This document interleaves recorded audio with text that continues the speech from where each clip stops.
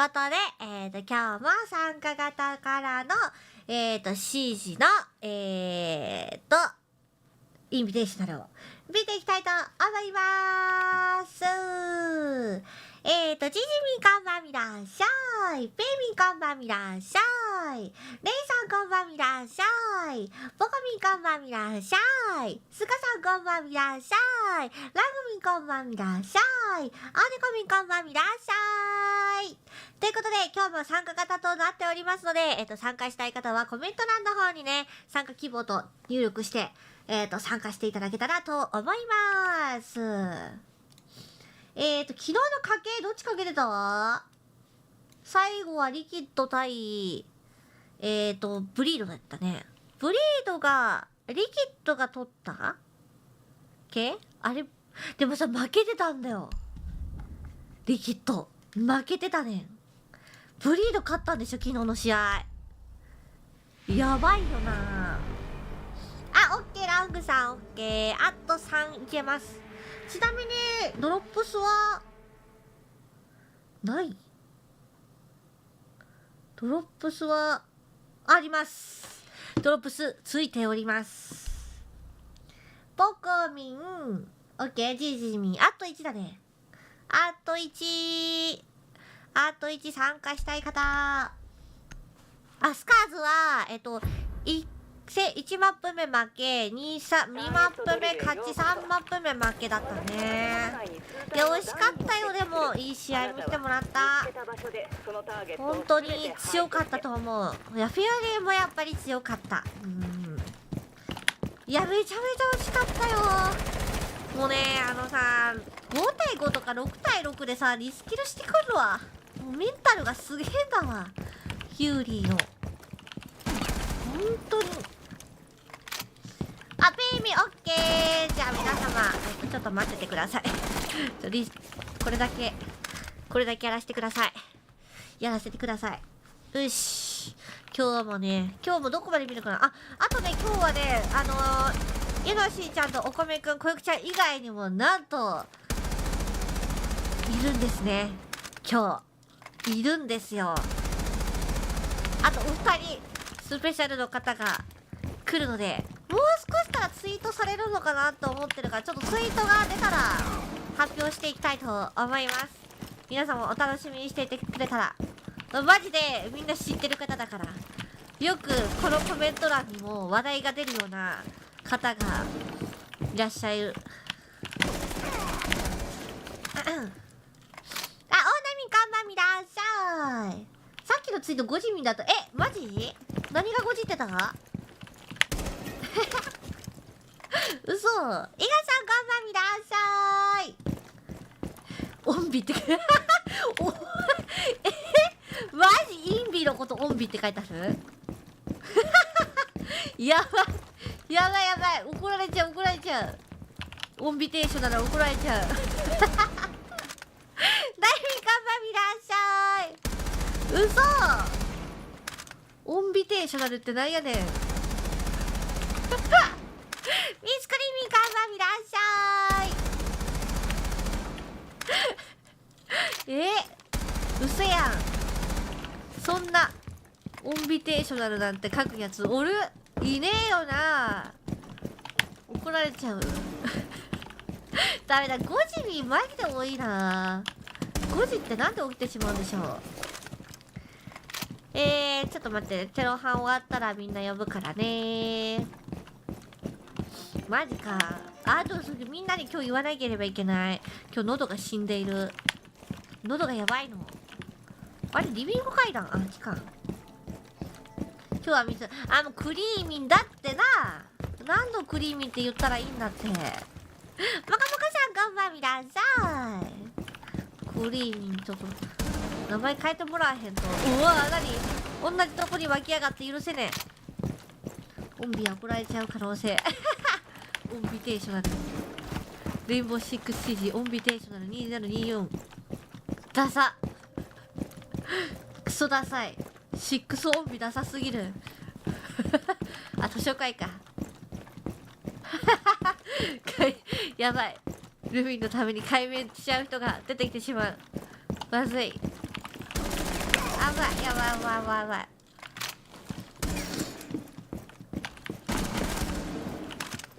ブリード買ったの。いやーマジブリード勝つと思ってなかったもん。びっくり。ってなってる。朝起きたら負けてんの。だって勝ってたじゃん。勝ってたじゃんリキッドと思って。毎日遅い時間まで起きながら喋るのは喉にダメージが。そうなんだよな。なんかでもさ、みんながさコメント今回さめちゃめちゃしてくれてる。喋りやすくて一生喋ってる。でもそれが出ないと、でも無言の配信の意味あんまり好きじゃないから、みんながコメントしてくれるだけ本当に感謝しながらやってるんだけど、でもそんなにさ夜中もさ大声出してるわけでもないんやん。長すぎるかな配信が。グリーミン愛のとこオンにしようぜ。どういうこと？ソックスになるよ。ソックスオンビテーショナルになるよ。テーショナルもちょっと変わってくるよね。もう一回だけ聞かして。試合に集中するとコメント忘れちゃうときは、そうね、まあそれはあるよ。CAG の新ロースターがつい、嘘、見てない根っこくんもしかして入ったとか？違う、なんか根っこくんが抜けたのは見たんだよ、クレストから。どこ行くのかなって思ったんだけど、根っこくんやっぱ入った。いやルミ予想ちょっと当たってたわ。予想はそこだってん。いやだって抜けてどこ行くのって話やん。誰がスーシーが選手なんだ。呼び出し手にしてしまってすいません。す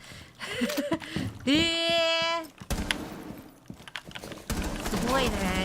いろいろ変わるね、やっぱ時代が。いや CAG 楽しみだね。じゃあシューリンプくんと根っこくん、シューリンプくん、いやーすごい楽しみだな。打ち合い最強じゃん。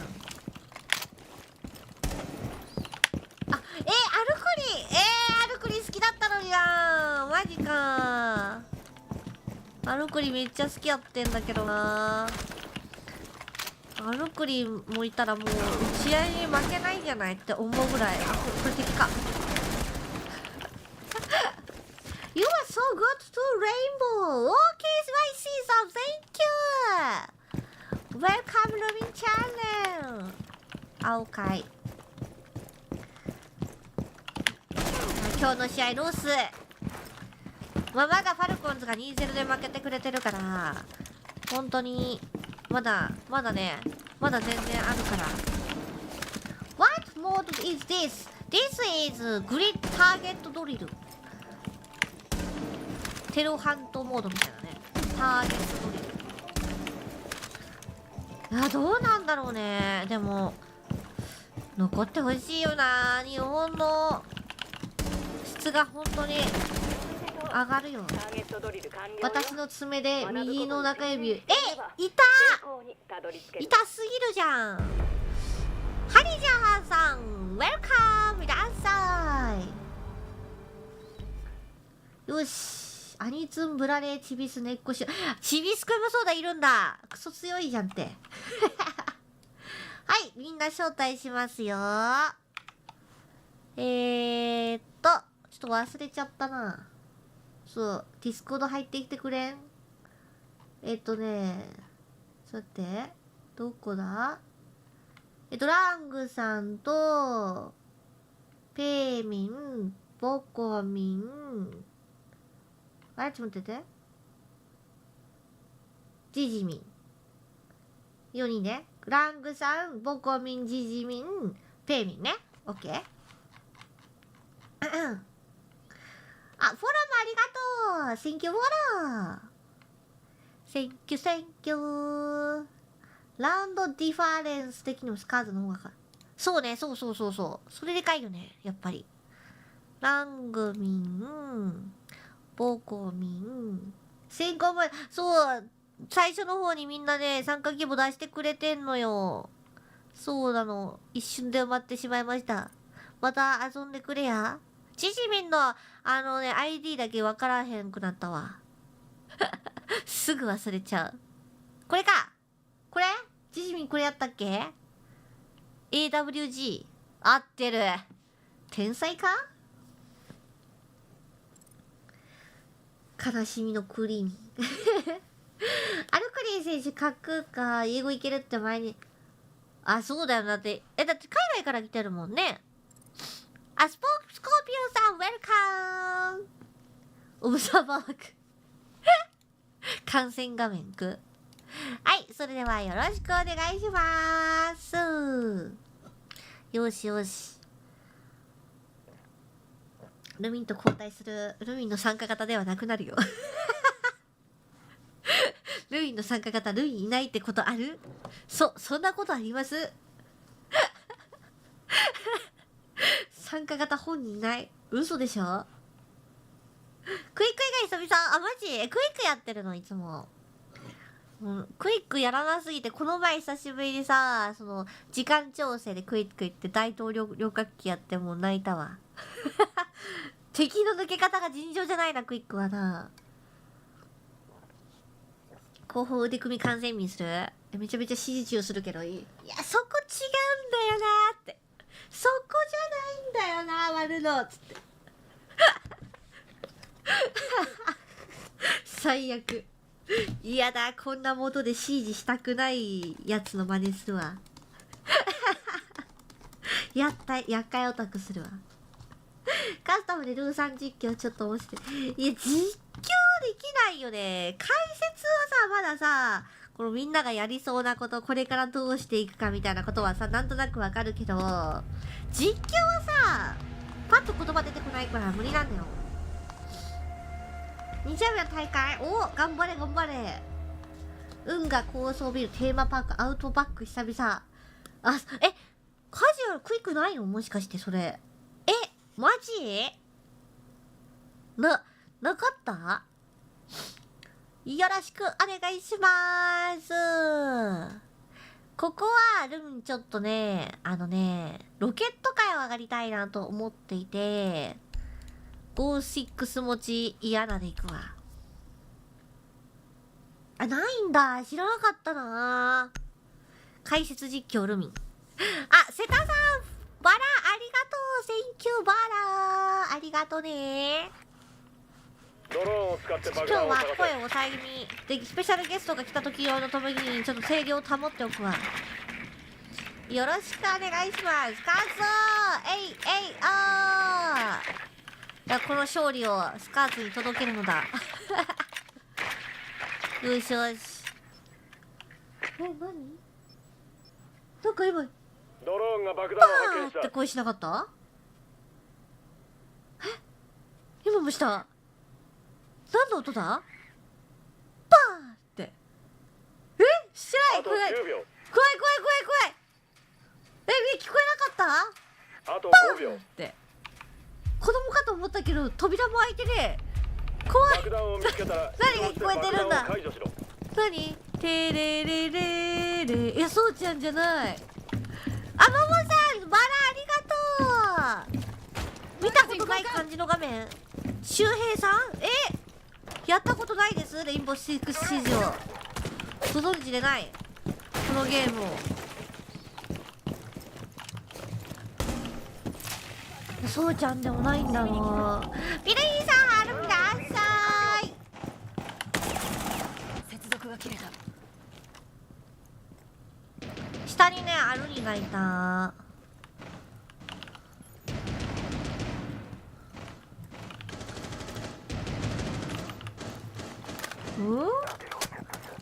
海が嫌な。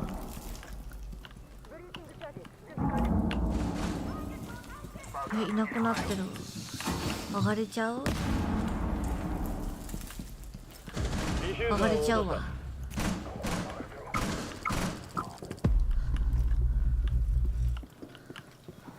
まさか私がここに入っているなど思いもよらないでしょう。誰もカメラ見てないの。死んでねえから。でも開通してないのか。いや行く場所がねえな。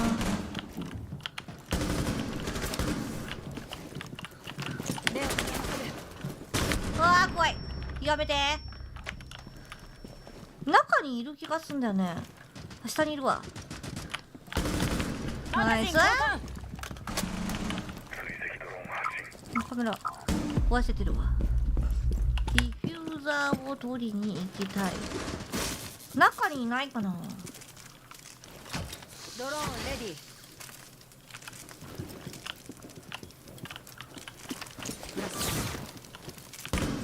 いやー、ザミウラだな。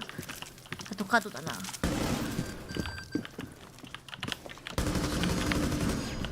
ょっとドローンったらディフューザー取ってきまーす。ディフューザー、ディフューザー。敵オペレータナイス。ーはあと1人だ。設置行くわ。設置させていただきまーす。いいんじゃんじゃね。爆弾解除を開始した。どこだ。あれどこ行ったの。あ、いいんじゃじゃない。全然いいんじゃじゃない。全然いいんじゃしてなかったです。最強だぜ。俺たち最強。ふう。どうじゃ今日は一人じゃないよね。一人ではないけど、でもパーンってなんかパーンみたいな感じの声したくない？みんな聞こえてない？これルミだけ聞こえたの？いや、ヘッドセットしてるからルミよりみんなの方が聞こえてるはずなんだよ。ヘッドセットの中でじゃあ音がしてるってことだ。強かった。やっぱみんなロケット界強いっすわ。何にも置いてなかったらまずいよ。ロケット界みんな守ると気をつけて。強いからここマジ強いと思う。ナイスー。ランクでやりたいよね。ランクでね。 2V5 クラッチ。いやーいいねー。あ、動けない私。動けない。もうガチ動けない。ほんとちょっと動けない。助けて。なんで縛り。クラッチした縛りあるこれ。好きなのやったぜ。助けて。動けない。ガチで動ける。ほら動かして。なんか浮いてない？なんかちょっと浮いてない？だってボコミンの見るわ。ボコミンのドローン。ない？ないんだけど。5秒。いないんだけど。私いない。何？呪われてる。私のドローンないんだけど。ほら。怖い。やばい。テレレレレ。見えない。ルビーからは取れない。緑が見えてるってこと？ないよ。ない。あ、壊れた。やっぱさっきのパンは多分お化けだわ。お化けいるわ。やばい。怖い。ちょっと怖すぎる。絶対お化けいるって。だっておかしいじゃん。怖すぎるじゃん。絶対子供の声がしたらそう。ハクニーさんフォローありがとうございます。Thank youフォローありがとう。ロケット界でーす。怖い。怖い。怖い。クラッチした後は大体即死だから。うわー惜しい。クラッチした後大体即死。相場が決まってんの。怖ー。初めてなんだけど。ナイス。クリップ取っといたよ、さっきのうまいやつは。クリップお願いね。ナイス。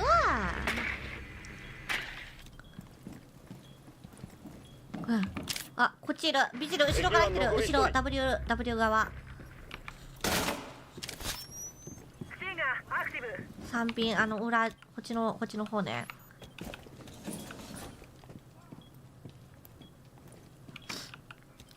ナイスチー。ここ3ピンから来てまーす。やれまーす。ビジルね。あとは分からへんな。ナイスー。よいぞ。連勝じゃない。消えた泥戻ってくれてる。強かったやつ強かったやつ強かったやつ取ってや。霊障はちょっとなかなか出すことはできないこの世にルミンはちょっと出すことができないかもしれないのでいやでも怖かった。マジでさ、でもクリップ最初の方聞いたらさ、ピューンのファーみたいな、あーみたいな声の謎も聞けるってことかな。なんか絶対聞こえてんねん、ガチで。なんかあるよ。ビビビビビビ。スクルムスさん、合ってるかな。フォローありがとうございます。Thank you フォロー。聞こえなかった？マジで一番それが怖いんだよ。だってその後に幽霊現象があったでしょ。怖すぎんだろ。ねえ。やばいって。だってみんなからは見えてるっぽいのに、ルミンからは見えてなかったからね。怖いよ。さすがに地下？ほらペロと思ったんだけど、地下っぽいね。よし、じゃあブリッツモンタータクティクスで行こうぜ。行こう。10秒後に突入。私もモンタやるわ。昨日やっぱモンタが最強ってことをね、5秒後に突入。気づいてしまったの。爆弾をやだよ、発見して解除する怖んい。怖すぎる。あれ、こっちでよろしい？ちょっと脇場所を間違えました。絶対違う。絶対脇場所間違えてますね、ルミンは。さあ、今日はね、スカートロースの試合。わあ、遠い遠い。重てんだ、体が。こっちは体が重てえの。開けて開けてマガジンを変えるぞ。ドゥンドゥクドゥンドゥンドゥンドゥクドゥクドゥ。ここ3ピンにいる。奥にもいる。ボデンがいる。3ピン。あれもいるわ。あの人ボワン使うわ。今私展開してる？爆弾が見つかった。展開してるかどうかも分かっていない。これ引いてった。ここにいる。C4 持ってる。アドレナリンを上昇させる。そっちこっち。ここ3ピンにいる。3ピンに指切りが遅い。やばい。敵は残りナイス敵部隊を排除した。どうやってルミは殺されたの？逃げちゃってたね、指切りが遅いのがよく分かったでしょ。パンパンマジで指切り遅いんだよ、ルミ。どうしたら指切りって速くなるのかな。これだから単発とさ、ハンドが使えねえんだ。ショットガンもあれか。マジで無理なんだよな。本当に無理なんだよ。やめた方がいい。引退した方がいい。盾は引退した方がいいか。使いたかったな、盾。昨日見てたモンタ見てたらやっぱ強えんだモンタって思うもん。爆弾を確保しろ。ゆうやさんこんばんみらっしゃい。ちゃんと休めてますか？休めてるよ。でもね、今日はちょっとあんま寝てないからね、眠いわ。後半がちょっと怖い。ちょっと眠みん。ドローンがうまい。マジでさ、最悪だったよ。C4 避けて、横受けてたかな。わざと痙攣させて連射するの。痙攣？指を痙攣？指なんか痙攣しようと思ってできるもんじゃなくない？指って痙攣しようと思って痙攣できるの？指痙攣させようとして痙攣できないって？何を言ってるの？当たり前で言うんじゃないよ。普通じゃないぞそれ。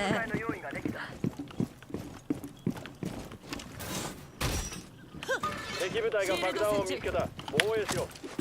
普通じゃないからな。黒危険、まあ、危険ですって。うん。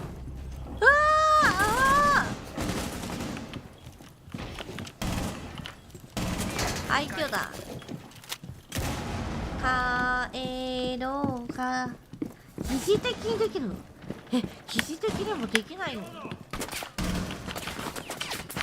全然できない。こんなことできまへんって。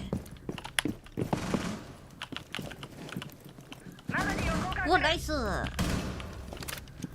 いいよ。疑似的でも無理なんだけど。どういうことやねん。もう諦めたんで。あ、いるわ。まだいるわ。いいですかな。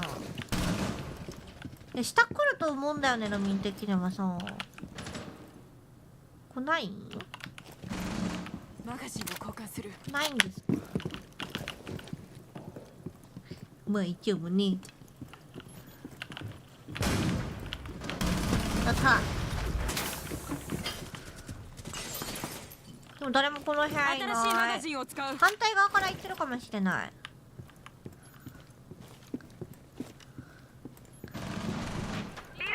外出て。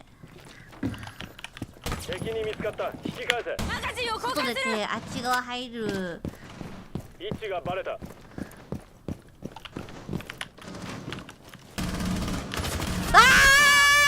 くそー。ドリアもそっち側だった。W 側にいた。さすがにね。さすがにバレてるよね。そうよね。あ、こっち戻ってきたかも。こっち側。あ、嘘かな。いや、絶対こっち足音してんだよね。多分ね。いや、信じない方がいいかもしれないけども。あ、ほら、合ってる。ほらほら、いたでしょ。ほらさ。合ってる時もあるの。イエーイ、ジジー。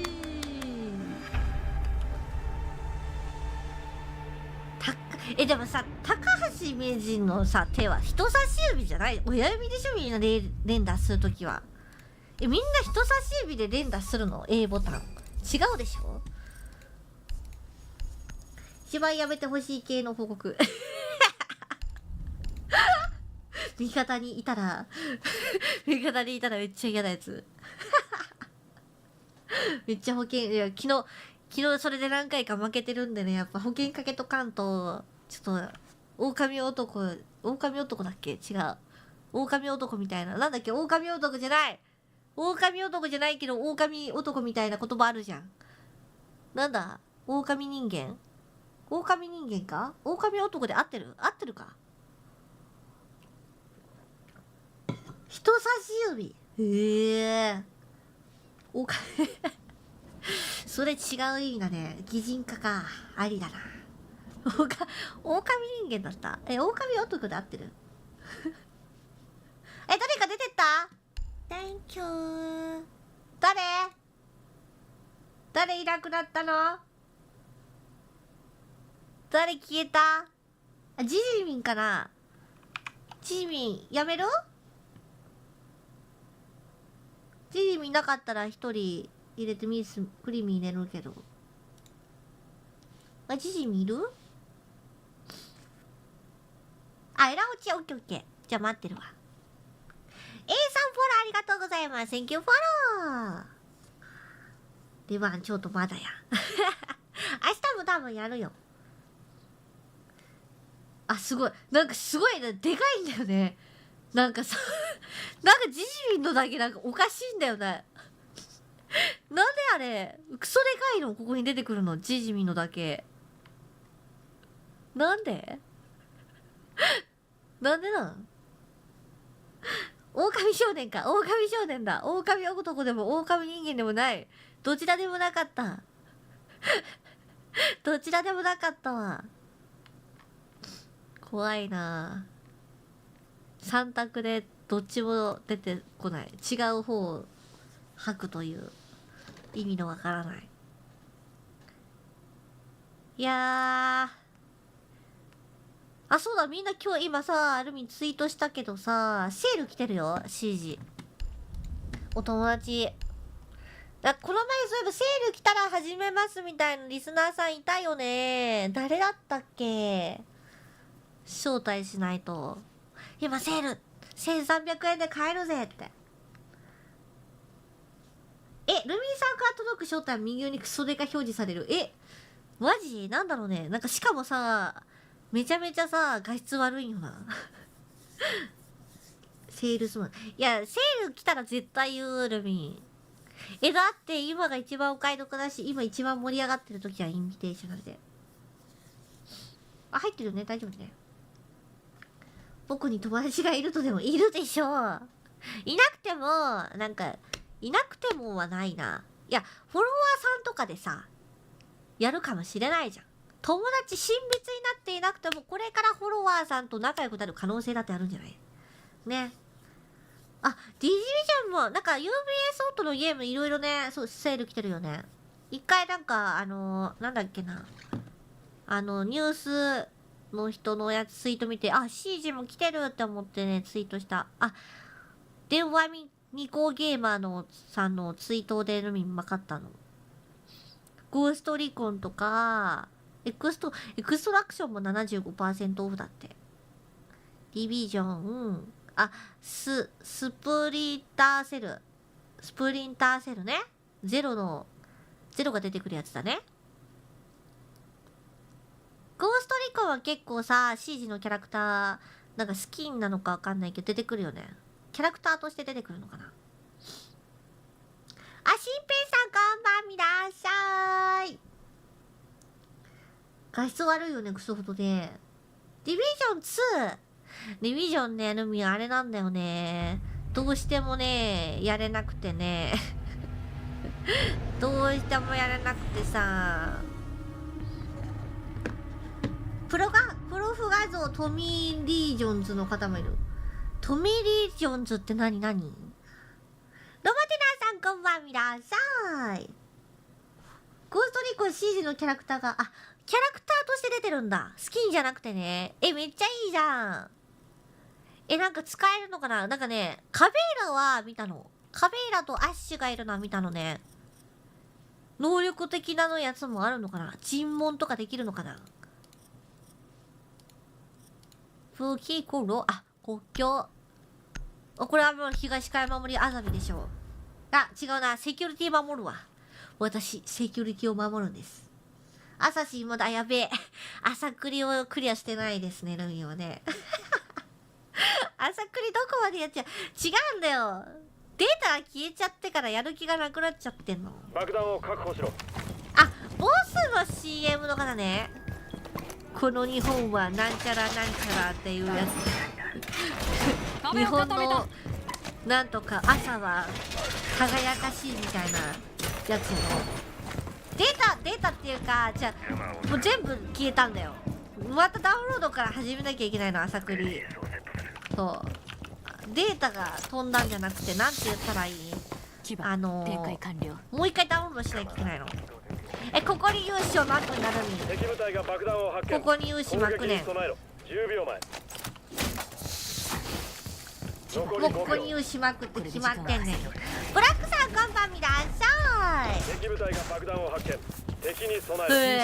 位置がバレた。もうこれが最強っていうことをルミ知ってしまったんですね。そう、再インストール、そう、再インストールしなきゃいけないの。もう覚えちゃった。みらさきさんこんばんみらっしゃい。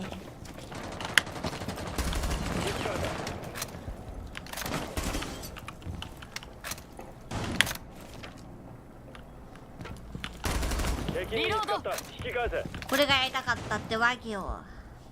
でも誰も来てないの。入ってるねえ入ってるのはダメねえ。どこから入ったの？近いな。こういう写真管理がうまいんだろうね。未熟者でした。L 字のカメラパクられました。L 字パクられた。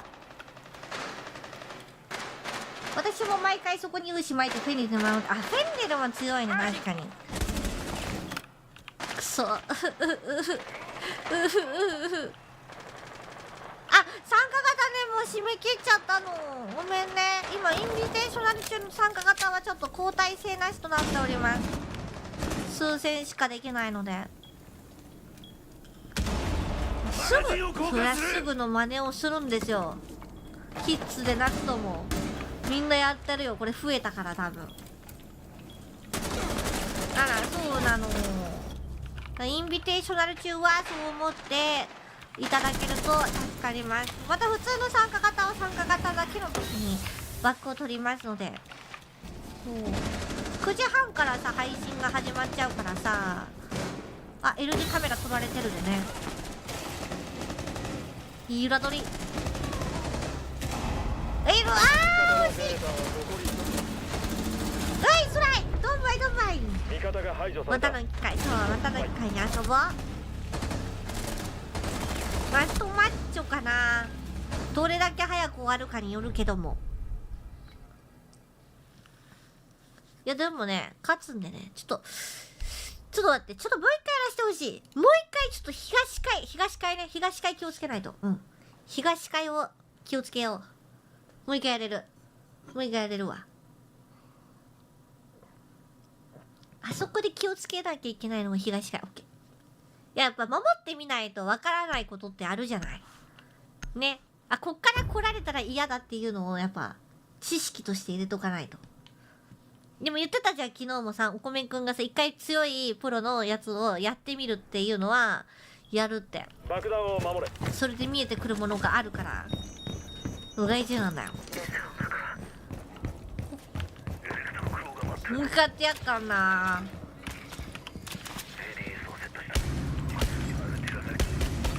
もう一回やるから、バリケ、あ、守ってくれるのか。じゃあ。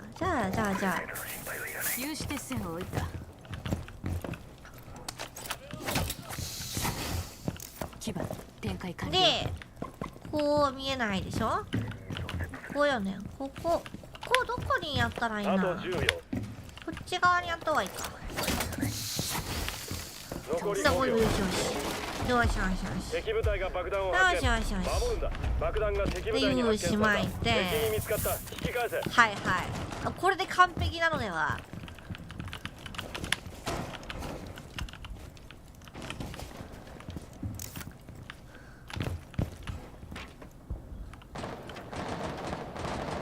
どれくらい、何秒ぐらいで大体上がってくるかだよね。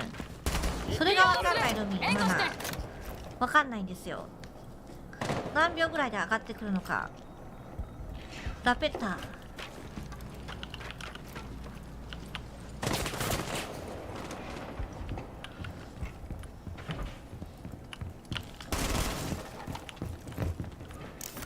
盾だ、盾はダメだって。そんな孤立させてやるんだから、お前はもう逃げれない。お前はもう逃げるとかできない。分かってるか。お前はもう逃げるかとか、私も逃げることができないだが。嫌だねー。もうやりたいだけなのに、この守り方。モンスターはダメじゃん。これよ、やっぱプロじゃないとやれないのかな。プロじゃないとこの守りってできないの？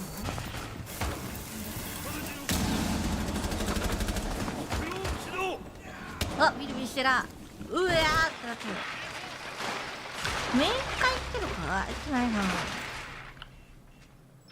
帰れなかった。帰れない。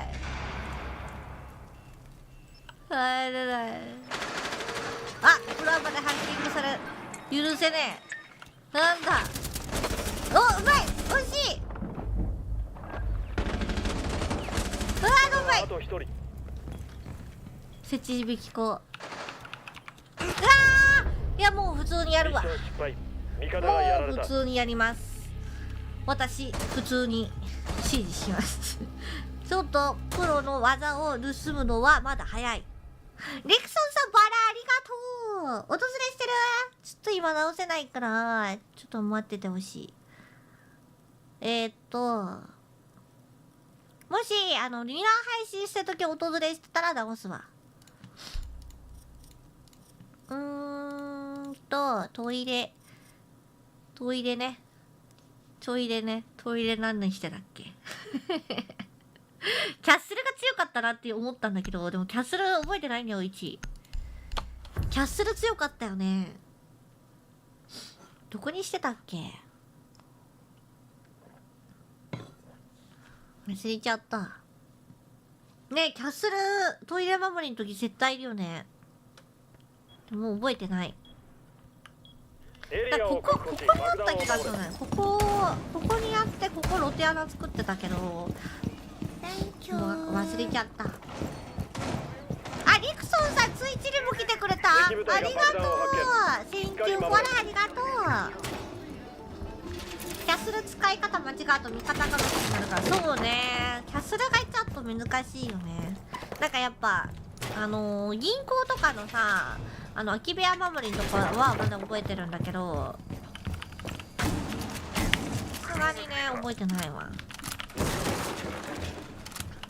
これ今余ってるわ。もらっていいのか。もうちゃんとやるし、勝つし。でも負けたら元も子じゃないよね。やっぱプロの技は使ってみたいけども、負けたら終わりなんですよ。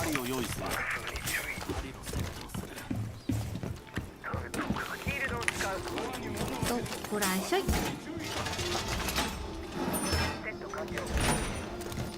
上から来るかな。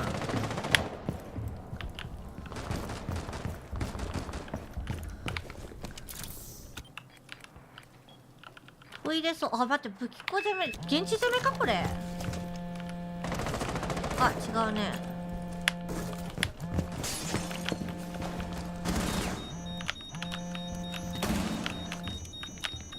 上行ってる。資料の中入った。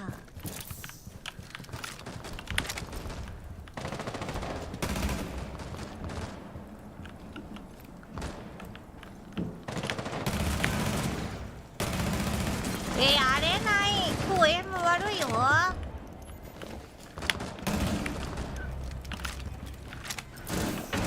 う一人資料は外来てる。新しいマガジンに交換する。ナイス。もう一人いるのか。もう一人白いる気がするよ。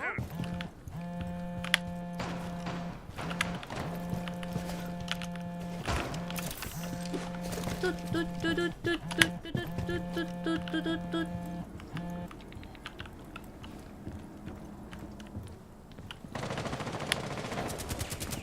下から入ってる。ナイス。オ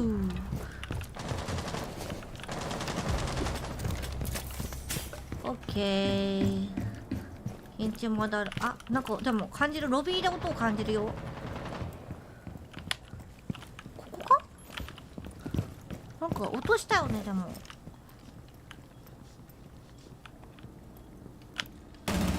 いるわ。インパクト。ここにいた。ブラーバー。ブラーバー。ブラーバ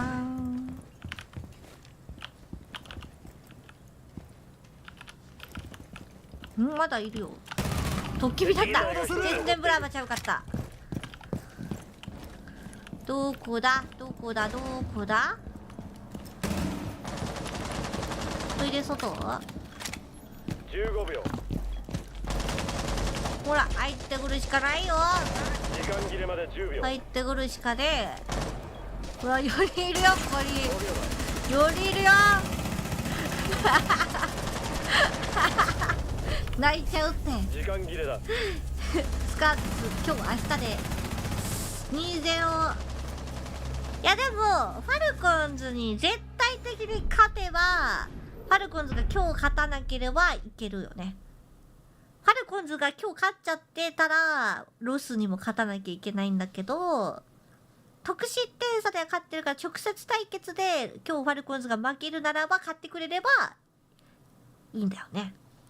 でもやっぱ今日でも勝って安心したいよね。そしたらちょっとはまださ、心の持ちようがね、スカーズにもみんな、日本のみんなにもあるじゃない。群がってきてたね。めっちゃ群がってたよ。うまいじゃん。エッチじゃん。ありがとう。エッチじゃん。エッチ全龍馬。ドローンを使って爆弾を探せ。何使おう。ここ何使ってたっけ。もうプロの真似したいキッズなんだよ、ただのルミは。ブラーバかな。ドローンが爆弾を発見。そう、ファルダウズ頼みになるとちょっと悲しいことになるよね。ラムネさんフォローありがとうございます。Thank you フォロー。3位以下は欲しいからな。4位は実質ないものと。4位はだってそうだよね。あれだもんね。1回負けたらはい終わりになっちゃうから。もうできたら3位通過でいけたらマジでバンバン剤よ。あ、ちゃんと開通してやる。待って、これあざみやり返されるんじゃないのこれ。本当のあざみはこうやんだよってやられるやつじゃない。今日勝たないとローワー確定だから正念場ではない。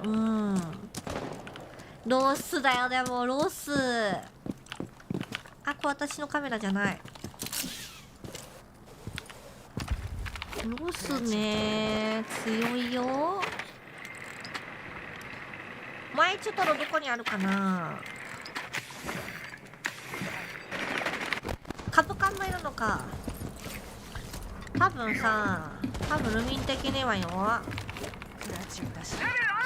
内側だよね絶対。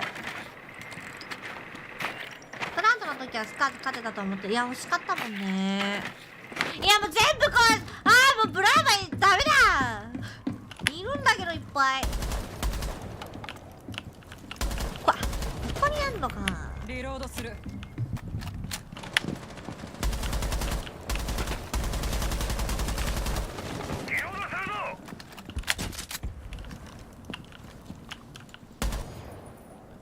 光下にいると思うんだ。やばい、死ぬ。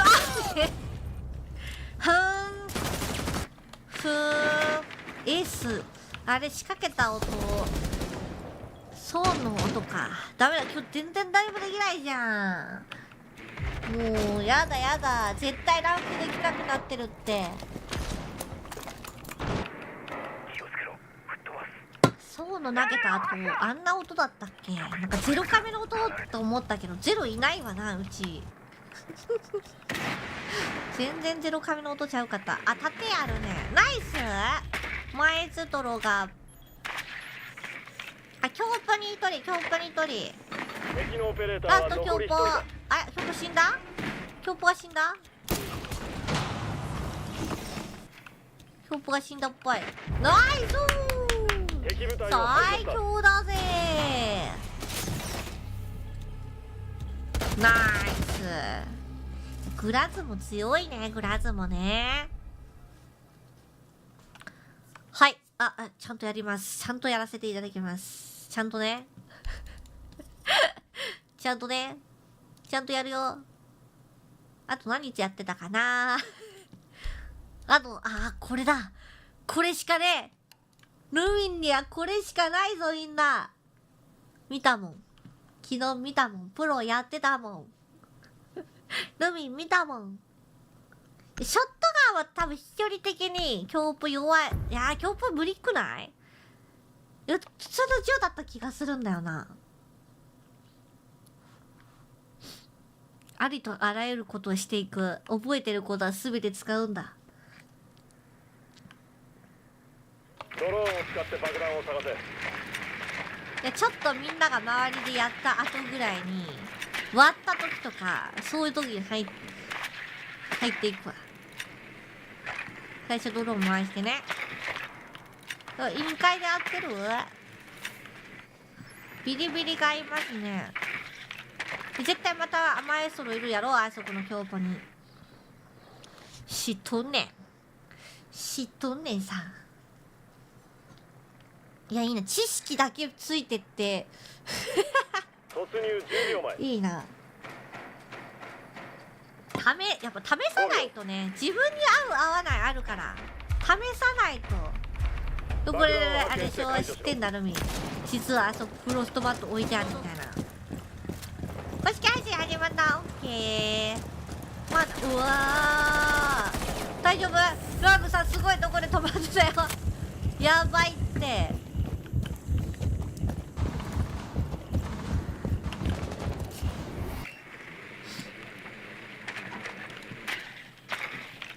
ドドンドドドドドドンドドドドンドドドドドンドドドドンドン。アザミがここにいる。は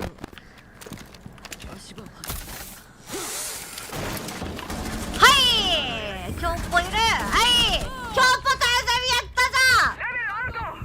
ナイス。いや刺さった。みんな刺さったぞ。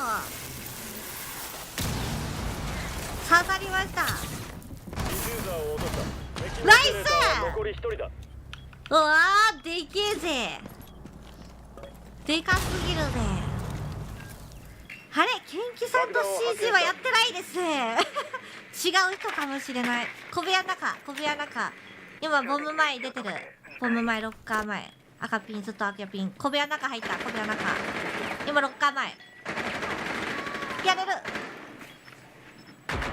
味方オペレーターはあといけ1人だ。る。ボム裏赤ピンにいます。赤ピン一生赤ピン小部屋の中入った。うわ惜しい。いやナイストライ。あめっちゃローだったね。あとちょっとだったね。いや惜しいナイストライ。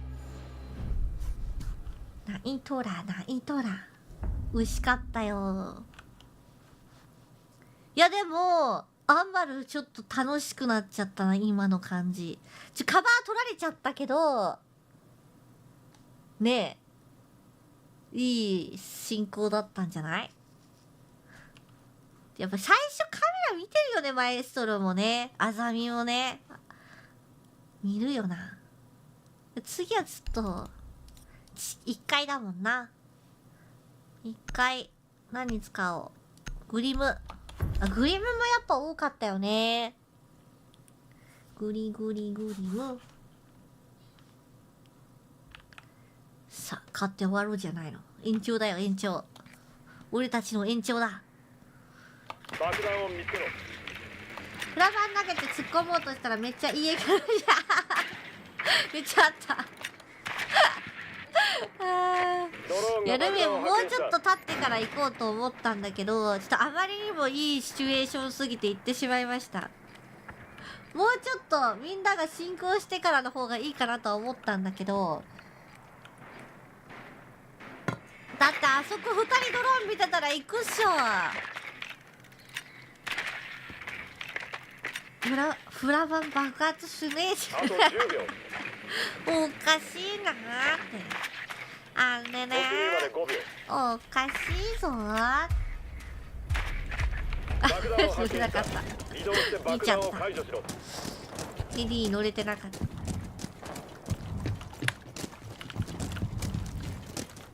いやでもランクやってないからこういうことばっかしてランクで絶対ヘマこくやな。こんなんランク絶対できない体になってる今。雰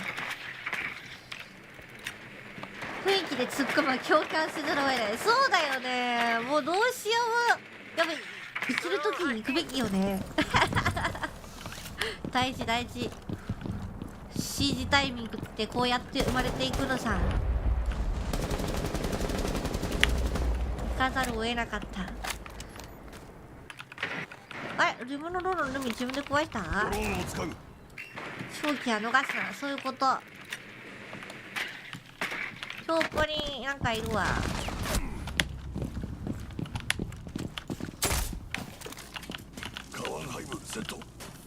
おじさんbaruが上ね負けた。昇竜拳負けました。昇竜拳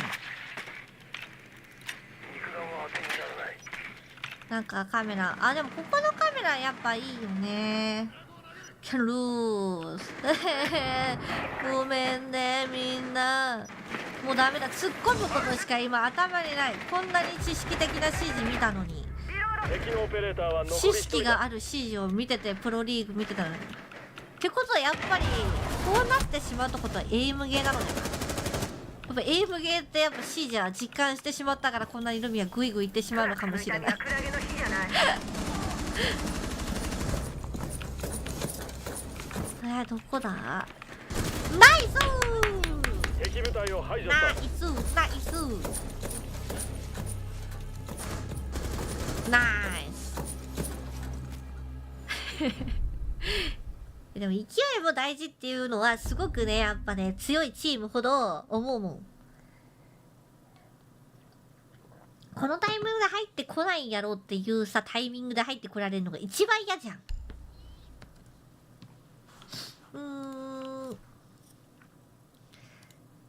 延長です。延長なのです。もう普通にやりたいと言いつつ一回も普通に指示してないな今日な。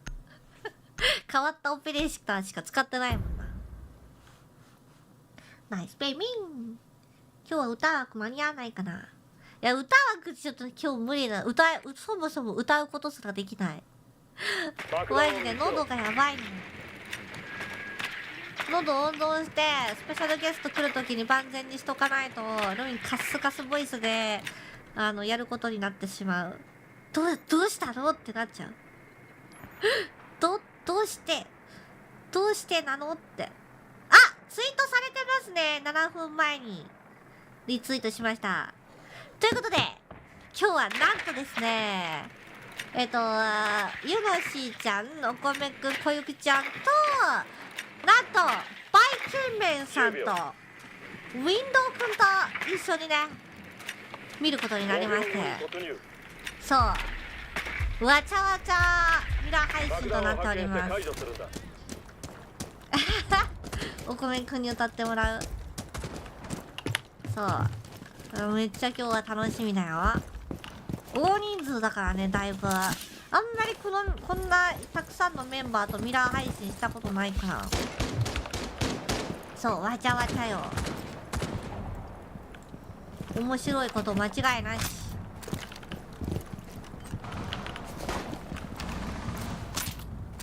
これ上だよね、ボンもビルブでしてるの。あ、セキュリティーっぽいな。ブラジルかな。ブラジルにフェンリルがいるわ。マガジンを変える。ラテロを送り込む。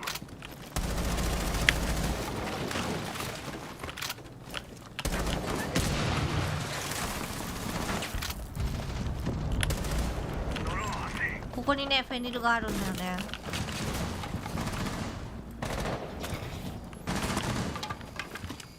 マガジンを交換。ラテロさん。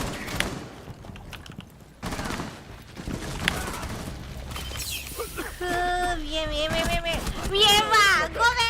サプライズだ。もう一個あった。壊せんかったか。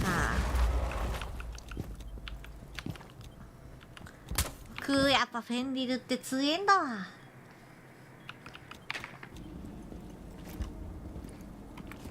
普通にシージもしたいよね。ど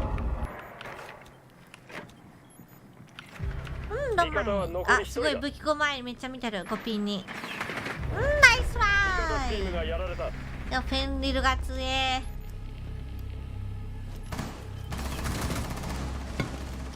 もう一個置いてあった。うわー、そっか。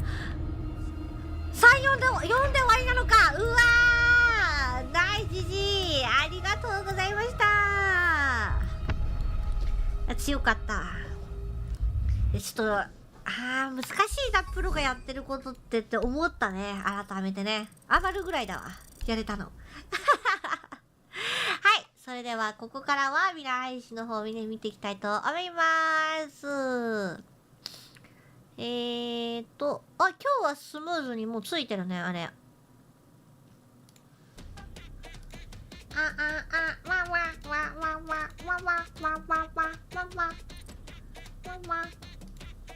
よし、ディスコードマッチのね。あ、間に合ったくね。全然。いや、そう、プロのは連携ありきっていうのがよくわかりましたよ、本当に。ガチで。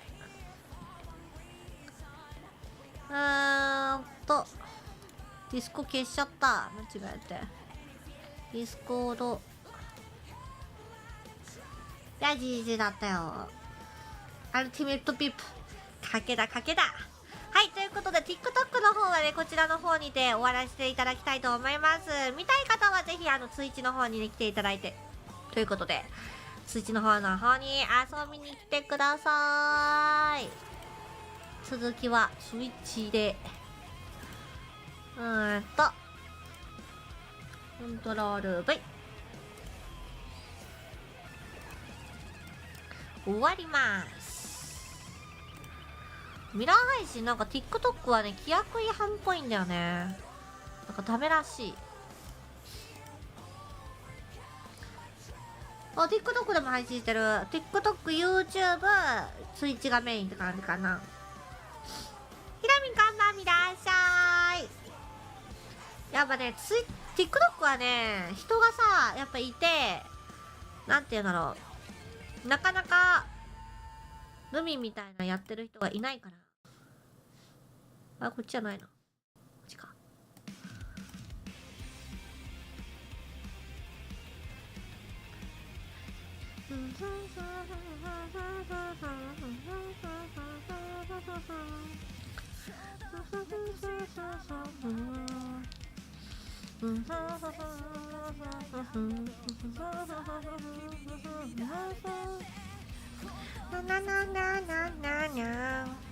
動画投稿、なんかライブ配信もあるんよ。そうあるの。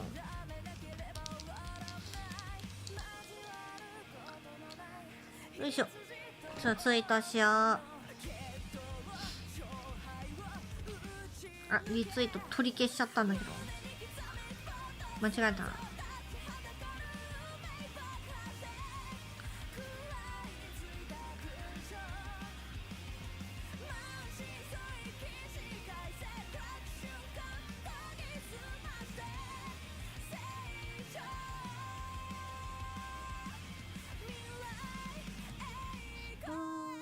見るぞ。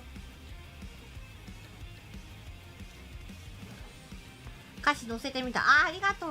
一応歌詞持ってんのよ。毎回ね探してるけど毎回探してる。でいつもなんだっけ、のろしが読めなくてね。のろしってむずいねん。こんなにのろしってむずいんだって思った読めない。何回読んでも読めない。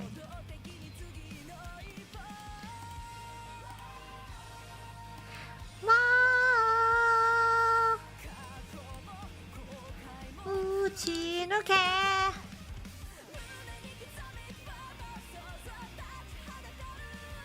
目がまたティッシュないんだ。さっきも見つけたのにな。あった。よいしょ。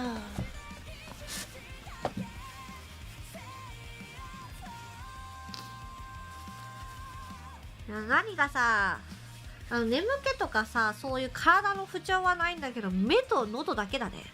目と喉どうしようもないわ。若い。でも若いやんな。全然。どれぐらいなのかちょっとわかんないけど。でもさ、こういう音楽をやってる人ってやっぱ学生の頃からこうやって集まってやってるのかな。なんかあれアニメじゃないけどさ、あんな感じにバンドを結成してやっていくのかな。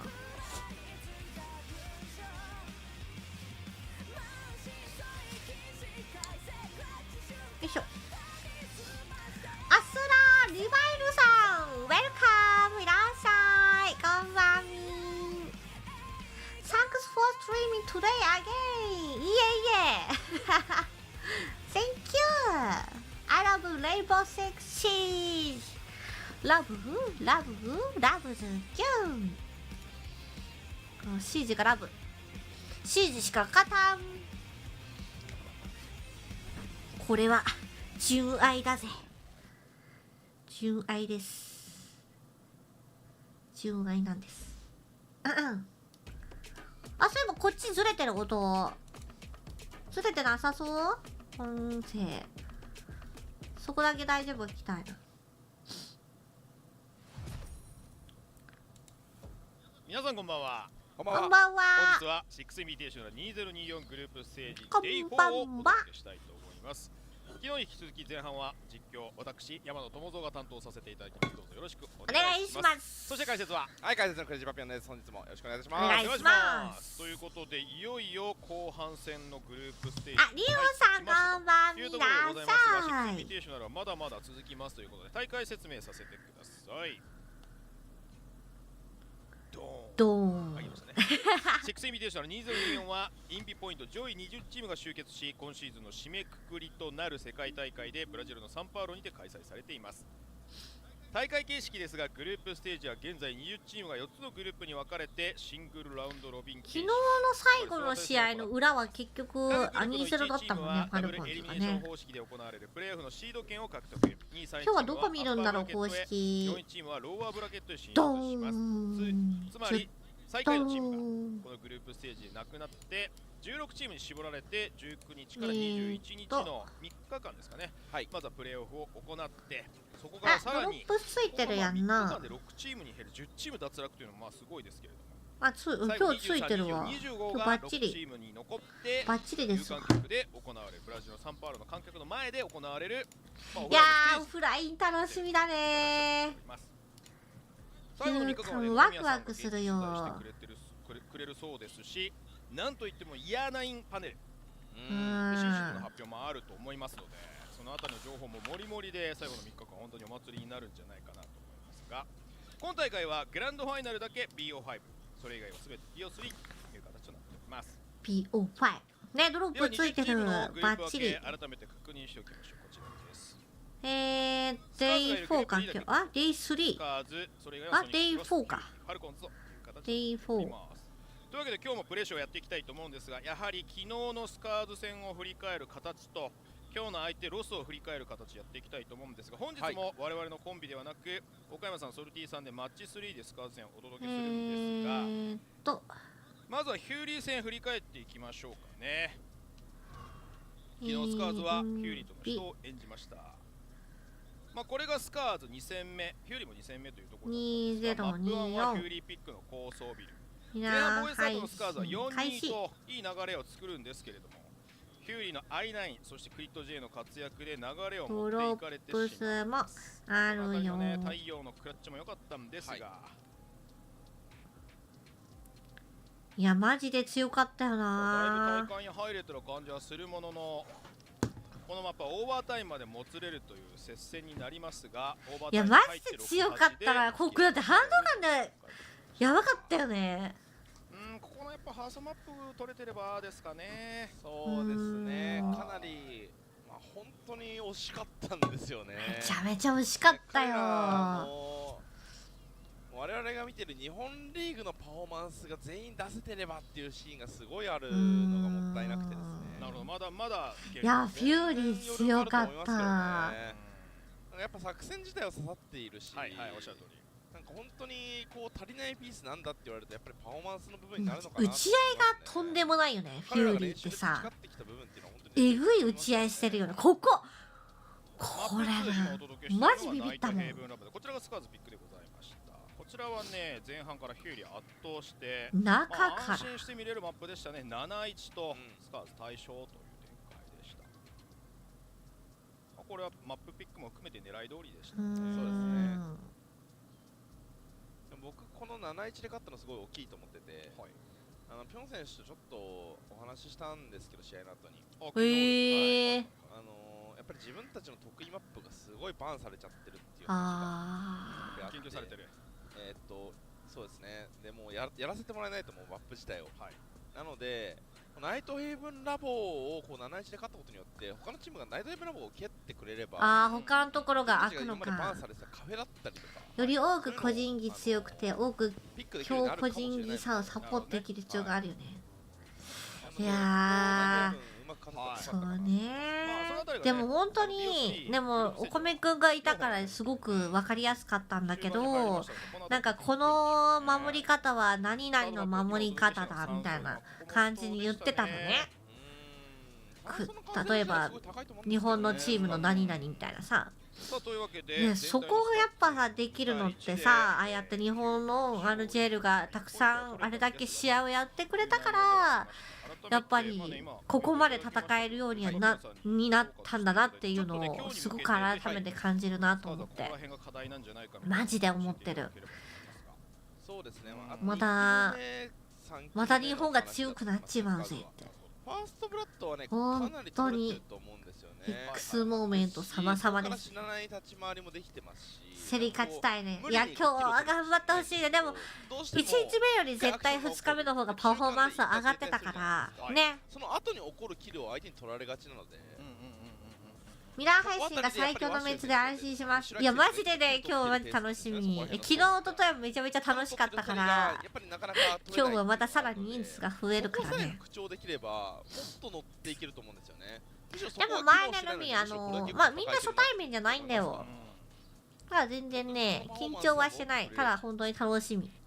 見ててもちょっとなんかナイトヘブラバーは全然安心して見れましたけれども、なんかスカーズっぽいこう終始イニシアチブを握ってっていうのがやっぱり続かないですよね。取ったり取られたりが本当にファーストマップとサードマップ多かったので、本当にね主導権握るの本当にうまいので、スカーズってチームは。でもそれはなんでかっていうとやっぱ中間体が強いんですよね。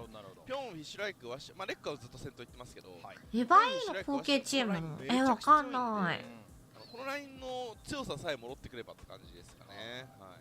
そこを逆に太陽がこうパフォーマンスで一番後ろ太陽が支えてくれてますからね。そうなんですよ。だからラウンド取れてるんですよ。太陽のパフォーマンスの良さはすごいこの大会本当昨日太陽選手めちゃめちゃやばかった。入れ食いだったもんね。だからもっと試合してほしいんですよね。だからできればアッパー上がってもらってもっと試合詰めばこのインビチに間に合うと思うんで、そう考えるとやっぱり格上と思われる今日のロス戦が一つそうですね。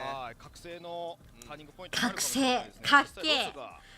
覚醒だよ覚醒。アトランタメジャーは決勝まで来ましたからね。メンタル強く持ってねいってほしいな。そうですね。もう本当に何度も言いますけどアトランタメジャーよりは全然地に足ついた戦いできてると思うので、ジェプトだ。そうだそうだ。あったわ。というわけでスカーズの昨日の戦いでした。さあロスの戦いも振り返りましょう。直近のねソニックス戦を挙げさせていただくんですけれども、まずはロスの戦績見ましょうかね。ハイライトいきますか。アンビー。ちょっとね直近の試合がソニックスにやられてしまった試合なので、ソニックスの良さが目立つというハイライトにはなっているんですが、この試合はちょっとマジでソニックスや。シチズンさんがシチズンさんしちゃったんだ。ダッシュが調子いいんですよ。あと相変わらずロビンも強いです。そうですね。ダッシュとロビンが今チームを支えてる感じがします。日本大会だとサイクロプスが印象あります。そうね。でも今なんかさっきルミも聞いたんだけどリスナーさんからロースターがね変わったみたいでそれも楽しみだよね。3月の多分13とかその辺から日本リーグが始まるみたいなのでめちゃめちゃ楽しみ。本当に世界レベルなんでね、コーチ陣もそう変わって楽しみで仕方がないの。やっぱ選手からさやっぱコーチに行くのはさやっぱより分かってるしさすごく分かってると思うんだよ。僕ソニックスもロスもスカーズもそこまで差ないと思うので。また耳かきしちゃうよみんな。ルミンの耳かきを誰かどうにか止めてくれないか。毎日耳かきしちゃう。耳かきがやめられないの。中毒だ。いやでもこの辺りやっぱマイヤロビン強いですね。ここはちょっとスカーズも警戒してるとは思いますが、カメラマンも相変わらず高パフォーマンス。カメラマンの待ちがちょっとめんどくさいんですよね。これに引っかからない。そう良くないの。全然良くないの。マジでやっちゃいけないのにやっちゃいけないことをやってるの。でもねやめられないの。耳かきってなんで気持ちいいの？痛かったらやらないのに。揺さぶられすぎるとすごい渋いところにカメラマンいるんで。一緒強いよな。どうしてって感じ。時には耳かきすぎ血はね出ない程度の耳かきの。でもね、何がいけないってね、普通の大人用の耳かきではなく、子供用の耳かきを使うことにより、奥に入れるの。みんなやっちゃいけない。マジ子供用の耳かきで大人が耳かきしてはいけないよ。ほんと気をつけて。やばい。より深いところに手が届く。えぐいんです。綿棒を用意します。耳に突っ込む前に鼻に突っ込みます。絶対やだ。バイキン入りそう。たまにでかい耳くそ出してしまった時、もうないもん。耳その赤とかない。もうきれいすぎてもうないよ、そんなものは。クリアよ、クリア。クリアな耳してます。評価が難しいちょっと試合という形となりましたが、なのでロスも1勝1敗でございまして、スカーズに負けると全然話変わってきますよというところがあります。ということでグループ D の順位表を見ておきましょうか。こちらです。お子さんはね、2、3週間に1回ぐらいかな。あんまりやっちゃいけない。子供のはルミンしかできないからさ、自分たちでやらないから。そして2位に浮上したのがほら、得失点差で勝ってんだよね。2連勝という形となりますが、ヒューリーここからただソニックスとロス残してるので、まだまだちょっと今日も朝までこの3戦目のスカーズとロス見て、体力があればその次も見るつもり。3位ですが、スカーズが昨日の1ポイントのみで、ここでただロスに勝てば、そうですね。そうね。全然ありますね。いや、ソニックスマジ強いよね。やっぱもうなんかとんでもない化け物になってしまったよね。最強になってしまった。全然ありますよ。あれをいけるかな、そこまで起きれるかどうか。もう今日でも昨日よりも眠いんだよね、正直。眠さに言ったら昨日のが眠い。昨日より眠い。ストリーム B を探してるんだけど、さ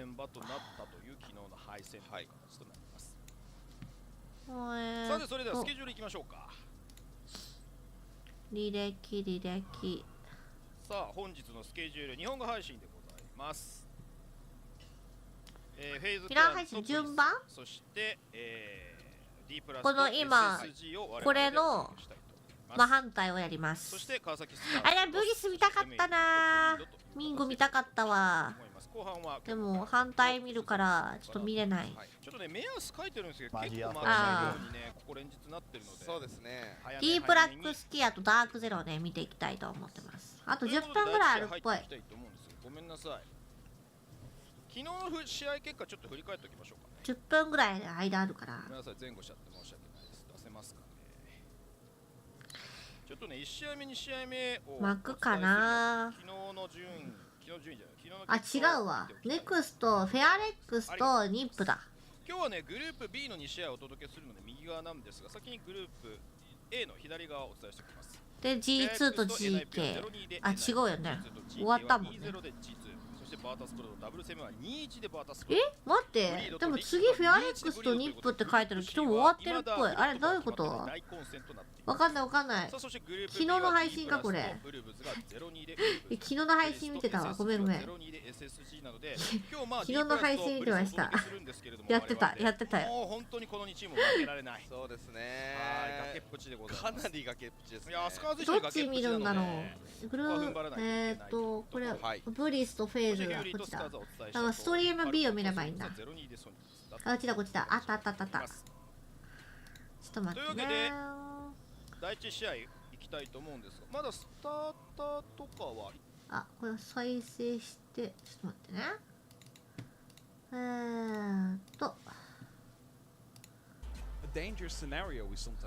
GK とニップだ。いや、いいじゃん。GK ニップ見たい。GK 見たいからね。いや、楽しみだね。これはめちゃめちゃ見ものがあるよ。ということであ、暁さんありがとう。助かります。 And then you always sit there like, where was this? Where was this day one, day two? Exactly. We'll see how that plays out. And look, not wanting to sort of write either of those teams. Obviously, there's every chance Spirits could maybe cause an upset today against DZ. In terms of this matchup, though, for GK and NIP, where do you kind of sit in は terms い、 of 皆さん賭けの時間ですよ。よろしいですか？ because NIP have clearly ちょっ not と音 really でかい been か。 maybe at their very best this tournament. There's been some question marks for GK. I think we all know これぐらいかな？ high ceiling, high potential as we get the さ map あ、それで bands は coming 皆さん through. 賭けのお時間となっております。どちらが勝つでしょうか？ブブンブンブブン。音いい感じ？あ、分かった分かった。部員的には GK 勝つと思います。GK 勝ちます。予想 GK。まあ、ぴっくりお時間ピックしてますし GK 勝つんじゃないの？ということで GK 対リップの試合第1試合いきましょう。グッドラックハンバーお、ニップめっちゃみんなかけてるじゃん。難しい。でもどちらかに絞るんだ。僕もなんとなく GK いやあ、おもるわ。ハマる強いよな。really does kind of nail home the tournament that maybe NIP has been having. As you said, 3 hammer lifters, but clearly not quite happening at SI24. We get into the bands though. 4 consulate, that pick for GK again. You mentioned they're taking down Dark Zero on this particular map. 7-3. バルキリー。もう時火開いたね。 Certainly an operator that can have an influence on a map like Consulate. The Montang and the Valkyrie though, banned out by GK. They clearly know what they're doing here on Consulate, and that's going to be the tough ask here for NIP. まあソリスはそうね。確かにね。強いよな。 Keep this in mind again. 47% attacker win rate for GK. So ultimately they'd be aiming for like 3 attacking rounds here. That's it. If you manage to get 3 attacking rounds. この試合の予想むずい。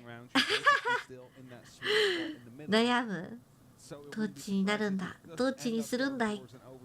どっちを応援するんだい。スーパーノバの威力がおかしい。スーパーノバってショットガンのやつ。強いよな、ちょっとな。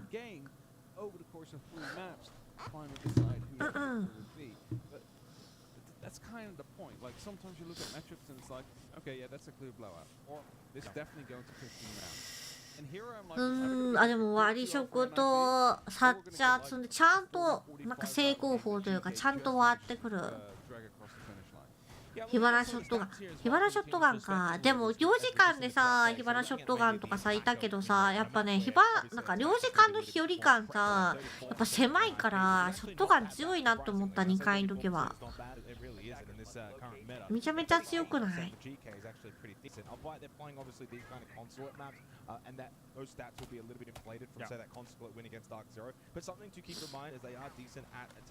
これがずっと残ってる。なんでだろう。フ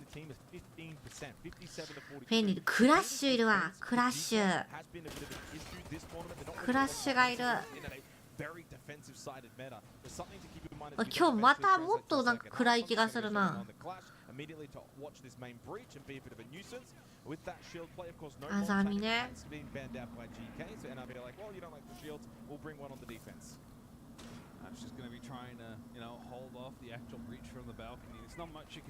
オツを乱します。うわー、すごいかかってる。やばい、ポイントが乱れてる。ニップ勝たないと持ってかれちゃう。硬いね、オフィスがね。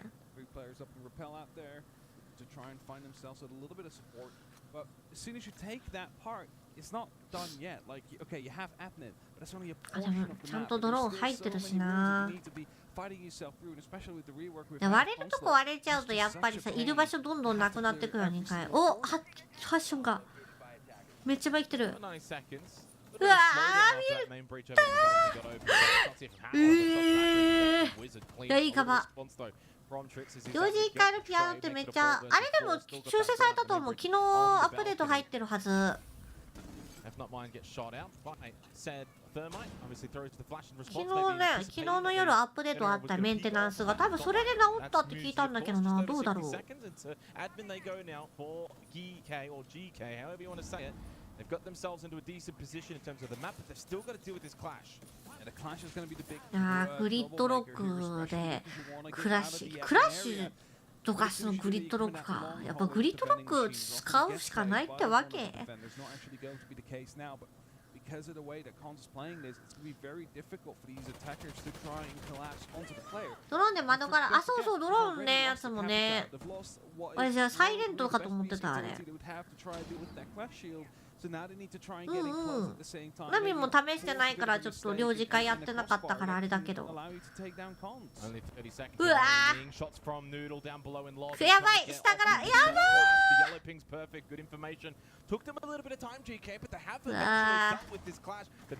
偉いね、ちゃんと下回って偉すぎる。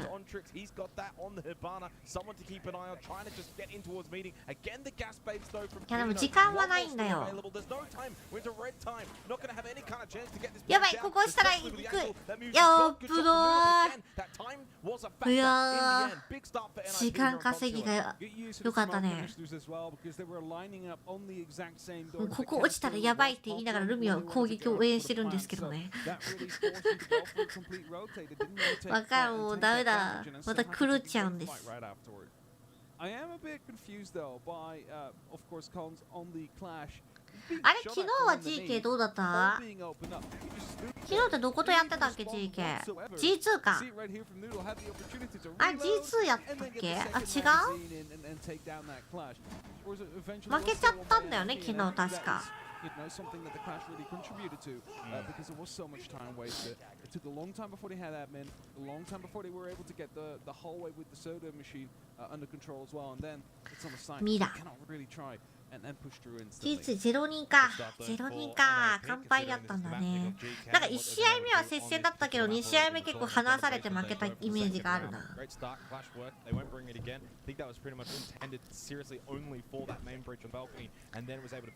いや、カプカンいますよ、皆さん。カプカンです。カプカン、もう見るとこそうにカプカンってなる。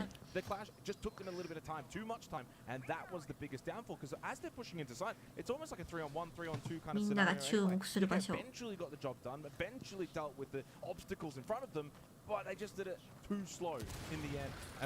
でもここ何もしてないんだね、ビリビリ。あ、ビリビリないじゃん。もう開けられる前提の戦い方してるね。ミュートもいないし。結構早くなんかいろいろできちゃいそう。This is also going to be giving away the opportunity for the rest of the NIP roamers to come in, start putting up some pressure from above, or come back towards the side that the pressure is going to be truly only horizontal. Now, we do have one player up above, it's a Sean, who's playing around with Red and has to do these. He's going to be opening up everything above the side that he possibly can. But Psycho's already done some of that himself. He's like, I want to make sure that we have. でも全然ね、あんま遊撃に付き合ってないの。ロックで解決しようになってるよね。And as they are actually engaging onto the mirror windows right now, it is a bit of a, one directional push that we're seeing in the basement floor here. Yeah, this is a massive horizontal stack. もうみんな後ろやもんね。マノザデビューさんでいいのかな？フォローありがとうございます。Thank you for Tries to go for self-revive, doesn't come through. The bomb Cons is successful. Throws out a nitro cell, no one there though. In response, 3 versus 5 in favor of NIP, and this horizontal push from GK has been forced. Eventually though, those bees are buzzing. SK gets the kill onto Cons, and salvages the last 30 seconds or so, because it felt like NIP. ありがたいね。たくさんフォローしていただいて。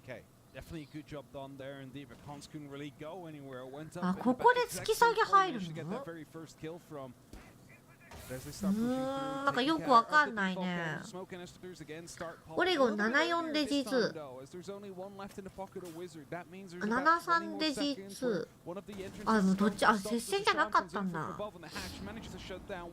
but still 3 more to be found. But as he カプカンが上がってく。 that's going to be カプ very カン good に pressure. Psycho will あ take ーやられ the ちゃっ barricade た out. We 狩られ do ちゃっ see た a ね rotation coming up from Muzi, so he's going to be trying to take care of Hasham, which means that vertical pressure will be gone. Seriously sneaking through お Dungeon in the back by Psycho and now あ to と two 上だ with Vert これだけ GK Muzi by 気づけない himself と needs to probably deal with the fact that Hasham's up above on that ramp. でも設置は A だと思うんだよ Breaches off な the boogie auto breaches. Hasham うわ螺旋 has opened か up the floorboards now through Dungeon and back in towards Sight. They've got the kit. They can basically just plant this right now because いやー気づけないぞこれ This is a free plant.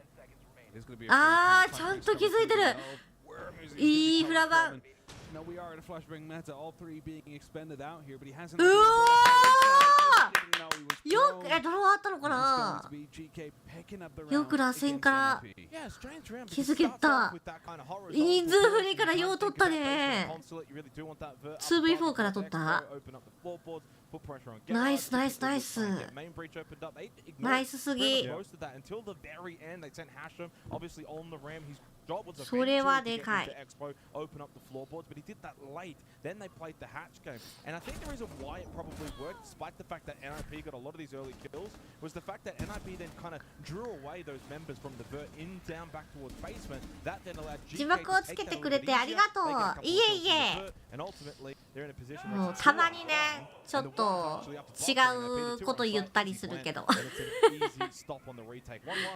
たまに I mean, Muzi decided to go upstairs as soon as the 全 one kill 然 from the ね hatch came in. エッチな But こ it と was 言 a います long か way ら up, and in the meantime, his entire team died on that ground floor, and he's still a bit hesitating. Like, do I go back? Do I go for the top? Like, た because ま if に the plan goes たま down, に there ね is 言う some じゃんなん still か at じゃ the あた top. まにお There's か no しいん way だよ to be 翻 able to 訳 get 民 that counter defense 全 somewhere, 然そんな right? こと Because 言って if ない you こと cut 言ってくる everything か else, ら it's a ram. You can 困っ almost ちゃうわ guarantee that there's planted in the safe. そんなこと言ってませんけどねみたいなこと言ってくる Clear it out, but lost a bit of time because of it. Then realized they went back down, and well, いい子いい子いい子いい子 be, ああ very difficult. 今日もみんないっぱいコメントしてくれよなたくさんスタンプで盛り上げてほしい便利だよねすごいよねこれ無料で使わせてもらっていいんですか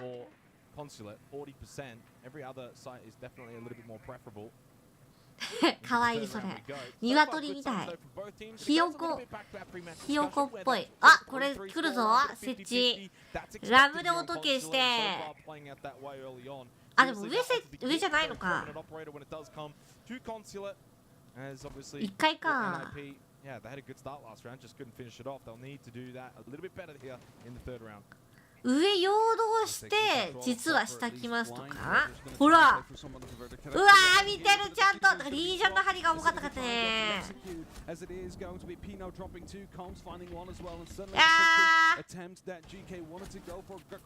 ちょっとリージョンが入っちゃったねうわ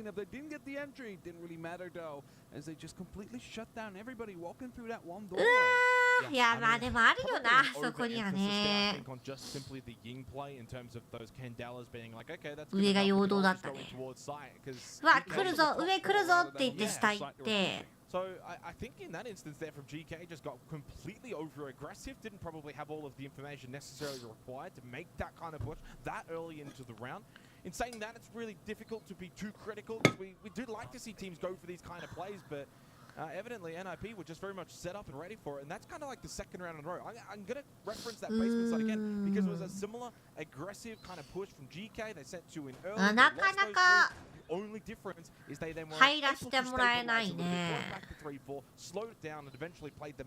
綺麗なね陽動だったんだけどねやっぱリージョンあるもんなよくピアノとかね耐えたよね頑張れ頑張れ頑張れ頑張れ for the actual site they're at. However, if then there's 3 people jumping in from the window down below, walking through a single doorway, if there's a player out there, they manage to get the first. でもなんだかんだなんだかんだね綺麗に撮ってってんだよね GK はでもやっぱなんていうのもうみんなで同じところをゴリゴリ取りに来るみたいな感じやんな day one on Consulate. So for NIP to already have 2 rounds, clearly a good sign for them. A team that's probably また守ってる。 table so far. さっきでもここ突破してたからね、あざみね。 Really well though. It's just sort of these early contact fights that contested them really well. Not giving up a lot of key positional map control. Happy to take these fights at the いやー、ここのあざみも強そうだね。めちゃめちゃ強いわ。 And 4 drones already gone for GK. Quick use of the X-Caros there as well to break out some of those Hiba barriers. In the meantime, someone already ヒババリを壊す用のヒバナ。あ、ほら、また入ってる。入ってるんよ。おー、うまい。いやー、ナイス。よかった。うわ、サイコロだね。要は土地で勝てるよね。キャッピーってあれ硬かったっけって。LMG が最強ってわけ。To even it up 4-4 over towards managers. He lost that battle, should have won it. Hashram should never have been able to get that flick turnaround. He does though, opens up that full admin site. Now they can put pressure into sight. It's forcing him to cast back as well early from C4 じゃないもんな。 In fact, now none. As he's dead, headshot, XK, 5 versus 2. Better here from GK, just simply winning some of these raw gunfights. Pino trying to respond now with a couple of impacts. But to no avail, to no real success. GK very much in a strong position to close this out. Psycho's not even close to sight. Big wrap rotate over towards. ナイ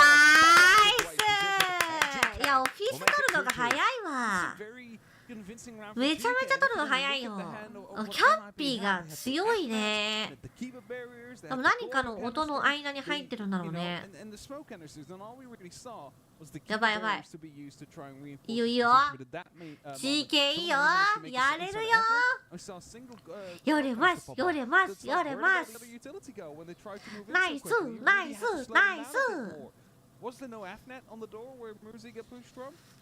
I don't know. Maybe it got destroyed. We didn't あ、 quite テ see ッ it クポ because ー we ズだっ weren't て。 really watching Muzi's perspective. 7622でテック。いやいやいやいや、最初ちょっと打ってだったけど、でも綺麗に取ってるわ。めちゃめちゃやれる。やれるよ。やれます。おー、やれるやれる。みんな今日の夜食教えてよ。みんなの今日の夜食は何を食べるんだい？ルミはもうあれから何も変わっていない。まだ仕入れはできてない。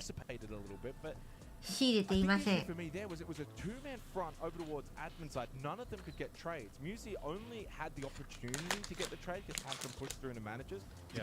日ぐらいが一番眠いよな。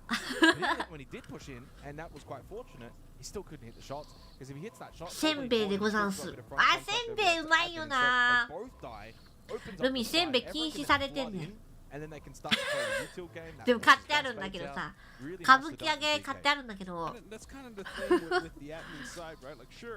いいな、緑茶を添えてうまいよな。せんべいめっちゃ好きなの、ルミも。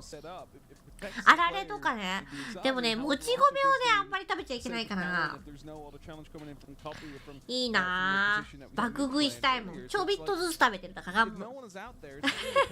あと夜食もあんま食べちゃいけないって言われてるけど、無視して食べてるけど。ポタポタ焼き懐かしい。ポタポタ焼きもずっと食べてないわ。ちょっと嫌。ポタポタ焼きもうだいぶ食べてないぞ、ルミ。なんかパッケージで変わったんでしょ、ポタポタ焼きって。いや、キャラメルポップコーンいいな、いいな。キャラメルポップコーンってさ、なかなかさ、映画館以外に売ってる？コンビニとかそういうとこに売ってるのかな。なんか映画館といったら、あとディズニーか。映画館とディズニーぐらいしかキャラメルポップコーンあんま食べる機会ないんだけど、コンビニ売ってるの食べたいんだけど、絶対うまいやん。焼きたて食べたいな。でもポップコーンあのさ、あるじゃん、なんかボンボンボンボンボンボンってフライパンでやるやつあるじゃん。あれ欲しいな。アイデンティティもできるのかな、あれ。あー、なにゃにゃにゃにゃにゃにゃ男梅男梅ってでもなんかいろんな種類あるよな。飴とかさ、なんかシートにになってるやつもあるでしょ。酸っぱいんだわ。男梅干しは好きなんだけど、酸っぱい梅干し食べれへんのよな。甘い蜂蜜梅系じゃないと食べれへん。ほうじ茶仲間だ。ちなみについにペットボトルの緑茶がなくなってしまったから、もう家の麦茶とほうじ茶を飲むしかない。あ、無印良品やってるの？無印ラミーさ、食料あんま買ったことないんだけどさ、なんか美味しいと噂よな。無印さ、憧れるんだよね。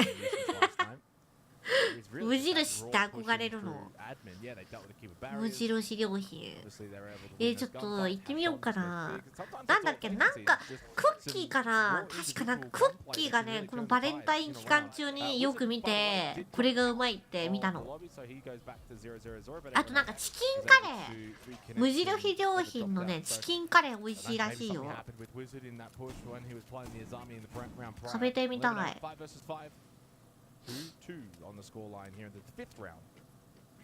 うわ、お腹すいた。もうすでにお腹すいた、みんな。あー、壊れないんだ。あ、おかえり。お夜食買ってきた？何買ってきたの？お夜食。今日のお夜食は何？今ちょうどみんなのお夜食を聞いてったところ。違う、みんなそれ1個で足りるの？ルフィが食べ過ぎてんのかな？足りへんのやけど、ルミンお菓子一つじゃ足りへん。ブリトーって何？ブリトーって何？ブリトニー・スピアーズ食べ物、人だよねこれ。ブリトーって何？わかんねえ。初めて聞いたかもしれない。シャレオツの食べ物。うわ、ミスド。いい、ちょっとミスド行きたい。ルミの代わり誰かさ、ミラ配信しといてや。ちょっとミスド買ってくる。あ、もう閉まってるか。10時半は。あまちゃんおはよう。あみー。美味しいやつ。ブリトー調べてみよう。ブリトー。何これ？売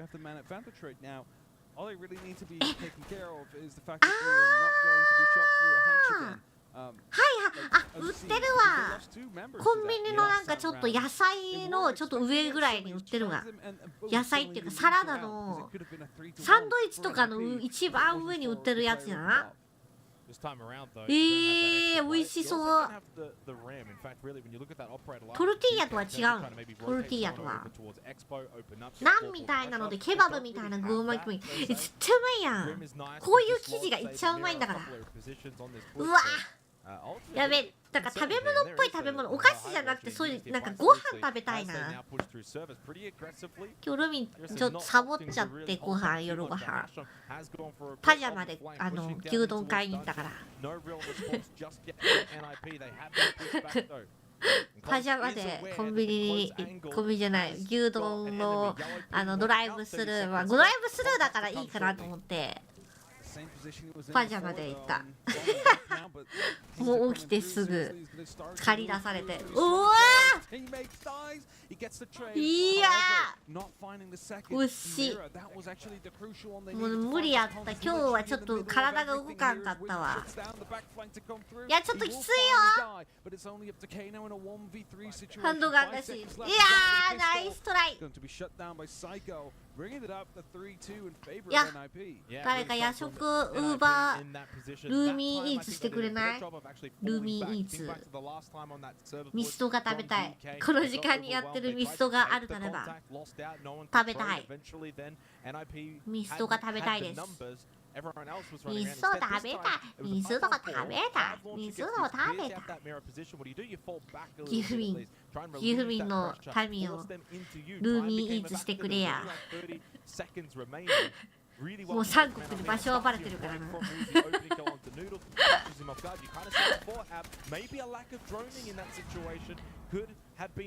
伏線だったかもしれねえ昨日のは。めっち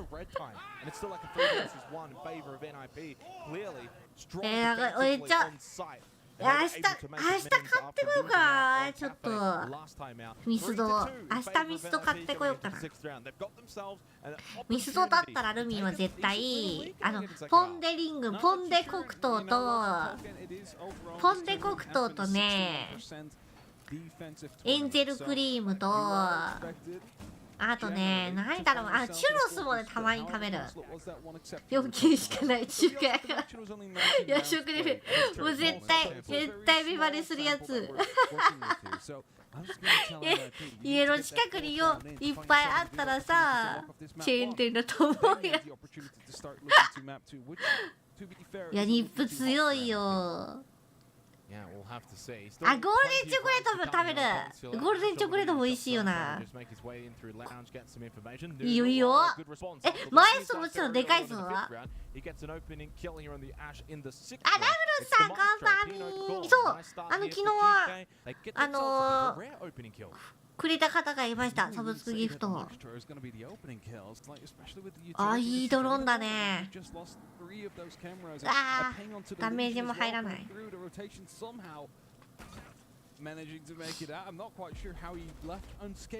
ミスト食いたい。食いたいじゃない。食べたいでございますわ。ミストが食べたいでございます。バ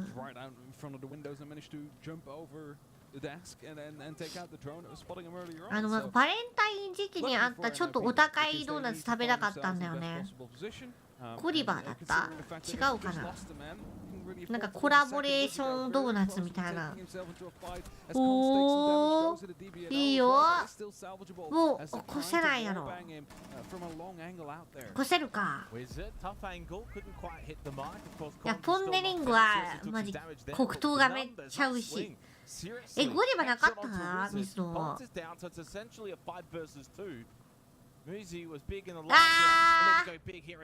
見ちゃった。うわー、ちゃんと螺旋のバリケも閉まってんだね。いや、これうわー、惜しい。あとちょっとナイス。いいよ。テンポに行っちゃう。テンポのやつがある。時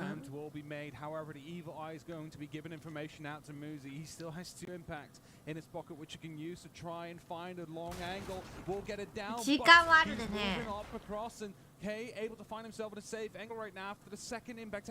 いや、2ピンじゃない。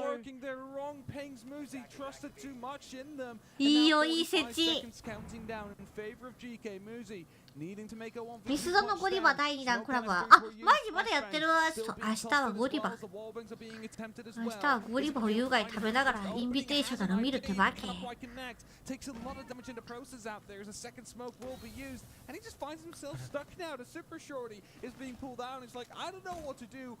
赤ピン刺さってんだこれ。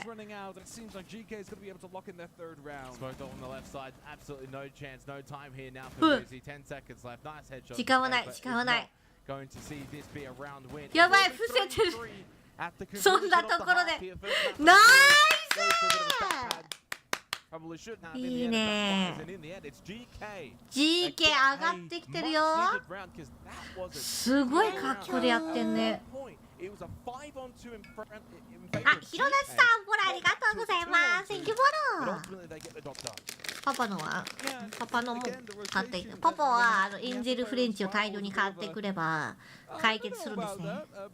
エンジェルフレンチ3個ぐらいの時はいい。あの人同じのしか食べないんですよ、ジュンジュンは。エンジェルフレンチ入れときゃ正解。エンジェルフレンチでめちゃめちゃエンジェルフレンチ食べてる。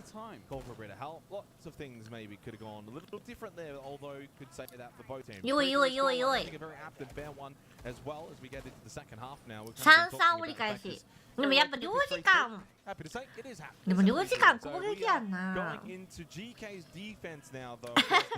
金のエンゼル、それはチョコボールなんよ。チョコボールのやつやろ。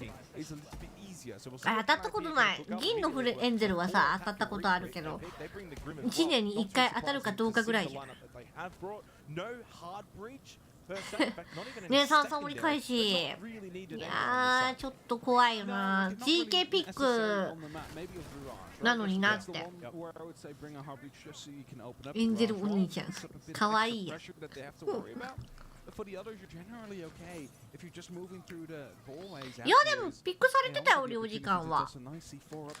なんだかんだ。1日目に見たよね。It's going to be able to break this one open 3-3. It's been legitimately back and forth, 1 for 1 so far throughout the first 6 rounds to begin with. No one has been able to win 2 in a row. レイズがカメラで遊んではない。One thing they did really 散 strong 歩して back る。 in that first half was those opening kills, early kills, contact fights. Maybe not every single round, but for the vast majority of them, certainly was a big part of their win conditions. For GK, though, it's the opposite. With those late game moments, they were able to scrap and get themselves back into rounds, get やっぱ plants バッ down. クなんだよ。 I think that's exactly what NIP are going to need to do here as well. Pino in towards Piano, shooting down below, trying to make that skeleton key useful, breaking up the floorboards, getting some pressure onto those up above defensively for GK. But right now, when you kind of look at the health bars, it's all NIP losing numbers. あざみあるとこういう風に見れるんだ。じゃあマジあざみポジをめちゃめちゃ勉強したいな。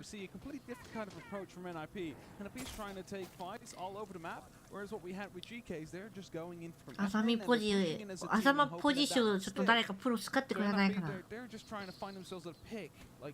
インビが日本で開催されるときは選手たちにメグリズムを使ってます。アイマスクのやつ。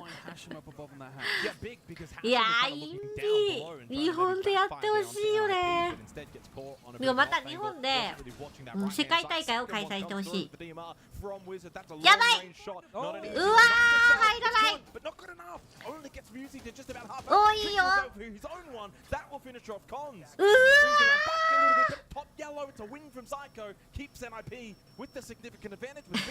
入り浸り。ぜひ常滑でまた。うまい。うわー、いや、ナイトラナイトラ。dominating round, you can almost say, from NIP, and not because they just rolled in and killed everybody, but because なんかちょっと今日でかい気がするんだよね。これにして、どうやった？あ、なんかおいしさなんか行方不明だな。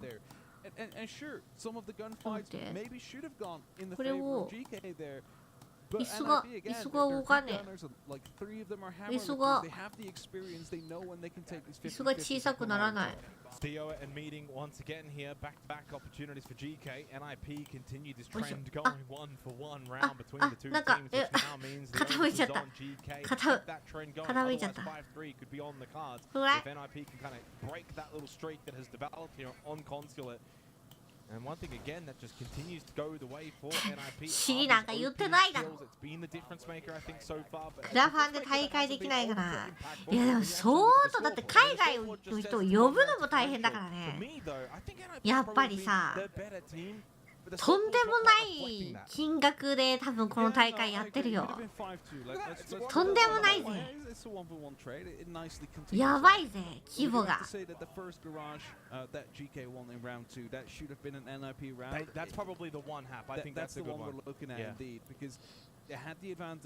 公式チームだからギャラもそうね。とんでもないんじゃない。Like that is what we're looking at here as the potential difference. 絶対やばいから。We're continuing the console takes for now. They've decided to run it back on the GK side of things. And NIP probably will just be approaching it the exact same way again. Trying to find themselves in an entry. However, it's Noodle that finds it. Yeah, big though for GK. They need to get these open. いや、ここの車線のみもこれ使おうと思ったんでね。見てた？マジ？下見てたじゃん最初。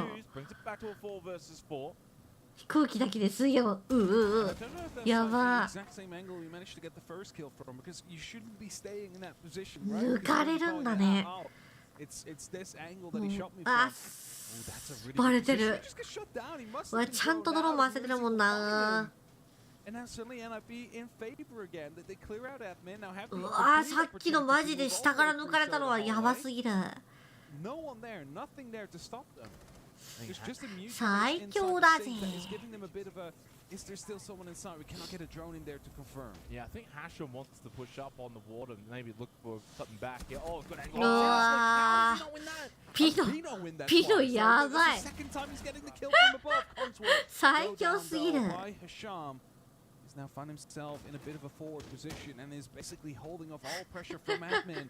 強すぎるって。 Looking to find Pino. He's been such a menace this round for the side of NIP. If you shut him down, suddenly that vertical pressure is gone. Yeah, K towards Spiral. It was Hashem up above. That was maybe. ピノが止めて、誰かピノのことを止めて。とんでもないって。 1 versus 3. K back up towards 暴れ散らかしてる。 needs to pull off a miracle. もう10キルだって。 Keep the sort of 1-for-1 trend going. Otherwise, NIP can look to get themselves in towards breakpoint. 3 versus 1, and obviously Kane feeling like he needs to make something happen. But he's spotted towards long desk. This is going to be his life. Someone should swing. Flashes go out. It's a 3-on-1. They can overload his position, or they can just go for the plant. They can do whatever they want right now. NIP. I like the red ping as well. Usually I'm not a big fan of them, but it's making him worry right now. いや、ロッ They ク know 入られ exactly てる where から they are. ね。 Cannot forward. 動けないん That だ means よ I'm usually putting ね down。the plant 45 seconds now, counting う down. わー、うまい Just to ね shut down as soon as he tries to go for the very first 止められ peek ね into え the ぜ。 extra try and retake, but he's alone, and you get red pinged, and you're like, they're all around me. I'm gonna die any moment. That's literally the first thing that goes into your mind at that う point. ん。 Tactical timeout has been called by GK, actually, of all teams. So they've obviously got seen enough throughout the last 2 rounds, and that 5-3 scoreline not really pleasing them, considering what we've had so far. It's not been a horrible game. Obviously, they've been okay in patches, but for the most part, I think NIP, yeah, that one game, that one round back on basement that you mentioned early on at the start of that first half, if NIP had been able to get the job done in the round, then we'd be looking さすがにタイムアウト。 And I think Yeah. ほんま一般プレイヤーが10人チーム組んでも、いや全然買わないと思う。全然。うん、ぱい無理よもう。パンパンパンパンだよ。テロハントみたいになっちゃう。テロハント、テロハント。多分相手のことを死にすることもなく終わるかもしれない。え、何も見えなかったけどみたいな感じになってしまうよ。何も見えてない。私には何も見えない。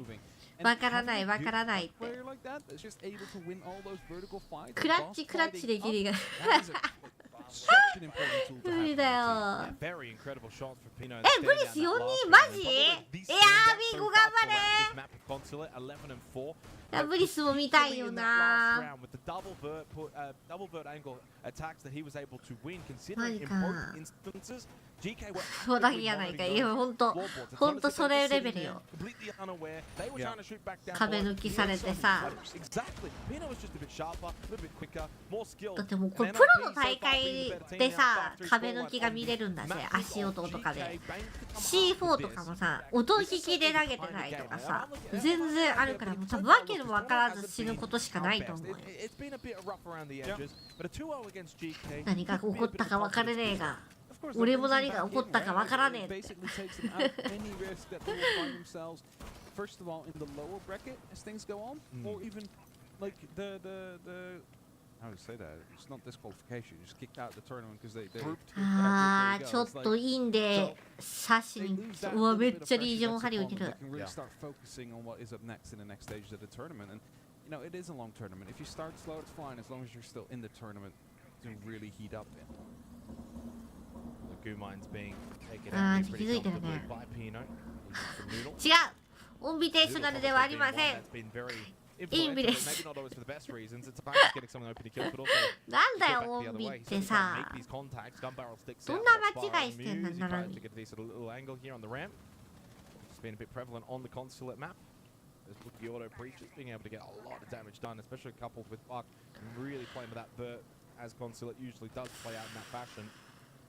The very heavy first floor hold that we're seeing here for GK, considering うわー、ナイス。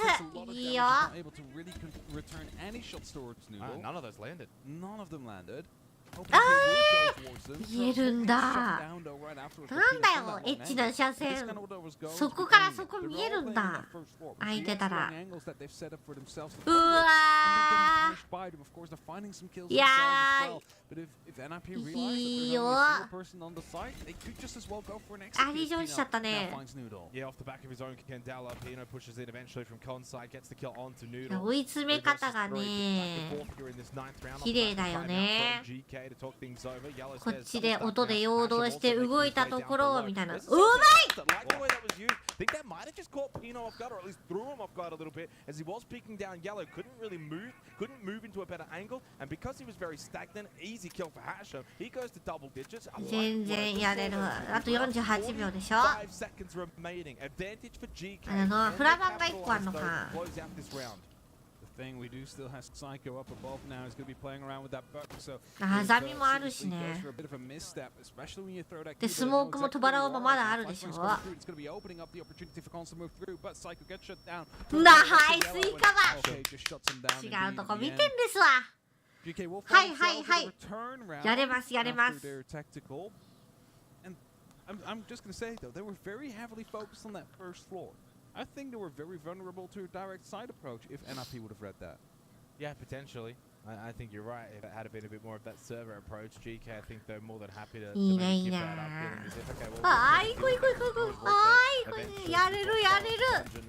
GK 頑張れ Do off that, love this little moment here again with the Zoto counter stay.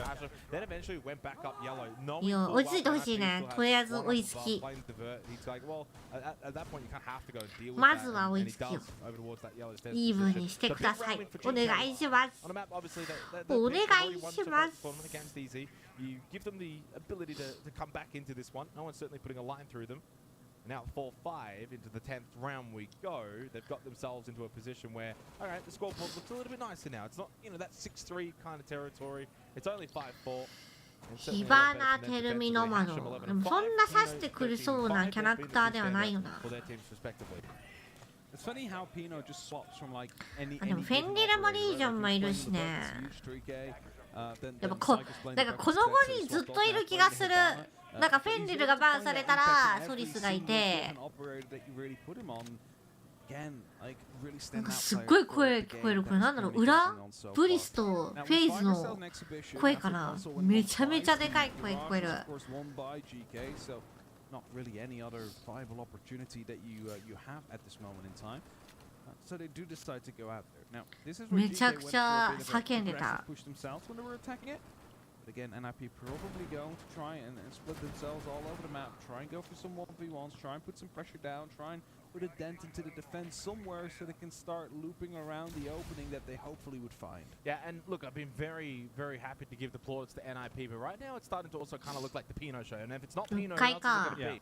And if he's not getting these really sick kills and opening things up and able to win the vert battles, then I feel like NIP maybe they're lacking a little bit in that firepower, and GK can exploit that. And if I'm Noodle and I'm 5-8 and I'm happy to play the contact fights as he has so far, it's like, can I go and find Pino? Can I at least go and get that kill? Even if I get traded, even if I die, that's kind of a mission he could try and embark on. As the shock drone thrown over towards yellow, Mute Gem is in place though, and Soccer won't be able to get really anything from that at all. Eventually dealt with by Seb Mute anyway over towards bot yellow.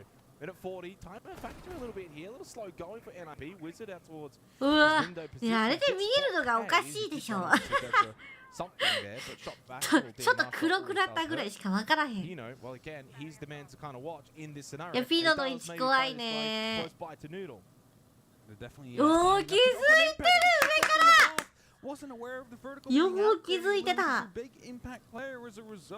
Now the others will have to step up as Wizard will find seriously though. That's the Warden gun, so always a big pick, especially in the meta with the amount of flashbangs and smokes that do get used for executes every now and then. And a Psycho will find one more as well. It might still be NIP that can really bring this one across the finish line. And it goes back to what I was saying, right? No Pino and no NIP. While they're going to prove me wrong here with the way that they've been able to at least get things back after losing their star man, they've been able to get some really good responsive kills, especially from Wizard. Low on health, getting involved on the dockety. Hashem though, he's already shown so far, at least in this series, he's got the ability to find a couple of kills back, go for a bit of that counter punt late in these rounds. He couldn't quite push up server stairs though, couldn't quite get involved. 30 seconds that remains here into the 10th round. Noodle can't win his this fight. It is now only Hashim left in や the っぱ 1 versus 4 for GK. Otherwise, とんでも NIP ピン will ポイン find ト two で match points here. Hashim with only いや見て 20るよ seconds to try and deny plant. That's his best win condition. うわ But no, Wizard finds him. Head マッ has チポイ been ント taken か off. 2 match points for NIP. いやまずいまずいよ Huge here, and we said 領 that 事館だよ before Pino goes ピ down, ッ the クアッ rest プ needs to show up, and that's what they did ピ here. ックアップ Again, よ like, okay, you might lose that very first one, but they're pushing and pulling at every single given corner of the map, trying to force themselves an entry, and they find an opening, and they start utilizing that. And you see the entire team just rotating around the area that they've just started to get. Yeah. And you い know, やこれ良 this か is, ったんだけど what ね many 上 have been から talking about before.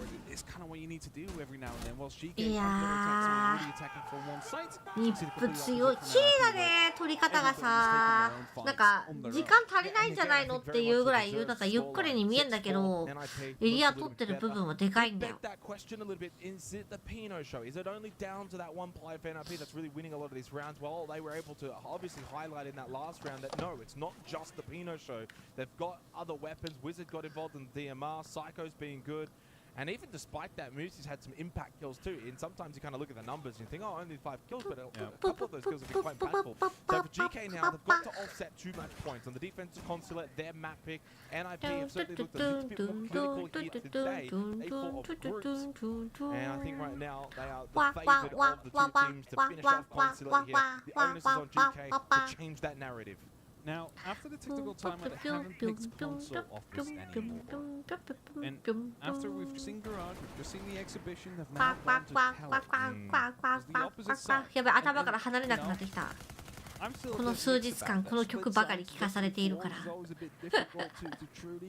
まずい頭がアヒルになってきてる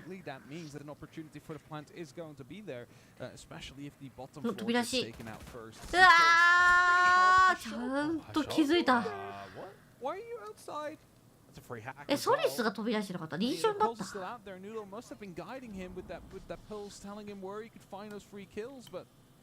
gets picked up for it, and that is a crucial pick in a very important round. It's strange for a multitude of reasons. One, you're in the Legion, so you don't necessarily want to be getting too over-aggressive. You've got utility that's going to generate throughout the round. Now, at 2 minutes left, none of those crew mines are going to generate and get thrown out inside of the server. Not only that, Hashim's been their best player. So you probably don't want your absolute best going out in a bit of a 50-50 kind of play and gets punished, and now you lose a lot of your firepower as well as being just ああ地下閉めてるんだねそういえば Of course, if it's a guaranteed kill for the jump out, you might want to consider it. あそういうことか地下上か 100% ping that is going through live. Very hard to not. ピアノから取るんだね Ready with the C4 is hoping for someone to step in so he can toss that in and hope 地下取るイメージがさここはでかいからさ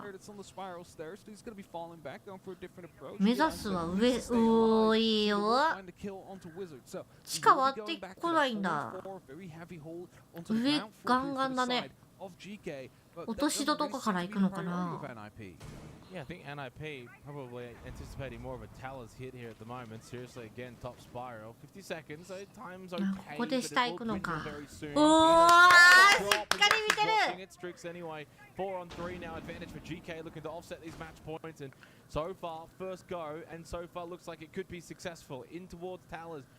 They do have the diffuser. Collins gets rid of the BPC. Can they get this plant down and then force GK into C4 でもあと1個のイングレイクなんだよね Seriously over towards Spiral. うわ Ping has the info. Couldn't get the kill. Impact won't be successful. Now he's 勝った今の anyway onto Musi. Psycho to go down and GK will be able to offset at least one ナイ of these match ス points. Straight away. 5-6. よしよしよしよしよしよしまだ まだ回れますまだやれる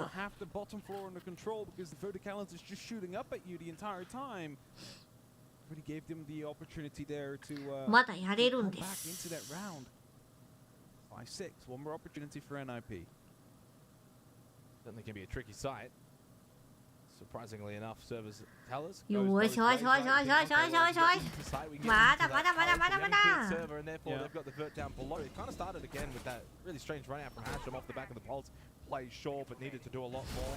thought maybe from that moment it could be all that crumble mode for GK, but they actually kind of held their nerves a little bit, focused back over towards site, didn't get too over aggressive after losing Hasham, and I thought they actually stabilized for that round really well. Now they get to go back down to basement to try and send us to overtime. You know what would have saved that round?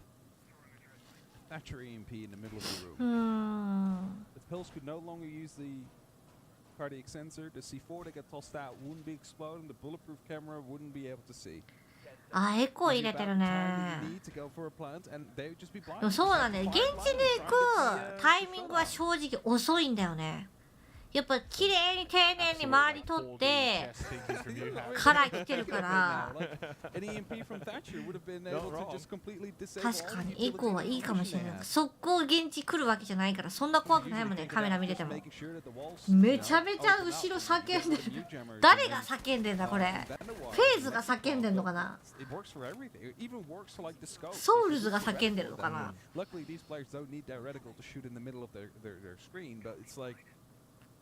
It could have worked. It's all in the past. Big change up though for NIP, a bit more of a roam clear. めちゃめちゃちゃんと上からとか取ってくるんよ。妊婦。use those Candelas at times to just kind of clear out rooms and just then be able to peek off of that. 現地固く。でもどっか当たんないと早く上取られちゃうからな。難しいところだよね。Trying to get some information from above. Really smart. Catches the Legion. That's going to be Noodle. 早めに下がったね。 Jumps all the way back in towards basement. Throws out a Kumite. A little bit of information there from Hasham with the Yokai. Drone on drone action here towards Spiral. And Hasham wanting to retreat with his drone alive and intact. And a bit of でもエコーが上にいたらさ、ちょっと上がってきてんじゃないかって思うよね。 No crazy runouts. No early kills for either of the two sides, especially from NIP. Is Pino using the Kendall? めっちゃふんだんに使うね。非常階に3つ使ったよ。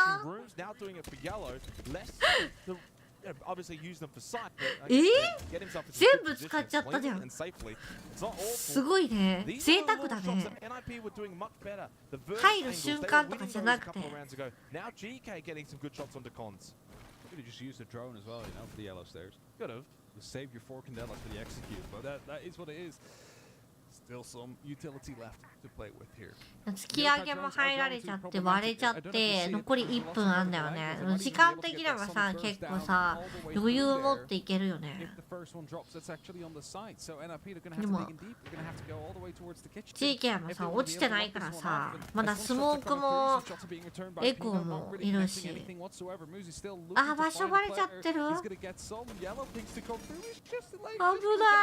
い。いや、ドローが結構入っちゃってんだよね。あ、無限さんこんばんはいらっしゃい。Psycho again off a misping. They just keep moving around GK, not sitting still. It's been absolutely annoying for NIP. Now it would server side push for them, but there's just absolutely no time. Keep the eyes on Cons. He's got the one track there. Well, there goes Cons, and here comes GK. 4 versus 1, an absolute slaughter. Nice!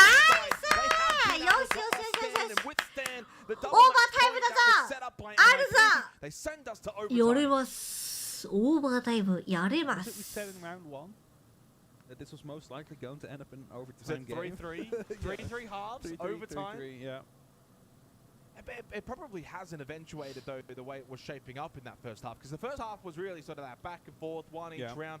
NIP got that 2-round buffer and at that point certainly deserved it. So GK off the back of that time out, and I think you mentioned that before, Hab. It's about maybe feeling as if let's move away from that. Let's try elsewhere. これポイントって OT 関係なく獲得マップの数よね。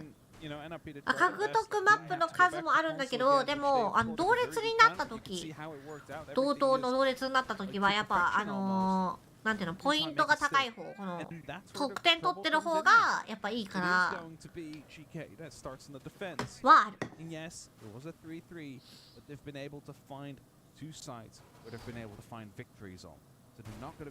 だから7-0とか7-2で負けちゃうと後半のうちのうちきつくなってくるよね。もしそのチームと同点だった場合は。それはあるから、だから取れる分は取っといた方が絶対にね、やっぱいいよ。でそれで今はスカーズの方がファルコンズよりポイントが高いよね。毎回ほぼ延長までいってるからさ。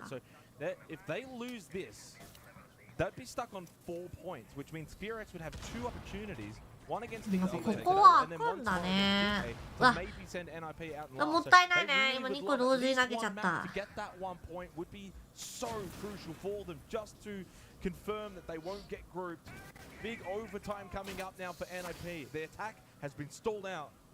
あー、ツイッチもいるわ。なんか壊されたね、今。なんだろう。エコかな、エコ壊されたのかな。いいとこまで行くのに勝ちきれないの、本当に。ねえ、そうなんだよ。そう。でも、マジで1日目より昨日のスカーズはめちゃめちゃね、強かったし。まだここからどんどん上に上がっていくのさ。まだ分かりませんから。ロスに勝ってうわーって朝一からお食べきをみんなであげよう。今日特にミラー配信豪華メンバー6人いるからね。ヨーシーちゃん、バイキンメンさん、お米くん、ウィンドウくん、小雪ちゃんっていっぱいいるからとんでもねえぞ多分。 VC クソ騒がしくてめっちゃ楽しいと思う。Minute 15 seconds remaining. GK, I think GK would be pretty happy with what they've got so far. The information off the back of the Yokais, good position on site. NRP haven't really gained a whole lot. A little bit of vert now coming through here through Pino. He's gone a bit quiet in the last two rounds.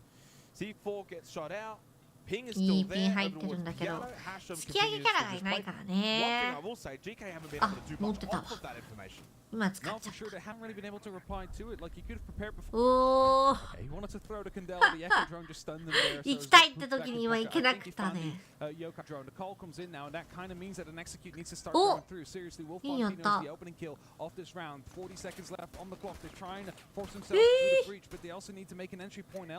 ー、上見たところあざみの下からやったんだ。すごいエッチだ。うわー、エッチ車線じゃない、あざみ裏。ナイスイエーイ GK 最強。よいよいよいよいよい。To this little 3-round run from GK, NIP's seen enough to call the tactical timeout. Starting to feel like this map has slipped away from their grasp. They were up さすがにね。 3 rounds in a row now for GK. 4 of the last 5. Where has this come from? 頑張って裏はあー46か。防衛になって取られてるって感じ。攻撃強いもんね、ブリスね。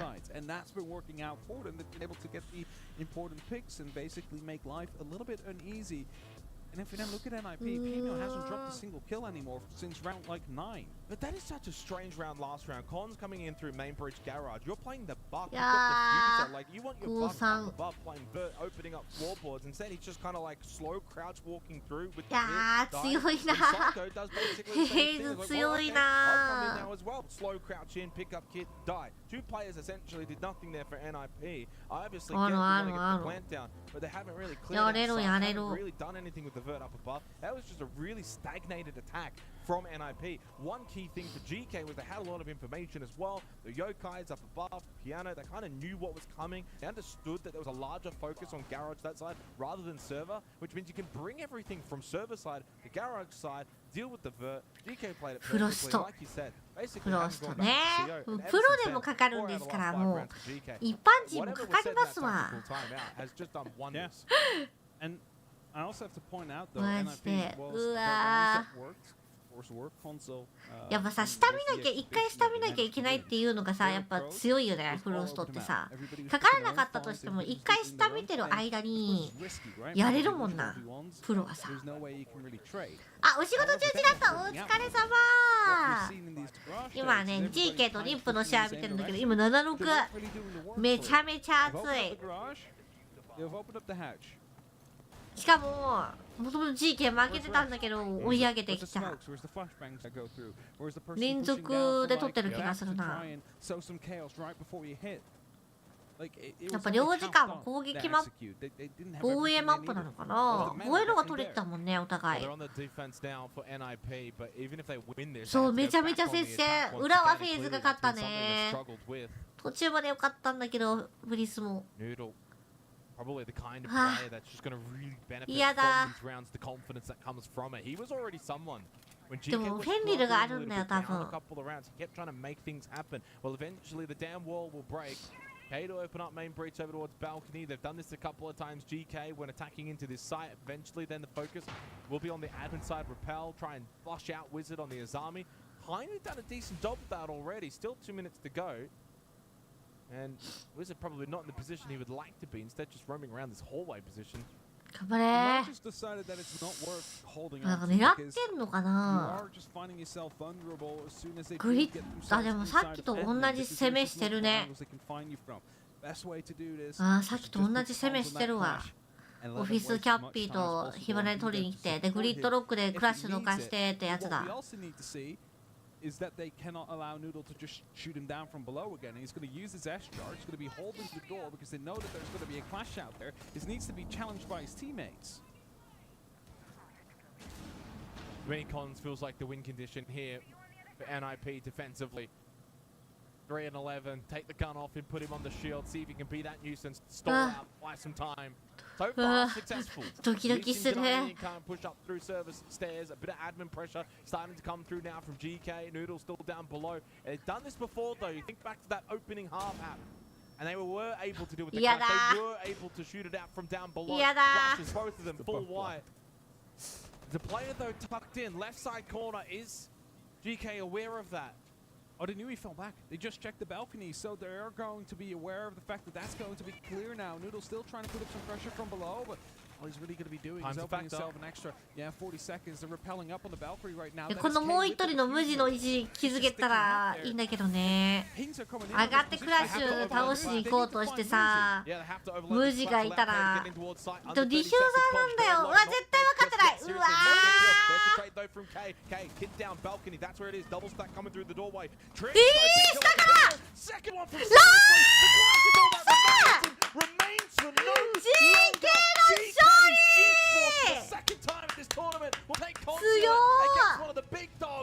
ナイスすぎ。ということで勝利したのは GK です。ポイントこれうまうまなんじゃないの。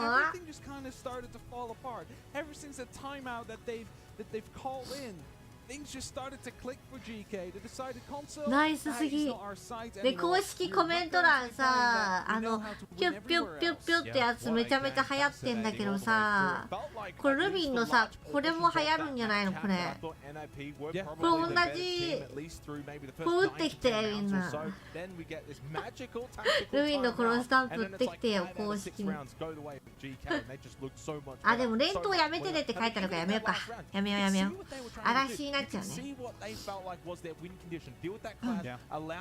嵐になってしまうわ。ルビンのコメント欄だけにしよう。イエー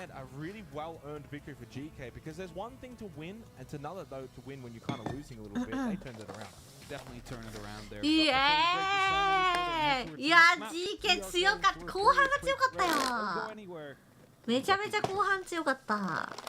いやテンション上がったわ。テンション上がったからお返し食べよう。はい、ルビンのお返しはパイのみです。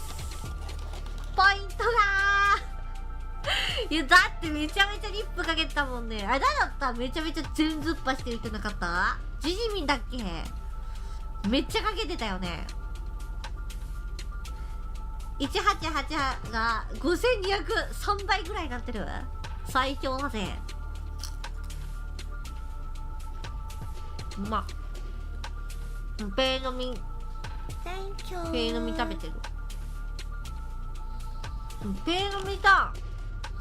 でもいつもコーラスのチョコ絶対コーラス派 VTuber です。やめたちゃんパラありがとせんでもらう。なんかめっちゃね嫌な目っていうかね、なんでチョコ凍らすのって思われてるの、ユンユンに。チョコは凍らして食べた方がうまいだろって話よ。我も腹が減ってきたぞ。プンプンやばいやばい。あいつお腹減るとなんちゃらなんちゃらになるんだぜ。なんだっけ、スニッカーズの CM。 パン屋さんこんばんみらっしゃい。なんだったっけ、スニッカーズ渡さなきゃいけない CM あるじゃん。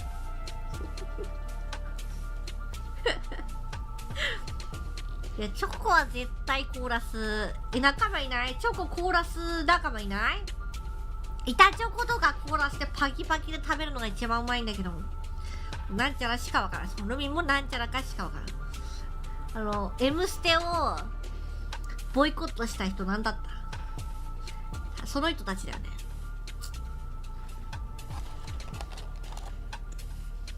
いや絶対凍らした方がうまい。内田裕也じゃない、じゃ日本の人じゃない、海外の2人組の女の人。買ってすぐ食べちゃうから凍らさないけど、凍らすのも美味しいの分かる？あ、やっぱり分かってくれるわ。ジュンジュンにこれ署名してもらおう。みんなに署名してもらってジュンジュンに提出するわ。あ、サシャ美味しいよね、マジで。なんかね、網網になってるからよりパリパリ感がやばいのよ。あ、グミさ、なんかさ凍らせて食べるタイプのやつがあったの。なんだっけな、なんかちょっと琥珀と実があるようなねやつ。ジュンジュンには常温で食べるよねっていう。なんで裏切り者、裏切り者め。あ、キットカットね。タトゥー、あ、そう、タトゥーだ、タトゥー、そうだそうだ。ああ、それだそれだ。絶対こうやった方がうまい。食べる系の ASMR もさよく聞くんだけど、あれも凍ったチョコレートのやつばっか聞いてる。パキパキのやつが多い。もう食べてなくても美味しいだよ。ASMR 音じゃなくて美味しさで見てるから。あとよくわかんないなんか色のついた氷食べてるやつとかもよく見ちゃう。中に水が入ってる氷じゃなくて、なんかもうガッチガチの氷食べてるやついうのが好き。鮭とかじゃない。M ステドタキャンは懐かしすぎる。やばい、世代がバレちゃう。寝れない。そう、 ASMR で寝ようと思ってないから。そう、寝ようと思ってないからね。お腹を空いた時に見るやつだ。紛らわしてるあれで。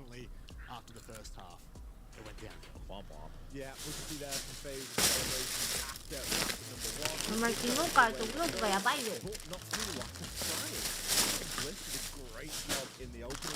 かとき揚げも食べちゃおう。これみんなとボリボリ音ってどれぐらい入ってるのかな。そんな入ってないよ。シャカシャカ音は多分入ってると思うけど、噛んでる音はしないやろ。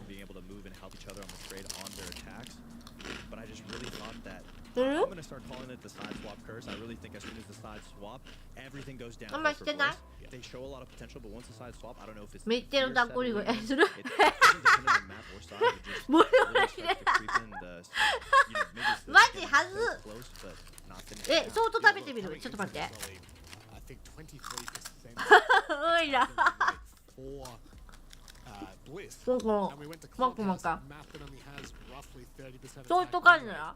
Then they go and 4-2 the first half on their attack. Can you explain to me? Hello? I mean, it wasn't just a case of Liz doing fantastically well on the attack. ソート感じなセーフ。 We've got to give props to FaZe. ASMR なってる。嘘だー。いつもなんかそんなボリボリ音までは入ってないと思ってたわ。ガサガサとかさ、最初のパクの音は入るかなと思ったけど。嘘やはず。めちゃめちゃ入ってんな。チャーハン食べたい。ラーメン屋さんのチャーハン食べたいわ。ずっと入ってる。言ってよ言ってよ、ボリボリしてるよって。クソはずいじゃん。パイの実は入ってる。待ってて、言います。Once the sides were swapped, Bliss actually only was able to Why get don't we one get opening, that so again? FaZe is doing a really good job at just staying alive, and I love to see that because ちょ we っと highlighted the 歌 player 舞 like 伎揚げは Sider, ダ who メ was かもし playing れない。 very aggressive in the past games, and he wasn't able to find too much いい success. 音だっ In て。 this game, he actually was tidying up and just playing with his teammates and not allowing いやマイ him ク to いい lose から and 普 give 通 an に advantage to ASMR Bliss, できるぐらいのマイクだから just ね。 strengthening the whole dynamic of FaZe's attack. だからいつもラムネ食べてる時におやつの音がするって言ってるの。あ、ルミさん、袋をガサガサしてる音でそんなおやつを感知してるのかと思ってたんだけど、ボリボリ音で感知してたってこと？そういうこと？だから何食べてるか分かったってこと？あ、そういうことだよ。特定されてんじゃん。肩様で特定されとるやん。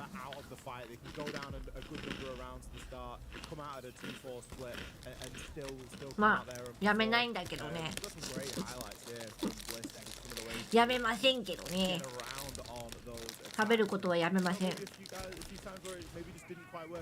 あ、ブリスめちゃめちゃ攻撃。あ、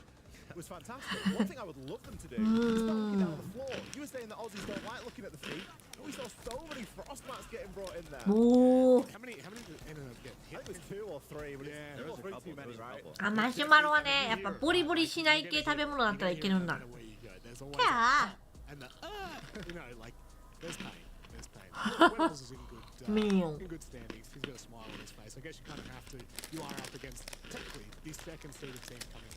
銀行か。あ、クラブハウスブリスピックだったんだね。I don't think so. I mean, Bliss has been very strong at the start of their games. It's just about converting it onto the half. They've been very good on their attacks and their defenses on bank in their prior games, but against FaZe, it's just you just can't let the ability of them. これもう ASMR 配信だな。ハッシュタグに ASMR つけとこう。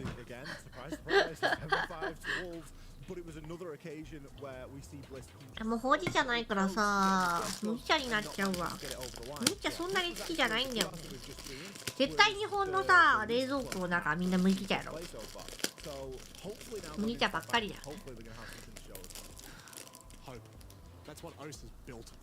That's what I'm built on, and I'm hoping that Bliss can do something here, because otherwise they are looking down the barrel of a very scary final day here for groups. It's time to get underway with Bank. Emmy and Gus to run you through. おおおお、アザミスカジャン裏返してアザミスカジャン来てる。おそろいおそろい。このスカジャン裏返すとこのルミンの今来てるスカジャンになるの。嬉しいね。アザミスカジャン来てるよ。On the previous map in the series of Club, they actually got off to a phenomenal start. Unfortunately, their defense fell apart and they head into Bank. FaZe's pick now trailing. 嬉しい。 This is a map synonymous with Brazil, so if Bliss want a chance of pushing it to a third, they're going to have to play the best group team so far. It's just slightly tall ask. I think always going like we need you to play at your best. いや、銀行どうだろうね。向こうでも人気だといいな。いやでもデザインめちゃめちゃ良くない？スカジャンかっこいいし、めちゃめちゃ。でも売ってないんじゃない？あっちって。でも日本の人が送ったのかな？多分売ってないと思うんだよね。日本限定だと思う。あ、さあ第2マップの予想。あ、もう始まってるはず。あ、びっくりした。違うね。GK 対日本第2マップどっちが勝つでしょうか。振り返りだった。あ、ア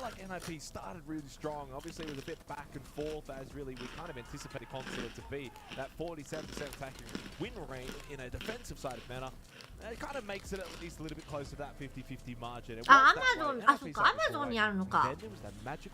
だから海外にも送れる。リップ頼む。いや、次リップマップだもんね。a good turnaround there. Realized what wasn't working for them and what they needed to change to start turning things around. But we do have to say, NIP did make some mistakes, some big mistakes that have led them to basically allowing GK to get away with some of these rounds. Yeah, a couple of moments that spring to mind. You know, remember back early on, Muzi probably should have got a trade over towards managers. Didn't get that. No F not mine usage. You think about the way that some of the Kendalas. いやでも本当最後よく追い上げたよな。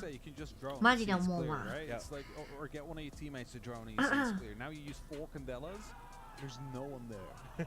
Like sure, it's clear. It's like you could have used that in the execute because they lacked. They just walked in and got shot as soon as they wanted to go for the execute because they had. ウィザードとピノが強いね。あれもさ、やっぱさ GK はさ KD 割ってる人が、ちょろっといるけどさ、割合的にはさ、あれだよ、ちゃんとキルしてるもんね。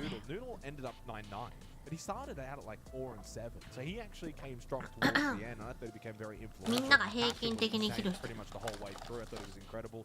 And seriously, probably in the overtime portion, picked up probably half of his kills in that fashion. So, you know, really solid team performance. I felt like that we got from GK. In terms of the opposite end of the spectrum for NIP, it was kind of the Pino show. ってやつは何なのかな? And then when it wasn't the Pino show, lo and behold, like 5 out of 6 rounds were won by GK. I mean, you can see it right when that happened. Round 8, he stopped being the Pino show, and boom, GK suddenly went like 5 out of 6 rounds. It's insane how quickly. He ended 13 and 10. He started like 12 あ、 and 4. 待って、裏の銀行だよね、確か。 So a big change there, I think, from Pino. I'm not too sure 一緒だ。 why or what was the main difference. You kind of think back, opening half, what were the strengths for Pino? He went some really sick vert angle shots where, you know, he was already being watched, still was able to win from down below. He was hitting some really good, clean shots. That opens up the map. That makes it easier on a map like Consulate, but it just dried up really as the game went on for NIP. We head to Bank next. Now, Hap, you've got some interesting kind of stats here as well. GK 2500名突破したで。やれます。GK やれます。やれるんです。 Before against one another. Back then it was 187 by GK. やれる。 Now, if we look at the overall bank stats, GK over this year, so from the 1st of January 2023 to now. さあ来ました。セカンドマップです。GK vs ニップ。Good luck, have fun. To some extent, they've played it 10 times. They've only won it 3 times, however. So it's not the best of maps for them, but a lot of them are like 8-7, 8-6 losses. It's never like a true blowout that they've seen. That's interesting you say that because it's like for GK, there's a lot of these overtime wins. NIP, there's a lot of these overtime losses. Good luck, have fun. スタンプ欲しいね。ごめん、めっちゃお腹空いてる。ごめんね。めっちゃエース。めっちゃお腹空いてんねんのみんな。 Storylining of like what this game really means, especially now into this map as we go through the bands, is the fact is this is NIP's last series of stages. They do not play tomorrow. They find themselves still only on 4 points. 1 point at least confirmed there for GK by getting that win. If they win the series, they get all 4. 牛丼の波も全部食べれなくて子供たちに食べてもらって全部食べきれなかったの。気持ち悪くなっちゃって。 If they go on and win any of those, there is a world, a very possible world NIP could get through. Now that all probably changes with at least 1 map win, which makes this bank so important. That's it, right? Because a full-on victory 2-0 is 4 points. If you win in a 2-1, get 3 points, the opposing team get 1. So if you manage to get that 1 point out of the way now, you have to suffer 5, and that basically forces. It means Fearax would have to get a clean 2-0 and something else. And a 2-1 or a 2-0 like tomorrow. So it is definitely possible though. And the thing is, like Dark Zero, they're currently 5 points behind on that first seed. P2's not playing today. They are also およえこうか。まあ時間稼いでって感じやな、時間のね。 We might realistically see a team where マーベル、あ、まあカイロがいるかもだからか。 ほら、お菓子食べるとご飯入らなくなるって言ったでしょ。食べてないもん。ご飯食べてからお菓子食べてんもん。食べてないもん。もぐもぐ。一生もぐもぐしてる。いや、下にアイスあるからちょっとアイス取りに行こうかなとも考えている。あと飲み物取りに行かなきゃいけないから。good news for この時 NIP に though is to avoid all of that. It's in アイ their ス取って hands. こよう It's か in な。 their own hands. Just win this map. It's your own map pick. Get bank over the line, and then even on border, it's probably less ineffectual in terms of what actually happens there.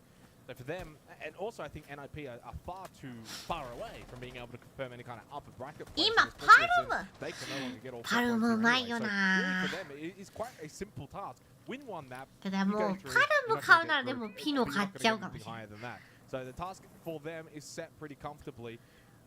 There is a world in which they could also still lose this map and very much still go through, because Firax would have to get results, and that's something that they've clearly struggled with.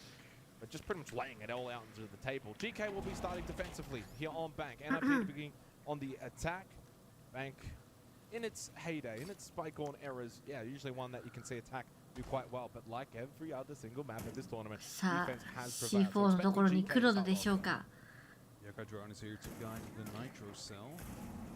It's blown early. There's no one near that. I'm not quite sure what they were thinking about that one, but you know, starting to open up some verticality. And of course, we do have to go all the way down towards the さっき爆発してたよね。 That's standard procedure. 雪見大福食べたい。わかる。雪見大福が一年中食べたい。おもちもちもち雪見大福。 No, one C4 they had got blown up, so it's just wondering what Felix is currently doing with the yokai drone all the way upstairs. Yeah, interesting. ガレージでいじってるんだ。 Not too much information that's useful out of this. There's no roamers. So we'll try and get that drone back towards site. I don't know what he's doing because there's no one there that can challenge. In 12 seconds, that yokai will eventually make its way back down. でもドローン結構まだ全然残ってるんだよね。あーやばい。まずいまずい。まずいまずい。まずいよ。壊されてる。ノンさん、水分補給ありがとう。今ほうじ茶飲んでる。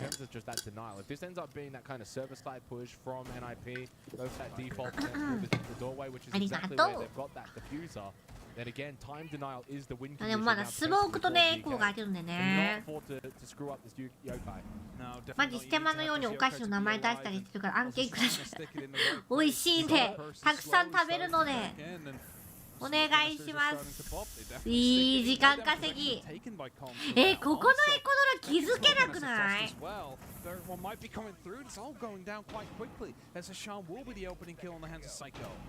Yeah, Yokai is going to be the biggest factor though. Gas Babes seem like they're off the mark once again, but again, this is another Yokai burst that has been successful. They're not going to be able to get this plant down. Double red, they all just stack side. One more chance here for the Yokai to finish this off. やばいやばい、はずつかない。やばい。Oh no! A serious misplay! Plant down, but it's a 2-on-1. Despite everything that's going on, GK still have every chance of winning this round. エコってそうだね。張り付かないとこあるんだよね。そうなんだよね。あ、見えてる。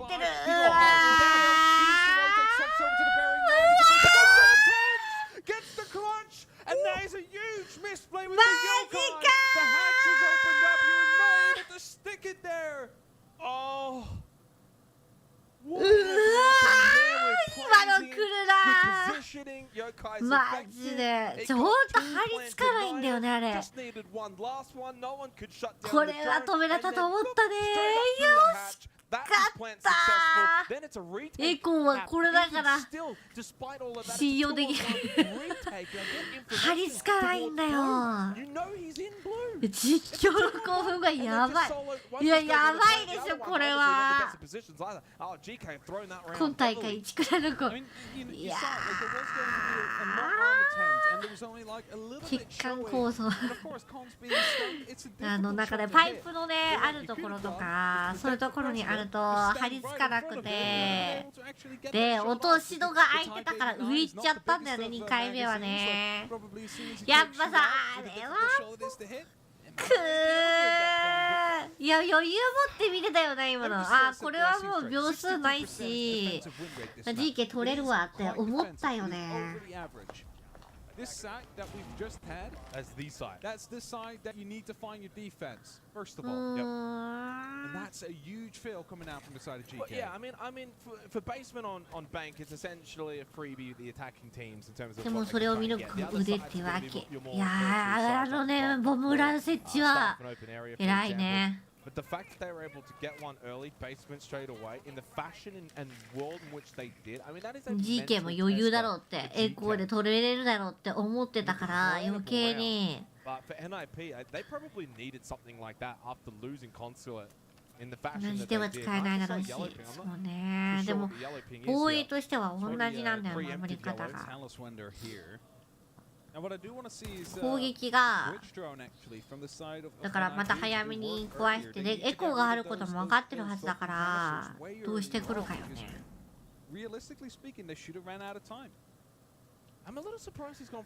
あ、でも遊撃結構出てるよ今回。さっき全く出てなかったけど手花をくじでかかった。Like misplays coming through, like they don't have the full map knowledge. Hashim taking a little bit of damage as well as the skeleton key is starting to open up. Muzi's trying to 困るんですけどね。手花くじかれるとね。いやー、心に来るよあんなランクでやってもこれ本当にってなるよ。心が痛くなるの。このワンラウンドの後々そうね、メンタル切り替えていければいいよね。まあ今のはしょうがないミスとして夢に見るよね、こんなんさ。あの時ああしてればっていう夢を見る、絶対に。あ、でもスイッチ壊せてるからゴヨがまだ生きてる。それはでかいよ。家がいないから。おお、いいよいいよ。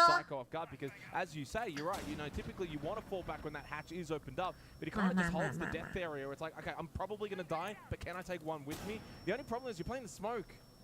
いや、その投げ物組織系がね全くいないからね。Noodle just can't survive the angle from Pino. Opens him up, gives them the advantage. Looking to going for the plant. Hashim will fall. ガレージ取りに行ったな。どっから抜かれた？上か。そうだね、やっぱ削りに来るよね。うわー。そうだね。時間稼ぎしてくるから今度前目に当たろうになるよな。Definitely started early, and okay, let's go back towards the blue stairs. Is this Psycho be a bit annoyed by the way he died there? It's like I just flashed him fully with the Candela and he just swings me, gets me with the SMG. Like you saw him like just sit back and be like, okay, there's nothing I can do except for call now. Of course, his team still managed to clean it up. This right there, fully blind, had no idea where he was going at that point. Tried again with the shotgun to field. But the rest of the team still managed to just clean up afterwards. やっぱさ、サーバーはさ、サーバーを守るならやっぱイエーガーとかいないとさ、投げ物で取られるよね。As soon as the hatch starts to open up, you basically need to start rotating back. Because if you are playing on that staircase, sure you have a shot. まあでも逆にこのラウンドがあったのが一番最初で良かったのかもしれない。まだ立て直せるじゃん、時間があるから。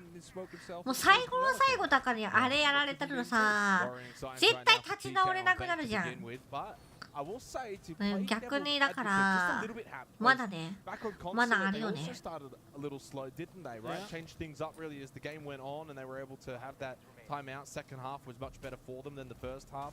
But in saying that, the fact that you're losing Locker CCTV twice in a row on bank, that's certainly concerning. More than just kind of losing the first two rounds, it's losing it in that fashion on defense. I mean, one of them they should have won. The other one, they had no business winning whatsoever. Like the second round was just NRPs from the get-go. The very first should have been a GK round. 絶対いるもんな。で今回グリムもいるしさ、もう設置気味よな、アマルとフィンカで。めちゃめちゃ設置きそうな。His claymores in place if they've got any. Don't see any actually, so this will be interesting to think if GK maybe want to go for a bit of a jump out play. We do typically see it when there is a heavy repel presence outside the CEO. Hashim with a very acute angle up close, but he is playing the Azami. Probably more likely to see him maybe go for a swing then block with the Kiba barrier. Goes prone. Would not be anticipating him to go for a jump out. Surely not on the Azami. あー、なんか狙ってんね、めちゃめちゃ。タイミングを。basically help your team. However, as everybody's going up to the roof and there's no claymores, as soon as Pino starts tossing out these candelas in the side, I wouldn't put it behind the side of GK to just try and でもサイコが持ってんのか。Wizard, this is interesting. Over towards front desk. Pipe launch is successful. さあ、合図が入りましたよ。Hon's now making his way towards Oh. the shot. Nice little swing through the corridor from Seriously. K1 Ah. Pino in towards Janido. Psycho, he's got the kid. ナイス。いい2人で抜いた。最後の位置が怖い。ナイス。最後の位置が怖い。They look like they're going to be able to get the job done. Psycho's gone all the way through. Janitor past sight in towards airlock. Minute 15 seconds and he's eventually shut down by Noodle. よかったよかった。 Okay, GK's いや on ー、 the ちゃんと board. あれだね。落ち着いてたね、今ね。めちゃめちゃ落ち着いてた。来るっていうの分かってるまででた。Just completely avoid CCTV and go staff room open area, which is a normal tertiary site, and then go tellers. No, I don't think you go tellers. I think at that point, if you win staff and open, you probably gotta go go back, basement. right? You gotta go basement. We'll see what this round does bring for them. Certainly a lot better there from GK, NIP. Yeah, interesting round though. Claymores didn't really go too overly aggressive though on the rappel anyway. One thing I like though from GK, right, you bring that castle you typically see on CEO to block up those windows, but it was actually then the Azami with the keeper barriers re-blocking them every time. So they made it very difficult for NIP to play the rappel game. やはり冷静さも大事。いやー、ほんとね、やっぱね、そう、心臓に毛が生えたもん勝ちなところもあるよ。でも攻撃のなんて当たっていくのもそうだし、ああやって速い攻めされた時も落ち着けるって大事だよね。ルインだったら焦って「ああ行きた行きたやばい設置されるぞ」って戻っちゃったりとかさ、みんなでわちゃわちゃってなっちゃうから、そういうところは全然違うよね。落ち着いていけるのは大事だよね。Gadgets shift in like what they're good for. It's the same as like flashbangs. Usually we're used to waste the ADSs. Now it is the leading meta. Just completely blind your opponent so you can take those fights. It was fun to see like the transition that these gadgets and metas go through. Well, good start from NIP. Not too sure whether or not 2 attacking rounds might actually just about be enough, all things considered, when it's said and done. The defensive win rate being above 60%. They'd certainly love a little bit more though. They'd certainly love to be able to bounce back here on Bank after losing Consulate, a map that was their pick. Sorry, no, that was GK their pick. This is their pick. You'd want to win your own map. Certainly would not want to be losing this one and losing 2-0 for your final day of groups as well. Then you're sitting back and waiting. What's the future hold for us? How are things going to go in the playoffs if we do even make it there? Pick on to Musi. Can't get involved on the Ash. Good janitor control. Good top floor control still for GK. That for NIP momentarily are just a little bit stalled out. That's what we do not like to see from NIP because that's when things really started to go south. As soon as they started doubting, started not Noodles using his smoke canisters to stop any push coming in from doing here. Gets himself in trouble. Surely that was a bit unnecessary. I don't think that was a play that was needed, but what I think he wanted to do was get to the couch unseen, unaware, and then catch someone on the rappel. Like the idea. Clearly didn't work. Seriously, a couple of shots to the back and hurts with the DMR from Wizard in towards long desk now. あ、でも守りは1回か2回守りだと思ったわ。そう、さっき勝ってたわ。 All in control now for NIP. That's going to make it very difficult. Staff and open, really hard to hold when you do give up that vert, when you don't have stock, when you don't have the hallway. Are there going to be any kind of reinforcements? Maybe up main. Depends if they've still got a bit of beepers control. Could go for that push. Look at the HP though. Pino under half. Psycho basically a single bullet away from death. And there's still 2 keeper barriers left in pocket for the side of K. So he can use those to basically reinforce whatever. And look at the beepers out there. 何が見えておってるんだ。あ、アザミ、このアザミそうやって守るだけ。うえー。そういうアザミなんだね。まずい。あるよ。あ、設置がでも通っ in the third. The plan will go down in the meantime, though, but it's definitely winnable. Both are about one HP away. He gets it down onto one. Psycho coming in from the kitchen area. Cannot connect the shots. And MIP will be able to take the round away. Away in a very close ブリ fashion. ッツブリッツ嫌い。ブリッツいるときはカップ缶かもう電化リージョンだね。でも一応やっぱリージョンの方が刺さるんだよな。よしかった。設置さえ。やれないよな、でもどこにいるかわかんないしな。いや、これうまかった。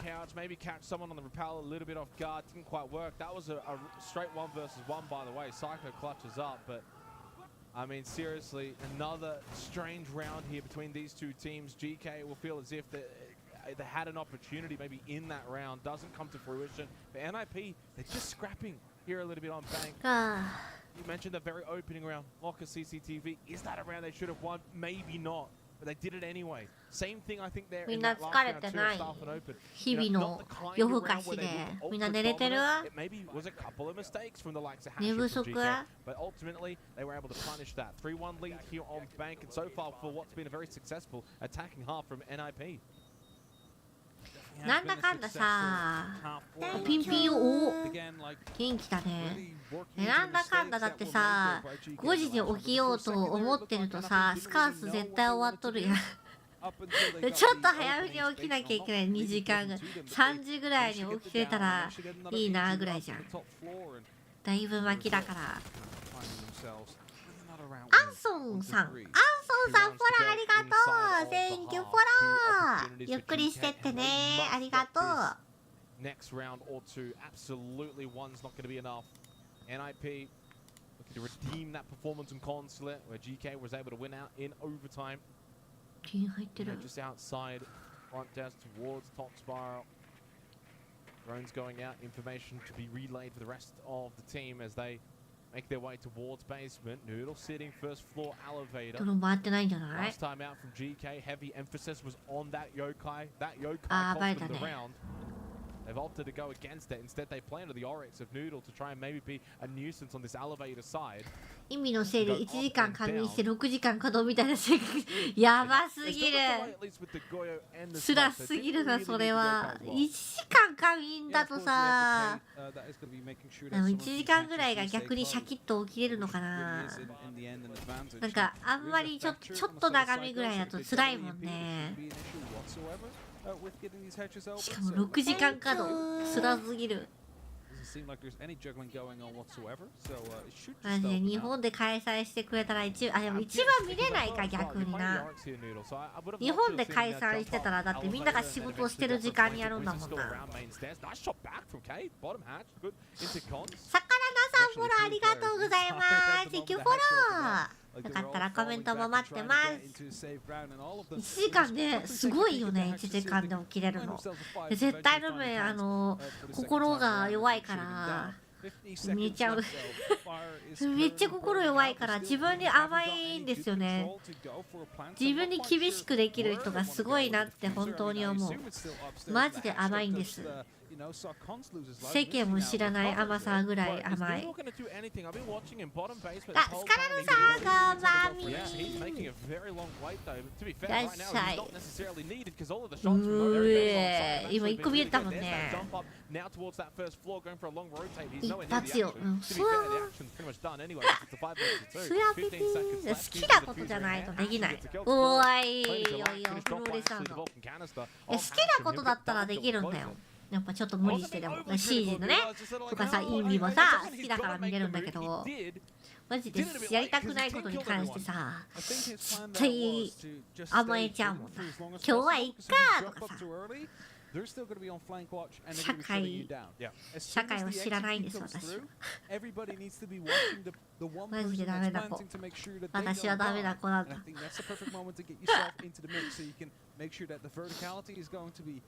in control of your team, and then you could just clean them up via the patches. So I think that's what he was waiting for out there. And of course, like it helps when your team kills everybody. So that's how he didn't really need to get an action. There's nothing worse when you're playing flank and then you make your move, and then everyone dies on side, and then you're like the last one alive, and you're like, oh god. Or the other way around, you make your move, but everybody dies before you can even make your move. So 2-3. Do we get another 3-3 half? We've already had 3 of them. Yeah, might be 2 of them. possible. Obviously back to Consulate, it was 3-3 into 3-3, sent us into overtime. DK will be wanting to do that just again as we go back up towards the EO. 1時間神のコツはベッドに行かない必須です。やばい。いや、ガチ勢がいるぞ。絶対体休まってないね。頭休めてるぐらいだね。あ、でもベッドに入ると確かに起きれないか。いや、でも椅子、体、でもルミは今、素晴らしいスチールケースさんの椅子だったら寝れるかも。これマジで、本当のことなんですけど、マジお尻痛くないから一生座ってられる。もう10時間配信を今3日連続ぐらいしてるけど、全然大丈夫だね。Now, this is an operator we do not often see, especially on land. お尻が、去年より全然疲れてないもん。去年マジ辛かったんだけどさ。明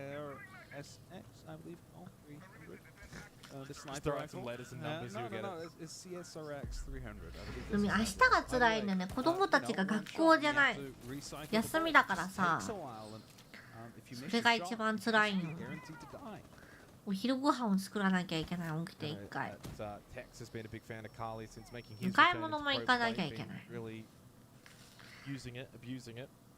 ちなみに1日目の人生の試合以降、こういう記憶があります。寝とる。やばい。めちゃめちゃ寝とる。お買い物、お小遣いあげてお買い物よろしくって。ねえ、やれる年齢になったらいいんだけどな。まだなんで。遠いんだよね、やっぱ田舎だからお買い物行くとこまで。そう。まだお腹すいた、どうだってくる。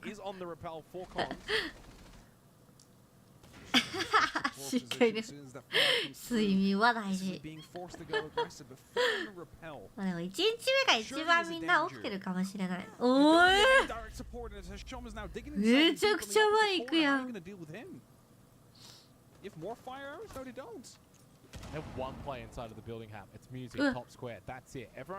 すごいところペってる。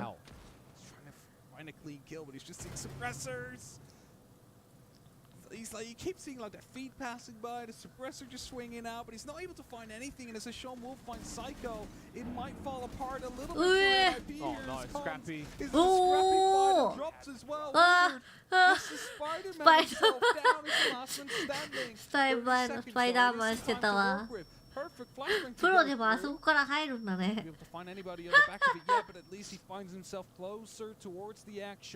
Just needs to isolate these players. Okay, he's going to win this. うわーい。いいよ、GK. Kit was stuck over towards top square. He was never really going to get there. K was just watching anyway from just outside janitor. So he had too many obstacles to get through in that instance for Wizard. But what was that? でもちょっとあの車線でも強いなと思ったけどね。でも無理やんな。あの勇気はないわ。仲間のさ、ちゃんとドローン報告とかがないとあそこラペれんわ。だって下から証券とかそっちの方からさ、証券じゃない空き部屋と廊下とかさ来られたら絶対無理やんな。Plan B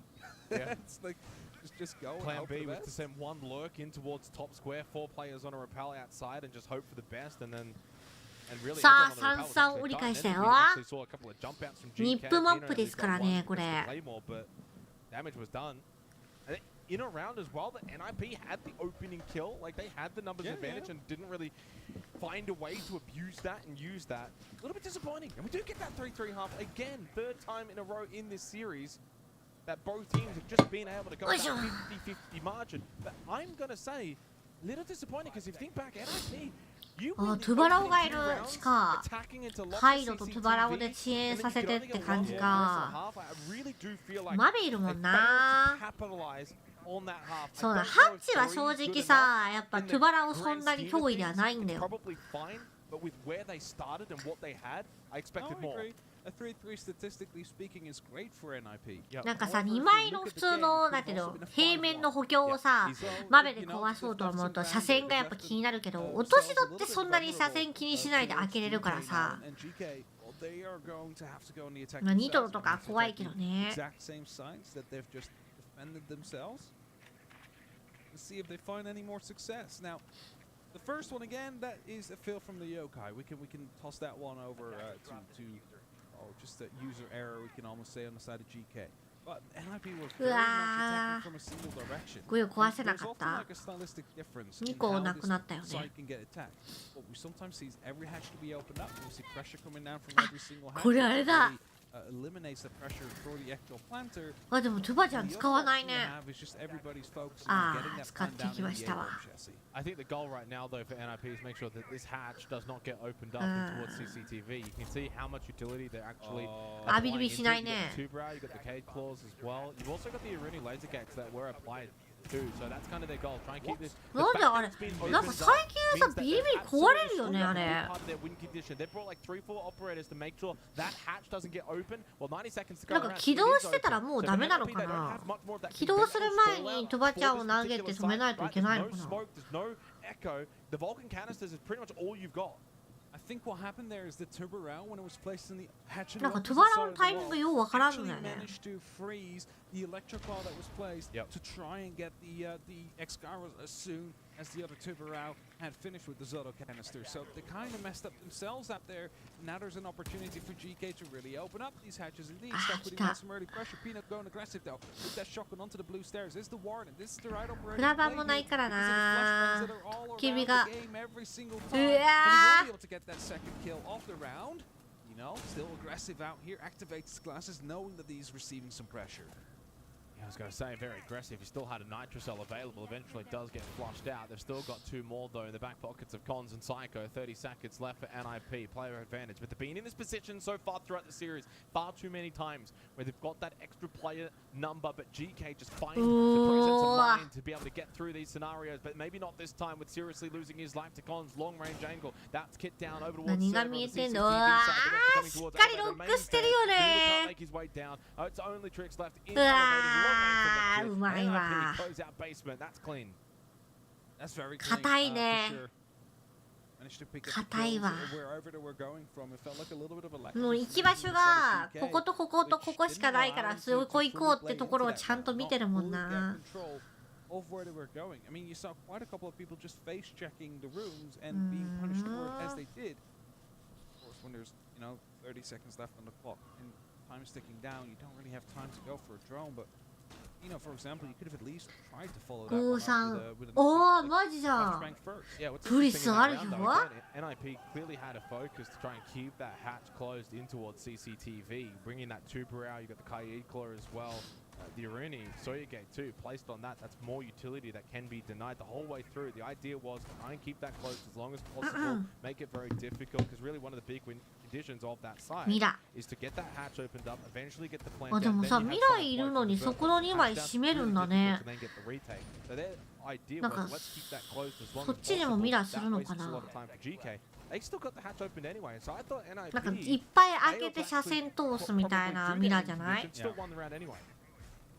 あ、そこにも使うんだ。 And of course, like you look at the serial laser gate that was placed as well, it's placed on top of the hatch rather than underneath, which means that there's no reactivating it for the defenders. That's just no, but you want it on top because if it's on the bottom one, then the hatch no, of course the hatch will open up. But if you put it on the bottom, then they're going to have to use utility first before they drop in, or they take damage as they drop in. That's true. So it's a bit like, and you can reactivate that one. So if they do open it up first, you can waste a couple pieces of utility. Yep. I actually did like the Goyo canister with the serial laser gate because the fire might have made it more difficult to see the lasers out there, but 入ってる？あれビリビリできるの？ is that gonna hit? I think it will. 嘘？してるんだ。 へえ。 playing the elevator position now for NIP. They got themselves that lead. ギリギリ入ってなさそうなのにギリ入ってるんだね。 DK have really been toe and toe with NIP in this series. It just feels like at no point neither of these two teams have been able to gain a significant amount of separation. マッチポイント？ナイス。 Are they going to be able to do? Well, they got the Thatcher, so honestly should be able to open up Kanto pretty convincingly. Unless it's gonna hit a very good trick. That shouldn't work. That's gonna obviously get opened up. もう間に合わんな。 Still gonna be putting up one little 壊れ bit ちゃ of ったね。 extra stuff. Oh, another EP going through. That's unfortunate. All three used there, and every single time right after the electric claw get placed. Now it's not going to open up much more than it has now because the electric claws will be activating more, and that one should be destroyed. すごくないペースだよだって。 No, there we go. So it has been activated. Still an angle though. Wizard has to be very careful trying to challenge that. Yeah, nothing more that Wizard can really do now. Poolside probably just sit here, wait for that eventual push up towards top spiral. Minute 12 again. Time has already been wasted in terms of the pressure being applied towards Kanto from GK. Wizard will just happily sit inside of Elevate in terms of the rotate for GK. While Kit has been taken top square with K. Musi obviously on the mirror inside a janitor. Not necessarily sure if he's going to peek out towards that stock hallway. Inside of stock is still Con, so a large portion of this western side of the map is still very much filled defensively. It's a slow peek though from K, anticipating the swing from Collins. It did come through. He was smart in being able to just get away from that second trade. 40 seconds though again. フラワン食らっても微動だにしないのがすごいよね。やべえって逃げちゃうもんな。はやってあんなとこ登れるんだ。ダメージ食らっちゃうのかな。いや見るとこいいね。うわ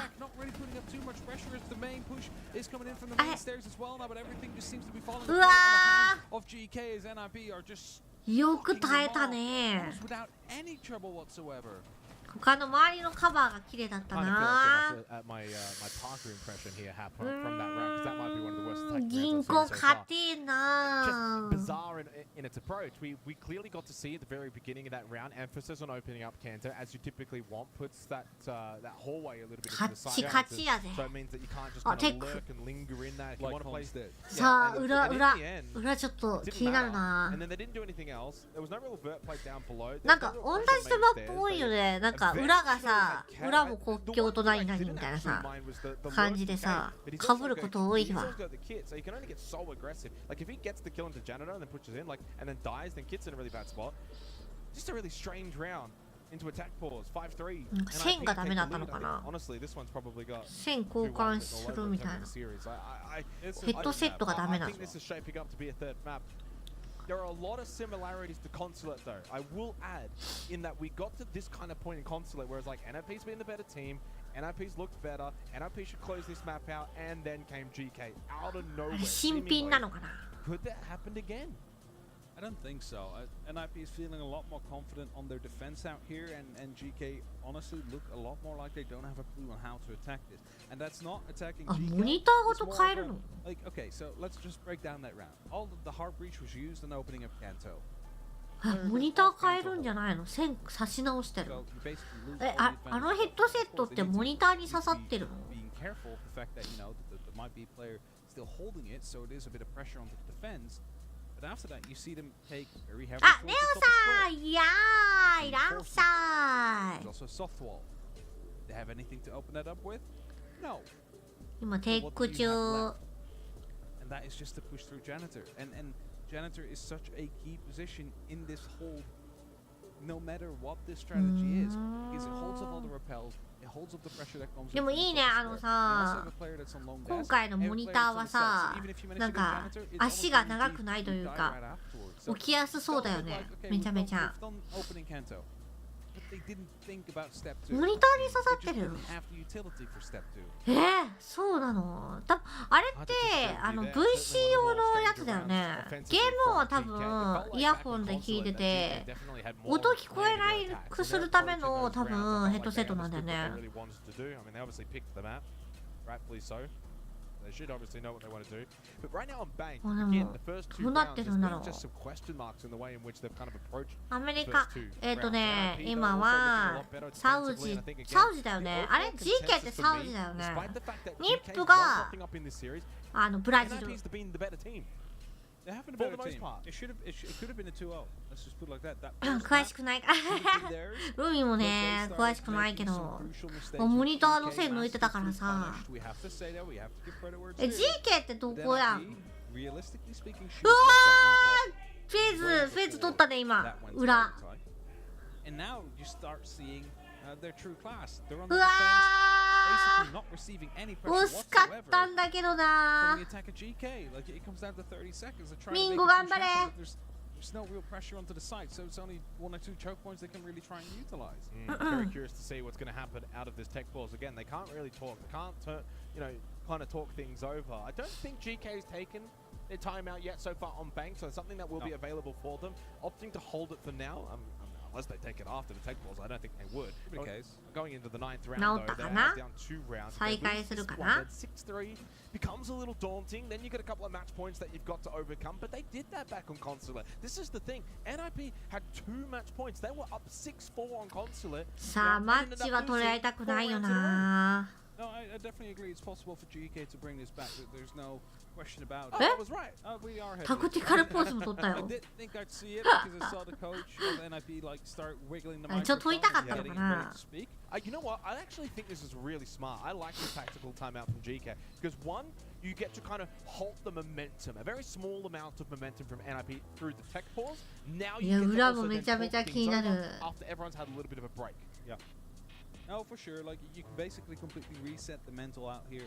Or at least try as 1v3 決めたんだね。 There is a bit of フェーズ pressure は on here because GK know that if they manage to win this, they basically find themselves out of the groups and go towards the playoff stage and find themselves in elimination matches. Instead, if they lose this now, they might find themselves in an elimination matchup later on. あ、ルミパックもらえてるぞ。 So これで何個目 ?6 パックぐらいもらえてる。 is going to be decided that NIP will be 5パックか ?6 パック、7パック目かな。 locked off due to their victories. なんか動画よりルミンさん自宅の音は気になる。なんか音する？自宅の音？何が入ってる？何の音や？なんか生活音入ってる？咀嚼音？でも今食べてないよ何も。今は食べてない。咀嚼音以外でなんかルミの家なんか生活音する？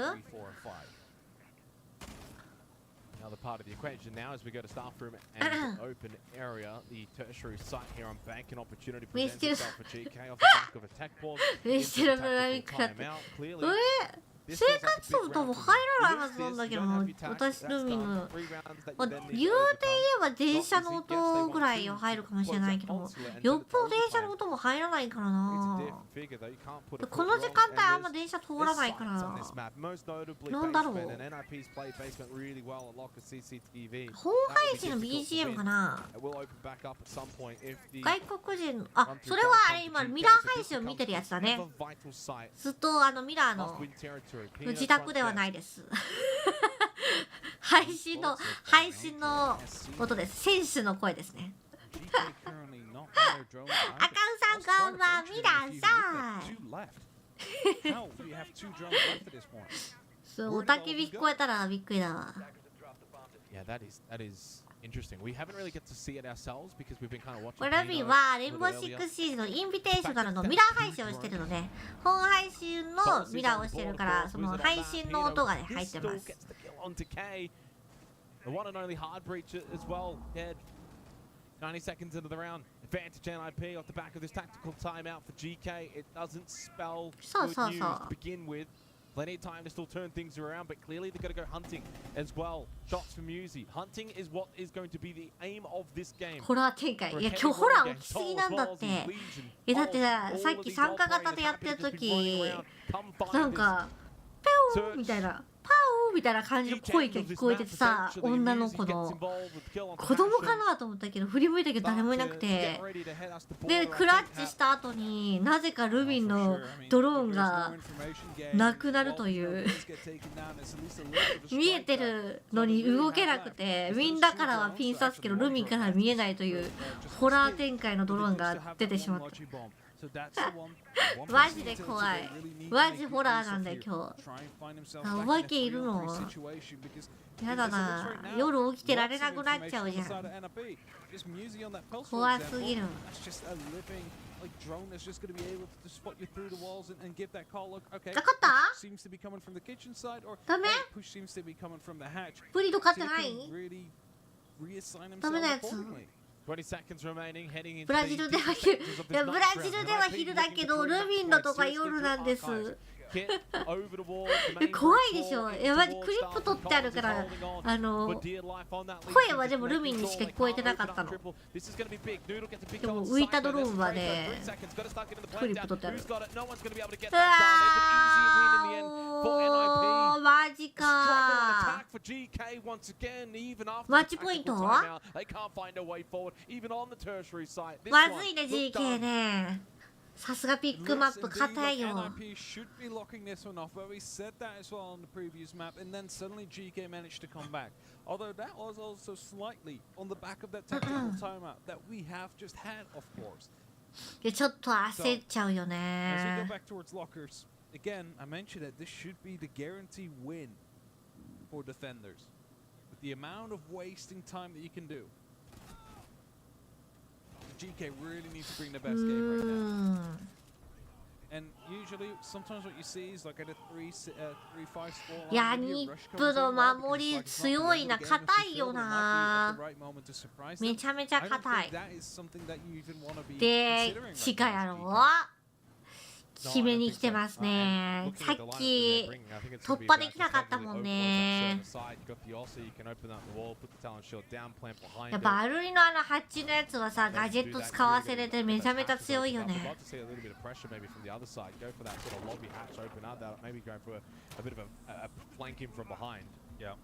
Do something a little bit different because right now, at least from even both teams' perspective, it's just been that kind of default server side push that we see. いや、ブリスは次取らないと延長になっちゃうのか。 The thing is though, there's no twitch on the board, so there's no early taking care of the Goyo canisters.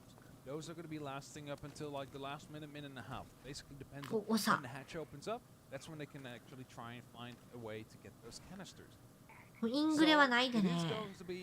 A time game in the end, or they need to go for a bit of a different approach, and that's what they're doing now, trying to take that garage control seriously. He's using the Oster shield to try and guide himself some safety. He's going to be setting it up so he can now try and challenge Wizard. He's playing around the back of the card. Of course, they both know where each other are.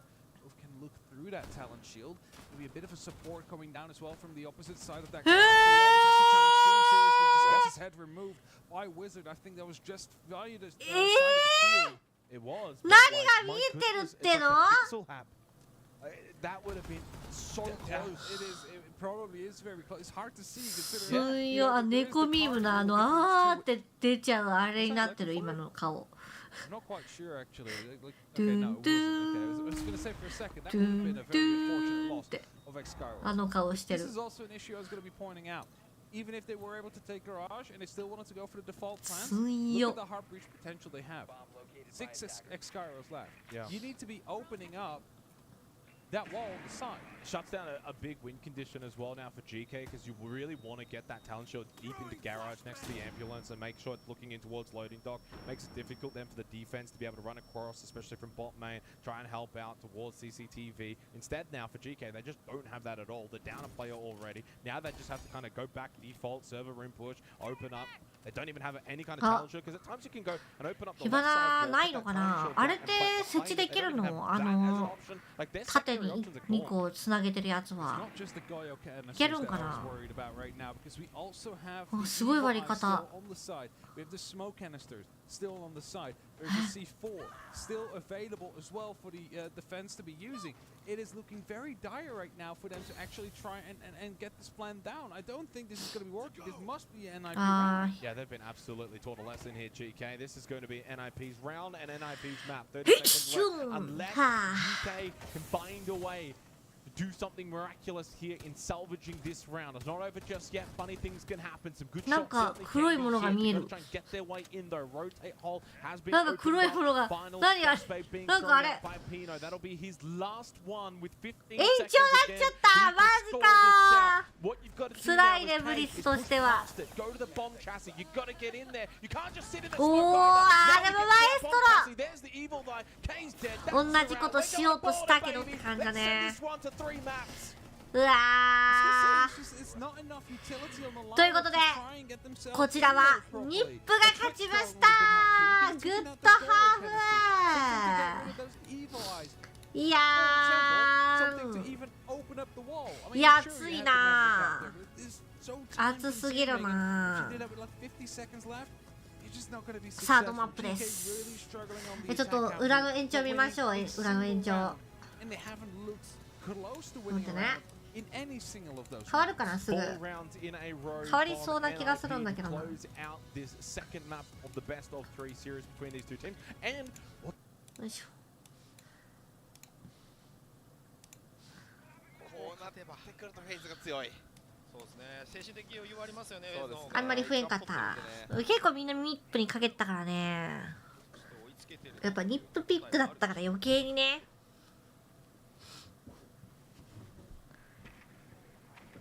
さあフィッシュガイ。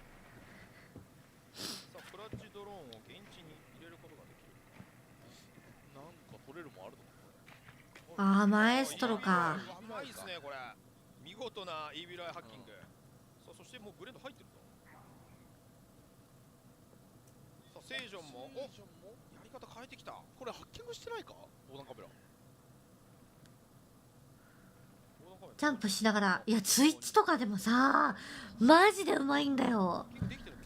クラブハウスのさ、青倉庫側からピョーンって飛んで、バー通ってた。あ、誰でるバーのカメラもね、壊してた横断。カメラハッキングできてます。そうですよね。はいイービルアイがあるんですね。イービルアイどこだ？多分これ下じゃないですか。あー、そうだ。やばいやばいやばい。セイジョン本当にまずい。セイジョン引きました。残り HP はわずか。ただファーストブラッドは取れています。お、ブレード取れた。ビタキングカット。5-3。マエストロ狩らないと中ね。間に入ったのが大きいですね。引くのが難しくなっていますフェイズ。特にサイバーどうするか。ただこの人がいれば壊すことができるか。下から見ている。ちょっときついですね。そうですね。いくらサイバーといえども。でも上取れてるんで、その優位性を失いたくない。さあ電子あー、挟んできてるね。さあサイバー。ドローンも流れてきたぞ。2ピン立ってる。やばい。バレてる。2ドル戦投げられた。うわサイバー。ー、うますぎる。やはりブラックアイに苦しめられています。あ、どうした見たい。ハーディ勝ったスリーバイスリー。ちょうど取れてたか。さあ、お、サイバーも取ってるので 1V3 だ。最後はサイバーか。ソウルズか。フェーズうますぎる。取れてるエリアが良かったですね。フェイズ側の。いやで、ちょっとセイジョンがマエストロのイビライに打たれすぎてエリア放棄しちゃって、だから強気に分断ができなかったんですよね。あれ分断してれば全然違ったと思うんですけど、ちょっと良くないことが全部起こっちゃいましたね。そうですね。あそこキープできていれば話全部変わっていや、ます。そうなんですよ。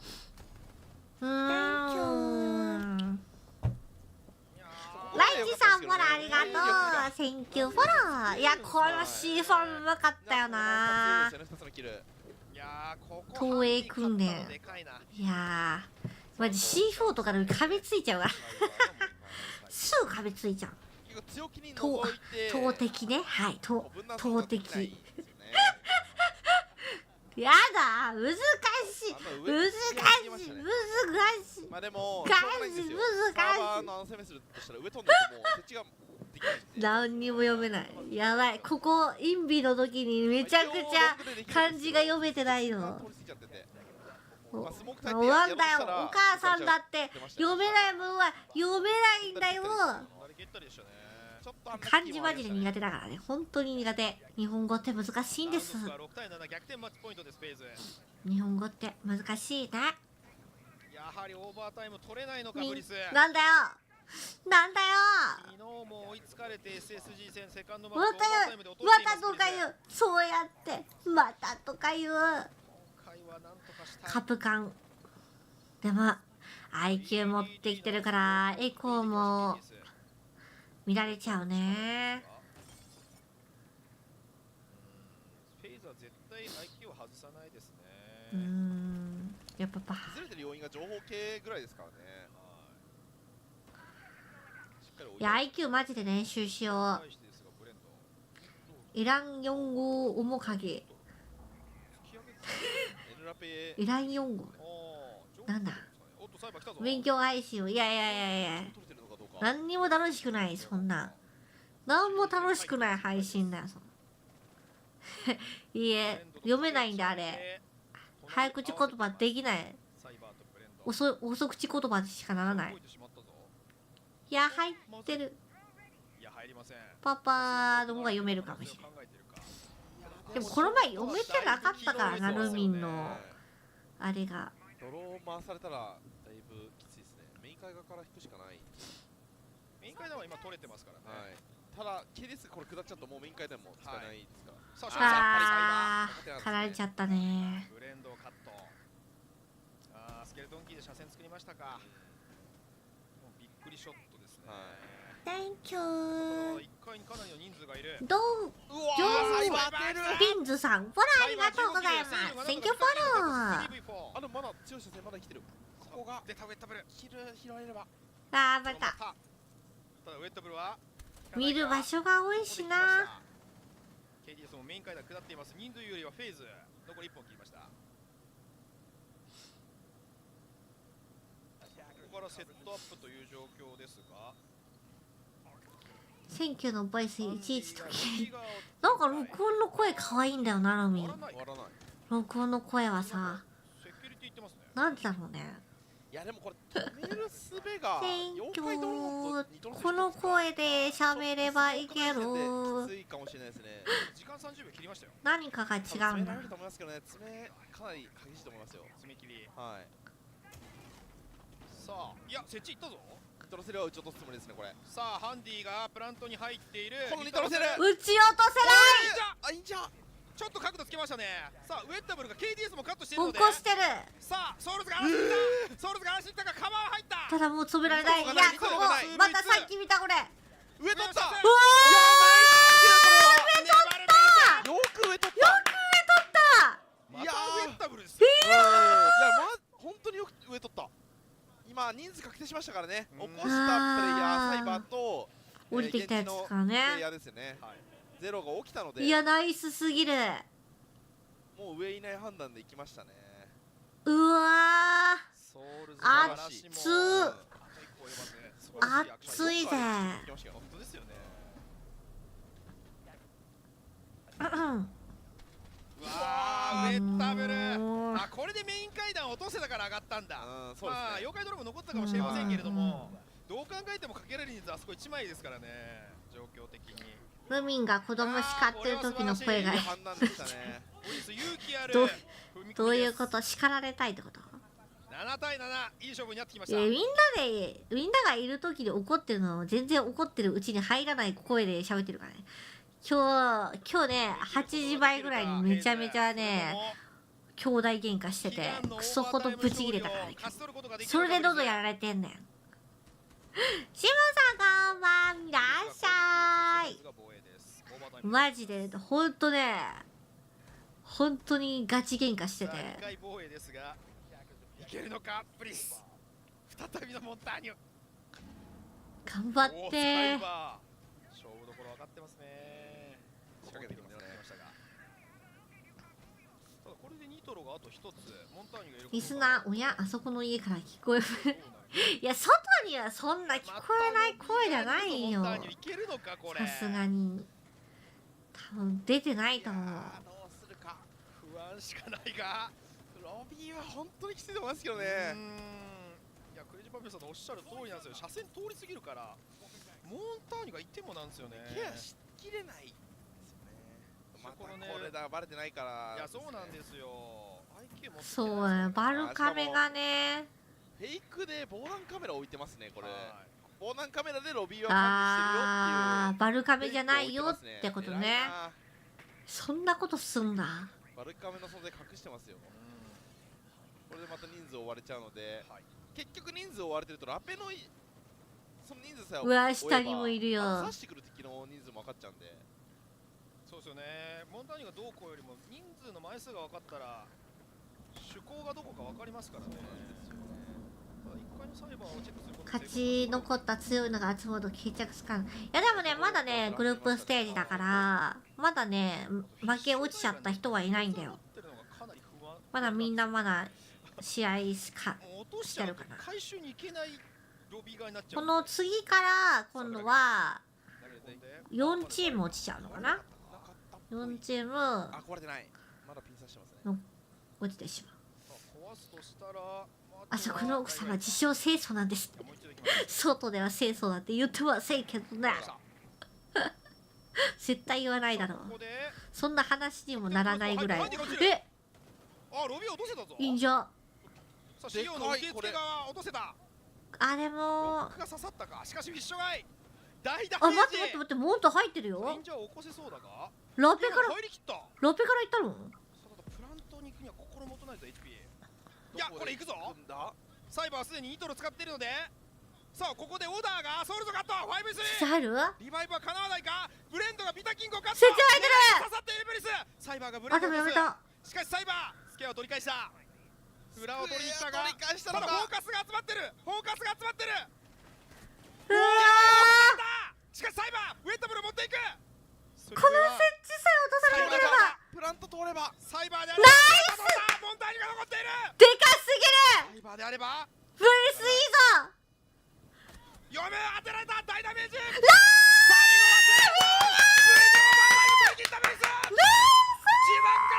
放たれたのはオーストラリアから勝ち上がってきた。やばーい。スコア1対1。フェイズだよ。グッドハーフ。ちょっとこれ見たい。うわ見たすぎる。見たすぎるんだがなあ。ダメだったモンターニュ戦術よくなあ。そうですね。いやミンゴー。うわめっちゃ見たいって。めっちゃ見たい。めっちゃ見たいよ。GK も見たいけど。これでブリスも念願の1ポイント獲得ですけれども。いやー、取ってきたのも良かったですね。居場所を決定したんで。いやグッドハーフ。うわ見たすぎる。やばい見たい試合しかない。そうですね。思考はエムラペでしたよね。分裂できルミン今からルミン分裂できへんかな。うわー見たすぎる。これで1対1ということで面白い試合となってきました。ということで裏がね始まりますので。わかりませんが最後ナイトヘイブンラボまで来ました。ナイトヘイブンなんだ。も2人でお届けしたいと思いますが、一度インターバル挟ませてください。再開時間は画面に表示されたタイマーをご確認ください。それでは失礼します。いやいい試合すぎてな。おおびっくり。トイレ行ってくるね。音でかい。お手洗い行ってきます。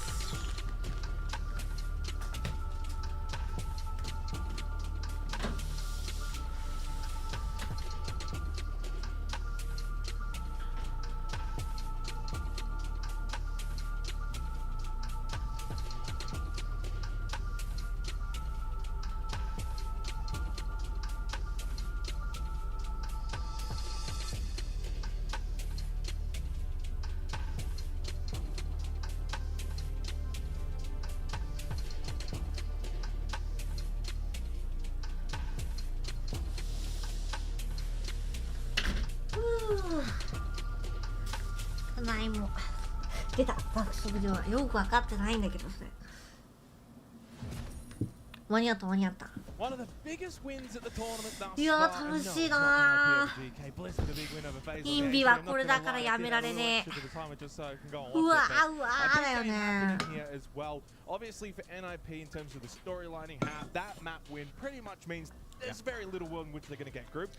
But it does also mean a lot for GK for all of the negative reasons because now they do lose order. They have a dual die match. みんなトイレで何してんねん。やってトイレ行きます。座ります。します。拭きます。吐きます。手洗います。はい終わりやん。何するみんな何してるトイレで。携帯見てる？何してみんな遅いのか不思議で仕方がないのに。それかめちゃくちゃトイレが遠いか。瞑想してる。トイレで瞑想してんの。だからみんな遅いんだ。履いてます。履いてる。今日のパンツに関しては正直緩くて嫌だ。なんかピタピタじゃないです。ゆるゆるのパンツだからちょっとなんか嫌だ。違和感がある。モンタモンティウス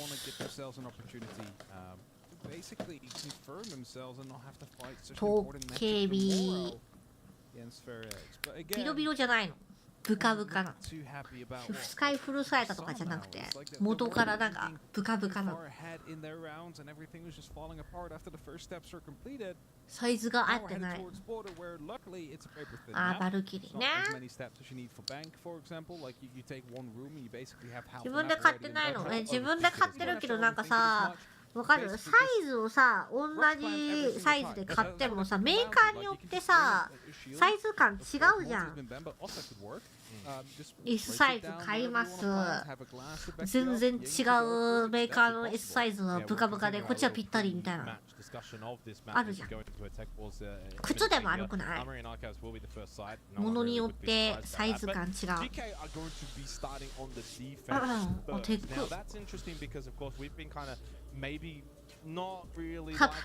カッパのパンツは履けないな、さすがに。パパのパンツは履けないな。かぶったことはあるけども、洗濯済みね、洗濯済み。ここだけ最初言った洗濯済みのパンツはかぶったことはあるけど、履いたことはないわ。遊びで1回ぐらいはあるでしょ。遊びでね、遊んで若い頃新婚当初かぶって遊んでたことありましたけど、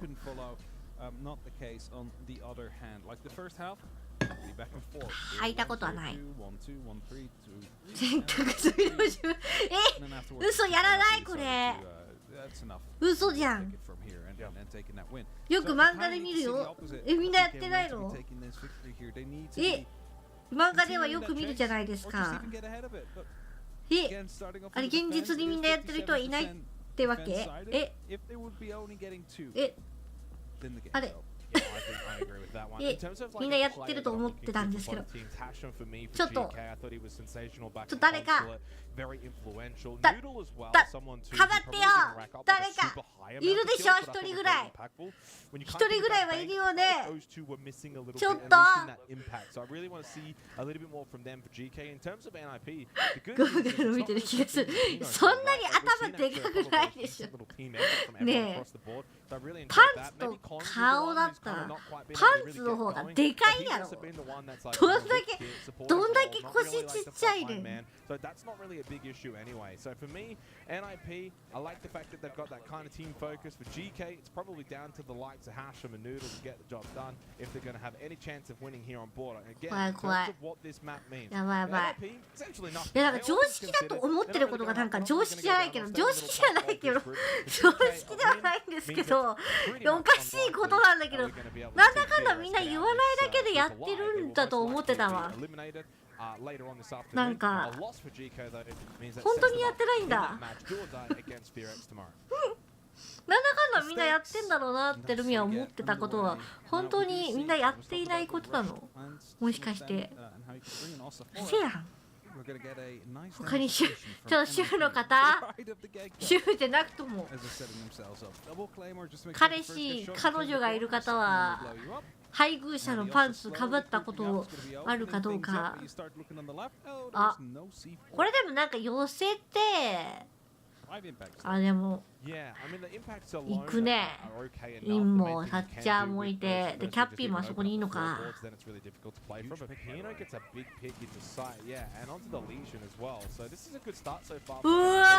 ー、強っ。うわー、nice shot as well from Psycho. Good aggression early on from NIP in towards site, straight in towards Armory.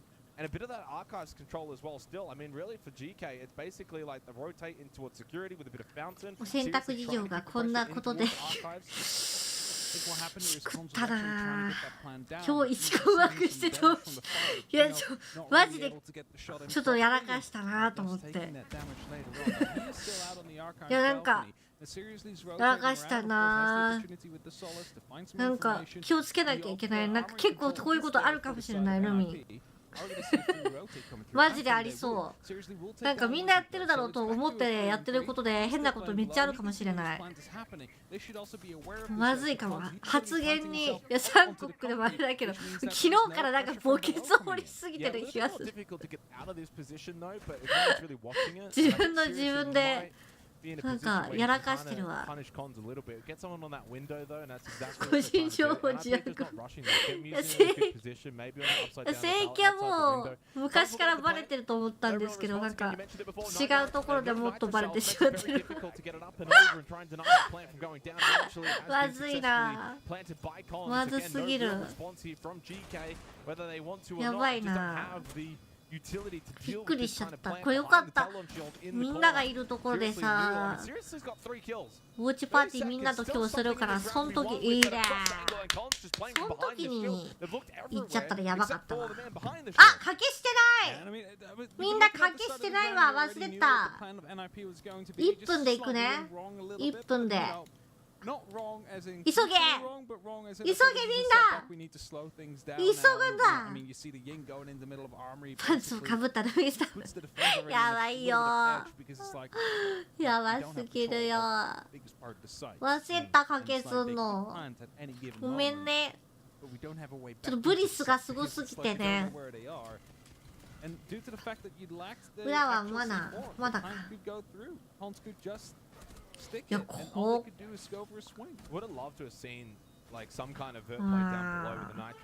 や一回さ、まあバババババって入ってきて一回待ったのがすごいよね。いやそのまま設置来るって思うじゃん。でも一回落ち着いて情報を取ってまた行くっていうのがすごいな。急いじゃうよね。ここでも落ち着きがあるんだよな。あ、ヤギさんこんばんみ。あざみの服かわいいでしょ。さっきね海外のキャスターさんであざみねスカちゃん着てる人いたんだよ。ルミの着てるやつとは裏返しが違かったんだけど嬉しいよね、ああいうの。お揃いだーってなったもん。なんたらかけ損ねた。1分だったからね。どっちが勝っても正直おかしくないよね。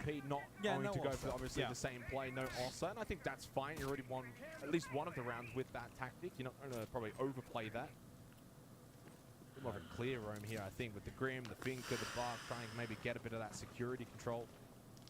It feels like they want to take control of 2分。2分だとさ、分かっちゃうじゃん、だいぶこの今の進行が。冷え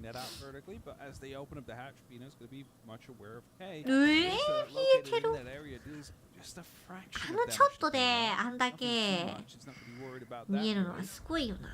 打ち合いペッてもう打った瞬間にはもういなくなってるもんな。ルミあの隙間で見れたとしたら入ってきた。やばい。うわー相打ち。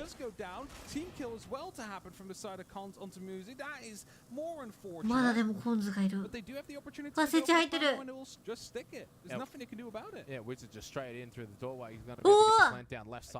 置通ってい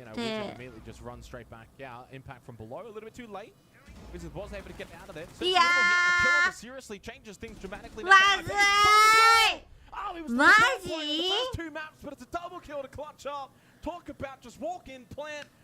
いや人数で押したね。うま。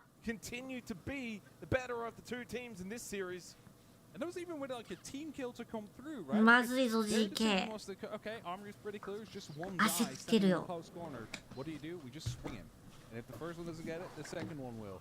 If you then team kill the second one, and the third one will eventually get that kill. I mean, Actually, he was down, and then Cons just blatantly yeah, executed his teammate coming in from. That's not as bad. That's not as bad then. And in the end, Cons was the player who was able to then go on, get 2 more clutch kills at the end. He salvaged it. Yeah. He salvaged it, but he could have cost around. For the greater good, I must put the ハイゲン選手が日本チームのスキン使ってたら嬉しい。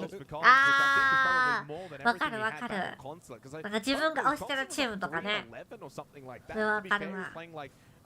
見ちゃってする。あ、何使ってくれないのかな。使ってるチームないよね、多分。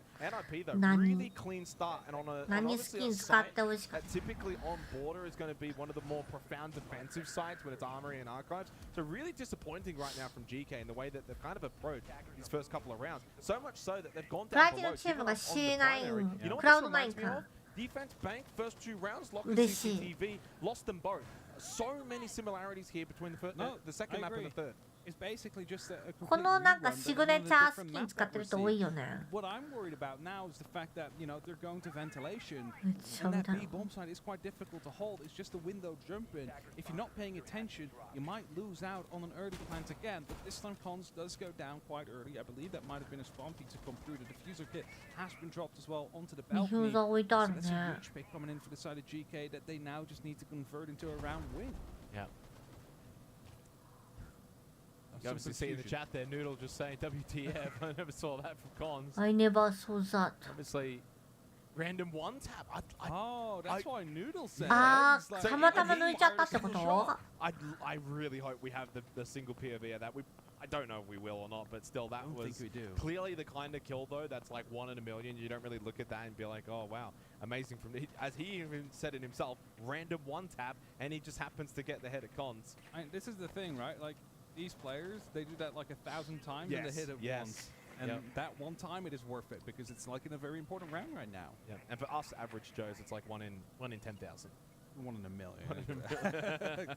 Well, 90 seconds in, and it has probably shaken up the attack of NIP. Just even the time wasted in trying to retrieve this kit as well.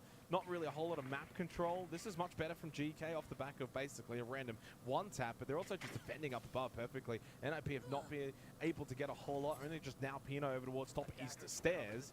And trying to see if he can find some information. Has a red ping to the right やっぱあ hand そ side. この一枚開けてるの多いね。 Yeah, that is definitely him. And he was thinking about going quite aggressive. この前はワンマイで盾で守ってたじゃん。Wasn't able to find him because Pino just moved ピン out. ポイント。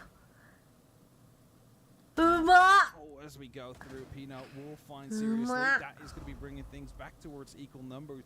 Of course, we still need to go downstairs. There's 50 seconds left on the clock. There needs to be a lot more done by the side of NIP if they want to get a plan down. As Noodle finds Muzi, that is going to be complicating things a bit. Yeah, certainly will be. Still a bit of time. 40あの seconds. ロゴベタ塗りシグネチャースキン微妙だなと思いつつ所持チーム増えていくのはなぜだろう。でも、まあ、分かりやすいからじゃないかな。やっぱこのチームを応援してるっていう感じでめちゃめちゃ分かるじゃん。ロゴが貼ってあるの。いや結構プロの人つけてる人多いもんあれ。めちゃめちゃあれみんなつけてるよ。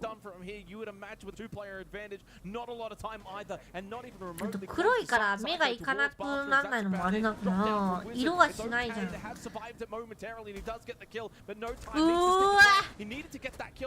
ナイスタイナイスタイ。Started all off with a bit of a random one tap, which I think あ、プロの試合ってチャームもつけちゃいけない。チャームもついてる人いないよね。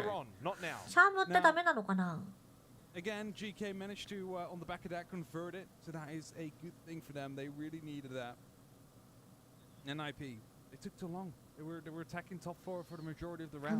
なんかダメっぽいよ。誰もつけてないもんねだって。つけてるつけてないよ。あ、つけてるか。つけてるあ、つけてるわ。でもなんか光ってるやつとかさ、そういうのはないよね。みんな同じあれどうだった 3-3 is a good round for NIP here. If they manage to get 4 rounds, then basically this game is over. So the pressure is really on GK with NIP already 2 on the board. Yep. at least for GK, kind of stems the bleeding a little bit after the way that things went on bank for them, losing the first 2 rounds here on border, especially on Armory and Archives. It just kind of felt a little bit begrudgingly that it was going away from them, but that was a round that they sorely needed. They win it out. We get a bathroom and towers. How does this get? このキャッスルもやってたね。 drone game from NIP, bringing the Roteros, which is really solid, being able to clear め things ちゃめち out ゃ on site. Both drones now from Pino. あ、ドローンスキームダメ。多分自由か。たまたまルミンが見てるやつがつけてなかったりとかしてるだけかな。ドローンはやっぱあれかな、見づらい見づらくないが顕著だしね。あれだよね、エースのエリートのガジェットも多分ダメなんだよね。エリートガジェット。Pulse was there last round as well. We started seeing a little bit more of it over the last couple of rounds, and it's just such a. だからルミンさ、なんか久しぶりにすごい公式大会に出た時があってさ、女性大会みたいなやつ、あれルミン知らなくてつけっぱなしで出ちゃってさ、やらかしてた。大会出れない理由が今それなんです。スキンを戻すのが大変っていう。マジで大変。うわー、ちゃんと見てる。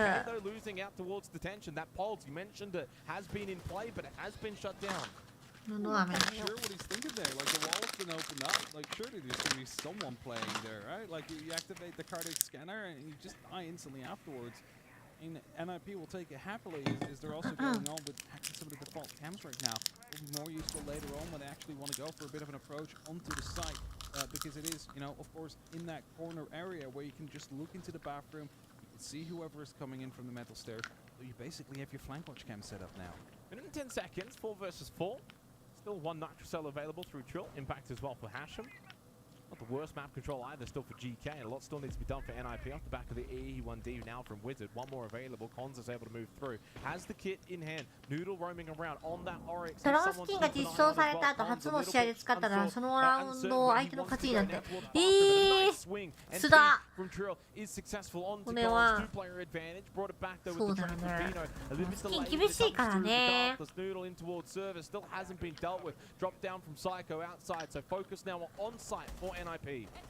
Good shot from Pino coming through, and now really the player inside of the workshop needs to make some work happen, but also Noodle still being above, of course. The smoke comes in. That's いや見えないところだしロックもしてるしね。might be outside the window, but they need to make something happen because the plant's hash has gone down. 45 seconds. あ、ブイブイさんこんばんみーらっしゃい。うまい。あるぞ。Noodle with a great pick to come through. Pino now in a 1v2 standing. He's trying to dig himself in deep in a position they might not really expect, but he could be flanked. It could be double swung, and that's exactly what they need to do. Are they coming in from behind? That is that big jumps over final. Pino! A huge clutch to come through. Pino 強すぎる。In the 2 versus 1, back against the wall, quite マジ？うますぎるだろ。優勢だと思ったのに。支持者が見ます。ありがとう。マジか。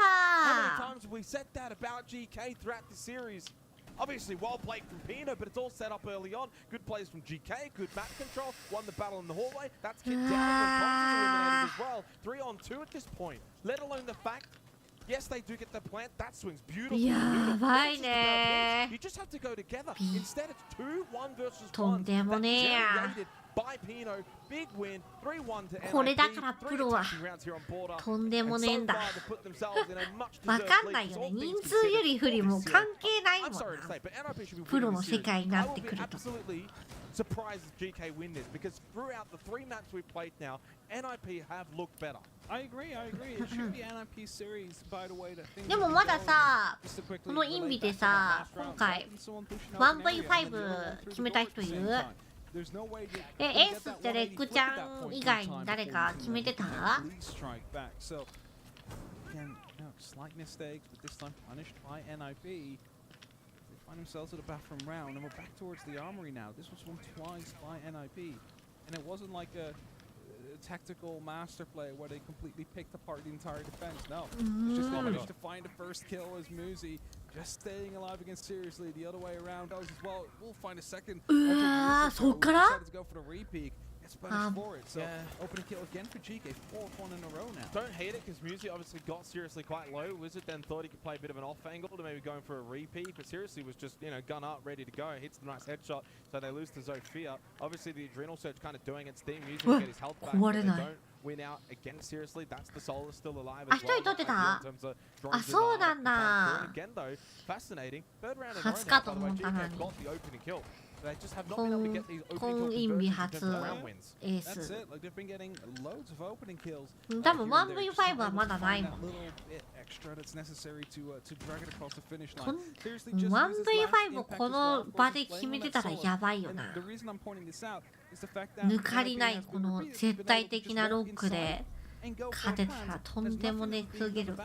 Having an impact could have actually been quite useful to open up right below it and see what else could be done. As Cons will be able to find K. That's going to be the Legion gone. No more new goo mines to be deployed. And with that, it's back to a 4-4. Yeah, love that though. Pushing in with the Boogie Auto Breacher, mainly because of the sound cue, makes it hard to know whether or not he's gone in. That's kicked down. Nice kill again from Seriously, standing up at an individual level, but eventually shut down. Trade comes through from Muzi. Low on health is Cons and Muzi, but no more Adrenal Surges available. Those have been expended. Gone. 60 seconds remaining in the round. The 3 versus 3, where it's a still slight advantage for GK, not a whole lot of map control for NIP. They've been so good in hitting their shots. Playing really well. The whole way straight into the arms of Cons. Hello, welcome. Says Cons to Hashom in a 3-1 just like that. Big turnaround. It's only Trill in the 1 versus 3. No smokes here either. The other day I saw a team throw a smoke into a ward and then it turned into a 3K. Won't happen here. 40 seconds for NIP to gain a 4-1 lead. The diffuser is down on ventilation balcony. That was in the hands of Psycho and it died out there. So there's a really good opportunity to actually just by stalling as much round as possible. But that is definitely not helping. Jumping into the air jab. The drone spotting out as well. 怖いわな、見ると怖い。 Fight it through and Cons eventually will be able to pick it up. He didn't know that that diffuser was outside. ニップ強いな。インビで 1v5 消えたらもう優勝でいいよ。個人優勝よな、もう。やばすぎるわ。いや、TZBZ。いや、GK ちょっときついね。 That was definitely 3. Don't know about 4. I have 4 written but you've got 4 and ピッチまで結構通されてるもんね。 I'm going to translate one of them into a round. Yep. Yeah. I mean, that's obviously been a bit of a story here on Border, which has not really been the case in terms of the series. I think back to Consulate, and it was すごいノリノリブリス乗ってるかわいいめちゃめちゃかわいい Kind of gone against the grain of the series. GK getting opening kills. They look good early on, but they're just not able to close rounds out defensively. We are seeing 4 attacking rounds to NIP on Border. Mind you, historically, you think attack is fine on Border. 聞きました今皆さんまんじゅうって言ってたよまんじゅうの話してるインビでまんじゅうの話してるぞ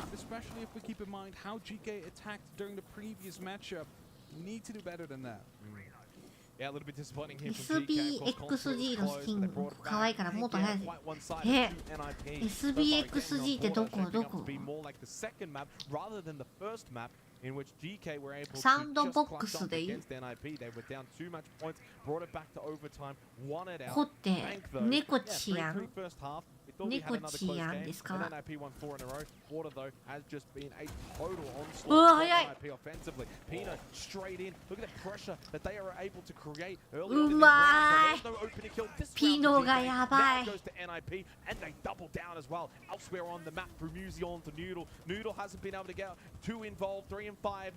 And for NIP now in towards Passport, they've got good map control. They know how to get the job done from here. 攻撃が早いんだわ次のシーンをまんじゅうリークしてるやばいじゃん実況解説まんじゅうかなんか食べ物口に放り込んで相手洗脳させるんやろ口にめがけてエイムして物食わすなまんじゅうを。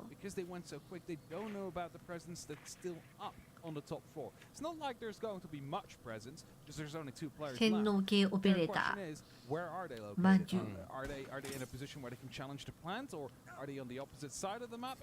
I think that's what Pino's going to try and find out. Now they know with that drone, by the way. Yeah, I like this as well from NIP. Slow down, get the drones going, find the final bits of information. Musi, that is disgusting. Softball headshot onto Ashom and really just kind of driving the nail into the coffin of GK. Not so much for this tournament, but definitely for this series. Drill through customs, yeah, he'll get one, knocked down onto Wizard, but he will eventually get traded, and it does count as a flawless round because he hadn't been eliminated. 辛いね、ちょっとね。 It is an NIP show right now on border. We've seen some very gloomy faces as well. ニップの速い攻めがマジで強い。あんなガンガンバンバンバンって言ってもそのまま入ってたからね。強すぎるでしょ。 GK to bring it back. They go into the attack now. They call a tactical timeout to talk things over. I mean, just looking at this, right, like you haven't played an attack yet, so what is it really you can talk about? Just the mental, the call-outs. You know, fundamentals like, hey, you got to talk to one another, you got to call each other. Like if you need help, you cannot just take these fights alone. Like strategically, there's nothing to talk about yet at this point. It's an interesting thing that always ポリス fascinates me in も Siege. あれだね、なかなか取れてないね。 How many times have we been like that? And then how many times have we also seen these comebacks? They're very much possible. Very much possible. The only thing for me though is when you kind of look at the statistics of the tournament right now, they're decided on every single map. So far, the maps we've had in this series are actually all ones that, sure, have actually looked okay for attackers. They're not quite 50%, but close enough to it.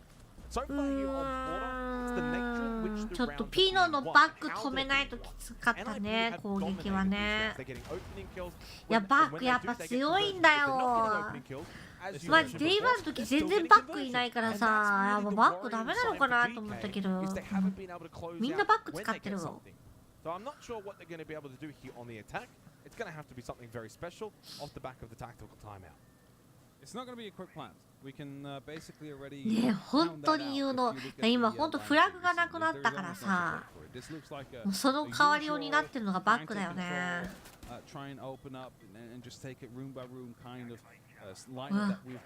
すごいとこドロー入ってる。でも感じてるよね、なんかありそうだなみたいな。分かってそう、音的に。 突き上げ下げハードブリーチ切り替えの速さなあ本当にで昔より全然リコイルしやすくなったでしょうわ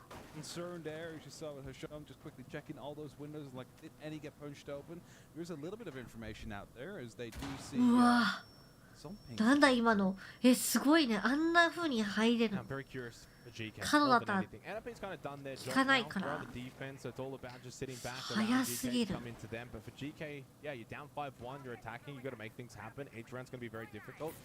ばいうますぎ早いシフォかいい速さだったんだけどね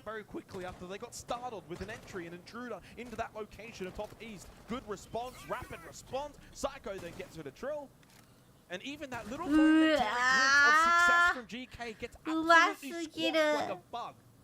I don't know. Okay, so first of all, I was going to be mad at NIP. しかもタイムはどこだからねこれね。いや東海は良かったんだけど C4 のカバーがうまかったよね。いやー。Like that is just such. I will say this one thing. ちょっともうマッチやしな。I want to say because there might be some people who've only just tuned in. And obviously it's a beatdown here on border. But this is a deserved beatdown because they probably should have won this series 2-0. いやそうねなんか昨日もだったけど昨日はでも結構全体的に取られちゃったかやっぱさ前回強かったのはさやっぱ対策もされてないしってことでさ前回注目を集めちゃってやっぱりみんな対策はしてきてるんだろうね GK の But admittedly, then we go to Bank, NIP, far superior. We come to Border. いやー、国境妊婦強いね。守り、攻撃の時がマジ強かったわ。ほんと、速さが。ああ、そうね。フラグ仕様の変更もやっぱでかいよね。Now, of course, it isn't over yet until it's over, but we are starting to lose hope for GK. That last round of the eye roll says it all. That says it all, because it's like you have such a good opening, and then it just falls apart like momentarily after. It's not even like, you know, you're waiting like up until 20 seconds left and then it's falling apart. No, it's 5 seconds after that opening and everything's falling apart. The round's over. And then you have the eye roll like that, and it's like just clueless. It's like, what can we do to stop these guys? And Asham will open up. We'll get a great opening kill again once some cons. He manages to survive as he exits the building. いいね。早めにアザミをさ、通せたのはでかいんだよね。さっきもそうだったけど。So he managed to escape with his life. Now they need to try and translate this into あとは応援れるよ Ironically, seeing な that。someone from NIP was watching that default top piece this round, not making the same mistake, but Hasham does get the opening kill. But we said that time and time again for GK here on Border. They get these opening kills, they're just unable to上取れてないからね。 Certainly one of the weaknesses. The strengths, though, have been あ、見てる。 freebie left for Pino. Seriously, just unaware, caught napping, little push out of bathroom. Obviously, it is bathroom battalions here for this potential final round, and a 4 versus 4. Hasham's low from those earlier response when he did get that opening kill. どこwith the kid. どっから撃たれたの Not using their drones. I mean, sure, like 5 of them have been taken down. There is 4 out there. No one is like droning into these rooms or just face checking it, assuming that it's clear and taking damage from like lines of sight that have been set up before. And those are like fundamental issues that you need to make sure are not plaguing you, because right now you have 2 players that are a bullet away from death when you're already basically at an equal point. People flashing themselves as well as they try and go for a bit of an execute, going on the drone, trying to take the fight will be shut down. That's at least something to hold on for うまいな。全部が全部さ、綺麗なんだよな。 60 seconds left. The other part of the equation is Troll, K, Hasham, all low on health. It's a full health NIP despite being a player down. I actually consider this about pretty even in terms of where the round is concerned, especially with the fact that NIP still have really good map control for the site itself, with Psycho up above on that Thorn. Still needs to be cleared. He can't be cleared. They probably can't win the round, GK. So they've still got to do that. K now droning through, getting some information. Pino will get droned down over towards waiting, and then Wizard is there as well to double stack up. Site a little bit vulnerable and has now just been droned out. あ、合ってた。キャッスルの位置。キャッスルして開通して守るんだ。of NIP, but he just decided to rotate all the way to the opposite side of the map. They're going to get moving. もう帰っちゃってるね。やっぱちゃんと引いてるからさ、もう足元見たって帰ってるんよな。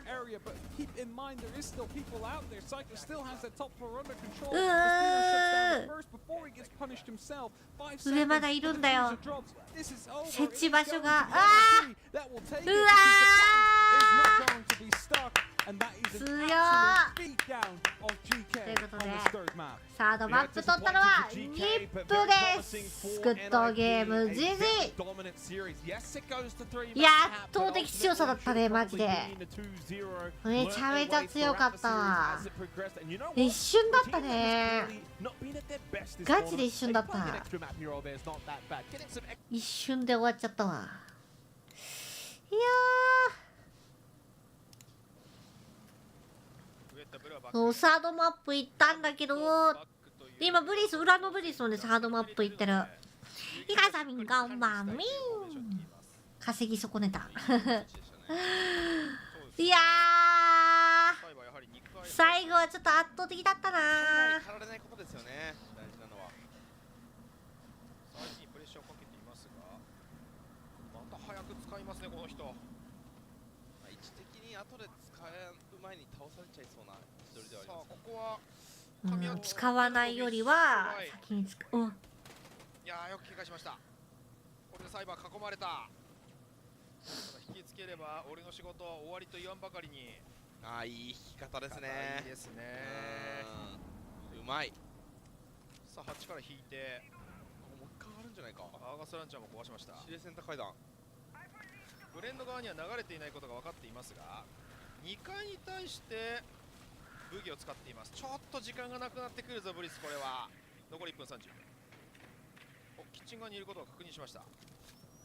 めちゃめちゃ広く出てるもんね。だって遊撃がさ、現地近い。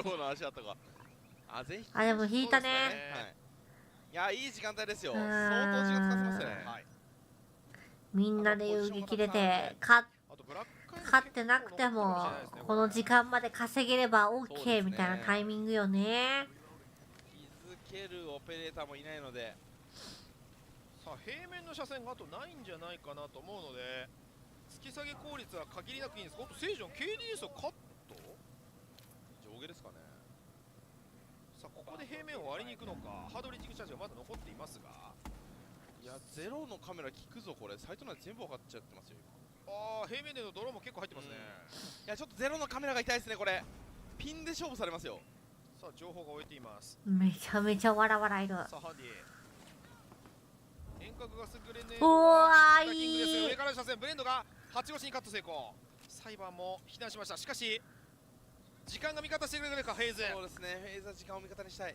ソウルズがオダーをカットして 4V3、 やはりソウルズなのか。遠隔ガスグレネードで前に進めません。うわー、ここはビタキングサイバープラントには入れていますが、いやー、ビタキングだ。後半よう耐えてるね。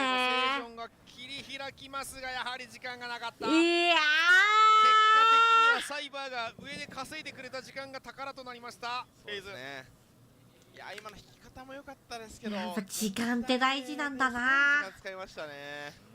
人数有利は取ってたけど、拾えたんですけど、最終盤詰める時間がもう10秒から15秒の間だったので、結局走らなきゃいけない時間が多くてですね、なんかピークが難しそうでしたね。あー、これは狙い通りでしたよね。やっぱね、これね、走らなきゃいけない時間帯が多いですね。遊撃って大事なんだな。まあ、別にやらなくてもいいから本当1分半以上マジで稼げたらさ、いいよね。生きて帰ってこれたらマジでラッキーだよな。でかすぎる。出てることに意味があるって思った。そう抱き枕持ってこよう。なんか直前で止めようとしてきますから、それが強みですよね。でビタキングとソウルズはちょっと引き気味みたいなね。死んでもいいから耐えれるってプロなら。そうね、マジで。ランクだったら普通に人数有利取られたらまとめてこられたら無理ってなるよね。ただモンターニをやめた、引いてましたけどね。モンターニはやめて、よいしょ。ハッキングが順調、はい、かなり順調ですね。これで走行の中は攻撃側ガジェット使わずに情報が取れます。そしてこの廊下の情報も取れる。エンジンに入れてリージョンを確認しましたが、これは大きいぞ。見事なテクニックです。なんか針久しぶりに見たな。ここで IT 割りに行きましたが、さあこれは間に合うのか。スバラを間に合うんですかね、これ。あ凍らない位置。でも凍るんだよね結構。いやー、凍っちゃいましたね。となると割れるんじゃないですかね。ああ、間に合った。ギリギリ間に合うんだ。早めに凍らしたらいけるんだ。さあこれで IT の攻防また凍ったぞ。ただ今度はさすがにエレクトロクロはないですね。多分全部壊されちゃいましたね。もう遅延ですね、とにかく。でもこれはいい遅延ですね。そうですね、時間使わせれば勝てるっていうのがさっきのラウンドでより分かりましたからね。これは開くけどもって感じよな。いやー、ここビタキングに対してロックしてたんですがやりきれなかった。ここで IT がやっと割れます。さあしかしオーダーがソウルズをカット。うわー、センター階段側。しかし KDS が取り返す。さあエリアの取り合いだ。セージョンがビタキングをカット。いいんじゃない？サイバーが後ろから来てるぞこれ。さあハンディがセージョンをカットするがフィッシュガイが KDS をカットする。うわー、さあ後ろからどうだった？いいんじゃしてる。サイバーが間に合うのか。いや、ジャブがあった。間に合った。間に合った。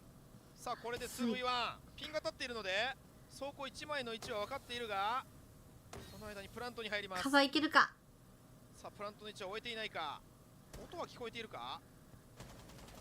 うわサイバー。おっと当てた当てた。ウェットブル対サイバしかも逃げれた。ー。ただピンが立っているのはどっちだ。ダブルですね。ブラックアイです。よく取った。抜き切ったー、うわドキドキだ。ブラックアイでかなりウェットブル追われてたんですけどね。ドキドキすぎるんだけど、サイバーワンチャンあったんですけれどもどっちが勝ってもスモークの中ってなっちゃう。肩に当たったような形になったでしょうか。上の潰し方は非常に綺麗でしたね。んブリス時間かけさせられたんですけども、順番変えたみたいな感じですかね。あんまり丁寧に待たずに。オダーが1キロ取ったのが大きいんですよね。これで熱すぎるよ。あのロングよかったので、車線が通らなよかかったんですったよね。クロスが組めなくなったところちゃんと詰めれたって感じですかね。ああちゃんとピン立ってましたね。ウェットブリーチが分かっていました。ふふただ2対4、フェーズとしてはリードを取って折り返すことができました。で攻撃マップと言われてますけども、フートアクションがないと OK ね、知恵になるから競技心でより辛く。いやほんとトゥバラオ強いよ。カイドもビリビリもトゥバラオもいて、めちゃめちゃ割に干渉する系が多いね。そこまで圧倒的なパフォーマンスでフェイズはここまで戦えているわけではありません。インビテーショナル KDS が IQ ピック、ワルキリがいることを想定してでしょうか。フラグを持ったので随分ピックしやすくはなったかなと思いますが、まずは連絡通路を割りに来ました。さあドローンを入れてバリケード、ここを割ったということは逆エリアにはこの会議側には敵がいないぞということはある程度分かってそうです。ここもダブルなんですね。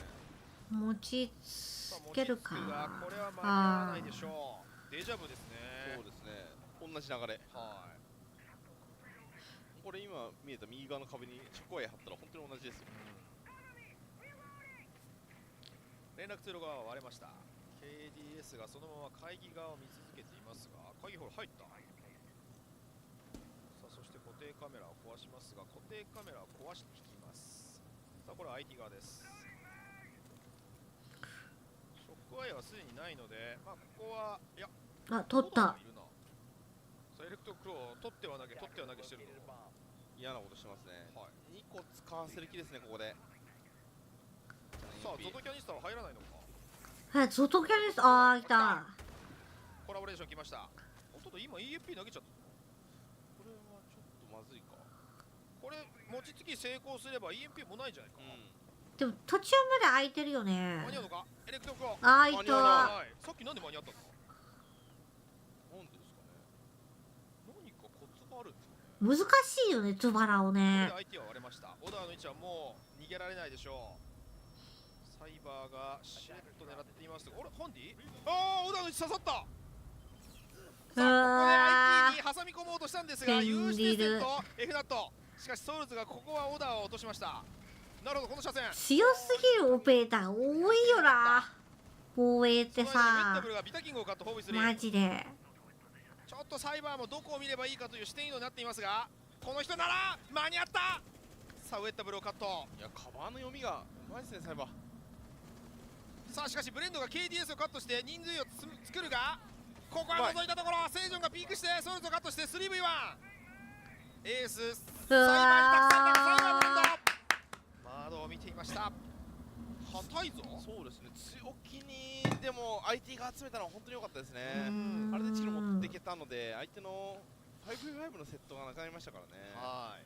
でロック抜けたところをちゃんと勝負できるっていう体勢になりましたし、現地で耐えやすくなりましたね。現地の対応うまいですね。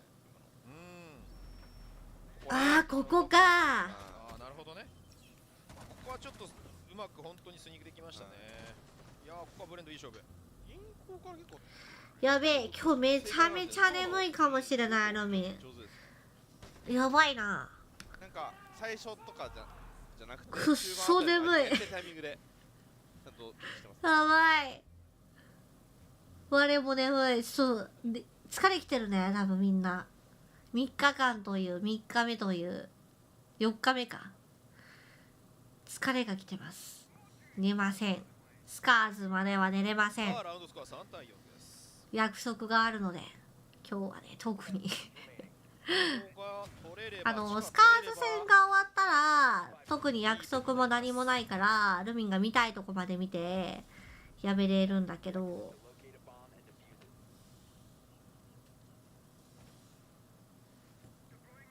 でどうせさスカーズ終わったらテンション高くなりすぎて寝れないやつだよ。あ、大さんこんばんみらっしゃい。メモを取ってこなきゃな。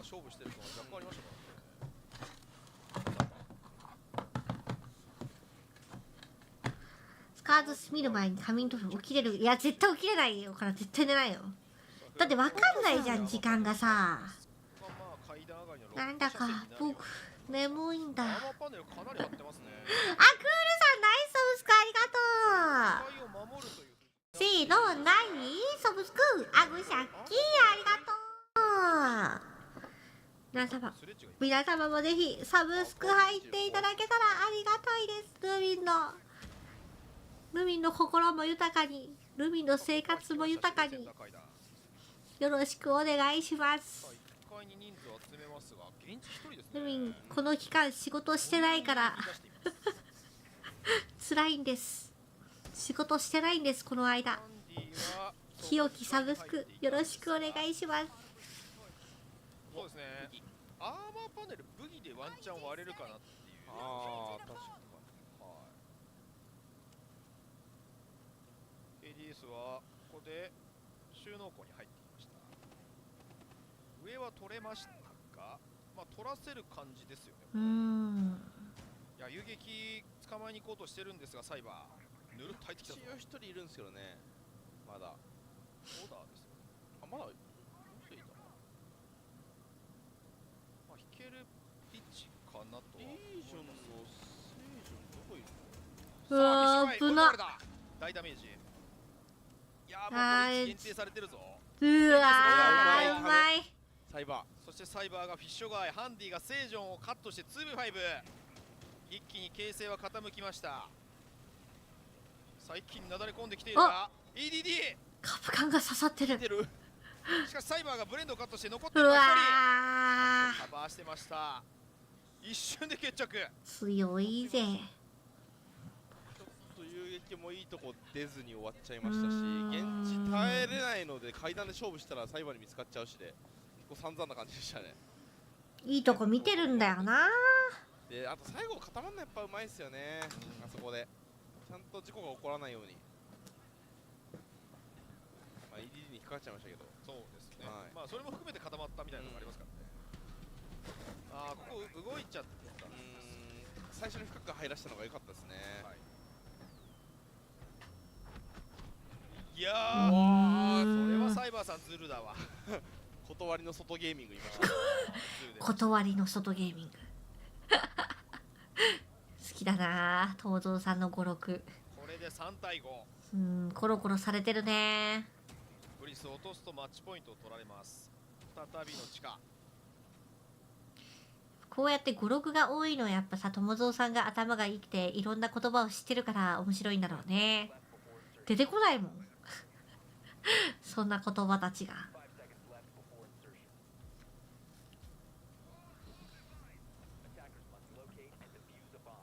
ラウンドスコア3対5です。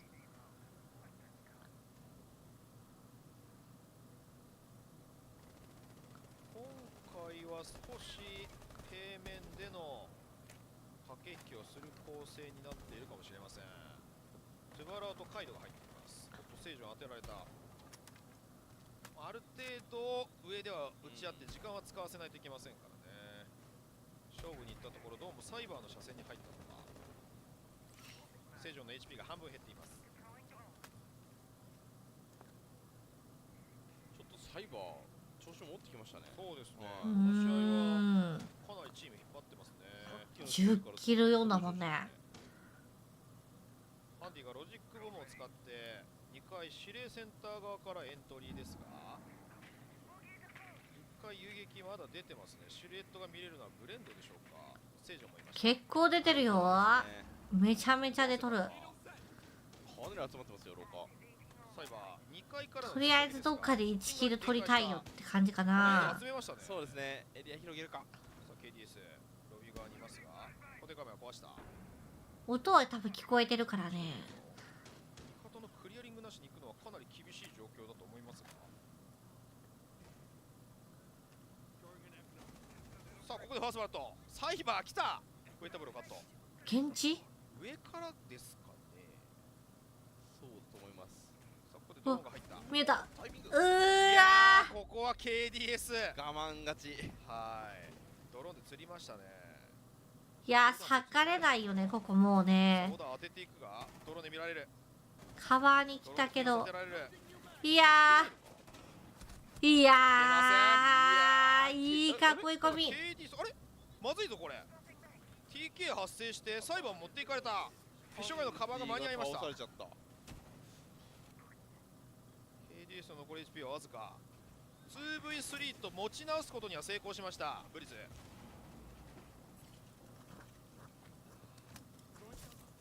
さあセルマを使ってハッチを割りに行きましたが、ちょっと時間もなくなってきた。裏あと6分か。まとめられるか切れるかですね。そうですね。ただフェーズまとめるのうまいですからね。サイバーがね、突き下げができないんですよね。はい。それがどう響くか。そして F ナットの音が聞こえるぞ。I1に正常。うわやー。上から見られてる。見てる。正常立ち回るが、これで場所が厳しくなってきた。時間が味方。さあビタキング降りれないという判断。さあ上に上がった。ハッツダイブに切り替えている。まずは聖女にフォーカスがあったか。聖女落とされた。いや、聖女落としたらプラントできる。さあしかし落とした。V2 カバーできれば。プラントに入っている。 KDS の位置残り HP うわー間に合ったー。わおわおわお。よくここは粘りました。チャンスものにしました。いやナイスすぎる。まだ終わらない。リボルバーハンドガンですからね。うわ少なかったですからね。ナイスすぎたね。これはそう考えると上の遊撃が無駄ではなかったということです。そうですね。一応事故を起こさせましたからね。はい。かなりサイバーにしてやられてたのがあったんですけど。5-4。これ追いつくぞ。簡単には行かせないこのブリスって感じですね。本当ブリス接戦しますね。そうですね。ここでフェーズがタイムアウト取りたい気持ちもよくわかりますよね。ここが運命の分かれ道。イーブンラウンドになるか、それともマッチポイントになるか。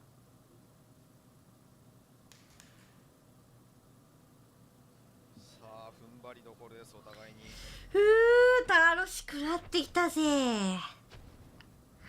ちょっと裏の配信も始まるからちょっと見たいよねこれね。この決着を。うまい。よく倒した本当に。いやー簡単じゃないですよねこれ。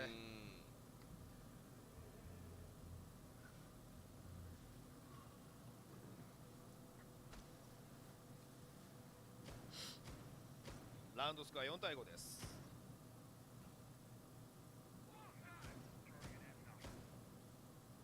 やっぱり遊撃処理難しいですね。このマップはそうですね。フェンスでもあんなに困るんだなみたいな。まあ削ったところはうまかったですけどね。そうですね。2人削りましたからね。5-3まで行きましたから。あ、ゲンちゃんこんばんみださい。今裏のプリスを本配信で見てます。そのまた裏はまだね始まっていないので、こっちのストリーム A でスカーズやるのかな。スカーズはまだこの次の次だね。そうですね。めちゃくちゃ激弱っぽい。次はっきり言っちゃった。はっきり言っちゃった。まあでも結構だから今日は予定通り、いや予定よりちょっと早くはなると思うんだけど、すごい弱いんでここ。窓がね。でもそうですよね。そんなにめちゃめちゃ早くっていうことはなんないの。さあ締めてはいるものの、次はね、あと会議ホールもモナミン神の方はわかんない。わかんない。前ローカルで戦うチームもいましたけど、結構破綻しちゃって。どこだろう。早っ。サイバー突っ込んでた。会議室入ってきました。さあ固定カメラを壊し、もうあとはそうですね、突き先ができます。わかんない。次どこだったかね。クラッシュいるぞと。公式配信見るわ。公式配信でやる方が分かっていることです。そうですね。どこでアクションを起こすか。あ、次が D パルスと SSC。だそれじゃないホールミーが見るって感じかな。そう、まだこれ1試合目なんだよ。お互いどっちもね A も B もめちゃめちゃいいさやつだったからまだ1試合目なの。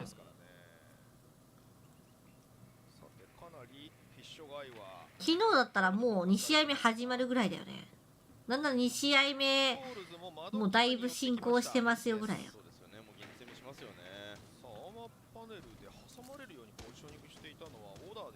そう、まだ1試合目の3マップ目だね。1試合目の3マップ目。C4 がニトロちぎりましたね。上から通されないかこれ。どうなんですか。ちょっとブレンドの下にしてほしいですね。そうですね。ソウル関係が難しい。すごい睨み合ってる。入る？嘘でしょ。いや倒した。C4 苦手だからかな。しかしここはクラッシュが盾を解いて何とか耐えたが、うわサイバーがウェッタブルをカット。しかしそのサイバーに対しては正常がカットしカバー同士お互いにカバーし合います。さあしかし廊下が落ちた。ハンディがオダをカットして3試合目から3試合クラッシュで前には出るものの車線は1本しかない。正常が取ってくれた。ソウルズカット。だいぶ早くなるかな。ディフューザーが落ちたぞ。どうする？ SSD プラスキャンも頑張ってほしいけどな。SSG 強いでな。これ3日巻きで進行したから2試合目だったんだけど、そうルビーもそうまだ1試合目なんです。うわ守り切った。無理っす。追いついたよ。クラッシュの存在大きかったですね。あの窓入りやっぱり困らせるっていうのがやっぱり秘策でしたね。よく守ったなここ。久しぶりに見ました。守り通してるチーム。カバーしたのも良かったですね。フィッシュガイが縦解いて。で縦解いてリロードしなきゃいけなかったんですけど、窓に対して後ろ向いてリロードしましたね。低かったですね。クラッシュテクマジでした。後ろ大事なんだな。うわこれ通したの大きいぞ。ここですよね。これもう今あそこリロードしたんですよねちゃんと。うわまあでも時間なかった。今年フェーズが意外と苦戦してる。そうね。そうなんよね。素晴らしい。いやー5対5熱い戦いになってきました。やはりただではおりません。6インビテーショナル優勝候補の一角フェーズがグループステージで苦しんでいます。マップスコア 1-1 でサードマップも5対5まで来ました。熱すぎる。熱すぎるよねマジで。実は勝ってるね。実負けたのがそうですね。追いつけました。あ、実どこに負けたっけ。どっかに負けたよね。あ、どこだっけ。なんかどっかにだけ負けてた気がするんだけど、攻め方難しかったかもしれないですね。そこ勝ったの。あ、試行回数多分スクリーンでも少ない。あ、違うか。負けてないか。昨日 WSM に勝ったのがバータスプロなんだよね。あ、SSC 勝ったんだっけ。ちょっとアクセントを変えそうに見えるのは今度は SSC 勝ったの？もう忘れちゃったよ何も。自分が見てない試合忘れちゃうよね。まずは IT を割りたいという状況なんですが、バンディットは連絡通路側ですかね。実無敗。実無敗だって。そうですね、ウェッタベル。さあ司令センターに対して今年も G2 が取るのでしょうか。去年は G2 取ってるからね。遠隔ガスグレネードで踏み込めないだろうという判断。さあまたカンデラ来た。ただガスグレネード入れられたか。入れれてますね。さあお互いに駆け引きが使い切らせるつもりですね。ガス。さあしかしここでハンディセイジョンが落とされた。うわ前来てる。オーナーが KTS をカットするがビタキングはいいんじゃ。コーブイ3その間にサイバーが来てる。ぬるっときた。いやしかし司令センター当たりにいったぞ。ハンディがオーナーをカット。フィッシュガイ持っていった。さあこれで 3v3。あこれで見えるのね。いやーサイバーだ。カバーが入ったブレンド。これは素晴らしいカバーツムツ。まだ状況はわからない。まだ状況はわからないぞ。うわハンディ残っているのはブレンドのみ。起こすのは難しそうですね。さあブレンド前出る前出る。さあ左が速いか。うわハンディワイドピーンク。ありがとう斉藤。見てみるこれ。あ今日の時間とかも全部見れてるじゃん。いや助かるわ。あで裏がフェアレックスとダークゼロなんだ。いやフェアレックスちょっと始まるけどちょっとこっち見切ってから裏見ようかな。いやちょっと見切りたいこれ。これルミどうしても見たい。さすがに IT 止めれなかったか。裏の賭けもしかして始まっちゃうかもしれないけどこれだけ見させてください。お願いします。終わったらすぐに戻る。実はそこまで別にばらけてなかったですよね。うわブリス頑張れ思考でしたから。やるみは早く飲み物取りに行きたいな。もうめっちゃ喉乾いた。カピカピ口の中キャピキャピです。口の中がキャピキャピ。いやーマッチなんよマッチ。追い出そうとしてましたね。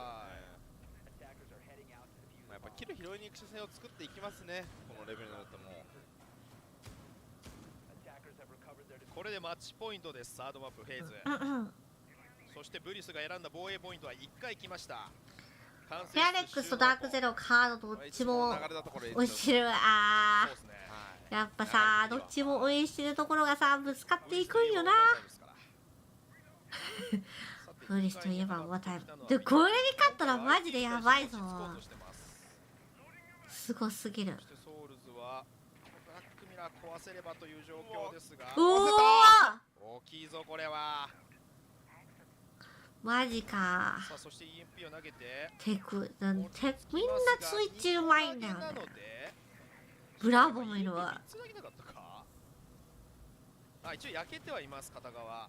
ただ車線を取りました。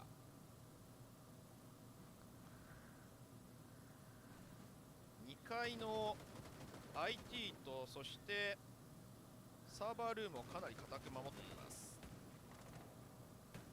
このブレンドがいる位置、収納庫が窓からフラッと入られると厳しいポイントなので、ブレンドはちょっと位置をキープし続けないといけないかもしれ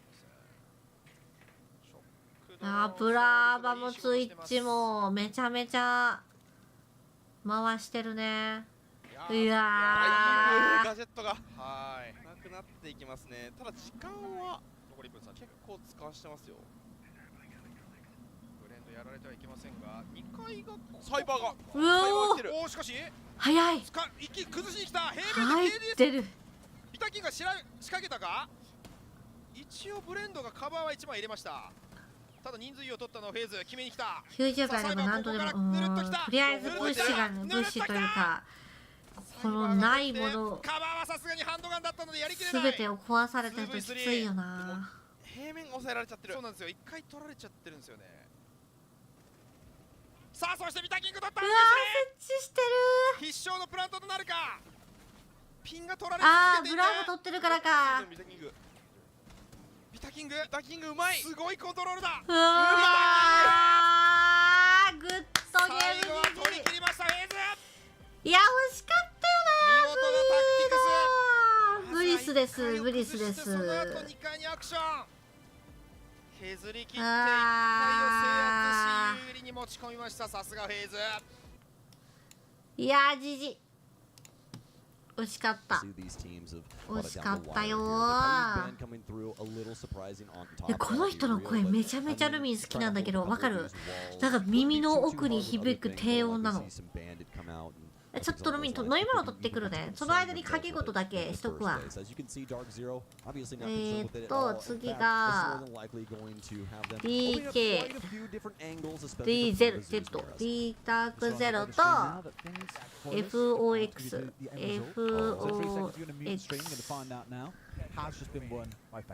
分にしとくね。じゃあ2分にね。どっちが勝つでしょうか。ちょっと今の取ってくる。麦茶だ、麦茶。あ、なんか止まってない？大丈夫？ Phase with a good win there, and 大 one 丈 that they 夫。 sorely 間 need 違え to て put ボ on タン押し the board ちゃ given っ their た。 slower start to the competition. Here we go though, let's get focused in on this round then. R6S straight across onto the Monty, something we've seen them employ a few times across this tournament. I think when teams are feeling a little bit apprehensive about the possibility of them getting decisive round wins, it can be a nice thing to bring along. Chuck it at the front, have it be the spearhead, collecting information, making sure you're not getting shot in the back too much by Dark Zero. But the big thing I'm really looking at is that Ying. You don't really bring the Ying unless you want fast, rapid executes. So you've got two different styles of kind of attack possibilities coming out here, where the Ying is that much quicker one, the Monty, the much slower. For me, it feels more like getting everything around that execute is going to be the focus, so a slow start but a fast end from Fearex. A lot of value sitting in these basement floor skyscraper right now from Fearex. We got 3 bodies around this area. Outside, a couple in here towards barbecue. Be good boy that takes out Canadian first as they're trying their damnedest to clear out these roamers. The operator list dictating that they'd really want to try and take things from Black Stairs / the balcony over on the far end of the site, but they're trying to concern themselves with what Dark Zero is doing down low as of right now, and at least to start, it's working in their favor. I think you have to really as well. There's a Solus on side. You just know that as soon as you try and get that diffuser down, there's going to be someone below just like, oh, hey, I see you, impacting the floors, break it through, and that diffuser's down again, and you just end up in hot water. The Monty, of course, not able to put that shield downwards, so it's of no use there. Absolutely. And Canadian, one of the best. 9726ポイントだ。くゼロに全突破した。よいしょ。麦ちゃん持ってきた。 Like I'm looking on we've got a second screen. We are blessed with stats if we get a top-down view on the left-hand side. And 8 players in the server have not moved for about 15 seconds. Because Dark Zero are like, 一番ぶっこんだ。おお、みんなどっちかけたの？ ダークゼロにかけた？ momentum going, and the problem is Fearex have a history in this competition of throwing 5v3s, even 5v2s, or even in general man advantage situations. So even when they get ahead, I still find it hard to get excited about them closing out a round. Oh man, look at the setup right here, Derry. 17.5万はあるの。それあるっていうの。世間一般ではあるっていう。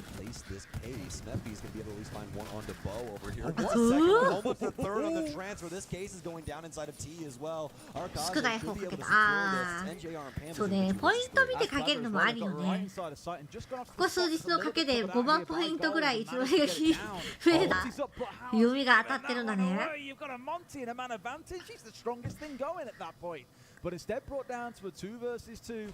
I've got trauma from their previous games at this point. It feels like it could still yet go against them. 15 seconds for Dark Zero to recover this one. Out up the stairs they come. Rim finds another. It feels like they're going to start strong here, but NGR finds one. Won't have time, I think, to get the kill and the defuse down. Good boy, just got to hold and wait, hold and wait. Got himself a couple of seconds. Gets the close. It's close, but Fearex take round 1. アルティメットリップ。その日が来るまで。みんないい方かけてるんだね。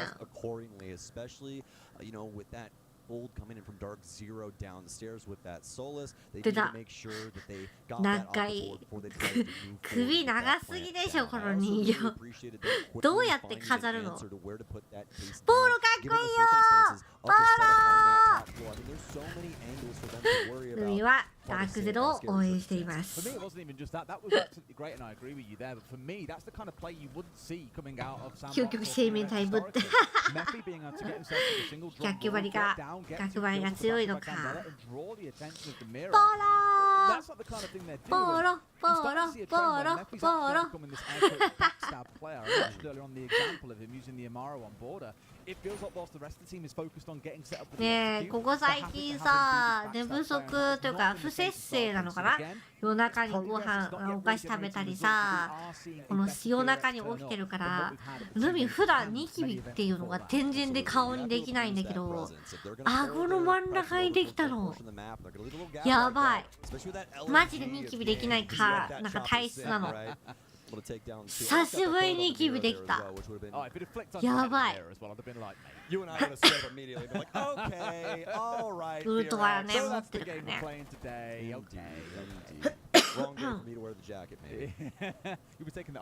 なんか喉痛いな。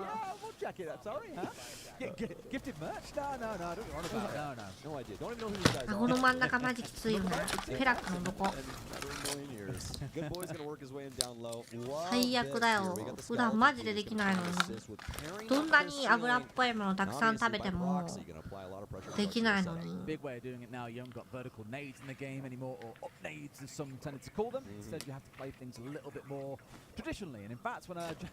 ほくろ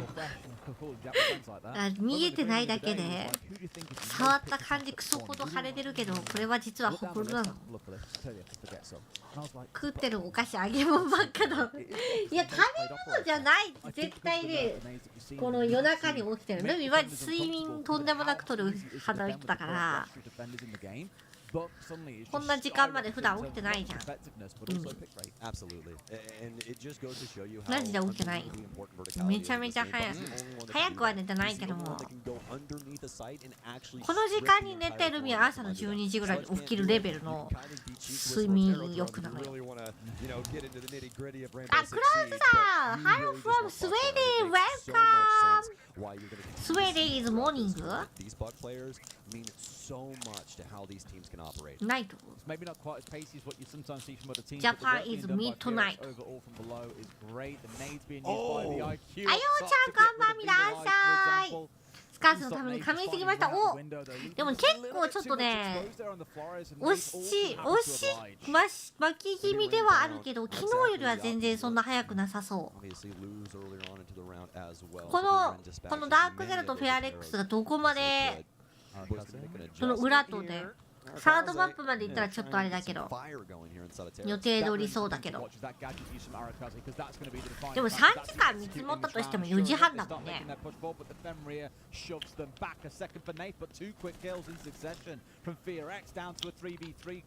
本能が横になるほどしみんな明日じゃない。土曜日休みじゃない。This round looks a little bit closed out, maybe a little bit too slow and composed from FearX's Dark Zero have adapted well. It's up to a 1-on-1. Very well done from DZ there. The patience play working out swimmingly for them as they just kind of sit on site and let FearX do the most work they can down the stairs, but nobody really giving them a look until Rin kind of puts their face in a place that it doesn't really belong. They're able to dislodge that accordingly, and a beautiful round built off the back of that. I also love the fact that Canadian played that smoke so patiently. He didn't get overly aggressive. He wanted to see if they wanted to try and swing in through terrace, but instead, 青猫民のルミンは休みは分かっています。火曜日と金曜日。首長いこのぬいぐるみ、そうめちゃめちゃ長いよ。どうやって飾るもん、どうやってめでるもんなのかな。抱き枕にもならないよね、細すぎてさ、首が。どういった意図でめでるものなのか、飾りなのか。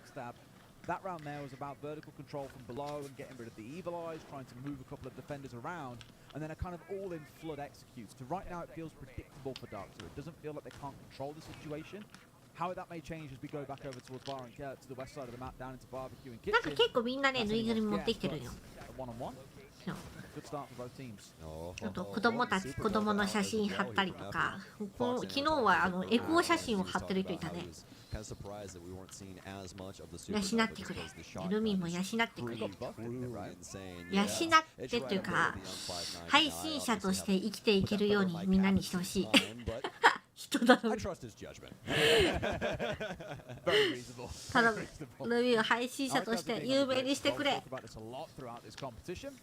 見るだけでいいんだ。たくさんのビンのことを見てくれるだけで、それだけでいい。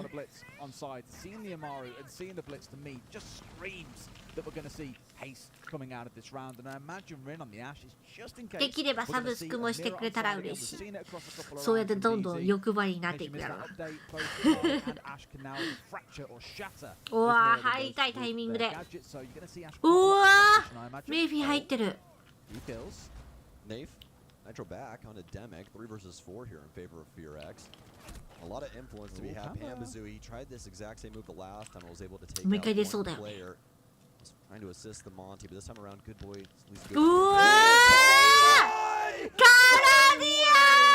You can't let this happen, guys! He's the oldest man in the lobby! He's got control! Oh no, Derry! How can he get away with this? Good boy. マジ？ Angle is being held. His life in danger. Canadian must know that there can be pressure coming in from above and Rin. だよ。 Wins versus the old man. やば。 A 2v2. And what I love about this tournament, we see so many scrappy starts to rounds like this, and it comes down to a 2v2 or 1v1, and there's still half a round to play. やばすぎ。 Especially, you know, from the siege of old. 登録者数300万人超えの配信者なりてえよ。私はシージでそれになるんだ。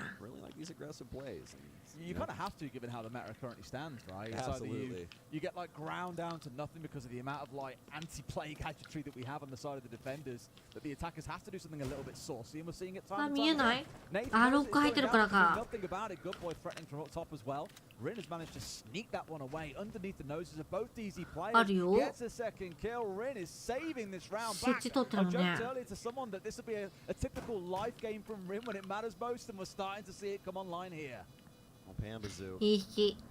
A chance, but very minute one here. Very low HP from those earlier engagements that he had, and this is practically all she wrote. The verticality now coming in. Pambazu's just gonna stick it, because why not? That's いや、 really the カ only ナディアン opportunity のやつ there は with や the っ two べえってな angles った that け have ど、 been adopted. And FearX, しっかり設置したね。 round 3. Just really smart end of round play. Yeah, again, I've worried throughout the tournament, we've seen them just constantly throw away man advantage situations. And once Canadian bolted over that black stairs barricade and got 2, I was like, they've done it again. いや、設置するときに上に2人確定っていうのが分かったから、しっかりドラゴン外のロックがいたから階段降りなかったんね。 Really kind of kept it as a constant 1v1 for Rin. Got the plant down, played vertical, didn't get baited in by Pambazu running past in the hallway, for example. The days of old, you may not have seen that from this team. So again, it's growth, and that's the important thing to remember. But to have 2 attacking rounds on a map that, as we've already said, has got 70% defensive win rate, this is already feeling like a success for FearX. Oh, absolutely, yeah.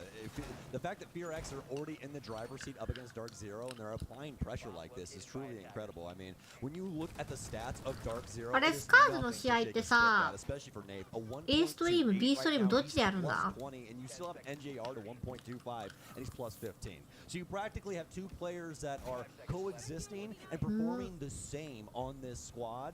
Yet FearX, どっちでやるんだろう？ you know, for all intents and purposes throughout this tournament, have not really been able to attack. They're taking it to DZ, which, as you said earlier, one of our more structured teams in North America. They are going to think through all of these strategies to the nth degree. So, this bodes extremely well. 本配信で見てる方からそのままやるのかな。 Maybe a conversation about needing to get a little bit more active around the map, be willing to trip FearX up and stop, don't let them play their game, be willing to get up in their faces. We haven't really seen them do that. Even this round here, Canadian is going to be the only player I'd expect to see. あ、そうだ。あれを見ればいいな。さっき貼ってもらった URL を見ればいい。 Out towards the east right now, but Canadian's the only one playing on the vertical downstairs, and I imagine Pamba and Nath, Pamba and Bola will both fall back towards site at some point as this round progresses. So for FearX, not too much to worry about them getting tripped up. They'll have been well drilled by Dark. They'll be trying to get rid of Canadian as they've already done once before, and it's Napier being pitched out. 多分 T プラスケアと SSE やってる方の配信でやるわ。 Oh my God, they're already in. Yeah, absolutely. There's like no one here. あっちが早く終われば There's 4 players. 早まるね。 Every DZ player is the other side of the map, and they don't know, but they have got full coverage of this west side. Well, do have the mirror setup again, so they're going back to that similar strategy that we saw before, but this is where we saw that explosive play come out from Mephi, where he got a swath of kills over inside of Drum. This time, though, he's trying to occupy the terrace balcony, try and utilize that repel to his fullest advantage, but you still have to worry about Canadian down low. This is a thing that they crossed off earlier in that first round. いいだよ、ありがとう。 Executed Canadian and then decided いいね。B だよね、ルミンが今見てる方って。Got that mirror setup, got that plant inside of T, so they're really going to have to try and concern themselves with this. Hopefully, わかんない。アストリーム B だ。うん。 seems like they have BB now in kitchen. 書いてあった。でかく書いてあったわ。 They know that he's down here somewhere. It's going to be a shot in the back. Canadian twice playing in this position. あ、スイッチ行かれる。 It's not a Monty this time, but the Ossa works in through a breach, getting the plant down. It's a 3 versus 3, no denial. やっぱフェアリックスピックだけあるね。 C4 comes out, gets shot through, and now they've got いや、刺さるね。 everything. So now suddenly, actually, this position for the Ossa is so strong. Good boy on his backside, ran into a 2K. I said he might have a live game today, and it's coming out. あ、でも忍者だ。 Left in a 1戻ってないんだね。 Pambazoo will at least be able to get Arakaze. Does have the 1 versus 1 now. バレてる？ Opportunity. うわー、ちゃんと見てる。 Instead, and Rin has him from downrange. And Derry, I just got in my ear. There's going to be a timeout from Dark Zero coming in. I know you're very surprised. Not at all. I mean, 3-1 down twice. You've been beaten on this. Admittedly, I do love the mirror setup. いいね。全部設置通せて取ってんもんね。 Having the mirror looking across both sides and just holding hard towards the さす side が of the map. ピックマップ。 And you've also got that Solus playing downstairs. But you already saw FearX bring a solution. マウスのさ、なんかバッテンしてるの可愛くない？あれなんだろう？ブリップかな？え、あれ可愛い。え、マウス自体のやつなのかな？マウスグリップじゃないのかな？ああいうの欲しい。素晴らしいですよね。そろそろルミンさん、マウスグリップ変えないとスルスルになってきた。全然グリップしてない。めっちゃスルスルする。ハ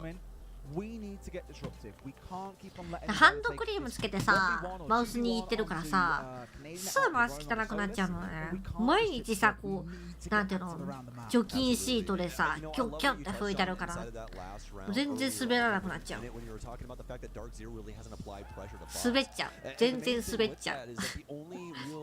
You know, aggressive play that we've seen is in the very first round when Pambazoo hopped out of Temple window and got that kill on the balcony.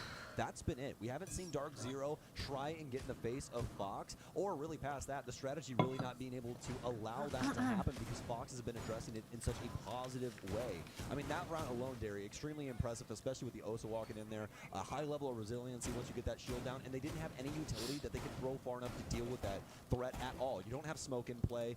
All you have to your hands is nitro cells, really, and you're not chucking a nitro cell 25 meters. I'm sorry. No, they tried their very best and they got shot outright, and that was the only thing they had to respond to the Ossa plant coming in.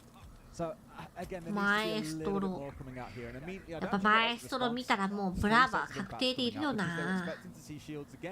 But this is where FearX zig while Dark Zero is at. They've gone away from shields entirely. The whole line of changed, and now they've got to deal with a new set of problems. マまで言ったらもうブラバだわ。 things that Mint talked about was the fact that they need to start bringing Legion. キュバラチ Put something ね out there where they're going to have to try and deal with that animation, deal with that tick damage if they do end up stepping on one of these goo mines. But as you said, there isn't a shield here any longer. In fact, they've doubled down with a lot of really solid gunpowder. Last time around they brought the IQ for Mephi as well to get rid of the equalizer from below. This time round, the Bravo and the side. They've still got the ability, of course, the 友達じゃん。マブダチやん。 what's been brought along, so it's just really good マエストロとブラバーマブダチってわけ。 Dark Zero, I said, I want to see them get a little bit more jiggy with it around the map.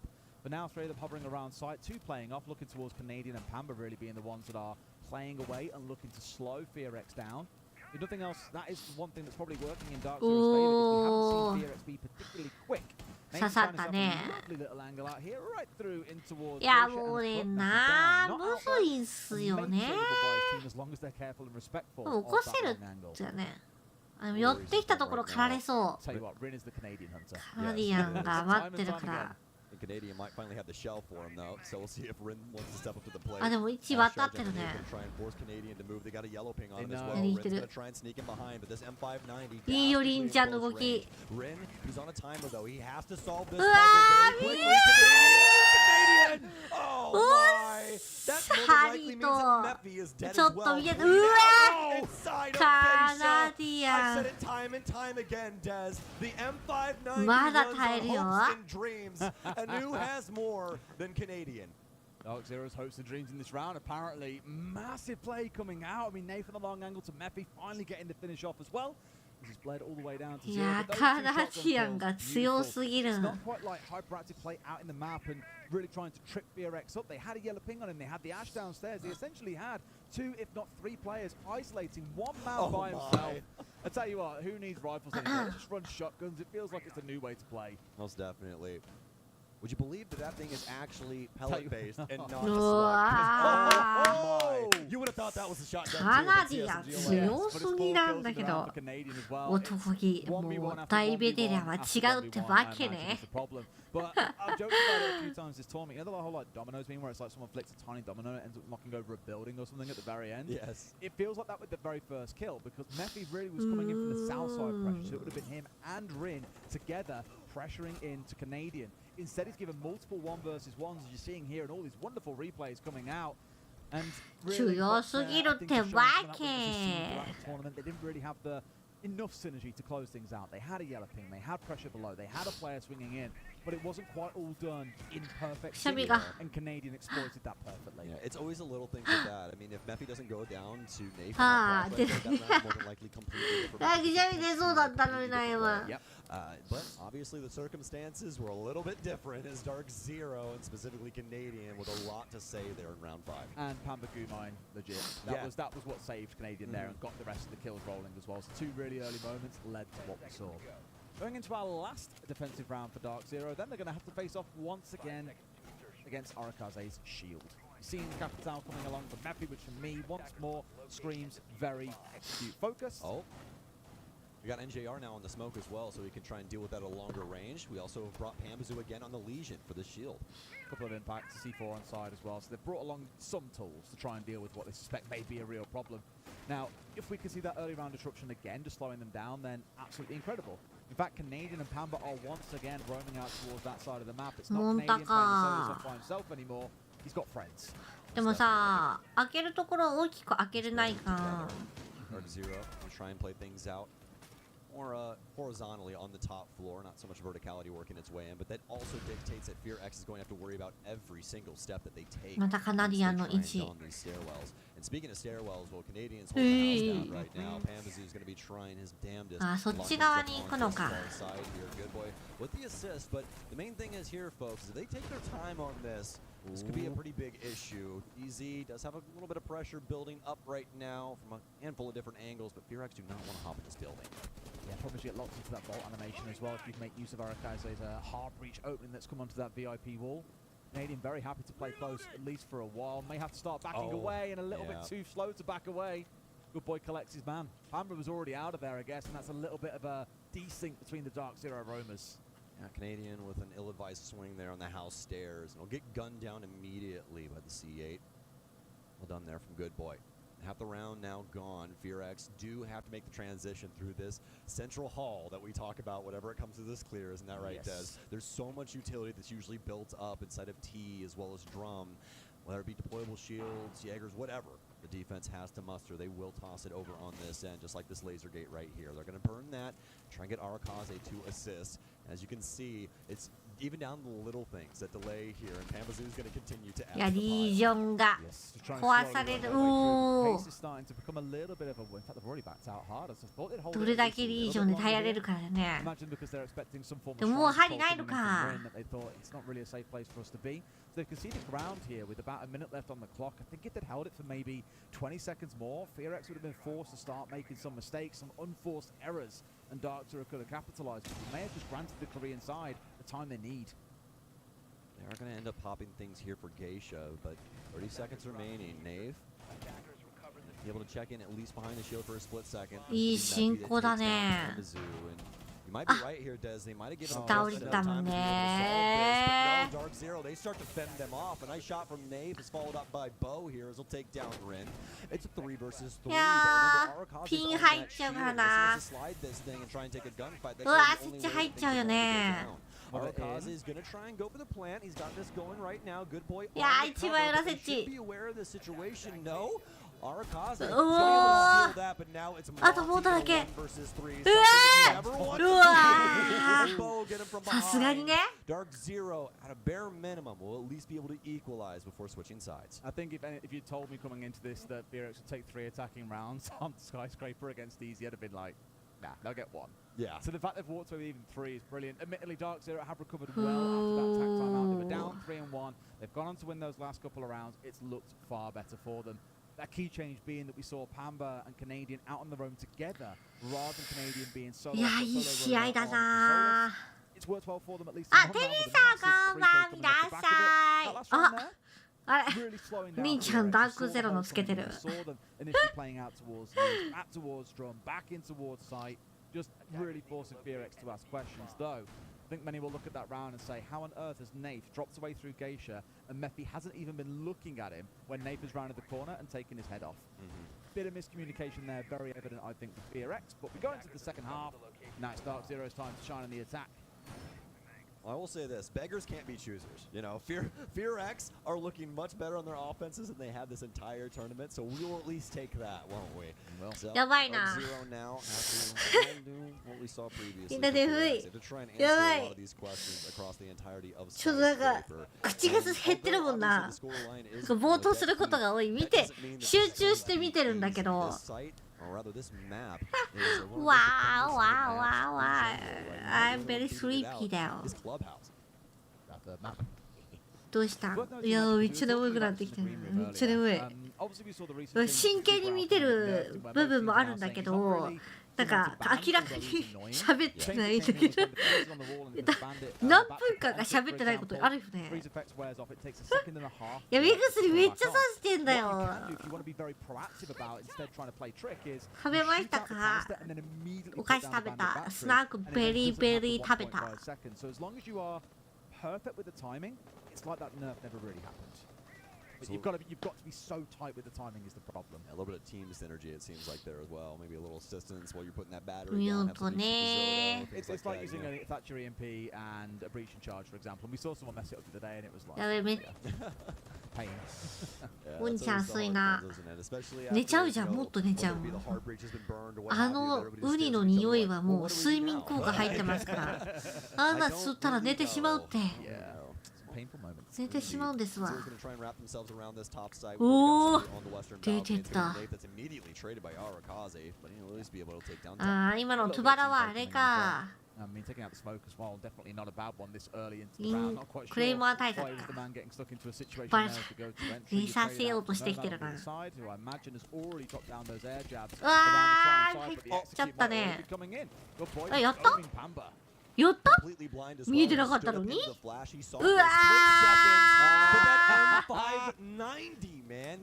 おらあの距離ショットガンでいけるんだね結構離れてるだって Like I guess she's a 3 armor, but my god, or rather 3 speed. But geez, so crazy sometimes. It can be indeed. 2 left then for Dark Zero and a 2 versus 4. Still got a lot of time to play with, but you've lost all your tools to get the job done, it feels here as well. I don't think they even got Geisha opened up, so it's not going to be a threat for VRX. Instead, they'll have to play in through the double window. That's even with 2 exothermics left in back pocket. Just no way of getting these crucial walls opened up, even with a Tuber on side as well. He's out for Canadian. Line 1 here. 裏始まってるそういえば Well, if he wants to try and make an aggressive move for this rotate, まだ始まってないのか so obviously he's going to make an adjustment out for the balcony. Still plenty of time in this round, although obviously under 30 seconds, so they're going to have to make a decision here pretty soon. But it will give them just the gift of being able to make a rotation if they so choose, and that's exactly what Canadian's going to do. I think he's going to try and attempt to rotate all the way over for. うわー Oh no, NJR! 今のいい前でうまいねりんちゃん Be able to get the big kill. Canadian knows where 1 is, sees 1 hop outside, but he's dead to アル right. ティメットピップドキワクドキ何もないのにドキドキしてもしょうがないじゃんで何もないってこちらから出せるものはもうビップしかないんです何もない何もないってドキドキワクワクしても何もないんだって Then kind of the tier below them, there's D plus and Fear X, which skills can't buy around, let alone an actual map. And then the rest of the tournament are people who could take maps away from each other. But at least here, it's again, playing the way that they are. Is it going to be enough to close things out? 色も変わらないんだ。何も変えてあげれないんだ。 Taking the attack time out, let's not forget as well. They don't get a second chance to try and figure things out here. It's going to have to be done on the fly, and if anyone's capable enough to do that, it's going to be Canadian, it's going to be Nave coming up with those ideas together. Absolutely. They will be left to their own devices, but that doesn't mean that's a bad thing at all. I mean, both of these players amazing in their own regards. Nave adding a lot of spice to Dark Zero, I would say. I've gotten to see a couple of their games so far at the tournament. Obviously, the first one casting here with Nave, but this has honestly been probably the worst result, is this skyscraper map that we're seeing right now. Past that, they have looked so stellar across the board, especially for Bo. I mean, Bo hasn't played competitive Siege in quite some time, and he's at least got the legs under him until he actually starts getting hot. ただのではないの。 A little bit of time to warm into it as well as anything to think about here. Of course, no doubt all teams building for this tournament as we go along. It's been a while since International Siege, 3 months since we had Atlanta. Obviously, some of the regions have had little small tournaments taking place, but it's not quite the same as getting to a big event like SI, especially when a few of the rosters made changes over towards the last few months as well. Starting things out towards VIP, at least they're going to get that one opened up. That really looks like it's going to be a direct-to-site hit from Dark Zero. Everyone just gathered on this east side. We've still got one player from VRX. I think it's Good Boy roaming out towards the west. Otherwise, everyone is pretty heavily gathered out towards at least the middle to right-hand side. He's going to be playing this mirror window. 出てんじゃん。もう出てるよ。 Somebody push me. Somebody push. ああ、入ってる。 Alright, that's fine. Oh my, Dark Zero. Popping off the あんなことしてる間に。 VRX. They can't buy a kill. クリーミーとペイミー。 Hamba party time, as we say in NA. Now, Good Boys that flank is like, oh man, everyone's dead. I've got to go back to the ball. Wow. They're shooting at me from the walls. This sucks. Like, what do I do?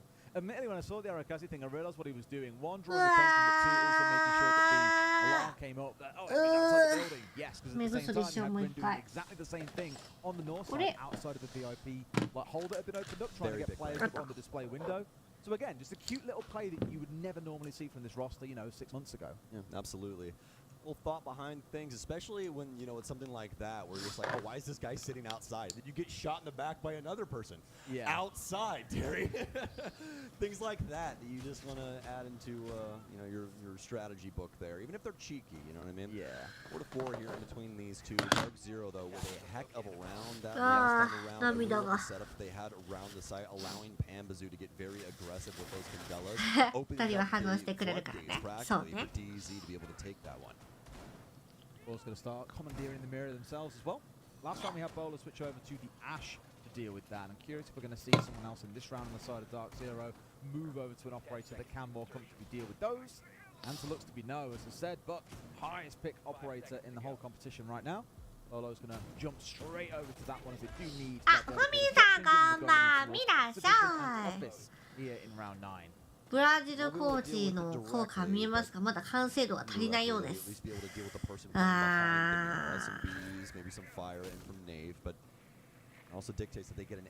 もだって、フェアレックスピックか。これ取り切りたいよね、フェアレックスとしてはね。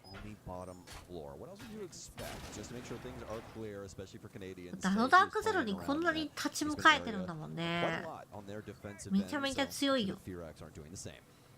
Sure. Right now, it's a case of feeling out on the Dark Zero side exactly where they need to be pressuring. 今日はルミ思ったより口数が少ないので、静かだなと思いながら見てくれたら。喋ってるつもりではいるんだけどさ、集中しちゃう、眠いと多分集中しがちなんだよな。なんか思ってても声にしてないんだろうね。I see the wall slowly starting to kind of close in around them here. I think he and the players that are hanging around Shrine have got to be careful. In fact, they've got a third player over. They're really hard holding out towards this west side. みんな来たらもうちょっとさ、テンションというかさ、上がるんやけど。Not giving Dark Zero any strong looks where they could get some big kills. 裏はやっと試合が始まったかな。D プラスキアと SSC は。over here on the drum side, so hopefully he's got some eyes in the back of his head on this angle. うわー、いい灰色。いや、いるとは思ったけど、あそこまで顔出さなかったから。Be able to at least make it back to sight. Nace let his man get away as well. I think he was too scared of Arakaze winning the gunfight, but it was enough cover for Good Boy to pull back. However, Bolo has been the hero of the moment in that opening 90 seconds. 2 kills, taking out both players on Shrine by himself, and has opened up the map for Dark Zero. A man advantage, 70 seconds still to play. They can do this. Most definitely. A lot at their disposal still here, especially in the secondary utility. And I believe that's what Canadian is waiting on right now. And yes, indeed, that's exactly what they need. Come on, boy. Bring those EMPs, Head boy. on over here. Let's get this impact down. Next step, can opener. Straight in. Yep, just like your grandmother's kitchen. Opened up, and that starts to put pressure in now. I mean, damn it, this is a dangerous spot to be in as well. Really trying to play right up close and just hoping that someone appears at the window. いやー、ミラの位置怖い。 At a distance. Damn it, the one you want going for this one is 2 and 8, to be fair to him. I don't know. Has a C4 in back pocket as well, but in come the bees. Steps up and he wins it out. That's exactly what you want. Down goes Canadian. And they hold on to this balcony at least for now. Bees just sailing over his head and making it to where he had no idea Mir was standing full force in that mirror, or rather window. Arakaze here behind the dry bar, waiting for somebody to try and swing through. Dark Zero, so little time left. We have to get this case down, and they might have found no! The goo mine stops him in his tracks, and he gets gunned down instead.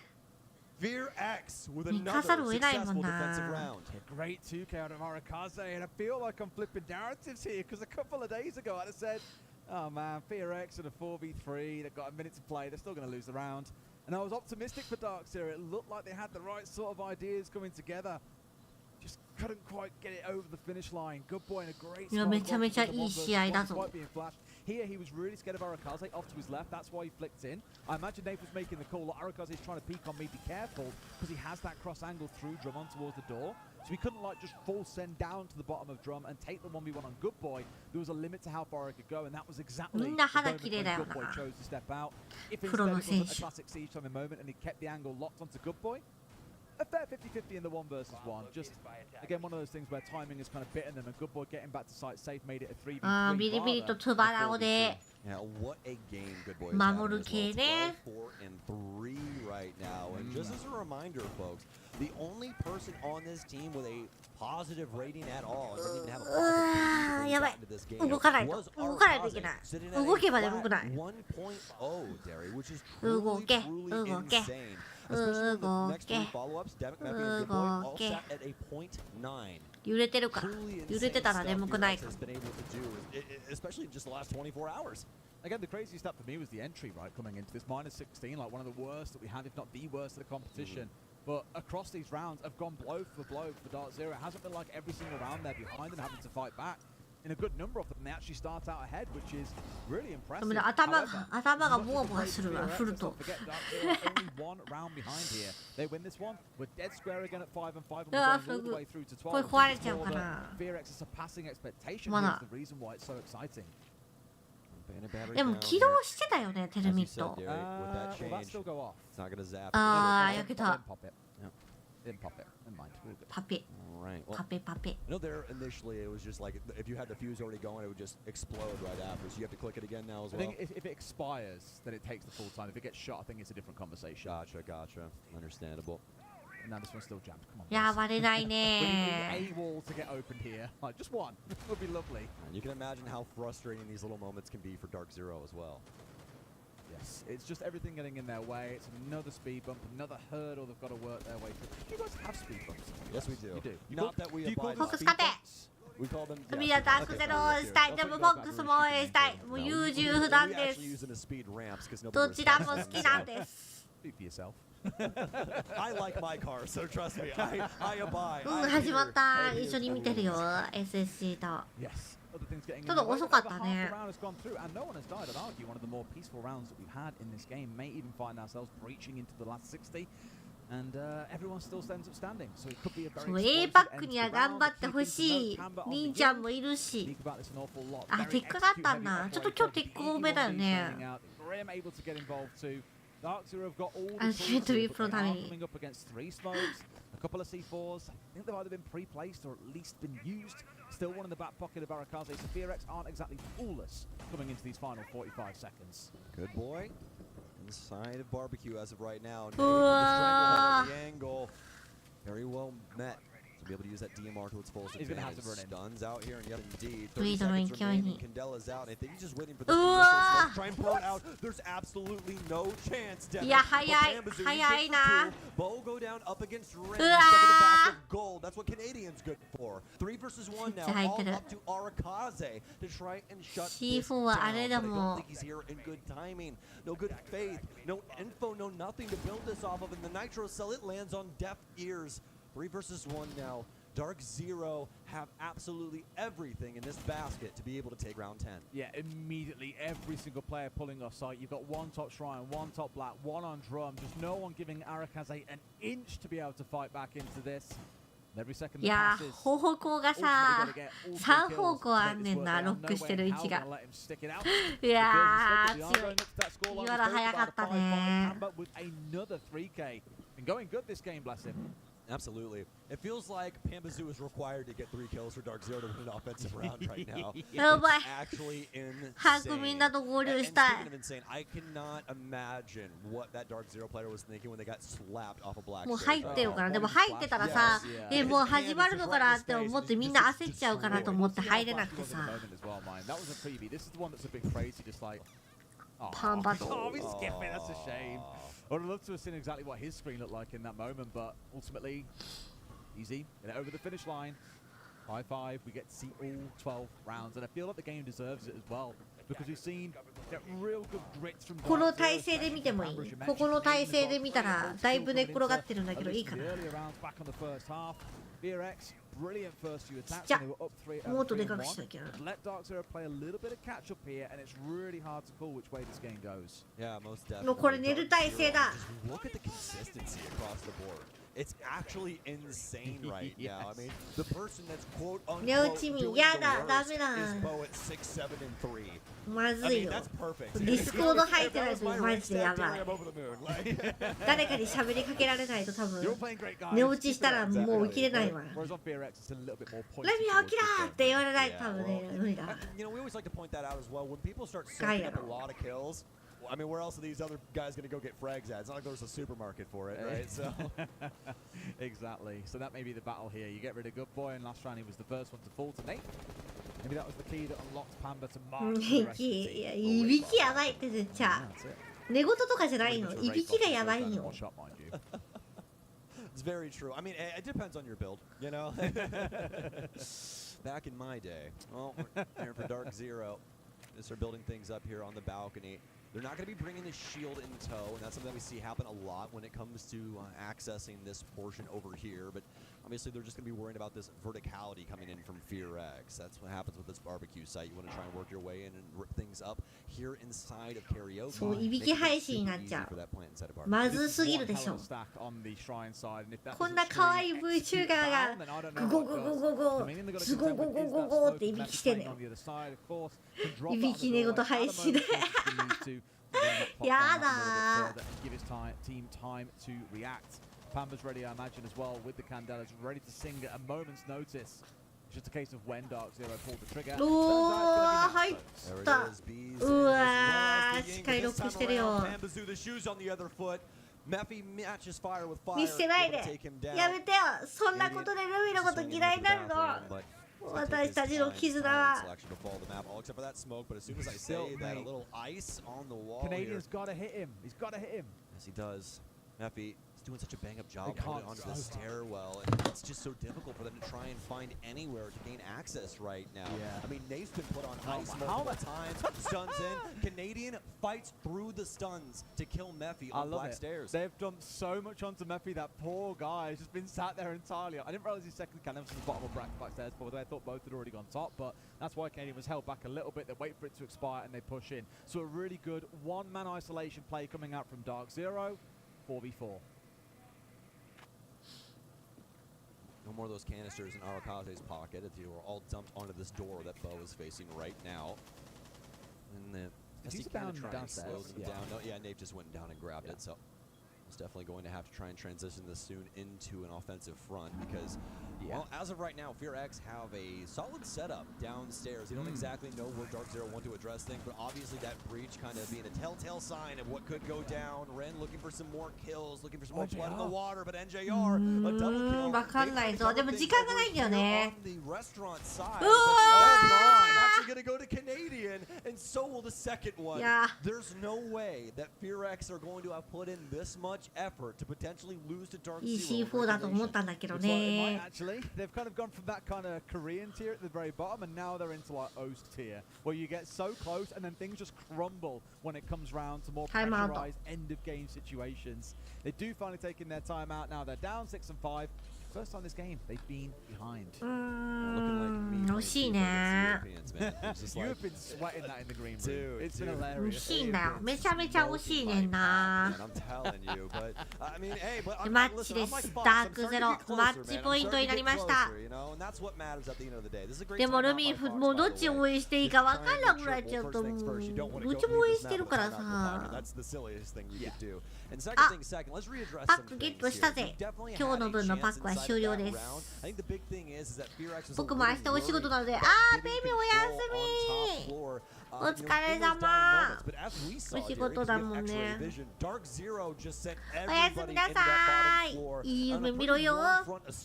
And just gunned down FearX at every corner. They didn't want shooting in the back by Mephi, so he had to be the first thing to be removed. But really, it was the NJR backstab that unlocked that round for them. 2 quick kills, defeated the raid boss. Good boy disappeared as well.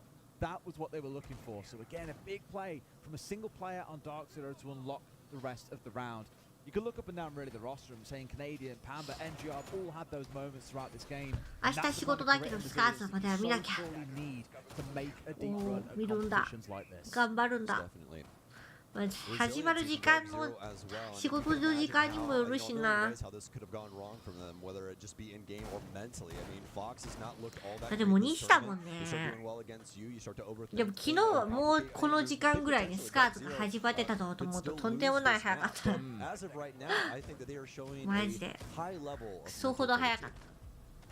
How good's your Ace of Pyrite impression? We're about to find out here in about 2 minutes and 55 seconds, aren't we? I'll leave that one for you, I think. I'll leave that one for you. マイナポイント。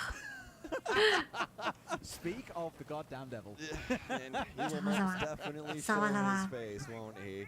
Brilliant. I tell you what, that room with Ace in there casting with links must be the noisiest room in the whole building right now. Most definitely. They've never heard anything like it. Ace, absolute demon on the cast. あるんだってそれは。めちゃめちゃあるの。The volume in the green room does increase exponentially when Lynx walks through the door. It's very quiet normally. He actually speaks at a normal volume. Lynx does not. No. Ace is one of those guys you get a microphone in front of him. 全画ケニーはねいないんじゃない Yeah, Lynx, if you think Lynx is different off cast, that's really funny. He is not at all. Bless his heart and soul. Now, a similar sort of setup coming in here from FearX and what we saw from Dark Zero previously, if you recall. It's that hold on the mirror window looking in towards both sides. Well, what would be both sides. It's not the actual site they're defending, but it's holding that whole west side of the map. And the beauty of it is you don't have to commit players to playing on that west side. It's a little bit safer for you to rotate back through Shrine or down past Drum. There's always the risk that you might have someone on Dark Zero ready to cut you off from the Shrine window or... 挟みきはこちら。挟みきます。ここに挟みきがいます。一番持ってたポイントは今の倍ぐらいだった。そんなにあったの？今の倍だった。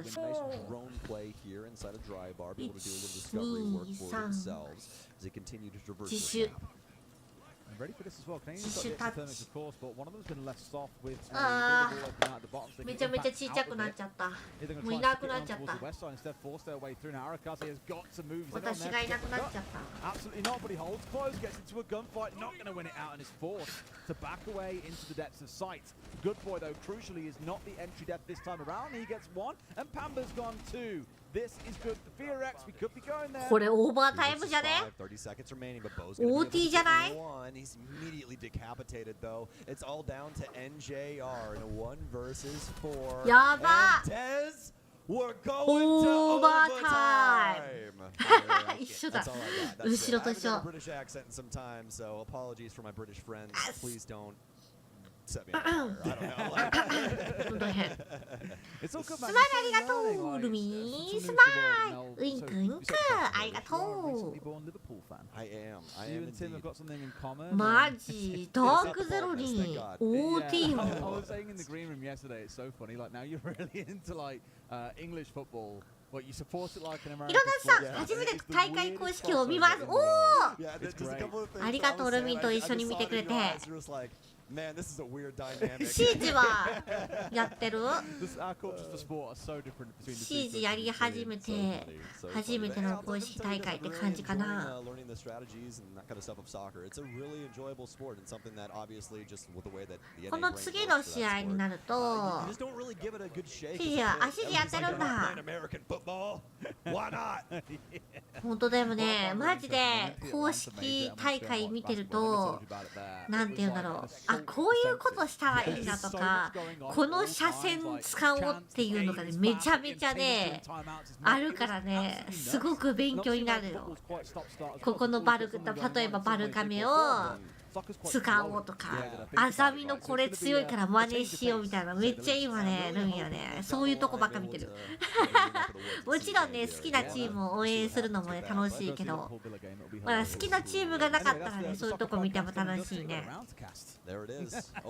今日スタンダードやったら今日始めたって子がいたおおいやセール来てんだよね今シージねめちゃめちゃ嬉しいよねYes, we spoke about this when Dark Zero on their defense actually, that often Canadian would be the one roaming off by himself, normally on the Solus, and would eventually get pinched and punished by the side of ダークゼロっていうチームはマジで If Good Boy can slip the net, stay slippery す and ごい not while この collecting 日本で frames, hopefully across 世 the 界 south 大 along 会 the があ way った時 to get の yourself back to site safely. 優勝者 Trojan has done just that. He's ダー got ク through ゼロ Shrine, he's drawn out drones, a bit of utility, good stuff, and 片 Canadian 言 is な the 英 first 語 to になった fall. けど伝わってよかった Ouch.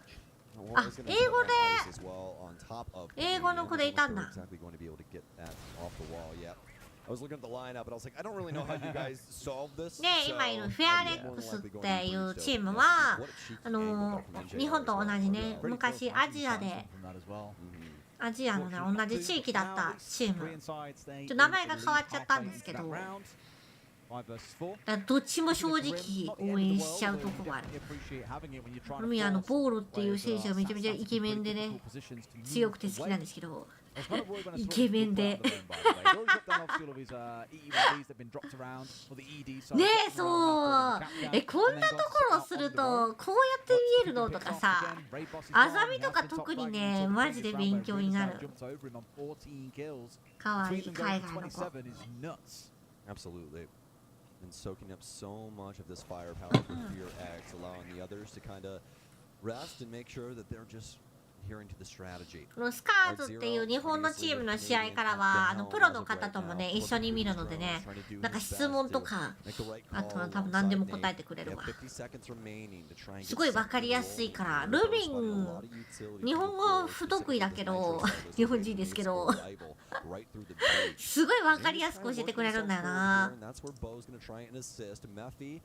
Keep them at the gates. He's looking for this frag right outside the window here. Wow. A nice little trade though as Pambazoo will get one. NJR for one as い well. や時間26秒でしょそっちまでいけそうだよね全然 Gotta be Pambazoo for two, but we'll just have to うわ see. He's looking for one, not able to get that one. It's gonna be Bo on the other end, so might be a Bo triple instead. We'll just have to もう see 場所分かってるわ exactly where this guy is, and I feel so う bad わ for him. It's gonna be Bo on a triple これだからいいわよ I'll tell you what, Dark Zero are so これボロ good これ at ボロです sacrificing これがボロ target players, like whether it was Messi on Black Stairs, whether it was Demic at the end there. Just 日本語不得意って言うけど映画もダメしてうるさいうるさいうるさい日本語が一番喋れるんですけど so oppressive to deal with. The warden eventually went down. 国語がダメなんです国語苦手なんです人に伝えてる語彙力がないんです They are ahead once again. It's 7 and 6. 漢字も読めません何ならできるんだ Decide who wins on Skyscraper. I mean, I just い can't や tell ー you ウォー how デン heated 落 I ちちゃ would っ be. てたしウォーデンと真反対に銀がいたのがでかかったよなあそこのトゥバラウの部分いる場所がさウォーデンだったら全然違うオンビ直せないツイートはね直せない何もできない。キャラの番で大会でも一緒ですか？サッチャー番とかはね、ほぼされないかな。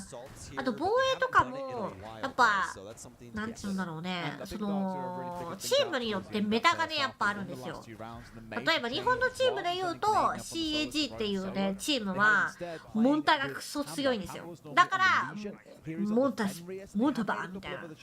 あるけど、このチームは傾向として、まあ縦系を使ってこないなってなってるから今ねモンタがあんまりいないのよ。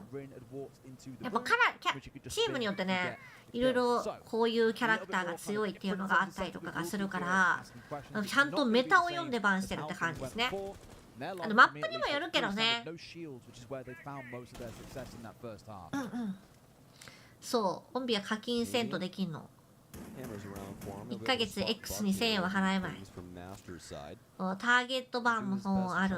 やっぱどうしてもこの人を抑えなければいけない。前なんてそのシャイコっていうめちゃめちゃ強い人がいてね、嫌ながクソ強かった時は嫌な番だったもんね。いや縦キャラは全然強いです。マジで強い。クラッシュもいるしモンタもいるしブリッツも出てくる。でもそれよりも嫌なキャラクターがいるっていうのでバンされてなかったりとかね。このチームはあんまりモンタ出してこないチームとかもあるからやっぱちゃんと読まれてるって感じ。スカウティングっていうのかな。海外で事故ったのが嫌なバンしたのにノマドそれはね出してくるよな。銃として好きだもん。わからんでもルミも嫌な味方にノマド取られたら嫌な使うし。うわー危な。コンビケーションエンパイアと G2 のメジャーの時に家がバしてる。マジか家がいやエンパイア時代はさルミほとんど見てないんだよね。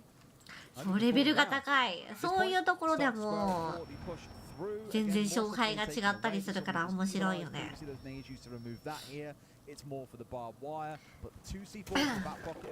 ねノマド使ってたよね。まああの時はねフラグがあった時代だったから嫌なにね。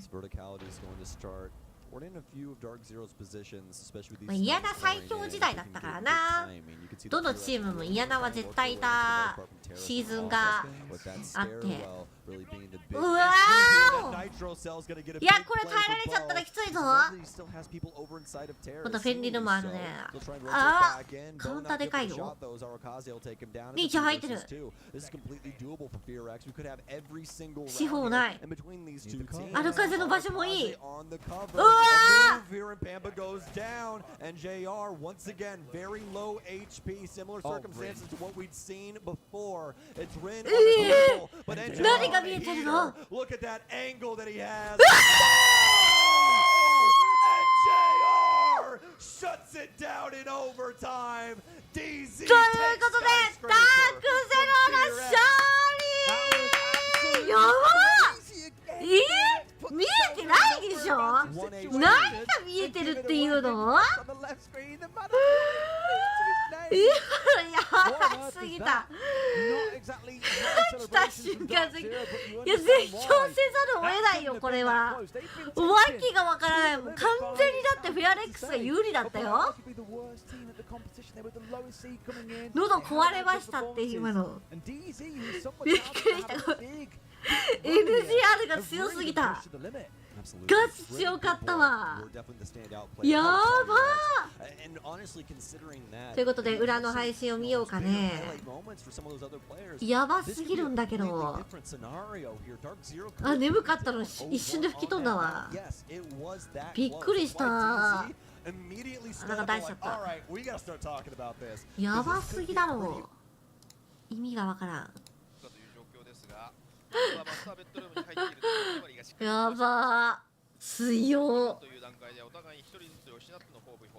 あー D プラスキャ41か。この D プラスキャっていうのも韓国のチームで同じね日本と同じ昔リージョンだった。かっこよくないぞ意味覚ましい。いや起きたな今の完全に。あ、スレちゃんありがとう。クリアリングミスなのか。これが早く終わったらスカーズも早く始まるんだよね。12345678123456788あーボエマップ。なんだそれを伏せた打ち合いはコーテットに軍配。に抜けたのマジ悲しい。でもリンちゃん今フェアレックスにいるから。さあハッチを開けてキッチン側に対してプレッシャーを強めていきます。これもキッチン側に。いやでも今日のリンちゃんめちゃめちゃ強かったね。刺さってたよね。なんかスッてさ間に入ってたりとかしてた。さあ有刺鉄線を壊し固定カメラを壊した。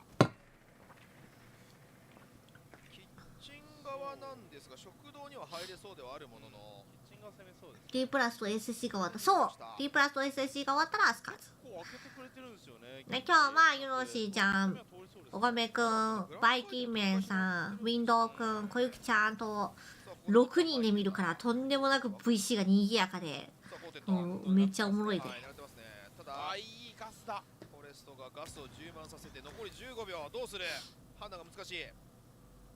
さあウギグッドボーイ負けちゃったからね。フェアレックスはもうダメなのかな。まだある。ホッタンコールドのみ。ホッタンコールドのみ。プラントに入るが。いやーマジ見れない。だけどちょっとだけカバーがやはりブラックアイで情報が取れていたようです。ギリギリだったね。設置位置も結構良かったんですけどね。ここは結構あそこしかないぐらいの位置で。ここは飲んだ寝ちゃうよ。寝るっていうのは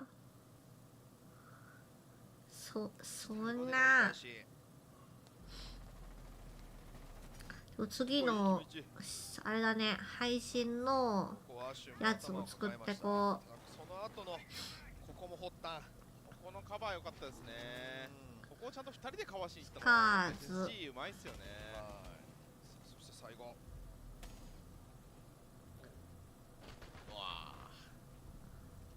惜しかった。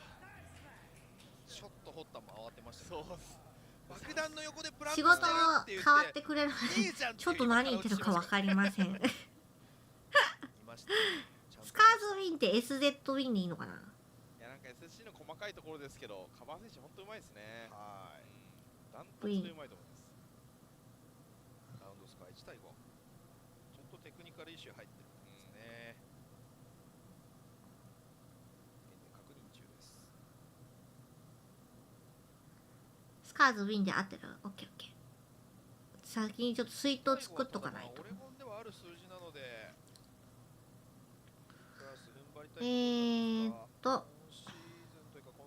タグ付け。攻撃の工夫がかなり目立ちます。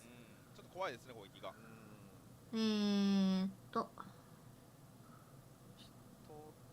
う一つ取っておきたかった。ごめくん、ウィンドウくん、小雪ちゃん。小雪ちゃんの ID だけがね思い出せんのだよね。でもやっぱり今日一番連携面アンダーバー S じゃない。なんだったっけ小雪ちゃんのさ、ツイッターの ID がわからへん。ちょっとしたタイミング合わせでヤスがゲームにうまく絡めれば。頑張れ犯人の時はめちゃめちゃ言い方悪いけど犯人はヤスなんだよな。0174か。あ、大丈夫。あったあったあったあった。0174だった。オッケーオッケー。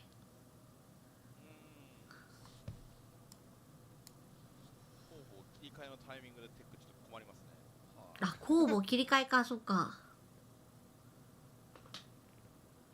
こちらはフルーツと J9。もうインビ優勝者はフルーツぐらいですよね。そうですね。カナディアンがいた頃の。まあそうですね。はい。そうなってます。あの時のフルーツは本当へえ、その時を見てみたいよね。ああ、ボスコもすごかったですね。と残り4人のあとは新規グネードね。そうですね。渋いプレイヤー。キネード渋かった。渋いアフロといえば。ランピーフルーツもやばい、みんな眠くはないんだけどお腹が減ってきたぞ。やっぱりカナディアン。お腹がペコリンペコペコペコリンペコリンペコリンペコペコペコリンペッペコリン。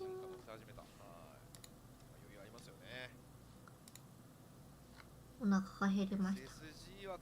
やべえよ、まずいって。これ以上食べたらダメなんだって。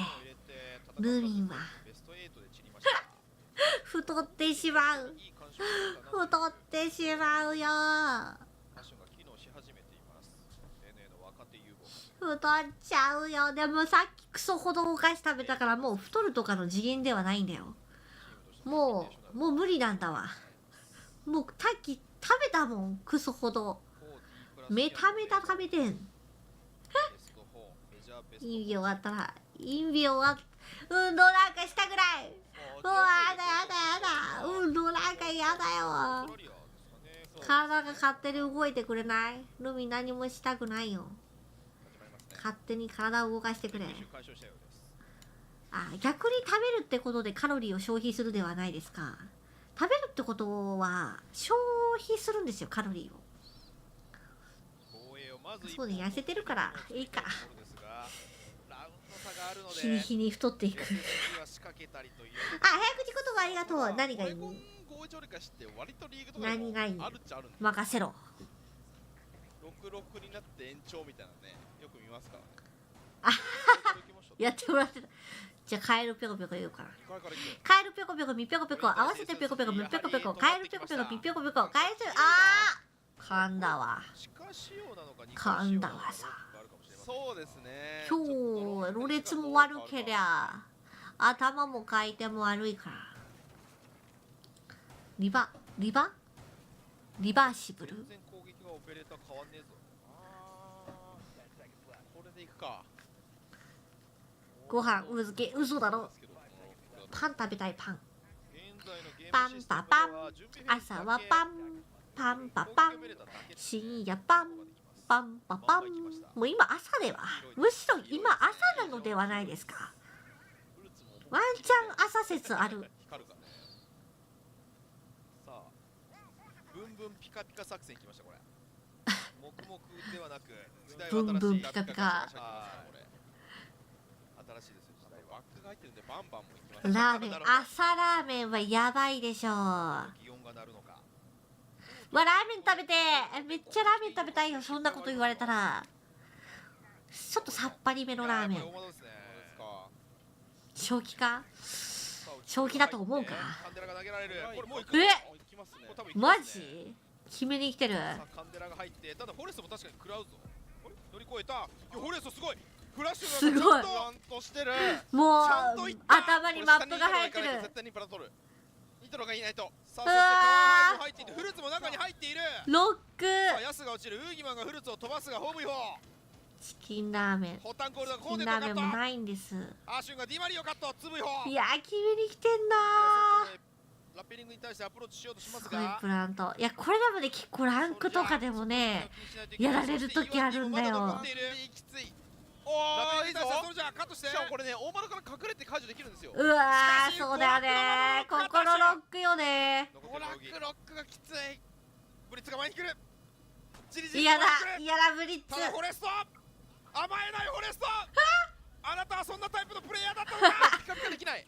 ミュートがあって。うわー。フォレスト落ち着いてさばきました。マッチポイント。まずいよマッチは。の良さ聞いてたんですけどね、シグナルディスラプターで。なるほど。光らせることはできなかった。シグナルディスラプターでブリッツ入らないの？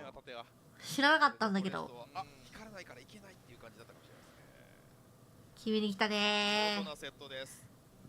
あかー。これルビーにさストリーマーカスタムじゃなくてなんかカスタムノノミがカスタムかな、ルミンカスタムでやったかもしれんけどやった時さ、ソウルに全てこれ壊されたんだよね。このさ設置をしに行ったらさ、ソウルで外にいるのに死んだからね。入るんだ。もうミュートが最強ってわけでは。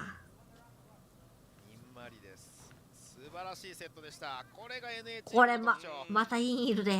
あー、モンタも持ってきてる。これさ、夫婦しな。ちょっと黄色みが強いな。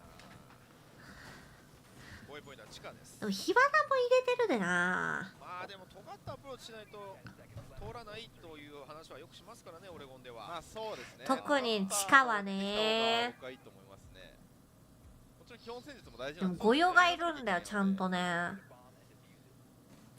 だからソリスで電子機器たん、ああ、そういうことか。あれだけ取りにくいってあれですけど、ちょっと取りにくい。トゥバちゃんでも止まるもんね。ちゃんとやるのはそういうことですよね。炭酸水飲んでいいです。ないよ。くれよ。メガネ出してきた。やっぱウォーデンだよな。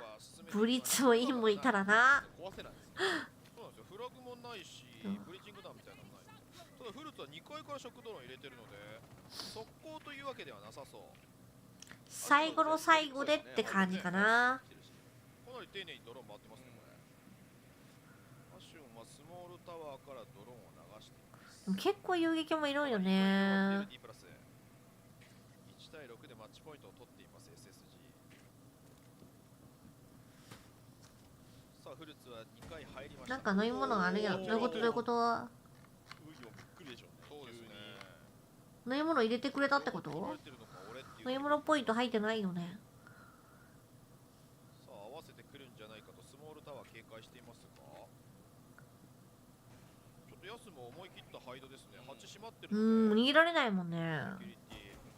おっとこれはいない判定きた。あー、ここはヤス。いや、引けてる。しかも釣りました。アシュンが落ちたみたいですね。9時過ぎに仕事をやはつ戦術核が落とされました。ついてんじゃないかな。だって今これ1マップ目でしょ。ヤスとウーギマ HP かなり削られているのも事実。レイフロポイントと一緒だから。ブルーバンカーに対してショックドローンを流しました。そうもうこれ以上飲み飲ませたらトイレ行きたくなるでしょ。寝る前は飲み物飲みすぎてはいけないんだよ。うまいな。もうプロはもうわけわかんないうまいよ。みんなうまいもん。誰も構ってないぞ。冷凍庫上がっちゃいますよこれ。やばい。あーやばい。ソルジャーが。いやさあロビーからの打ち込み。こう縦の展開を解いたり。いや押し込められてるぞ。うわバトルモンタネだ。ディマリがなんとかフォレストを落としますが 3v3 という状況です。うわバンカーしかいない。でかいだーよ。もうどっちを応援していいか分からへんよな。ポッタンコールドが落とされたので残っているのはこのモンタイの J9 のみです。さあ前に行くが引く。もうモンタしかいないからね。3本車線があるぞこれ。マジか。オッケーオッケー。最後はコーデット守り切りました。いいですね。ロビー側を放置できたんですけど、それの対応のおかげでバンカーが固めることができましたよね。タワー階段も取られなかったので。教えてくれたよ。見てなかった全然。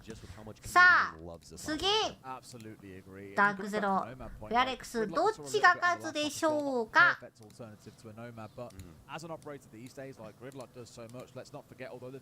トイレ秒で終わるけどさ、いやいや何回もトイレ行くの。does so much on one operator that actually, despite being a 1-speed, is still quite handy to entry players who need to get a lock in with the team. So I do think you'll probably see it get brought out once or twice on this map. That's more so towards things like Cafe you'll see it picked up, but again, you've seen her a moment ago on Skyscraper. ツイートしてた。モニタートイレに持ってその労力考えたらパッと行った方がいいよ。数十秒で終わるんですから。モニター持っていくまでが大変。見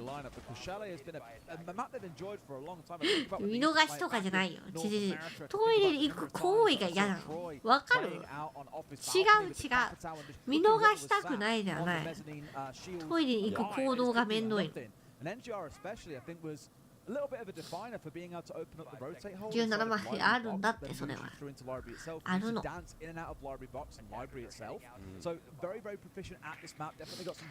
Let's go ボロ。Let's go ボロ。Let's go ボロ。やだ。そっちのがちっちゃいおむつ履いてたとしてもそこでしたくないもんな。こ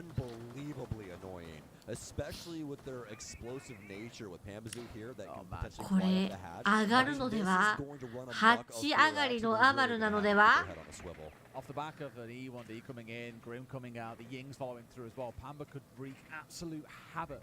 地下にアマルがいるということは駆け上がるアマルが見れるのではないでしょうか。割れたらね、でも割りに行かないな。割り食いないもんね。あ、でも戻ってきたわ。やめたね。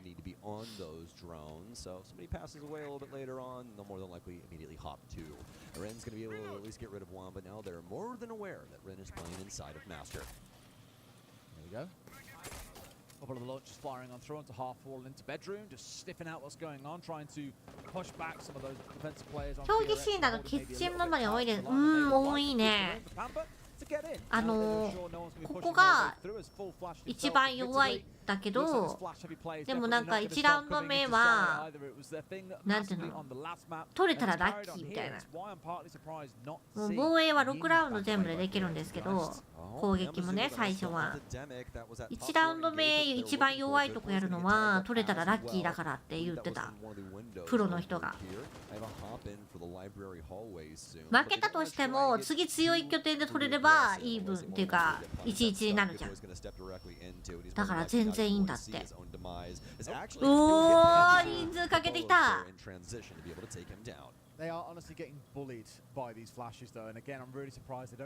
だから一番最初の拠点で弱いとこ選ぶのはそういうことなんだってさ。そうそうそうそう。これでだから取られちゃったから次強いとこ行こうぜみたいなの。でも2回は弱いって言ってたよね。どこが近いのね、強いのね、3層ってさ。Dark Zero or in full transition or be into the top floor or onto the site. It was very well met by Dark Zero and Fear X not able to hold a candle to their light. Oh boy. 嘘かもしれない。もしかしたらキッチンが強いのかもしれない。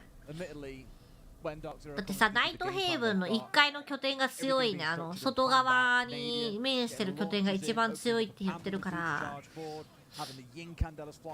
何も出てきたからバグラ。あー、そうね。そこも強いよね。まあ、トゥバちゃんいると地下が硬いのか、やっぱり。Ball mass sensitivity is always crazy high. マジ感度めっちゃ高いのボーロって。リープスが一番高いと思ったんだけど。リープスより上？リープスなんだっけ？ DPI1600 の53とかだっけ？And it was masterfully done. They had to try and deal with that top floor presence from Fear X, and they did it swimmingly. Really feeling a bit cheeky. Probably not. No. Sat waiting, hoping someone's going to come from spawn this side, but hollow on the 9mm. I just think it's not going to happen. No, I'm kind of a hater on that. You got the 1.5. I mean, I'm just saying. 盾壊されちゃったね。あれ、トゥバラゴであれ凍らせたら爆発しないのかな？するよね。そう思うとさ、あれ凍らせてる間にさ、盾縛ってさ、できるくない？結構長いじゃん。その間に盾縛ってもう一回起きるくらい。もし相手が見てなかったとしたら。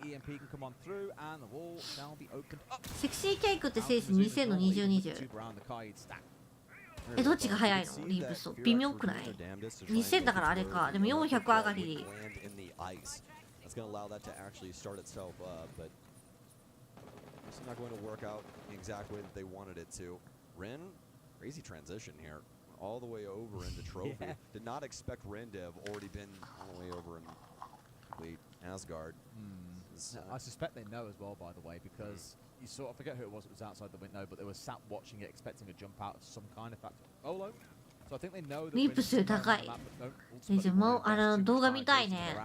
リープスのやつは動いてもなかったやん、手が。そのセクシーケイクのハンドだったらもっと動いてないように見えるってわけでしょ。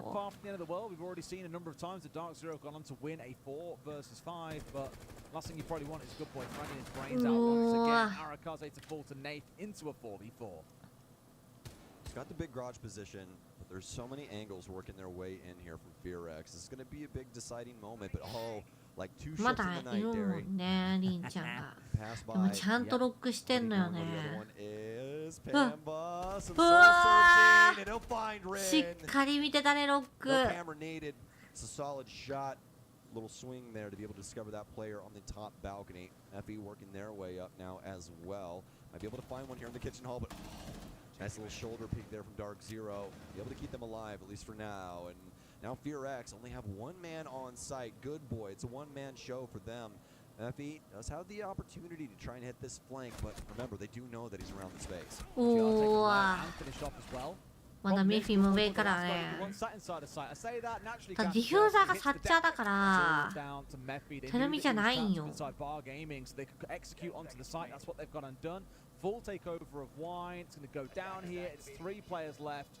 This is a big ask for Mephi to うわー、うまいね。Very quickly nips that in the bud. Mephi うまいね。too much given the scenario, and honestly, うまいんだよね。 a lot of heavy lifting in general. So FearX now go down 2 rounds here on the defensive end. Dark Zero looking indomitable on these offenses. I mean, FearX どこで行く？もう限界限界。もう無理じゃ無理じゃ無理じゃ。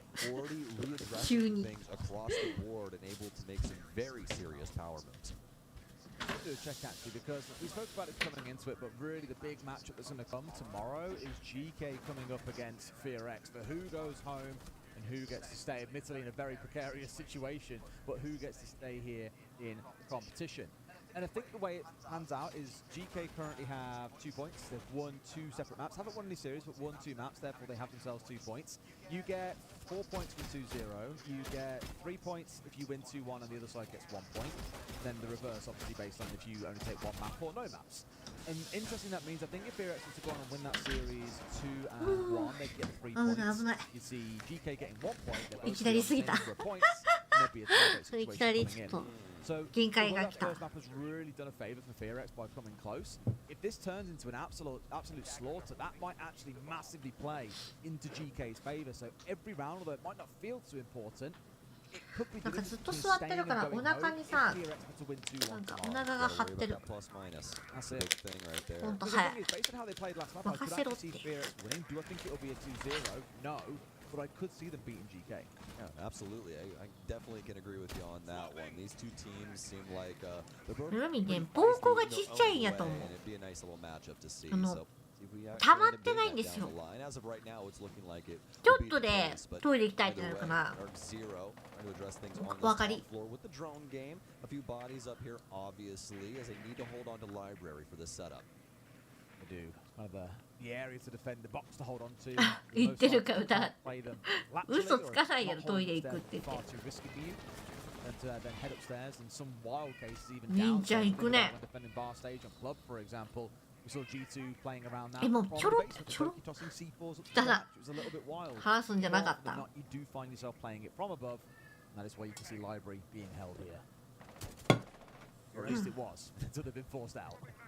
Yeah, they got some active players over on the office side of things that could try and thwart Dark Zero's game plan later on down the line if they can get a clean rotation. 扉の外で泣いてるんだ。 There's not only going to be utility or a drone or a body there, but somebody probably willing to 裏はどんな感じ今？ as well. MP out. You have to put that on the ground. あ、グッドハーフ。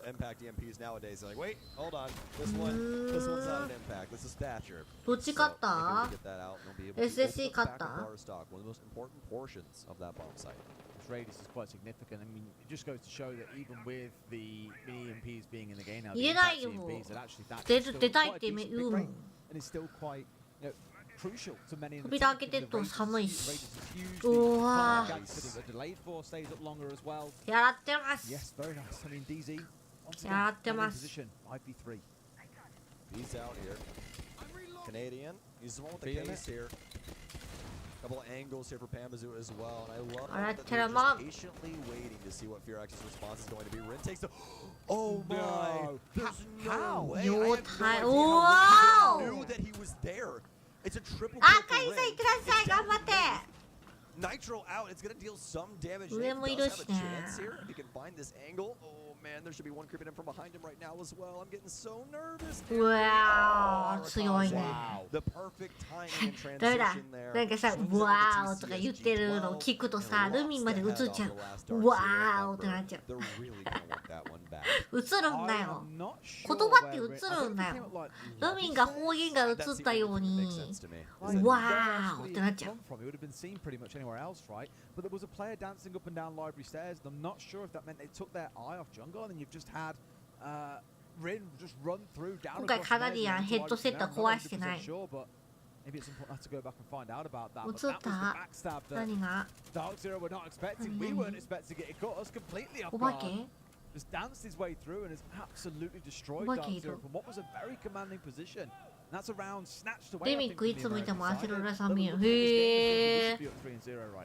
Yeah, absolutely. There's no way that any of them predicted that Rin was going to do something so magical on that top floor. But sometimes you need a little luck on your side of things. Obviously, a lot of mechanical ability leading into that for Rin, but the positioning there and oversight from Dark Zero that usually doesn't happen. Good lord.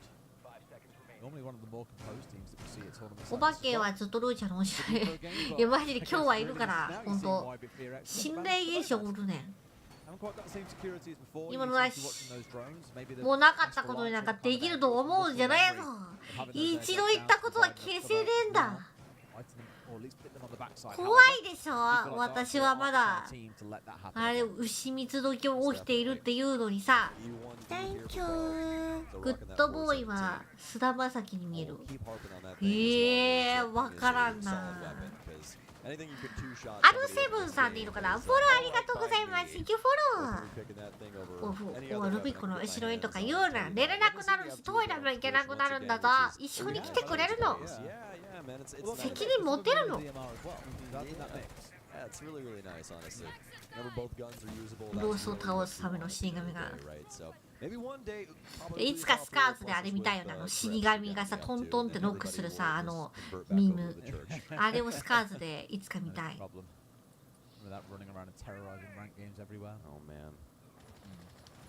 I saw Palu and Nesk yesterday on Ash and Twitch, and I was like, this lineup in 2019 is crazy. This throwback. Rin's got the right idea. Just again, like ships in the night passing each other by a matter of pixels, and you imagine there'll be a gun battle ensuing at some point, but looks like Nafe has already dropped away to go and join Canadian up on solo. 一緒に行くのは2期に。いや、2期寝てるし、仕事行っちゃうから、今日も。Now it's back underway once again. Good boy with a run out, getting aggressive again, abusing the fact that there is no nomad available on this map. Well, if they were able to get a little bit of info on that, they'll definitely know that there's two bodies downstairs from Fearx. Great patience here from Dark Zero, utilizing as many windows as they can get their hands on. Pamazoo able to make it happen from the bathroom balcony, but Good Boy will be able to take down Bolo here to at least equalize things for now. There's a minute remaining here between these two. Obviously, Dark Zero are the ones that are in control of this gas pedal from the offensive perspective. But it doesn't mean that Fearx can't go for some big sweeping rotations. We already see one building its way up on the library side of things. Canadian with a fine through the wall on the said player, and that's going to force Good Boy to peel back. カナディアン設置行くかな。まだ現地いるのか、ある風が。I think falling by the wayside means they've only got 2 left and they cannot leave Arakaze alone. ロックが。 versus 3. With it all to do, Pamba's got the right うわー、グッドボーイが、うわー、いいカバーだったんだけどね。グッドボーイに回り方が良かったんだけど。 Very clean round there from Dark Zero, being able to keep their head in the game and not allowing themselves to play into Fear X's hand. I especially like that even though those picks earlier on going the way of Fear X, weren't immediately addressed, they were able to utilize those drones, utilize their utility, and start to try and take control over these key pivotal portions of the map they were looking for to try and get this case down. They got control of Master, transitioned that into a kitchen plant, and well, from that moment on, not really too much to say there for Fear X. I mean, yeah, 次ってさ、裏ってピックどっちだった？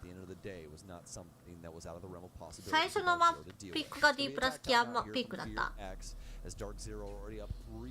眠い。みんな眠い。みんな眠いんだよ。あ、なんかピンク色のあれ袋持ってるのあれが北海道なのかな。めっちゃおしゃれじゃない？あんな回路があるの？めちゃめちゃおしゃれな回路だよ。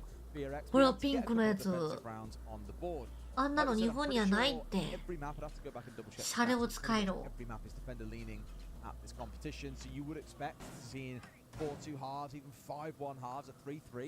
Already feels like it'll be disappointing for Fear X, and they're going to the attacking side on a map that isn't their map pick next. 回路。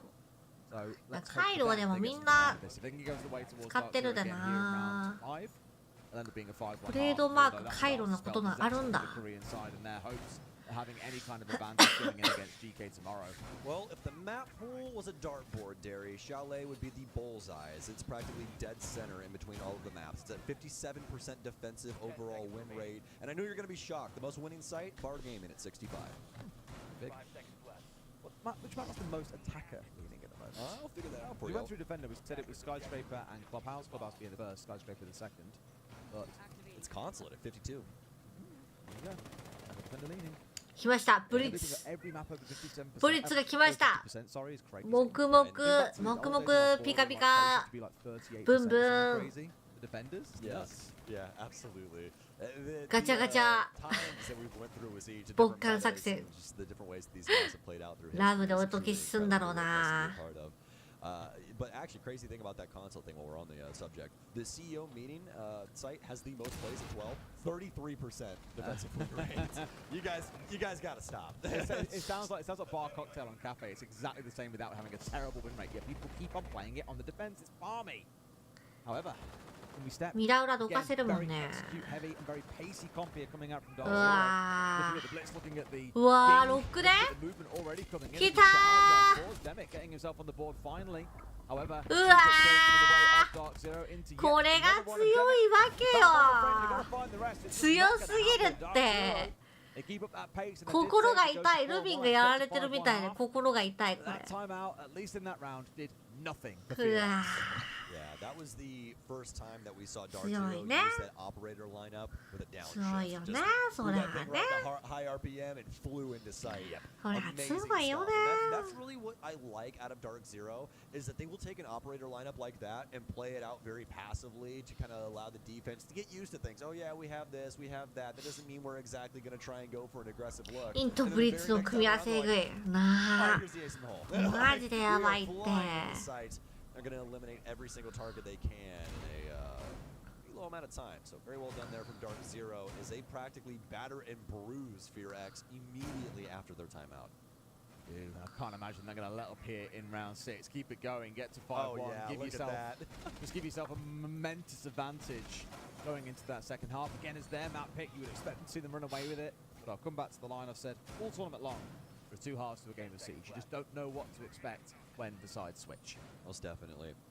さっき SSG73 か。Finicky titles when it comes to this because it's a complete mental change. There's a lot going on there when it comes to the different aspects of the map. でもさっきインピカピカ作戦されて、フェアレックスはウォーデンとリージョン、あとはフェンリルも入れて、ワーマイも入れて、めちゃめちゃと体勢を整えてきてる。でもその代わりに今度ねアマルがいいねんな。ブラーバもいるでしょ。やだよね。うわ、また来たよ。パンバも戻ってるよ。地下に先ほどできなかったやつやろうとしてる。や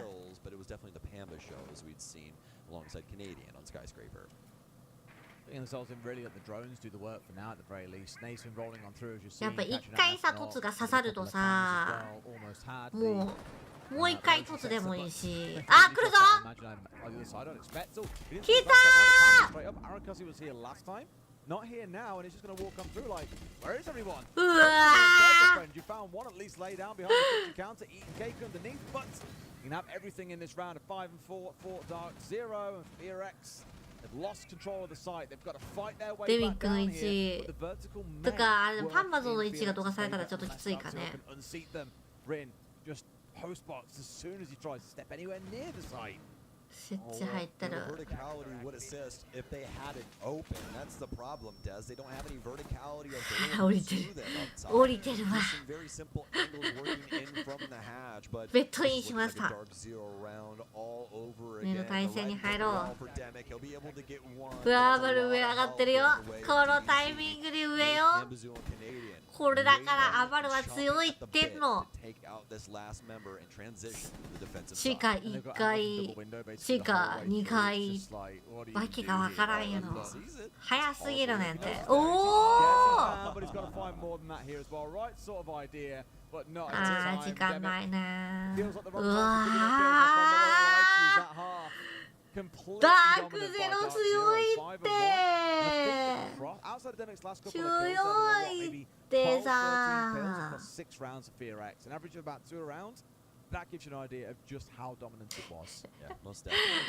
やばすぎる。 Too much with our defensive side here on Chalet. It was a masterclass offense from Dark Zero. They were addressing things wholeheartedly and with solid strategy. I really appreciated. I mean, even inside of this strategy, their ability to get that info game working into their favor. 折り返しタイミングでこんなことされてさ、これから攻撃しなきゃいけないのに。辛いなあ、強いなあ。 Might have a reset here maybe in a moment to see what the あ、裏が始まるね。あ、銀行か。銀行今日めっちゃ多いね。 But the beauty of this is this one's super easy for our almost said our 結構多いよ。 Easy for our operators. あ、ニャンニコさんこんばんみらっしゃい。 The bad thing is I was actually talking about our spectators. So our operators. いやー、強いわ。ダークゼロが強すぎる。なんて強いの？ For Dark Zero scoreline as long as it meets 5, and then you just got to give Fox one round. So we'll be back in pretty quickly here. Yeah, not an awful lot to worry about there. And again, just pausing for a second with more やばい。 pressure on that. お尻と腰は何にも痛くないのに動いていないと脳が眠ってしまう。 Did you see that? 起きるんだ。ルミミン起きるんだ。 Can't use those dronery hosts to talk, guys. We changed that rule. Tis. Test. Not allowed. No Test. Which is horrible to be fair for players when there's a long like tech pause as well. You have to sit there in absolute silence and you're フローレス版だって銀行。 あー、盾とか御用系。 あー、ザミを壊されたくないからの御用か。これじゃない。フローレス版か。いいフローレスカイドミラだって。でもやっぱカイド版はさ、銀行とかさ、オレゴンは多いよな。 Why does DZ keep talking about the moon landing? They said they like lemon cheesecake. What? Some weird stuff like that. やっぱトゥバラオがいるとさ、落としも割りにくいしな。 Alright, moments away here, folks, from getting everybody in. Bo, just, I mean, fashionably late, Bo. Maybe if you were paying attention to your screen, we can see you. I think despite having done this for years and even winning a world title doing it, they joined in the wrong order. So I guess the reason ダークゼロのユニフォーム欲しい。めちゃめちゃ可愛い。フェアレックスも可愛いよな。It's all tied up to player cams. It's based on the order they sit in on the desk. If they're just dogpiling in and throwing themselves into any random order, they start getting messy, and that's not fun for anyone. Yeah, exactly. So don't blame production, blame the players when cams are wrong, because it's normally down to them not joining in the order they've been told to join. Exactly. That's how we get those transition cams where it's like, why is Pambazoo Canadian? Like, look at me, I'm the IGL now. Exactly. Oh man. Well, I mean that offensive half there from Dark Zero. 長いかな、really テック。 disgusting. I love the different 裏の looks 配 they 信見れる gave. か I な。 love the different pacing that they utilized to really try わ and かん give ないよね、 Fox で a も hard 復帰した time. ら。 And, I mean, for Fear X, there really wasn't anything that was a big sweeping moment for them. Even the round that they ended up picking up, Dark Zero definitely had an opportunity. 横になるとめっちゃ、いや、そりゃそうよ、寝に行ってるんだから。逆に眠気来なかったら寝れないやつだよ。 Not the way that I hoped. I was hoping to find out what their most played operators are. I know that Ace is their go-to most played. That's the case for a lot of teams, as you'd expect. さあ、続きでございます。 to what level they've run the Ying and 5-1 whether or not that means they'll start drawing bans against them for that operator. Because as we've seen across both maps here, we spoke about it at the end of Sky. フェンリルゴヨバルリージョンマエストロ。 and by the Ying consistently throughout the attacking rounds. 仕事やだ。やだやだやだ。 They can't see anything. They're full flashed. Yeah, Fear X are literally that flash meme on Twitter where it's like, hey, でもマエストロにブラバ刺さってるね。 white screen. That's how I know, right? ブリッツがさ、フェンリルで抑えられそうやんな。ゴヨとかでね、リージョンもいるし。 very brute force way with a lot of flashes, and they don't do it normally against more sophisticated opponents. Or if it's a trend they've seen across the competition, I do think you have to start banning it out, because their use of it, to be fair to them, has been sublime. Oh, absolutely. I'm in full agreement with you right there. That was some truly disgusting stuff, especially from Pambazoo. I mean, Pambazoo just constantly gunning down every opponent that they put in front of him. I think I saw him only miss like one opportunity. ぜひまた遊びに来てね。 Actually insane. So this again goes to show you how incredible these players on Dark Zero are, and that's before they even. また行きます。ありがとう。 Quite terrifying at the best of times. I think Dark Zero spoke about on this map historically been very, very good at really cooking players alive. We were sat on mezzanine with Capitao here over the side. すごい角度になってたよ、エース。めっちゃすごい角度だった。最近なんかさ、さっきもこういうなんか大きく上げたんだよ。これなんだろうね。割らないで。フラバンとか木だけ倒すための車線なのかな。遠くから見たら上から見えるのかな。ラペだとちょっと弱いよね。あれは何用の穴なんでしょう。車線だけなのかな。めっちゃ叫んでるけど。やばい。Dude! 4つある。逃げられない。とんでもねえクレーマーの量ある。Okay. Well, nobody's flanking. I mean, I hope it works out for you guys, but I don't think it's going to be a thing in this round. That's the Oppenheimer combo strat back there. You step on 死んでしまうって。オーバーキルだって、オーバーキル。引っかかってほしいわ、逆に。 Well, they're pushing in quite heavily from this trench side to the north, not bothered with the front door at least for now. He's got to repel that angle, right? You'd hope so. I mean, not that they yet, but you'd expect that to change. Comes in. 入った、入った、早いよ。 Use actually the smokes here as well to deny this hatch. We うわ in comes our cousin being melted away by いいかば。 shoves him away. ネイフのいいかばだ The ね。 blitz to fall first. A good hold so far by DZ. うわ And now they're both back on that angle. いいマエストロもいる。 They've dealt with it, but they cannot get rid of this evil eye that's still sat in the corner. Good boy with a nice kill on a nape, though.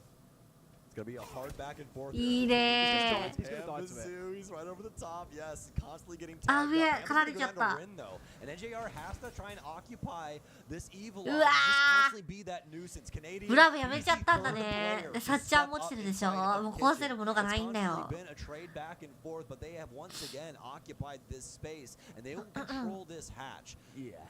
The hatch is not the one. It seems like a bit of a death hatch this game. Most あと definitely. 18秒。 Canadian now in full transition though. Back downstairs to try and get assist. only Demic look left to the court Canadian. もう怖くて入れんよな。うわ And like that NGR is gonna get him down. うわ So many times マエストロが we are seeing 最強ってわけ go ね。 nuclear precisely when you need them to. I know there's Vtuber shouldn't be throwing that. No, most definitely not. And you can see that sometimes it just comes down to that one piece of utility you didn't really consider. That Evil Eye caused so many problems for FearX. They can't try and put that case down. They need somebody to try and assist. いや、マエストロ強かったな。 But that round right there, that was NJR in the all やっぱ in 突き下げも入れてないしな。サッチャーもいなくて壊せるキャラいないってなると辛いね。 Again, I come back to Demic when he ran in through lobby, didn't look left, didn't see Canadian, full sprinting away from him to get down blue. If Demic had turned left and gone down blue and looked for a bit of a sidestep angle to make it not so easy for NJR to look at a doorway and hold down left mouse button, that could have been a very different outcome. And I praised FearX for that previously, and talking about how Mephi has been a backstab player for them at multiple points, not just back on Skyscraper, but across previous days as well. That seemingly has gone out the window with those final three players, and they've made it far too easy for Dark Zero to get the close. Well, now we sit on the precipice of a 2-0 here for Dark Zero, as they have made things look so unbelievably easy here on Chalet. For the most part, obviously that last round a little mucky, I would say. I did like some of the considerations as well, Des, especially with the Capita coming in there and smoking off Bo's angle for the hash initially. I mean, if that goes out with that in there, obviously, then that round more than likely goes FearX's way. But Dark Zero having that layered utility, just making things really problematic for the offense. Bo. おー、うまい。 gotten so unlucky on ま a あそっ lot か、 of こ these こ swings. I've just been noticing ここでもさ割らないでさ these repeats that he's had, he's constantly just getting his head knocked 殲 off. 滅なのかな。 Here, that opens things up inside of office. And Arakaze is more than happy to take the invitation and the open door straight through top floor. Trying to find someone to gun down, but at least here two have already gone. It's だってさ Nape on his backside. 上取れてもさ Arakaze getting a little bit focused on trying to complete the No. goal. What is going on? Damn it! That is not the time to be having a bit of a misclick, my friend. He's got three by himself to bring down. And I simply do not think it is going to happen. One of their quieter fraggers throughout this series. For Dark Zero, Skyscraper might have looked a little bit messy, but coming into Chalet, they've これ shown き the つい prowess ね that many have expected of them coming into this 抑 tournament. えられちゃったよ勢い Feels を like this is where it ends for FearX. They'll have to face off against もう GK 待 to つだ have けでい any いんだ hope もん of staying in this competition, and even then, it's a tall order. Most definitely. And the rest of the gang making sure that フェンリルもあ themselves る in this situation. Don't want to make it うわ easy moment ー here リー for ション Demic. もある No looks, no aggression. Force Demic to try and work his way through the map and check every う single わ corner ーということで Canadian gets in with the super グッ shorty. ドハーフ GG グッドゲームだね 7-1ダークゼロの勝利ですいや強かったわ I think everyone would have さ said すが easy 2-0ダークゼロや The な only real shining and redeeming factor there for さあ FearX was that first map. They did put Dark Zero to the test, and that will draw 日 question 本配 marks 信見 around. ますか Can Dark Zero figure their way out around all these difficult problems that 強 seems ー may not happen coming into the playoffs? Crucial thing to remember for Dark Zero is with that いやー強いなー 8とか開けられたらもうねどっちも倒されちゃうんで。さあこのね SSG と D プラスケアが終わりましたら来ますからついにここは SSG の奇襲になんとか抗いましたがちょっと怖いですねフラット入られてるところを見るとそうですね。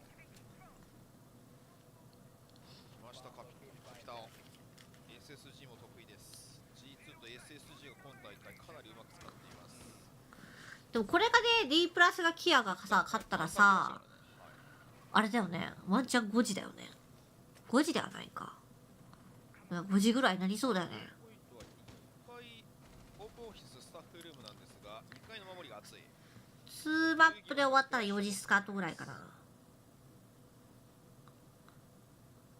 そうしゅんロジックボムの音を聞いてお横来てるあそんなことあるバリケード閉まってるけどさあうわー入ってきた入ってきてるぞしかしフォレストがカバーはした大ダメージではありますが、2回無理やり取りに行きましたね。11のトレード。荒々しい SSG 戻ってきたな。さあただ防弾カメラがあるので壊せてはいません。さあここでアシュン上がるか。あ、上がってるのバレてますね。さあ決め打ったので位置はバレたでしょう。ああ、これカメラ取りに来たのかな。さあフォーカス。うわここはちょっとがメイン階段上げました。タンコールド。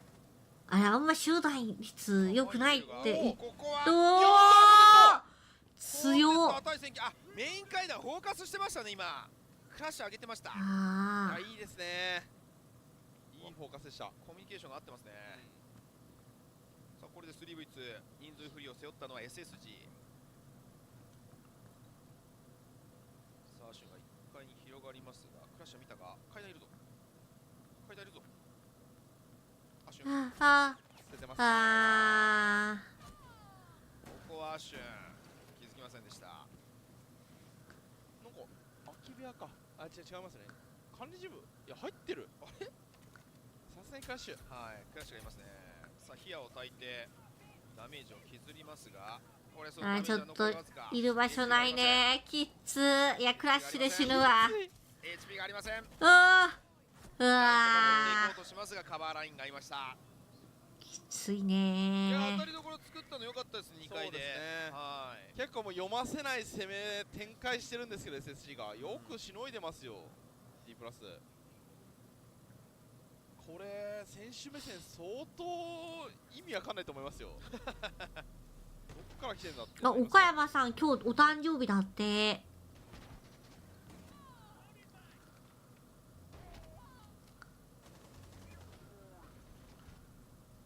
ここはナイスカバー。カバーがちょっと良くなってきましたよ D プラス。そうですね。はい。あれだね、スカーズ勝ったら岡山さんの誕生日プレゼントだね。クラッチ決められて折れるかなと思ったんですけれども D プラスよくついていっています。むしろちょっと悔しくて奮起した感がありますよ。なるほどなるほど、面白いですね。ここまでやられていいのかっていう。コーデットすごい叫んでましたからね。あ、その声ださっき。だってさ、めちゃめちゃさ、フェアレックスとさダークゼロの試合の裏でなんか叫んでんなと思ったんよ。それなんだ。あ、田中さん早口言葉何がいい？何がいい？何もなかったらルミンが考える。タンコールドが今回は勝った。そしてフォレストがオサを持ってきたのでスペア狙いそうですが、アシュンは地下からトンネル入ってきました。さあドローンが回って何にもない。オッケー、いきます。カエルぴょこぴょこみぴょこぴょこ合わせてぴょこぴょこむぴょこぴょこ、カエルぴょこぴょこみぴょこぴょこ合わせてぴょこぴょこむぴょこぴょこ、カエルぴょこぴょこみぴょこぴょこ合わせてぴょこぴょこむぴょこぴょこ。来たんじゃない？ちょっと怪しかったけど途中。ロレもうね、口なんかベロが動かないんじゃなくて、もう口が開かなくなってきている。口の開く速さが遅くなっているのがすごくわかる。口が早く動かないんですよ。口が動かないの。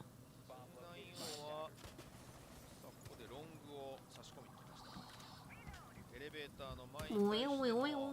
ありがとう。感謝されるとは思ってもいませんでした。この辺りは通常の手順のように見えますね。ここから吹き抜けを選ぶかロビーを選ぶか。おお。攻めっぽいっすね。バフリング攻めだ。インパクト EMP。グリーン。ADS を壊したかったんでしょうけど、座れちゃいましたね。なるほどなるほど。キャッスルのアーマーパネルを壊したかったと思うんですけど、うまくいかなかったですね。ちょっと停滞するか。しかも壁も開いてないですね。シグナルディスラプターで。ああ。ちょっと手順がうまく踏めていません。かなり困ってますね。停滞してます。すごい伏せてると安い。ノーダメージです。位置を変えた。いいね。さあタクティカルクロスボウ入りました。飛び出しましたね。フルーツをカットすることに成功。ただクレイモアでここはカバーのような形になりましたが、ラペリングを1本減らすことに成功。残り1分です。仕掛けたことによってまた SSG が動きが止まるか。あれやっぱ壊せんよね、あれ。みんな打つけどさ、あれ壊せるの？このヤスの位置がどかせないと。パンパンパン。だからアーマーパネル壊したいんですよね。あ、壊せるんだ。壊せるんだ。へえ。壊してもでも8出るよね。フォレストは証券から来たが業界で見られてる。上。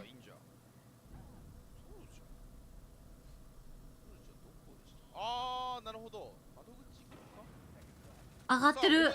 J9 上がってきた。2V4 ではあるんですが時間がない。一気にどうして急に？ヤスならある。ヤスならあるぞ。ああ、通り抜けてる。プラントは入れていますが、さあプラントは守れるか。さあここはヤスに大ダメージ。フォレスト通し切った。通し切るんだ。いや D プラスを運営してます。フォレストがうまくソファー裏に隠れていて、最後はフォレストよく取りましたね。 SSG ロビー上がったのが良かったですね。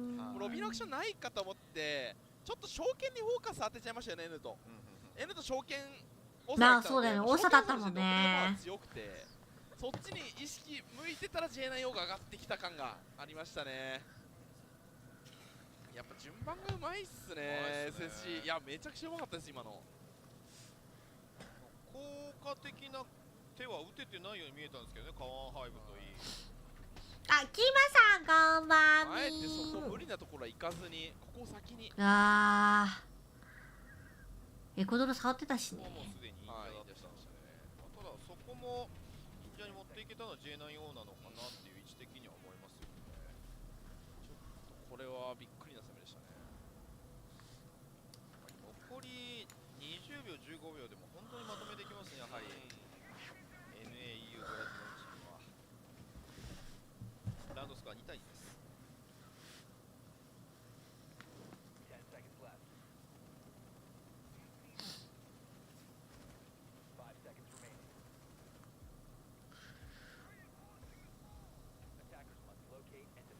地下に防衛ポイントがつきました。ここでフォレストブリッツ持ってきた。こちらの方が前に行く推進力は高いブリッツです。そしてソルジャーが結構古典的な懐かしいですね。はい。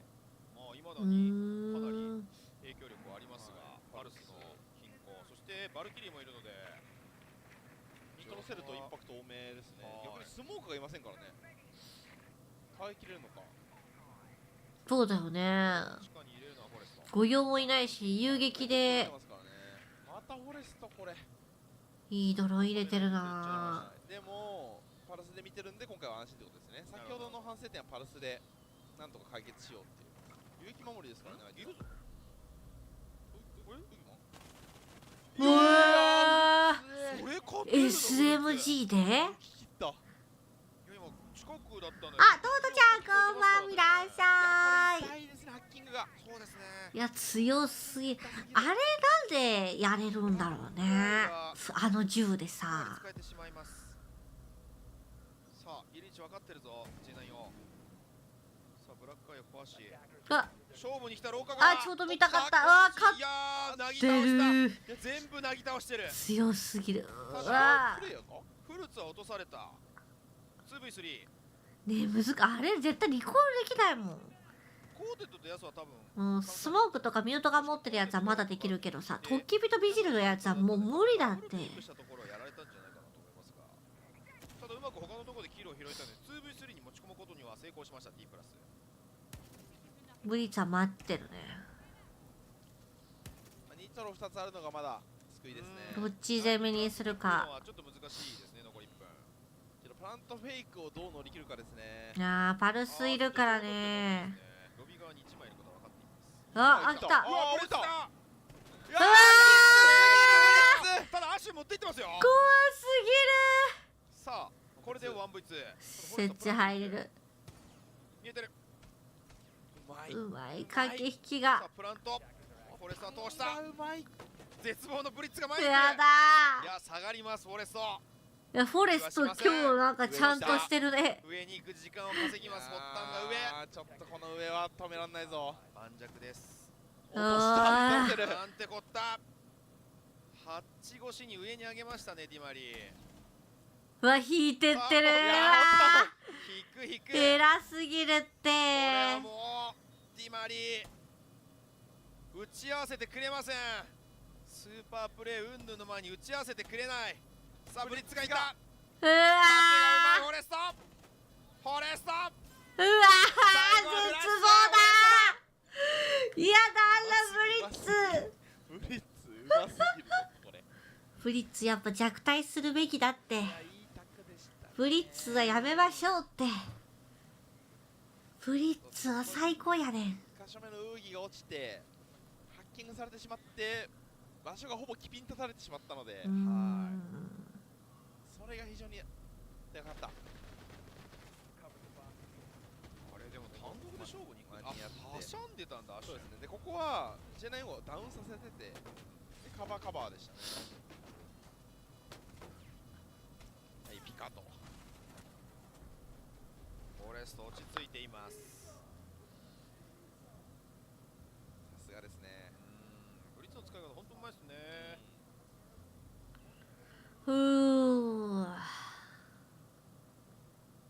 SSG のギアが入り始めました。タイムアウトか。いや、はい、そうですね。選手が画面見てたので攻撃がまあやることないですけど、2対3です。 SSG がリードを奪いました。前半戦最後のラウンドはオープンオフィススタッフルームです。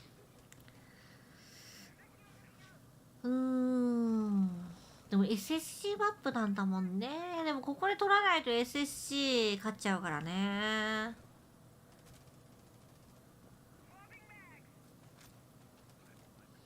あ、クラッシュ出てきたわ。飛び出しに対してクレイマーを置いていきましたが、ボーイポイント1回です。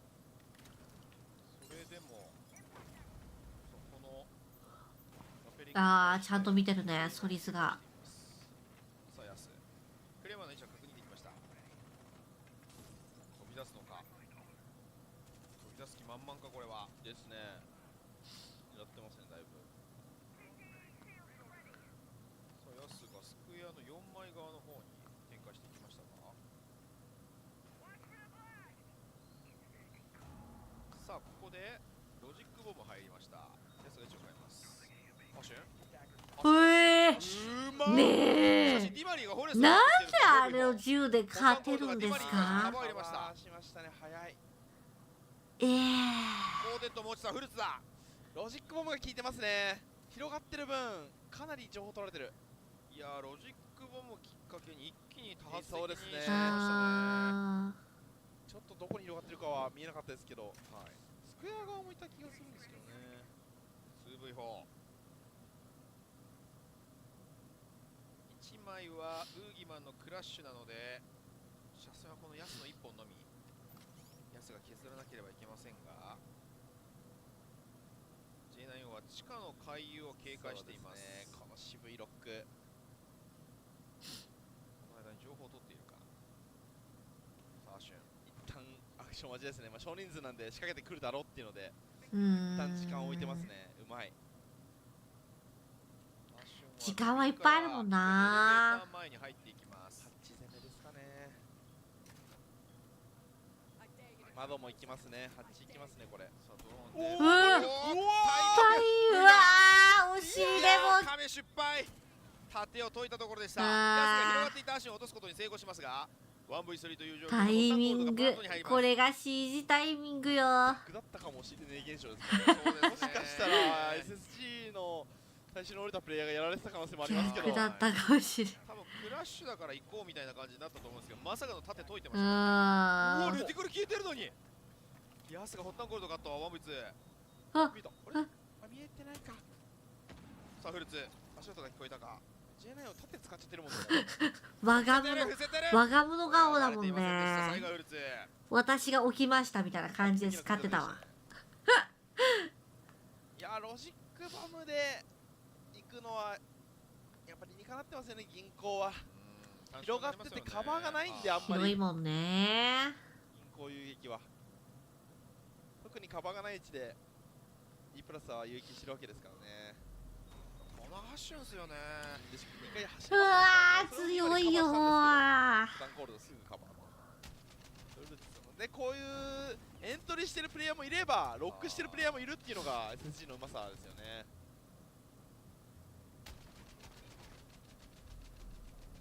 フルーツのこの位置も非常にクレバーでした。これで折り返しですかね。はい。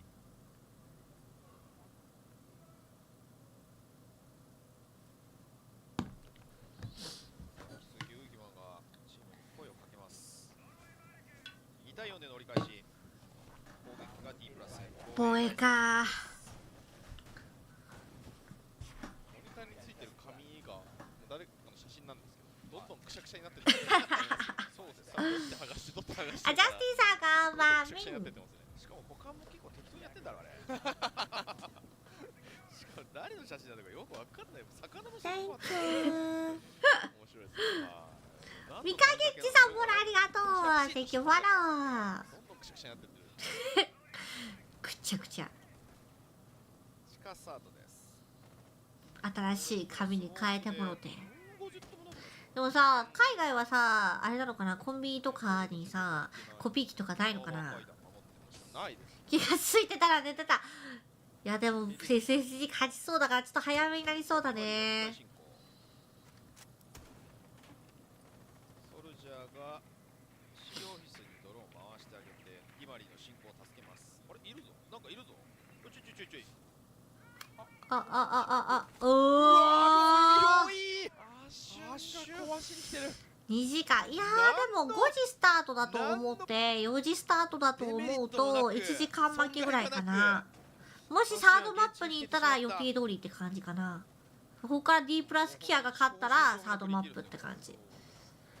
でも SSC 勝ちそうだよなこの感じだとね。あそこはまあどうなくても進めるっちゃ進める。危ないでもさ昨日も一昨日もさ、その前か巻きだったからさ、巻き進行だなって思っちゃうよね。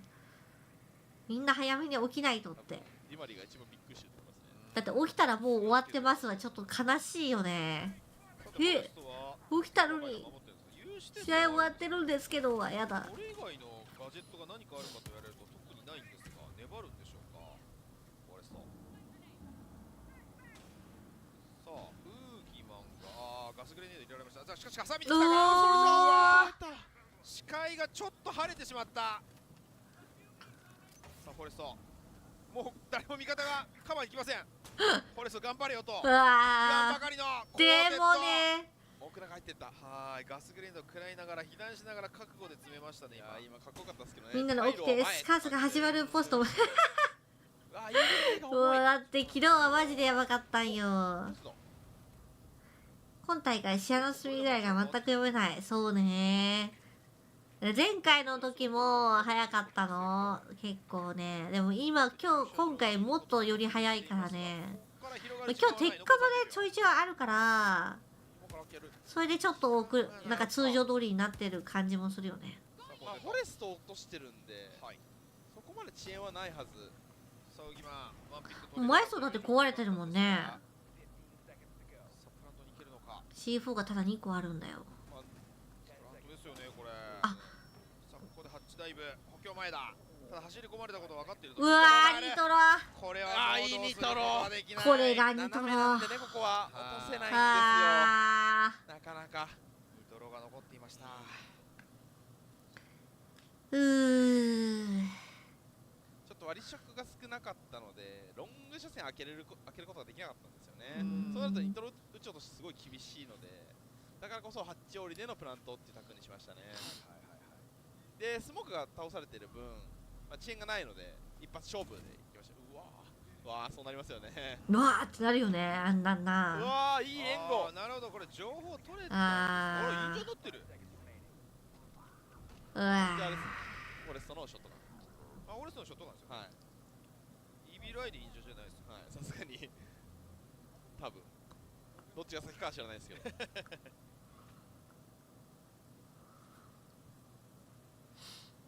これバッチポイント？これでリードを広げました SS。まだか。今5-2。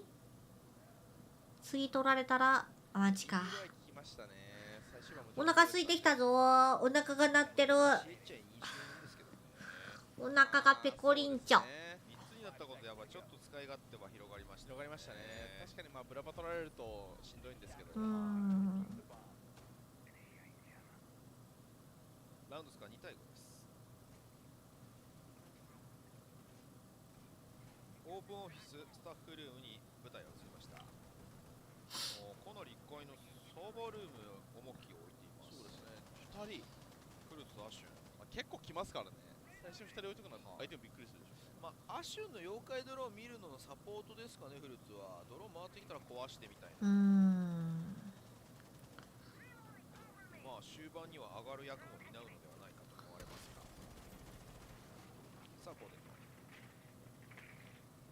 使用オフィスからドローンを流していき、まずは2階を取りたい素振りを見せています。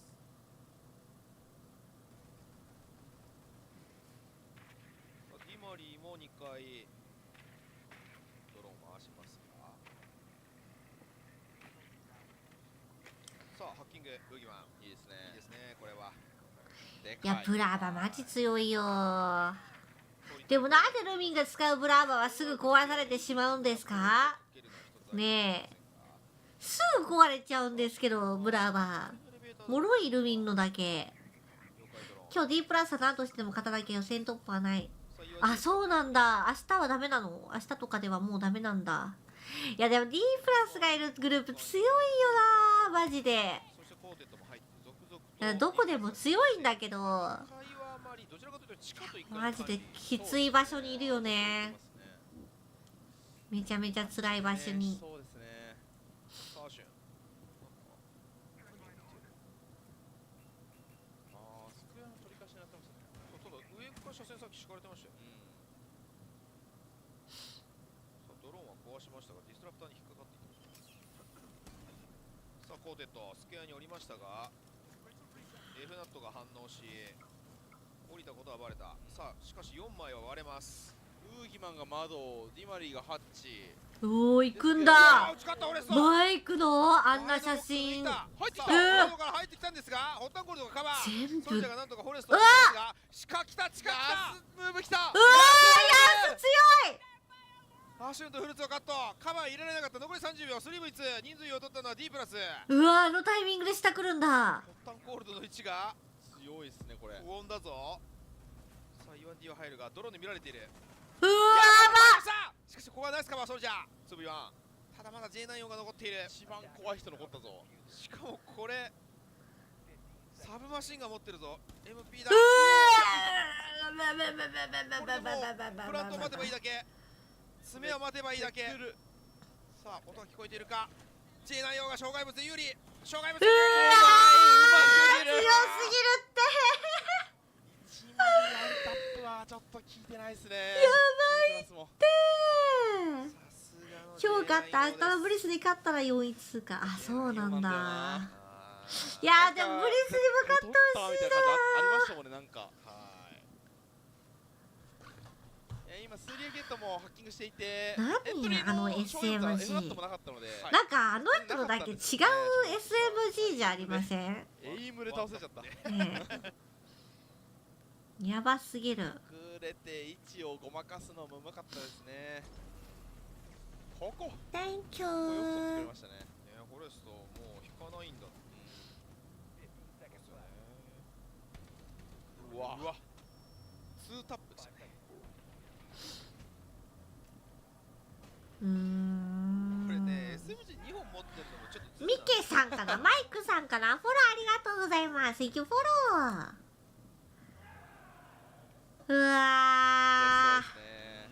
自分のムーブ刺さった分そうですね取りたかったラウンドでありました。いやマッチだ。マッチポイントだ。チャンスが作ったんですけどヤス11の7まで来てますからね。逆にウーギがちょっと沈んじゃってますね。そうですね。ウーギがキル取れてない。まあでも防衛側が結構その縦色使ったりとかなので、はいちょっとキル重ねられないキャラではありましたけど、ウーギのキルに支えられてるチームでもありますから。そうですね。ここは乗り切れないですね。あっという間にマッチポイントですから。2対6です。フォレストも11キルとこのマップもフォレストちょっと強いですね。もうモンターニのスーパークラッチありましたからね。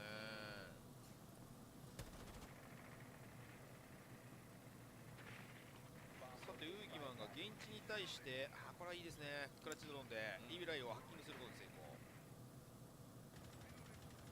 さあホッタンホールド、さあ味方に対して取られちゃったよという可愛すぎない？取られちゃったよって言ってたな。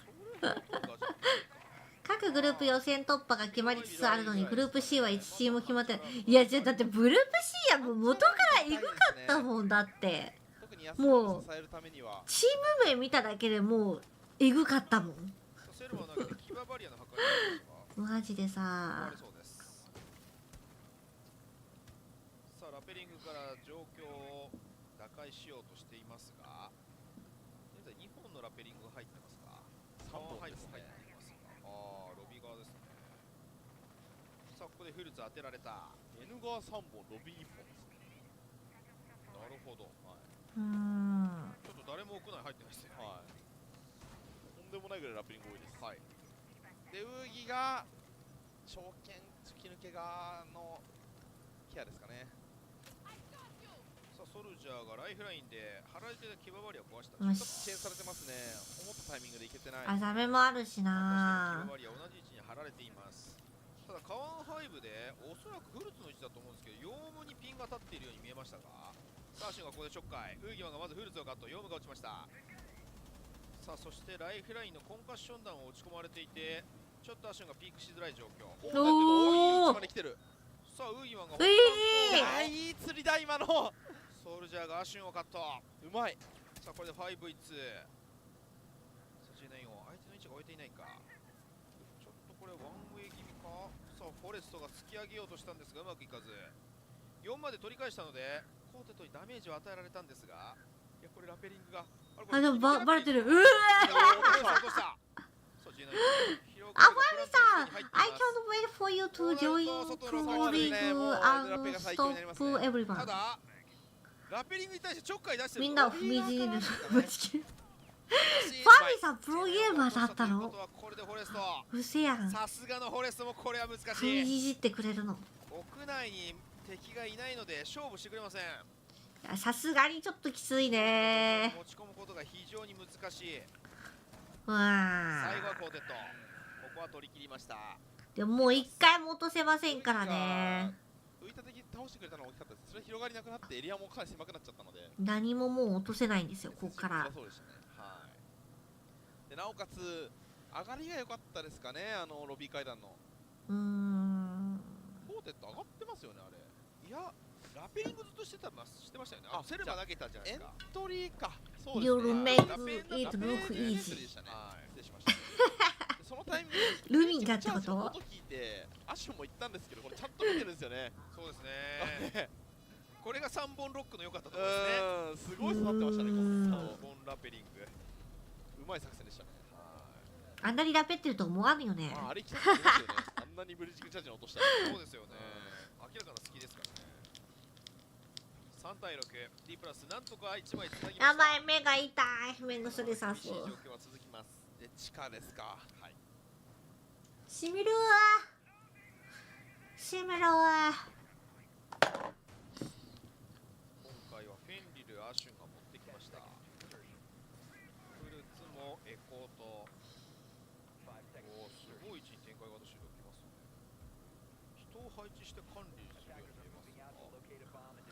さあそして銀行地下おなじみのボールガンシールド。もう必須ピック並みにもうご用はいるよね。地下は。ディマリー早いエントリーです。今回は1回から閉めてる。あ、いやーこれは早かったー。さ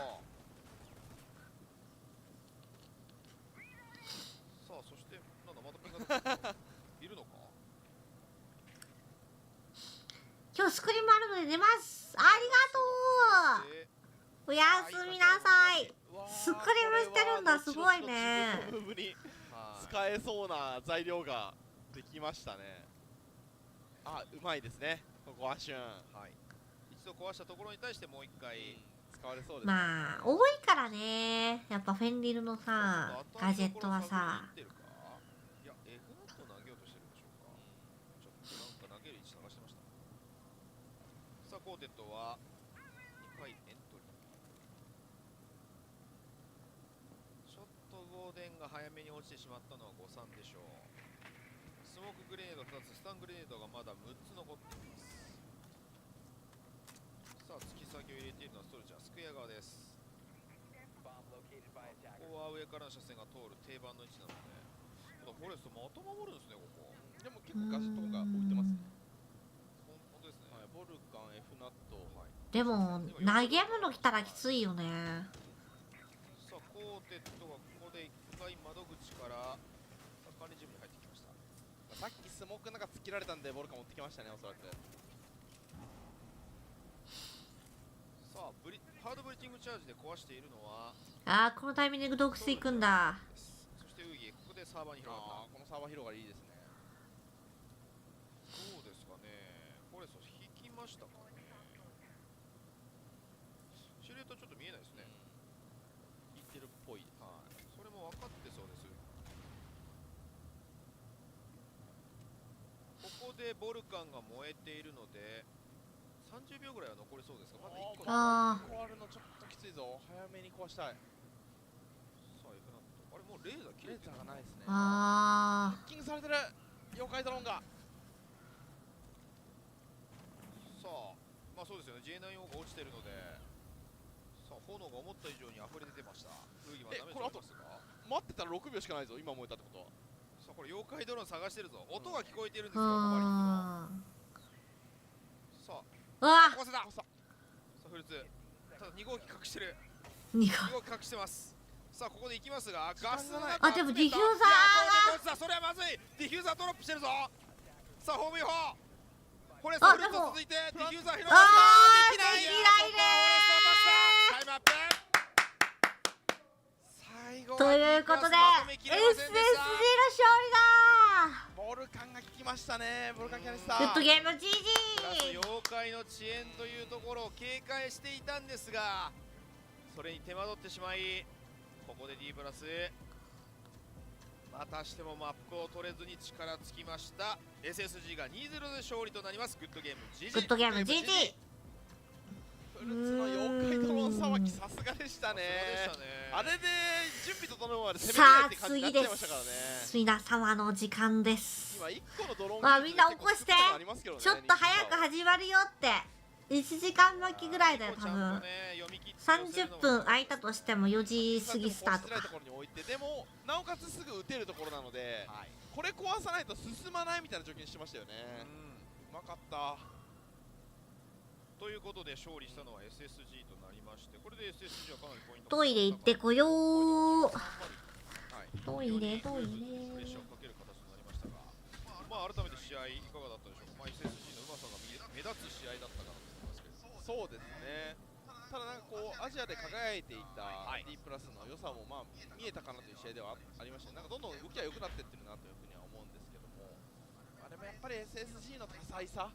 やっぱりなんか全然同じことしないし、そうですね。一ラウンド一ラウンドもうずっと違うことしてて、新しいことし続けるんで、そのうまく追いつこうとしてるんですよ D プラスが。追いつこうとしてるのちゃんと引き離してくるんで、その差が結構ガジェット差も多いんですけど、やっぱピーク感ですよね。なるほど。すごいうまくて SSG のピーク感がこうやっぱ開けた直後とか、相手が詰めてこなきゃいけないタイミングを1ミリで打ったりとか、そういう細かいキルの差でどんどんキルが拾われていくようなところもありつつ、アシュンのやっぱり前線の上げ下げもうまかったですよね。アグレッシブなところですごいアグレッシブなんだけど、すぐ引いたりとか、お腹減った。そういうこう相手が嫌がるような前線の上げ下げをしてたので、素晴らしかったですね。それは2回でエマリー倒したシーンとかも、このラウンドここで当たるんだみたいに思いましたもん。今まで全然そこまで当たってなかったのに、おっしゃる通り、あそこで2回上がって当たるって相当嫌ですよ、やってる方からしたら。ここまでは安全取れるよねっていう安全マージンのもとやってたんで、D プラスって、そこが効いたなと思いますね。そのあたりのね、やっぱ読みというところが、今大会 SSG もそうですし G2 あたりもそうですからね、まあそういったところは非常に面白い大会となっておりますので、引き続き読みを受けてきましたが見ていただきたいと思います。ということで前半組はさあとなりますスカーズだスカーズだ。今日のマッチ3、スカーズ登場です。相手はブラジルの強豪、これ楽しみですね。メジャー準優勝チームロスト。まあリベンジマッチというか再戦です。そうだよね。はい、アトランタメジャーの再戦といやー頑張ってほしいね。配信の後に行われて、この配信ずっと続いているので、ここで転換してスカートロス登場という形になりますので、ちょっと開くとは思いますが、頑張ってねスカートの応援していただければと思います。ということでここからはさあみんな起きて、みんな起こして、お友達などなど再開時間は起きてー、表示されるタイマーをご確認ください。それでは一旦失礼します。起こしてください。みんな起こして。みんな寝てない？大丈夫？心得たち寝てないです？まぶたが甘い。起きて起きて、まだこれからよ。こっからってこと寝ないで。起こしてください。たとね、お布団入ってたらダメだよ。お布団入ってたらダメ。たと一回お外を散歩行く寒さで起きる。スカートロスか。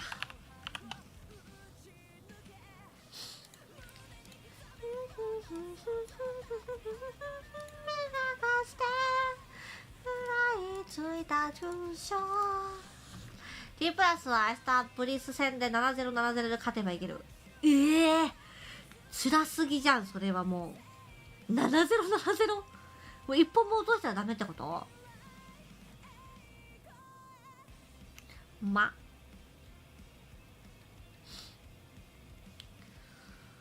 どれぐらいだろうね。4時スタートぐらいになるかな。上がらないほどはだと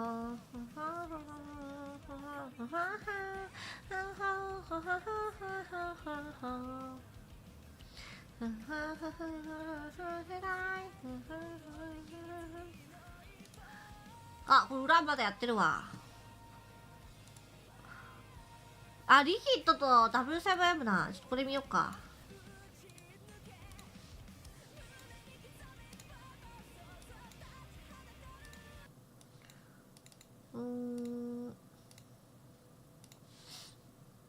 Has one more gas babe anyway, so not really too much worth going back towards site. Does get droned down and swap timing. Oh, lead!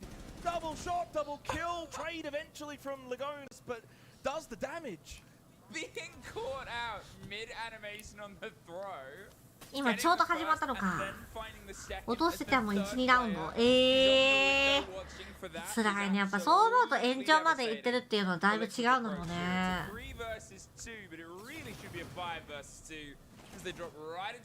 いや、リギット頑張ってほしい。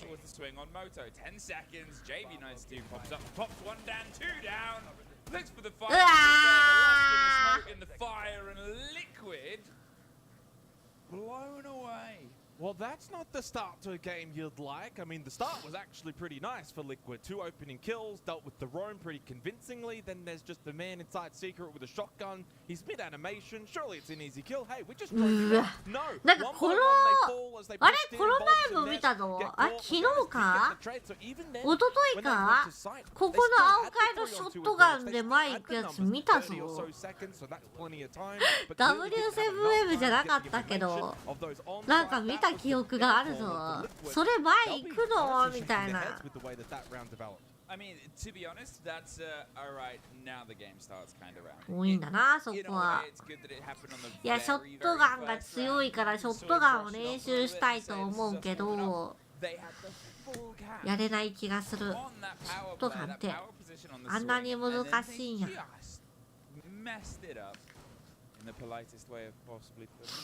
I will have to take a little bit more of the criticizing role between the pair of us because you need to get in Brazil's good books again.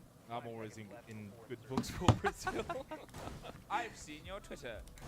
Okay, so for those a little bit unaware, and look, we're on the B stream, so we can all speak candidly. We're all friends here, We're all right? friends here. Yesterday, I may have put out a bit of a for fun tweet after Bleed's miraculous victory, if you will. Yeah. Against said Team Liquid. Yep. And look, in banter spirits, I was like, oh, look, maybe we should take away some of Brazilian spots, because every 画面ちょっと違くない？今誰が映ってるかっていうの分からんくない？いつも下に映るよね。in a jokingly spirit. Someone and well, actually, they retweeted it. The old main account. あれ映ってなかったっけ？今誰を見てますよみたいなって。下に出るよね。ほら。これが今何のオペレーターかわからないもんね。ガジェット使ってなかったら。あれ出てたよね。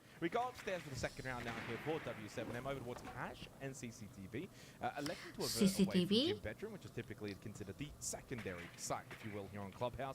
Nevertheless, though, for Liquid, they'll continue to play that kind of slow approach. The other thing as well, that opening round, Liquid is one of 5 teams that are 100% in terms of their plant success rate. They were not able to get the plant down in that last round. We'll see if they can go one better here in the second. Out half the time left here and nobody's been と言われるとそうなんだよ。人いられると分かんないんだけど、でもこのキャラクターが今何のキャラクターっていうのっていつも分かってたから多分あったはずなんだよね。あ、エミカこんばんみらっしゃい。Obviously the break onto the construction wall that leads in towards the site itself. Everything else roughly been done, though you might be a little bit more limited as to your approach towards the bottom of garage and the swings on the holds elsewhere. モンタクラッチエグかった。SSG 強す。SMG がやばかったわ。ガチで SMG が強すぎる。Yeah, checklist has been good from Liquid. Jacuzzi, con single wall opened up, main breach as well. でも裏見てたからさ、SSG の試合全部見えてないんだよね。Try and maybe get a good peek from. Almost had an opportunity to take out JV92, of course, who's going to try and block this window with more keeper barriers. Not a bad little angle, but you want to get rid of it. Lugonis gets caught, though. That's kicked down on the balcony just outside the bedroom window. Can't win his one. The CC wins. いやー、強いなー。めちゃめちゃ前に来るじゃん。Do indeed win it out. 2 rounds in a row for them on the defense. I mean, it's the perfect start for them. It's the energy. You said it. まあ東京対決ですからね。知り尽くしていることでしょうよ。You get that bonus of time, and time weirdly has been a much more terrifying sort of entity around this tournament. And I think the majors earlier on throughout this year, there seems to be a little bit more trepidation in the approaches, a little bit more caution. However, まだ分数出てないよね。何時に始まりとかは。Would you be fine approaching this? How are you? Are you good at the game? Am I good at the game? 書いてなかった。書いてなかったの。あ、いや俺もほら見て見てほら。今。ほら。出てる。ほら今あざみ。あ、多分 YouTube がもう多分あれだったんだよ。おかしくなってたんだ。ほらリージョンほら。多分これないと分からへんもんね。Definitely would put him first. Then I'd have to definitely go Guz. But it's debatable if it's our observer Sky. I want to include him. They're about equal. He's part of the team. Then it's me, and then it's oh well, I mean including Mandy as well. I forgot about Mandy. Sorry, Mandy. But she'd be about the Guz level. Yeah. And then Manic would be below me. How far below? Not very far. In fact, probably the same level. Let's be honest. Okay. And That's very polite. he would debate that he's higher than. That's very polite of you. But he's a host, so you know, hosts don't know. That's why they host. いやすごい。すごい。どういうこと？ああ、さすがに無理だよね。止まるのかと思ったあれ。Which was placed. They seemed ready to want to deploy it, and then didn't. I'm not sure if they sort of tried something that would have been insane. Either way, the wall's still open. CC, if you're unaware, the push of this, they'll try and get control of the top of red. Fenrir on the board has made this push あそこ very tricky. またほら。だってさ、ほら見てよ。また階層にもやろうとしてる。壊れるのかな。どうなんだろう。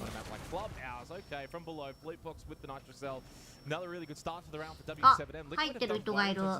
入るか。よし、じゃあバイケンメンさんとウィンドウ君とかに合流したいと思います。おはようございます。テンション爆上げだ。モンスターを飲み干そうとしています。あ、寝起き？寝起きです。すごい、マジで俺こんな時間に起きたことないです。海外旅行行ってるんですよ。やばい、貴重なシーンだね、じゃあ。びっくりした。初めて体が今びっくりした。何これ。俺じゃあこうやってオーバーレイつけなきゃだよ。ディスコードのオーバーレイつけなきゃ配信とか。待ってこれそのツイッチに行かないと。待って。早くこのスタンダード下ろしてみんな負けちゃうこれ。ランクやってるの？スタンダードやってます。いやミラーまであれだなと思って配信してて、YouTube で配信してるんでツイッチに行ってしないといけない。いけないからね。ディスコードオーバーレイもつけないといけないし。大変だね。大変だ。試合も勝たなきゃ。俺も始めなきゃ。始める。ホミンはもう決まってるから。ガン決まってるから。8時からやってるからさ。やばすぎ。普段と全然テンション変わらないっすね。いや途中やばかったよ。途中はもううつろうつろしてた。さすがにルミンさんでも限界きそうになりました。4日目だからね、やっぱり。いや、よう耐えれますね。いやでもさ、めちゃめちゃでも今回スムーズに進んでるから見やすいんだよね。巻き進行だから。いや、そう、もともと今日4時に起きるつもりだったんですけど、ウィンドウさんが、いや、多分3時半起床が多分安全かもよって言われて。素晴らしい。そう、30分早まんのか。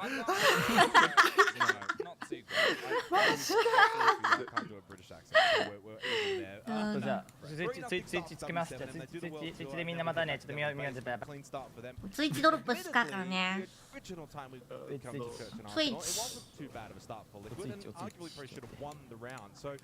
みんな音量大丈夫？もっと大きくした方がいい？声。音量大丈夫そう？教えてロイ人。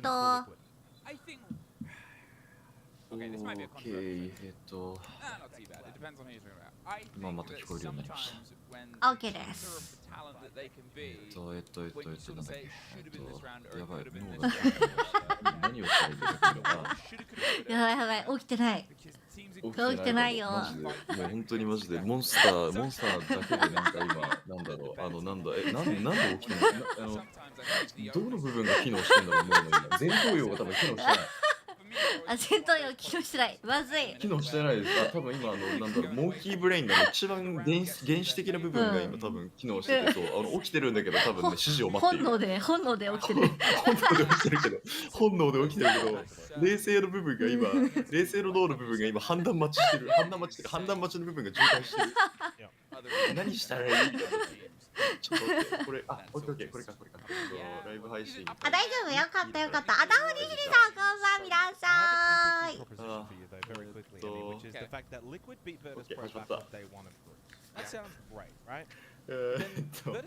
れでいいのか。あれだ。おはよう。待機してる人いんの？すごいな。この時間に15人も来てる。すごい。起きてんな。あれだな、ちげえよ。多分寝たの俺だけなんだな。みんなまだ起きっぱか。でも寝てる人も多分いるんじゃない？いますか？いると思う。すげえな、よく来てくれたな。あ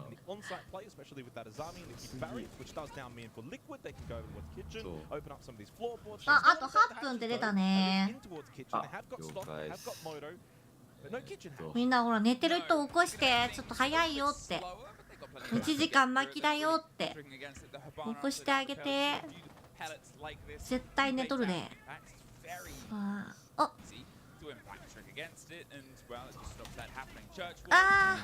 C4 が。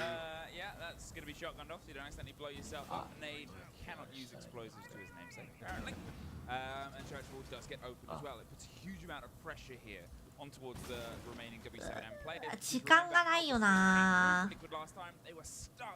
on Moto, just trying to find fights. Yeah, 40 seconds left in the round. うわ Down secret. Good shot from Palu. バル強すぎだろ。 Gonna come from JV. He's the one that will get that trade. Reset though, also continuing this onslaught from Liquid onto site. 1 versus 1, just like that, blink of an eye, the round's over. Bleepox, he's got うわディフェンス落ちちゃった。 onto one, swings almost onto the うわ second. Pressure's coming. 怖い怖い怖い。 Liquid flooding around the box. W7M は何かあっても怖いんだわ。 Better Liquid approach there. Now W7M, as I said, they did not have the roam play that they did last Nice, time. nice. And those 2 early bodies, which weirdly worked in Liquid's favor here. ち They ょっ went とミュートしました。ああ、おピッピ。起きてstart 起きて今ミュートから戻りました。おかえりなさい。あ、4時だからね。そうそうそうそう。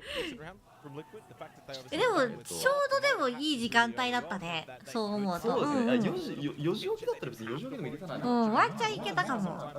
いやでもダメだ。多分自分が配信慣れてないんで。うんそうそうそう。多分慌てていろいろ始めることになったと思うんで。いや大丈夫です。これで3時半起きは正しかったです。よかったよかった。あ、そうだ。ルミさんってどうやってそんな綺麗に収めてるんですか？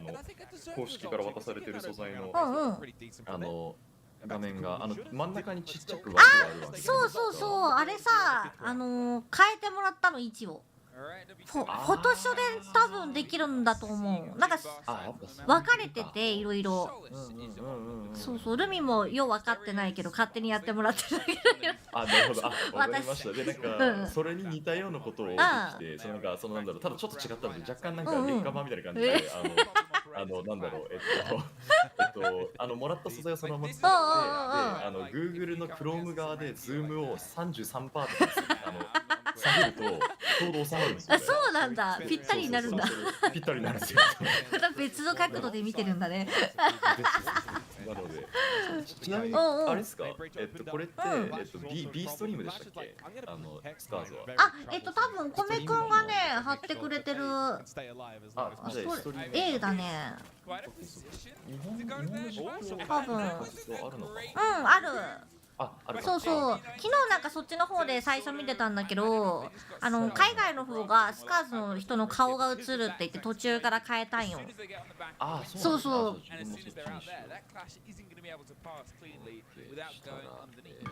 今じゃこれでいいのかな。今あれですか？なんか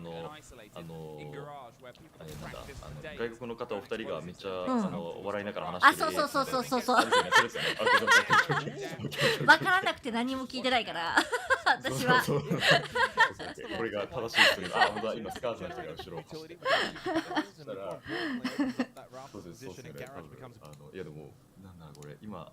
あ、本当だ。左下に書いてありますね。8分で。書いてある。よし、ルビーもこれにしよう。よし。でも分かるもんね。バイキンメンさんはさ、何言ってるか。自分今音めっちゃちっちゃくしてる。何も分かんないですね。何も分かんないし、あと多分今脳が多分絶対に起きてないんで何言ってるか全然分かんない。受け付けてない。お米主さんが貼ってくれたやつで大丈夫。今ね外国人2人がめっちゃねへへへって話してる。いい感じに喋ってる。いえへへ What's up って実はめっちゃ言ってる。What's up いえ。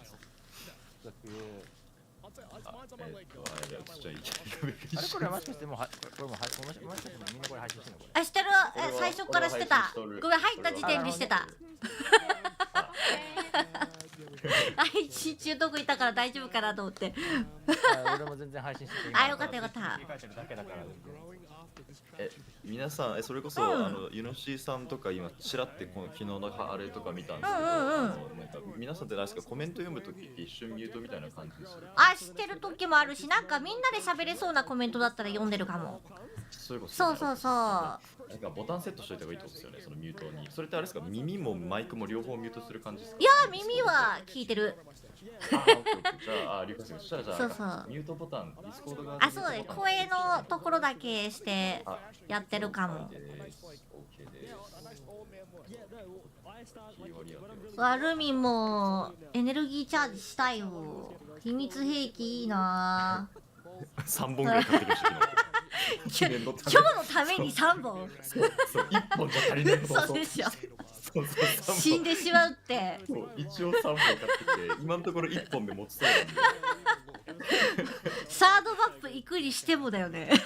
そうちょっと途中でリロードしなきゃいけないリロードをしなきゃいけない時にリロードリロードをしなきゃいけないように一応買ってきました。絶対足りるよ。1本で多分足りると思うはず。そうでやってほしい。てかスカーズが4040押してくれれば。あ、確かに確かに。そう7。あ、すごい。めっちゃ叫んでる。めっちゃ叫んでる。これレオとの配信や。ミスター違う待って。ミュートの切り替えどのボタンにすればいいんだろう。どのボタン？ファンクション9にしてる。俺はコントロール。ああ、オッケーオッケー。俺ファンクション9レコードボタンだから。ああ、かぶってるんだ。俺右コントロール。右コントロール。ああ、使わないねここ。小雪さん来た。おはよう。おはようございます。起きてた？お、いいね。緊張してきた。心が待つかどうか。A だよ。あれ A で多分やる。うんうん。後ろいるもんねみんな。A だ。タリミカンバンみだっしゃーい。あとで秒数合わせなきゃだね。そうだね。あ、そうっすね。配信開始でいいのかこれは。スイッチはわかんねえ。みんな1秒ぐらい。そうだから勝った時も負けた時もわからないリアクションであーぐらいでいかないと分かっちゃうから相手の反応でどっちそれってその1秒がその微妙な1秒のズレがそう邪魔うざいっすね。早送りしないといけない。あーぐらいでそうっすよね。喜べなくなっちゃう。あ、これ俺ツイッターに貼らないと。アルミもツイートしよう。あ、俺もそうそれをしなきゃいけない。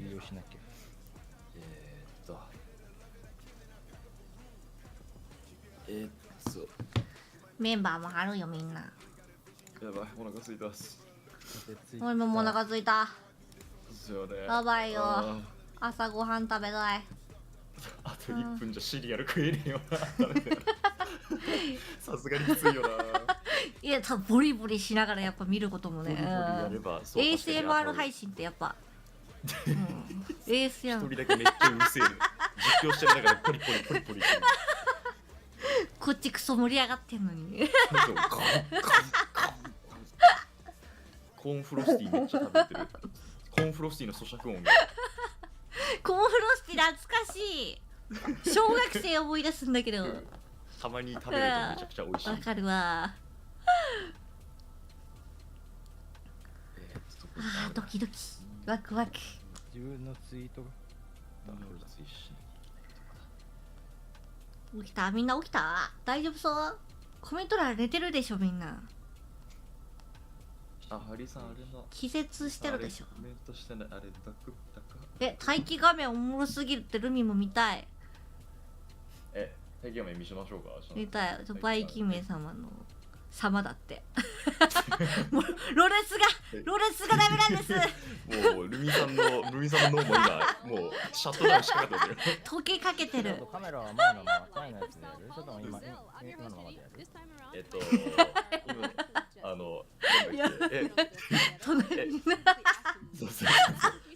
俺の枠がそれになってる。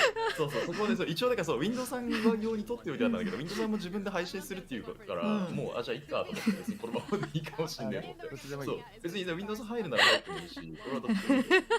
じゃあカメラ。やばいって。逆にあ、待って、でもあれだ、でも結局さ、今から多分それセットアップすると、俺またチュートリアル見なきゃいけなくて覚えてねえからやり方。もう、じゃあいいよ。次の回でやろう。次の。回でやろう。それはもう時間ねえわ。シリアル食べる時間俺そう、ウィンドウさんをここの中にいるのとシリアル食べるんだったらシリアル食べるのを優先して俺よりシリアルが大事ってなってるな。お腹が空いたんだよ。俺よりシリアルの方が好きなんだ。メンヘラ出てる、メンヘラが。こんばんは。お願いします。よろしくお願いします。今日は大勢だ。大勢だよ。もうわっちゃわちゃよ。かっこいい。かっこいい。待って、これ俺音入ってないからこ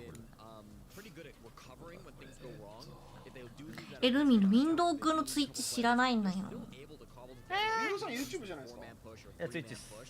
ツイッチなの？ウィンドウ。僕最近ウィンドウさんの YouTube 結構配信してるじゃないですか。いつもは今YouTube なんですけど、ミラーとかあとだんだんツイッチもやろうかなっていう感じなんですね。ドロップつくしね。そう、ドロップつくし。ウィンドウさんの YouTube に多分バレないアカウントでちょこちょこコメントしてるんですよ。これもしかして読んでるってことそれ？まあ読んでるな。すごっ。あれは俺サイレントであれ監視されてたもしかして。サイレントで顔出ししてくださいって結構。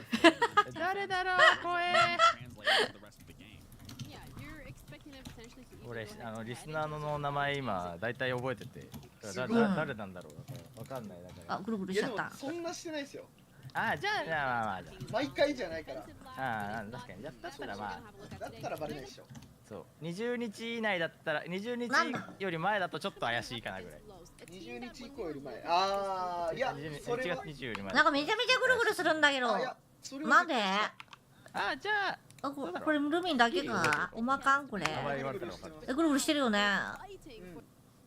ぐるぐるしてる。ぐるぐるしてる。ぐるぐるしてない。ぐるぐるしてる。めっちゃやってる。早送りするかな。2倍速にしとくわ。豪華すぎる。そう。VIP メンバーで見れる。ただルミンの脳内はもう死んでいる。溶けてんだ。ウィンドウさんのアットマークなんだっけ？悪性そうですね、エクセットウィンドウですね。言われる。あ、いや、僕見つけました。ちょっと。今日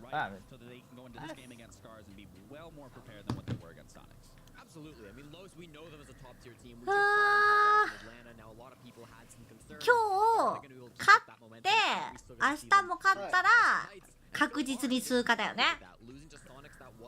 自力で上がりたかった。自力は関係ないか。次勝てばどうせ自力だもんな。そうですね。あと全勝が絶対ですよね。いや、これ負けてもファルコンズに勝てればワンチャンなのか。ロワーズスタートはできます。ロワーズか。でも3位で行ってくれたらめちゃめちゃあれだよね。嬉しいよね。勝ったら確定はしないのか。裏によるの？ファルコンズによるのか。いや、多分だけど、勝ったら確定します。ファルコンズが 2-0 で負けたら。いや、もうファルコンズもポイント今1点しかなくて3回戦で負けてるんですよ。で、最後にスカーズ残してて 2-0 で勝ったら4点じゃないですか。だからもし今日スカーズが 2-0 で勝ったら5点になって、もしファルコンズに負けたらもう5点同士で並ぶんですよ。じゃあいいね。今日大事。ファルコンズラウンドディフェレンスがマイナス25で。そうだよね。めちゃめちゃだって圧勝されて負けてるもんね。そうだから有利ではあるのか。多分1マップでも取れば。ナイトヘイブンだよ。スカーズピック昨日良かったよね。ナイトヘイブンね。ナイトにしたんだ。僕ディサイダーぐらいかなと思って。ナイト昨日良かったもん。めちゃめちゃ。それするんだ。全然自分の顔で遊んでて全然マップ見てなかった。自分の顔で遊んでどういうこと？自分の顔のワイプでめっちゃ今遊んでて今全然マップは見てなかった。お揃いほら。スカジャンお揃いだ。ルミンとお揃い。すごい。お揃い。これ俺どうやってドロップスつけたらいいのこれ。あれついてるハッシュタグ。つけた？ウォッチパーティーとシックスインビテーショナルついてる？だとついてなかったらウィンドウくんのやべえ、スイッチ初心者すぎてわかんねえ。ちょっと待って。ああ、もう始まった。もう始まってる。始まってる。ちょっと音を上げるねみんな。普通横かっこ向こう。ラウンドディフェレンス直対優先。あ、直対優先なの？みんな賭けします。今からします。Windows くんの待ってね、URL 貼るわ。ちょっと待って、URL を Discord のところにやるわ。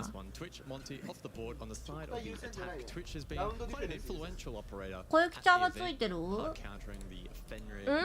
あれドロップスなんかねずーっとつかないの。昨日でもハリーさんやってくれたんだけどね。そう、ハリーさんにさっき確実に治ってると聞きましたってダメ連絡いただいたのでよかったと思ったらついてないみたいなんだろうね。ナイトピックなんだ、カフェじゃないんだ。ロスのカフェ怖かったんですか？ちょっと今ウィンドウくんのやつ行くわ。俺のチャンネル貼った方がいいですか？いや今ねドロップスのつけるところの人に言ってみる。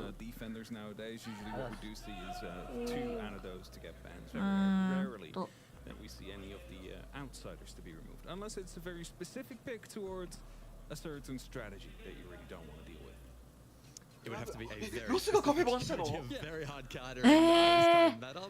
バンしたんだ。いやーマジか。スカーズのカフェ怖かったんだ。僕スカーズカフェピックすると思ったんですよ。だから、ロスがバンしたんだ。そう、リンゴバンは予想済みだけど。あ、イガさん髪取ってきた。おかえり、おはようおはよう。ラブいけるっす。あ、おはよう。よかった、今ちょうど始まったよ。ね、また僕来ないと思って。よかったよかった。ワクワクしやがった。ねえ、すごい。全然ちゃんと来たよ、今日3時に。すごい。後でまたツイートしようと思ってたから。どっちで見てます？今日ね、今リンク貼ってます僕。On the bottom of the standings, and it's still all out open, and we don't know yet which of these teams is going to go home in the end. Now, お鍋でやってる。昨日もね、鍋使ってたもんね。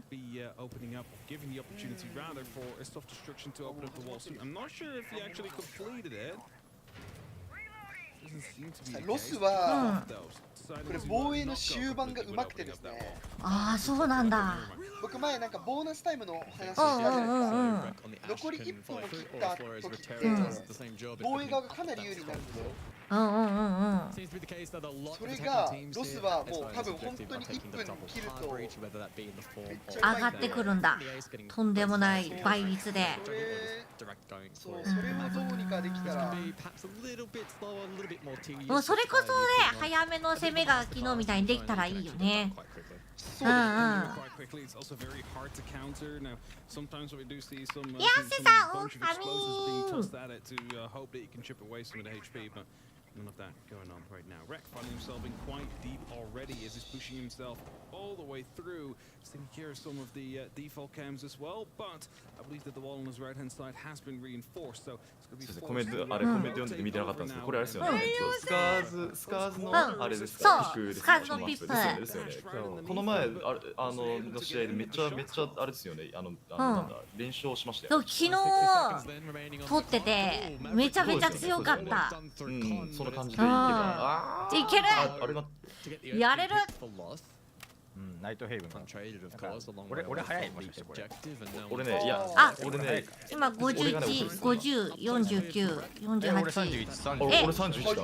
めっちゃ早い、みんな早いわ。 YouTube ちょっと早送りします。2倍速します。めちゃめちゃみんな早かった。やばい、全然秒数違うかも。起きて。みんな何秒？まだ早送りしてる。8、6、5、4、3、2、1、0。早くね。0、もう0です。0。やばい。やばい。フロントいった。頼む。結果見てる。ナイス。ね、カクカクなんだけどね全員ずれてる。全員ずれてる。全員ずれてるしレック強い。全員ずれてるしレックが強い。いやちょっと待って。全員ずれてるな。ちょっと待って。今勝った。今勝った。今待って。4秒前ぐらいに。ちょっと待って。合わせましょうか。秒数出たら言うわ。オッケーオッケー。一旦そこで合わせましょう。すごいもう反応が全部バラバラ。すごかった今そう。さっきウィンドウさんが太陽さんって言ってたから。俺の画面まだ生きてる。やばいやばい。壮大なタイムリーパーいるって。2倍速で合わせるか。2倍速してこれなんだよな。ズレが少ないらしいですよ。そうなんだよね。そうだぞ。ちょっと待って。あ、でも今回さ、ジャパンの配信でも顔映ってるよ、みんなの。じゃあツイッチにしよう。ツイッチのジャパンのツイッチのやつにしましょう。じゃあちょっと待ってね。みんなちょっと一旦待ってね。この壁開けたりとか。岡山さんとね、ソルチャの声聞こう。カメラマンの意味も分かったですけどね。マーベリックで。すごい社会のために献血をもっと身近に。なるほど。俺も社会のために CM。おすごい CM 来た。あ、CM 入るわ。環境保全。ねくーちゃん。宝くじは環境保全のために役立て。そのまま太陽が詰めていく。ブリッツブリッツ。今早い人できてる。めっちゃめちゃ2分31秒。2分22秒。CM 分進んでる。いい攻めだ。設置してる。設置してる。準備配信か。ちょっと待って準備配信待って。どれぐらいカメラマンが R6JP ね。6JP。さらにもう一人強い。後ろから回ってきているがワッショイが。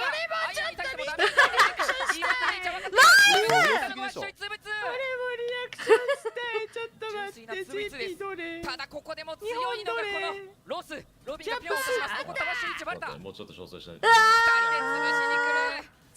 ここはちょっと仕方ない部分はあったかもしれませんが、よくワッショイあんだけ時間を。めっちゃ強い。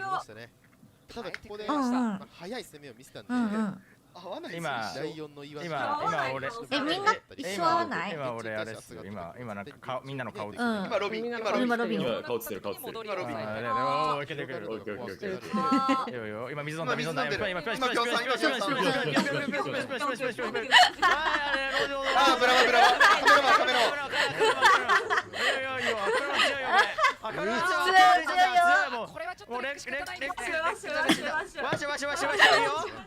強いね。いいよダブルいいよ。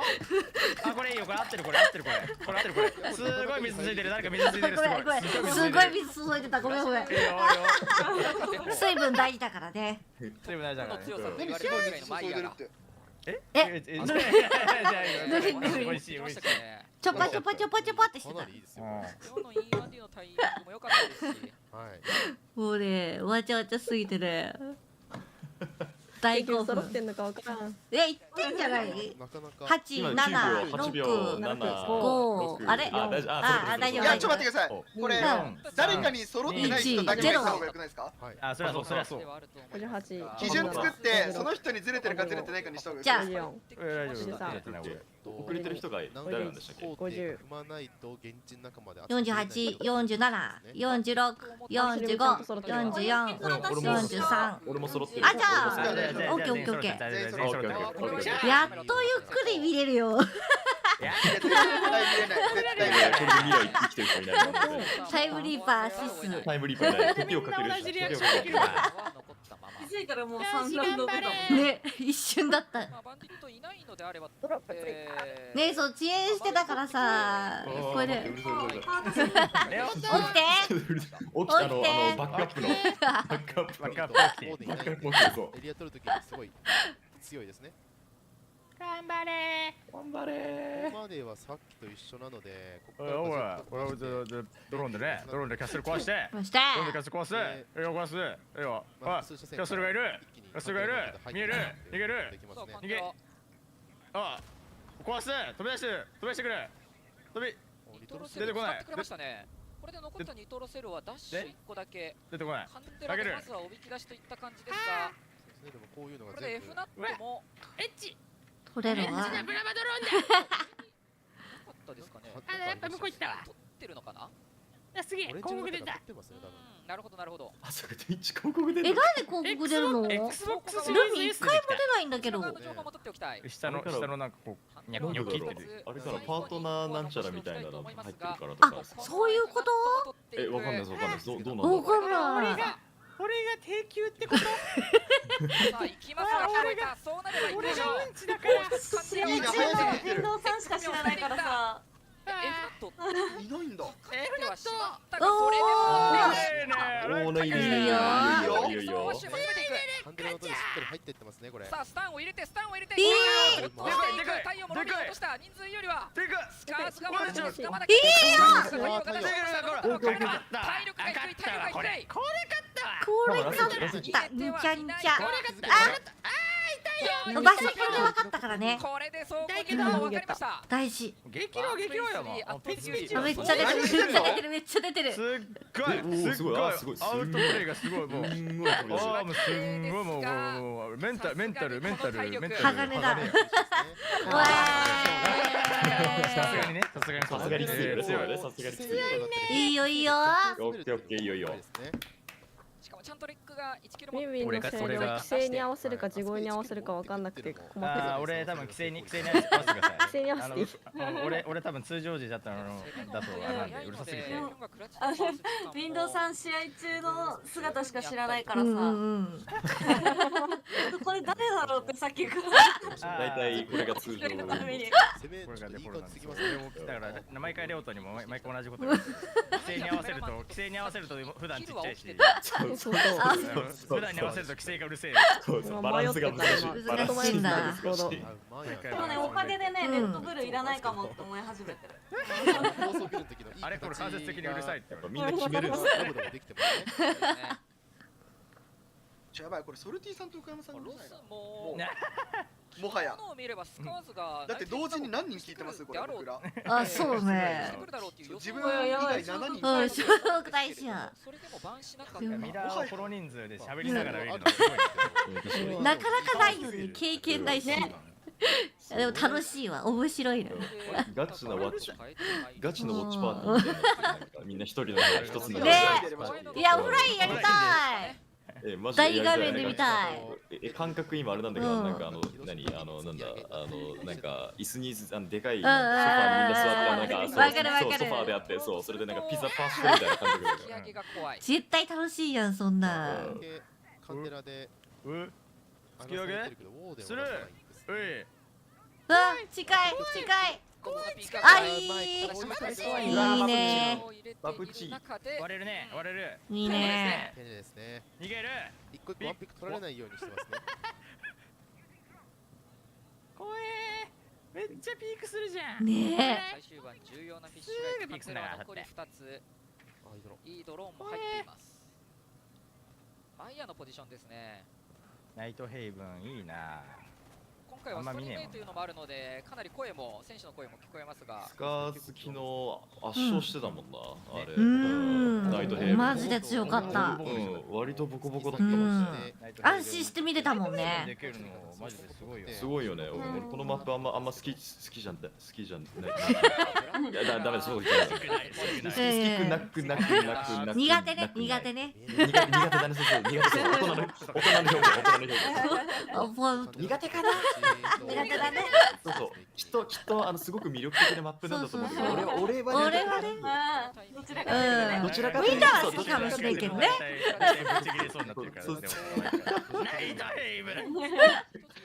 バンしろよ。ウィーワンとか。あ、やばい。おー、いい差し。わあ、でかい。オッケー。そこもしっかり。いやマジでいいなスカーズ。ガチ勝てそう。いやマジであるある。めっちゃ拾う。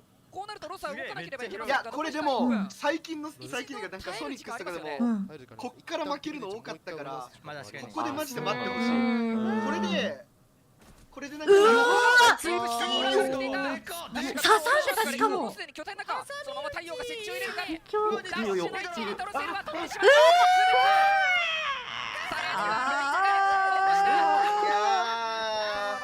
すごいな、一瞬で。ねえ、マジで一瞬で返されるやん。何回か負けるの。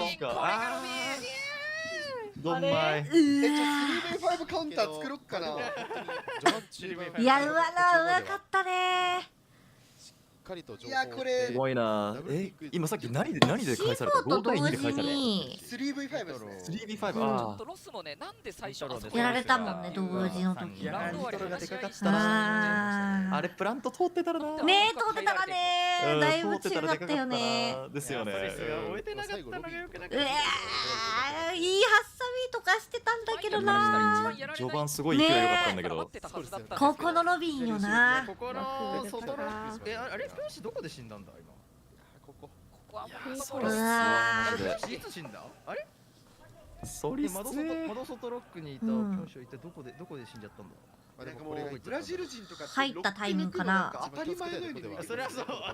そうなんだ。あ、だるま。バケモンばっか。めっちゃだるま。なんかそう僕ちょっと持論なんですけど、ロックして負けたら多分自分のせいだと僕思います。抜いてくるんで別にシャイコーとか。兄貴の彼らですからね。だから僕人数よりの時ロックすらしない方がいい気がするんですよね。あ、そうなんだ。顔すら出さないみたいなね。なるほどね、もうドントピークで。そういうことか。芋って。はい。確かに。まあでもスカーズはこう目的を持ってみんなでこう焦点当てるじゃないですか。それでやっぱ日本一だし。ロビン大ダメージ。いいね。帰れなくないこれ？キャッスル閉まってる。本当だ、もうお前帰ってくるなよみたいな。締められて死ぬ前提の場所だったのかしら。かわいそうだな。すごい。ロビンさんが達者でなムーブしますよ。じゃあな。イングレ持っててらしい。イングレ持ってたから。あれ。帰れないですけど。お母さん入れて。ダメよ。あなたは帰ってこないの。そう、すごかった今。いやでも引かせることはできましたね。見たことある。いやうまいな引かれるの。これ引かれるのマイナスなんですよね。マイヤがニトロセルすでに1個使ってしまっている。うわ、いい写真だったんだけど。おお、いいロック。ナイス。いいよ。ファーストブラッドを取っていく。落ち着いて。絶対勝ち。もう1分35秒だな。怖いってでも。ナイス。トッツの位置は今のところ終えてはいなさそう。やっちまえ。有利。ただそれでも圧倒的な 1v5。こりゃ勝ったわ。ニトロセル投げたので、その辺にいるということは分かったでしょう。このタイミングで一気に詰めていく。これもニトロなくなったからな。体力キロなくなった。お弁当箱いい完璧じゃん。ナイス。すげえな。完璧ってわけ。完璧だった。いやー、やっぱナイトヘイブンは庭ってこと？庭だね。すごいね。さっきからなんかスカーズのアングルが良すぎてさ、もうなんか運営のさカメラが追いついてないよね。そのなんかもう気づいたらもう死んでるみたいな雰囲気が。いいロックできてたりとかね。すごい。青のかっこいい。青のこっち向いて。パーフェクト。絶対わかんないぞみんな。ああ、ブルーの。ああ、これいいね。二人の最初の位置は分かってでかかったな。どっちも上からも横からもでしたね。やっぱロックして誘導してさ、やるの強いんだな。目が動いたところ見出しがうまい。ね。やりてこれって防衛ロスはやりづらそうにしています。このナイトヘイブンあ、攻撃有利マップです。ああ、そうなんだ。 4本取れたら当たり前、5本取ったら嬉しい、6本取ったら安心。考えるとスカーズのナイトヘイブンがあれでしたっけ？今インビで50-50のとこでしたっけ？あ、そうなんだ。この攻めの可能性だったらかなり。じゃあこの次1本取ったら取らなきゃいけないんだね。これ取らないといかんですね、多分。50-50だけど、多分50ってことは攻撃有利なんだろうな、普通に。だって今のオペレーターも何もかも覆して勝てるってことは。さあまずは警戒したいこのロビン。またいるよこんなとこに。やめてよ。やめてよ。帰ろう。ただ毎回位置変えてますから、これが怖いところ。早いよな。普段やるんだったらスカーズの組み立てうまいってなってもう崩しに行くのでリスキル使ってます。してもいいですけど、今日はやめてほしいですね。ちょっとやめてほしいですね。ロス防衛がうまいだけだから。さあ来ないということで引いていきました。ロビンが打ちめちゃくちゃ言う。オペレーター構成になりましたね。思ってる100倍言う。普通にスカーズの方が攻め絶対うまい。スカーズ勝ったら。いや勝った。いや一番ペアもらったわ。もらったわ。これも動けなくもらったわこれは。いただいてしまいます。カメラマンの位置。あれ上からかこれ。上下作ってましたね今初戦。まあまあまあ。取られたことをきっかけにここら辺いるだろうと。うわー惜しい。いいとこ見てるのにね。おお強い。さすがです。これで人数イーブン。はいイーブンですよ。しかもミラなんてニトロセル持ちが。あそうだね。シボもないじゃん。なくなりましたね。イングレだけ。わざとアーマーパネルは壊さない。分かってる分かってる。あ見えてる見えてるの。君見ない？小指ショット小指ショット。ちょっとだけ後ろ下がったら見えてる。ちょっと。ああいいね。パネル壊した。銃を撃てなかった。最強だ。連携で最強。あいいかば。ロビン落として人数有利はスカスカバ。イングレもない。カメラマンは下にいるの分かっています。中は一人、中は一人。ただドッツはウォーデン。 HP もまだ。そしてカメラマンがそこから上がってきてるのは一人が抑えている。中入ってしまいました。おるおるおるおる。いいよいいよいいよ。最強だ。いいね。やばい。そうだな。よかったですね。ナイトヘイブンは最強ってわけ。R6Sで言われたらそこ見ますもんねえ。すごいな。うまいプレー。ねっていうかソルスティさんのことにねって言っちゃった。めっちゃ実況だ実況だったにね。誰が喋ってるか分かってないんだわ。いやマジでうまかったっすいね。やめちゃめちゃ。これ一番って。あれ CG だったなあの曲は。世界2位がこんだけ苦戦してますからね。そうだよね前回準決準優勝だったもん。構良かったです。いいじゃん。すごいすごいいいんじゃないこれ。すごくいいんじゃない。めちゃめちゃいい。これ勝ってもらピークしなきゃいけないところを。テンション崩せ相手の。これ勝ったこれもう向こうはもうこれメンタル片落ちよこれ。ちょっとスカーズ相手にはそこにか痛くないですね。そこにか痛くないしなんかいやもうやばい。ラボはバン。防衛頑張ってほしいね。頑張れ。戦はラボ見れないかもしれません。マジもうずっとバンされそうや。そうだね。確かに。勝ち上がったってなった時も。いやウィンドウさんそんな叫べるのマジで羨ましいなと思って。マジ賃貸でしかもさ4時半だからさ。この時間で叫んだらマジでいよいよ本当に壁できそうだな。ガチで怖いんだけど俺今ちょっと一生懸命さなんか。すごいよね。マジで一生懸命さ、なんかさ、すごい盛り上がってる部分でさ、こう声出したいんだけど、抑えて。すげえ。マイヤがお得意のこのエースです。いいなそれ。1の6。抑えられてますね完全に。ハゲてるやんマイヤ。いいよこれマーベ私こんなに叫んでるの子供たちが起きないのがすごいな。確かに確かに。もうマジですごいわ。慣れてきてるもう。慣れてきて通常運転みたいになってる。あ、いつものね。今日は8の3。ニトロ遠投した。仕上がりから順調です。これニトロ下手くそなんだよな。こう F ナットインとかがあるこれ中で。あれっすよね。あれスカーズでしたっけやられたの。なんか上のマベの線で抜かれてましたよね。そう抜かれた昨日。あれエグかった。スカーズの人が抜かれたのか。そう。相手のそうだよね。あれすごかったよなアングル。あんなとこ見えんのって。これマーベリックこれ。これマーベリックこれでもスカーズの方がうまいからスカーズの勝ち。めちゃめちゃ速いよね。マーベリックはもうスカーズの勝ちだしてます。スピードが。映画でショットガンなんでどっかそうですねこのフィッシュライガンのこのポジションショットガンで待つ。今回インも入ってませんからあそこは入りやすいかもしれませんが。入ったろ。あでもミラがあるのか。あ、ミラがあんのね。そういうことね。あ突き上げか。ミラんとこ。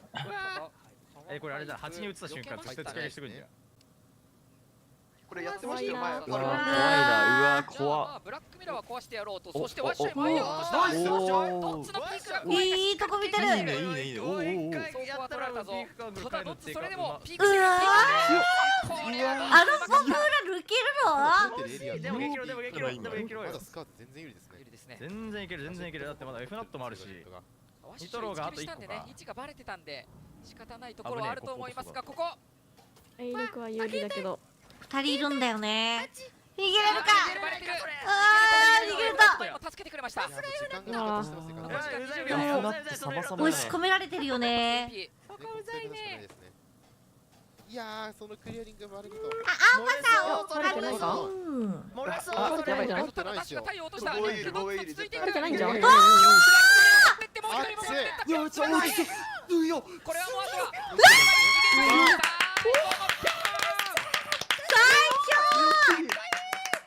あとはやばーね、いいとこいたね、頭かいてる。すごい。もうちょっと2人いたら迷って真ん中行っちゃうね。2人言ってた。えらい。ったら全部ミスってそう2人ともピャッピャッピャッ。わかる。17発でよう倒したの。すごすぎる。でもない真ん中行ってたかも。そうね。しかも動かなかった。17発であのレートでよう2人倒したな。偉すぎる。すごすぎる。ね。これがクーリムの弱みよな。いやー偉い。よう倒したすげえ。いやーこれクリアリング8に任したせいか。これ8が通んなかったのか。すごいな。ギリギリ入んないんだねあそこね。ギリ入ってなくてそれで漏れたんだな。表情を見る限りロスは本当にこのナイトヘイブンサボってきた。サボろも今日はしょうがないよ。8でクリアリングミスることタイムアウトを入れたでしょう。ね。キワキワ。8打ったから A ヤロでクリアリングしてるの多い。いやタイムアウト入れてない。入れてない。そのまま来るな。2回目、インビ2回目のおー、カビラ。カベラ出た。こういう時嫌だね。こういう時にカベラ出てくる。心に来るよね。やだわ。俺だったらやだみたいな。俺これ大会やっちゃったらやだ。もし落としてしまったとしても、ドローン回しを今後カブってエンジンっていう意味なんだ。知らなかった。試合全体を見ての流れとしてもそんなんなるんだ。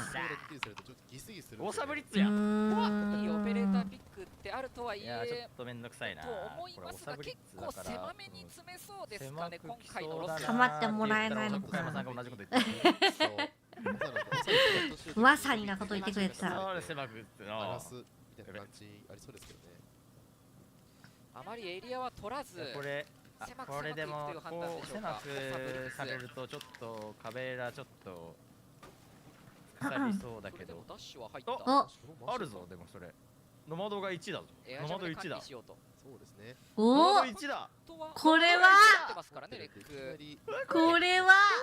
イントロゲーション。いや本当に狭い。上からの車線をなくした。ただ逆にレックがノマド1ってどういうこと？一人で。ノマドが一人で孤立してるから。ああ、そういうことね。ああ、オッケーオッケー。壁らが枯れるの。やっちまえ。壁は誰もいないから。いいよ。ああ、バレちゃった。そっちドローン回すんだ。時間稼いだ。そうね、時間稼いだから確かにでもカメラいるという恐怖でもうそうね。あ、もうビクビクやつ。入ってる。ドローン回しにめちゃくちゃ入ってる。なんで入ってるの？すごい。設置してる。あ、やばい、お弁当箱設置してる。あー、でも俺いいね。さすが。ここであれも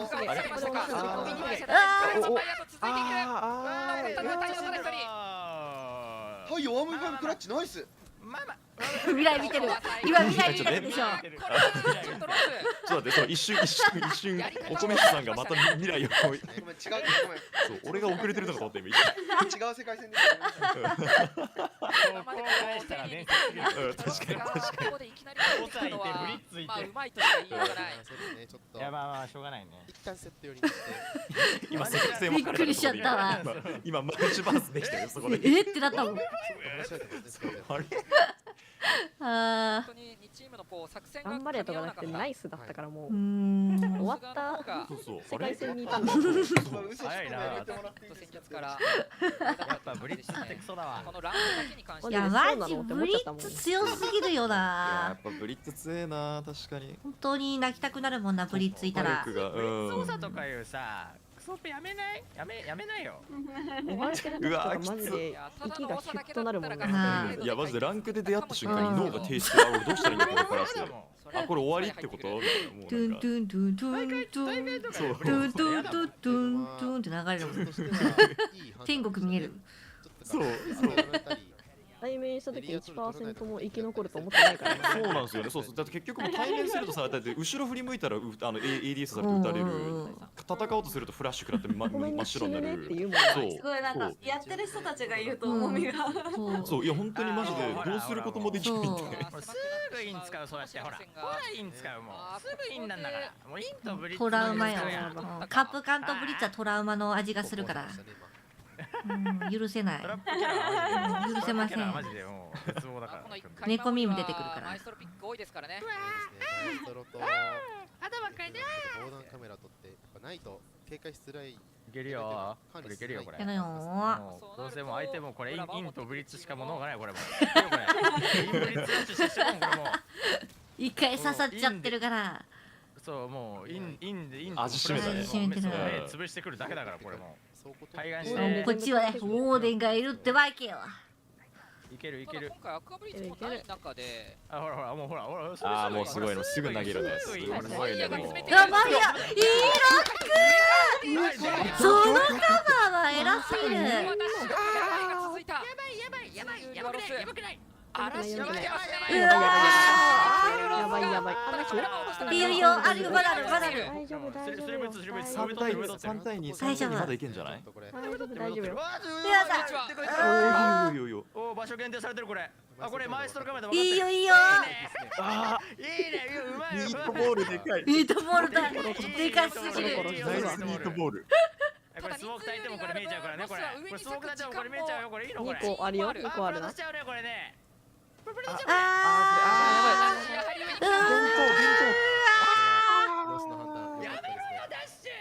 いやロスうまいな。うまいね。早めにというのが一旦今のフェイズが始めたそうですね。なんかプラント陽動でその防衛があってプラント始めたらプラント止めなきゃいけないって考えてるじゃないですか。でもプラントはそれでやっぱいいかねっつってそのプラント行かないの分かってる味方たちがその相手がプラント止めなきゃってなったのを狩るっていう作戦だと思う。ああなるほど。うまいなそういうことか。いやさすがプロゲーマー。お前もだろ。びっくりしちゃったよ。すごい。なんか言ったらなんか勉強になるな。あれ？いやさすがプロゲーマーだ。うまいなでもロス。いや嫌なとこ入ってんもんね。打ち合うということもこれでもやられる。俺上行くからプラントしてって5秒ぐらいで話してるのもすごくないですか？よく声が通ってるよね。何個かありましたね。俺とかやったら上行くわ。あ聞こえてる？ブラジルチームにやられた。早いですね、ここまでが。俺も上行くって。そうロスもブラジル。上取んないと上取んないと。じゃあ上行くかってみんなでわーって言ってここでまあピョンが今クラッシュ持ってきたんでちょっと変えてきましたね。頑張れ。スカーズがこれ飛ばしたよこれ。カメラ見たら飛ばしたよこれ。俺も。ちゃうよ。これクレーム。ああクラッシュね。クラッシュって今の攻めした場合、特色ですよね、特徴。プラントしてないのも分かるし、これフェイクあだったのも分かるし、後ろからこっそり近づいてくるやつとかも抑えれるんで。自分たちお魚好きの 1H だねそれね。それ嫌だね。ピカピカやめてるからね。それ嫌だ。打ち合い正面の打ち合いで言えば全然勝ってますからね。いやマジでソリス練習しなきゃだ。しないという選択肢を P90 コントロールできないんですよね。難しいよね。難しくないですか？横ブレやばくないですか？感動落とせって。感度はないよ。ねえ。そう今更だって5年間も同じ感度でやってんだよ。あるよ。化け物なんだよ。全部ない。君がヒューマンチートなだけなんだよ。それはまずい。情報取りですかね。でもなんか最近サプつけてるんだよ、ノミ P90。サプつけてなお難しくないですか？いやでもなんかね、なんかやれんの初段でやれれば最初ですよ。最初やれればだから。最初でヘッド。最初が大事よ。なんでもいいよ。強すぎ。いいよいいよ。バーベキューマン倒せ。おおこれヤクロ怖いだろうね。ひたすら開いてないぞ。すげえライブよ。カメラマン下手じゃね？ボソ。正直それは思った。いやヨーカメおったらちょっとマーベリック。これマーベリック。すごい。プロゲーマー同士が同じことを。いやないだろこれ。うわうざいね。さらにはレックがダッシュをぐちゃぐちゃ。おいいよ。8だ。下もいるよ下も。あとは耐えてくれればプラントも見れるし。ワッショイプラント止めれますもんね。レッツワッショイ。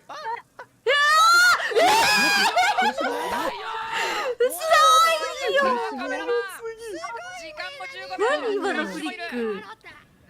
やばすぎ。シャッカー。最高。これいいよマジで。いい流れ来てるよ。流れしかない。やばいね今の。圧倒的。すごい。 What the fuck is this vacation speed? やばいね。何反応良さ。いやこれはでも16歳ぐらいだった。技術のまだマーベリックしてる。カメラマンの技術さ。あそこ割れてないから多分ああやって兵将から攻めるしかなくなったんだよ。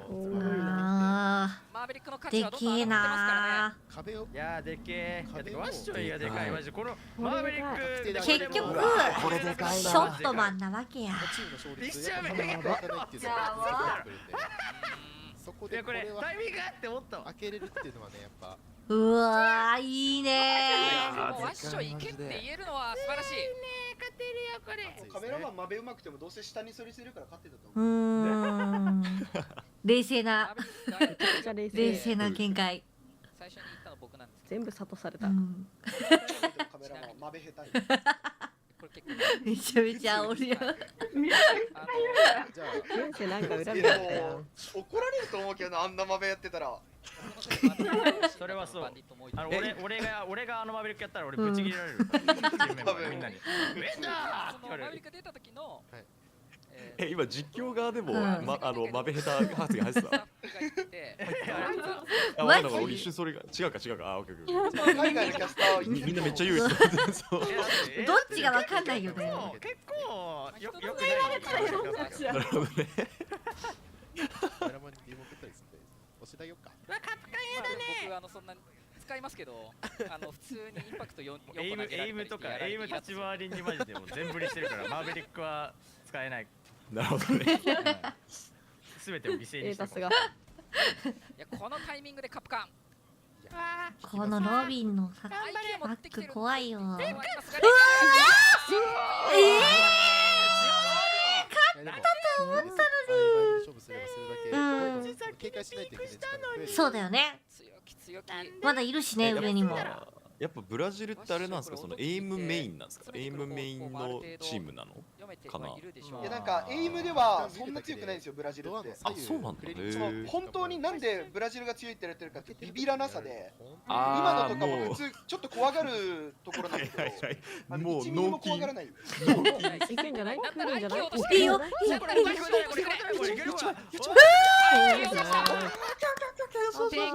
でかいね、IQ 落ちたの。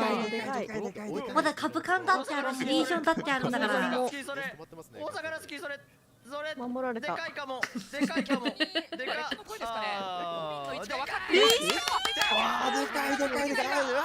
ツはダメージを食らってない。いやー、確かに今ね、ダメージ食らってなかったです。やばい、現地いないのバレた。上からの車線だ。いや、これから見られてる。でもそれですよ。見られてねえよ。どっちなんですよね。入ったらこれピョン倒します。これ俺勝った。これいや勝った。あー、設置行くんだ。あー、やばい、お弁当箱が設置されてる。うわー、上来るんだ今。ここの外怖え。あ、でかすぎる。ラッシュいいよ。え、落とした？設置してない。詰めなきゃいけなくなったのはロスが。いやー、ショーティー。刺さらず。ワッショイさん。これがロスの。終盤の強い男。殺された。ワッショイさん3回ぐらい死んだよね、この配信で。死んだ。ちょっとコミュニケーションがずれてるか。いやー、惜しかったな。頑張って。ディフューザー倒したのにね。惜しいな。さっき階段の後ろから倒した時の一瞬最後の敵がこっち振り返った時に猫ミームが脳内で流れた。ポンあの猫出てくるわ。ポルトカメラ壊してなかったんで、ちょっと焦ってそうですね。うわー、次だって地下かさ、弱い防衛のキッチンかコントロールセンターしかない。だから地下もう一回やるなら2連続だけど、どっちやるんだろうね。じゃあどうするんだろう。偉すぎだろこいつ。いや、すげえなよ。確かに本当だ。なんかあれだな、もう全然もう恐れなしにピークしますね。ヘッショレートめっちゃ低いっすよ、ブラジル人。あ、俺と同じだ。仲間だ。ヘッショ狙わないタイプだよ。そう。でもヘッショができない。ヘッショができない意味です。その代わりもう1ミリもビビらずに進んでくるからいいよ。すごいな。すごいな。全員サイボーグみたいな。もう恐怖を感じないでみんな突っ込んでくんだな。CPU みたいな。セブンももね、アグレッシブだよね。めっちゃ怖いボットみたいな。ボットみたいな。怖いな。そう制してくるのはブラジルチーム。おお、早すぎる。いや、すげえな。本当にみんな脳筋だな。毛が生えてるよね。変な人。あ、でもディフューザーもったいねーとか言わっちゃダメだよ。一人は持ってきました。ディフューザー落ちてるんだよね。やぶね。これ防衛有利です。でも。おー、いい。こっちも毛が生えてます。いいよ。スピード勝負でいったんですけれども、耐えました2回。そしてマイナスのダメージ。やれる。あとちょっと、もうちょっと当てるだけ。ほらビビんないもんこれ。やばくない？意味がわかんないよね。本当にビビんない。当てるだけなのに。なんであれがしかもジャッカルで挟まれてる。でかい。当てるだけ当てるだけ当てるだけ当てた小指ビンタする。ナイス。ビンタ。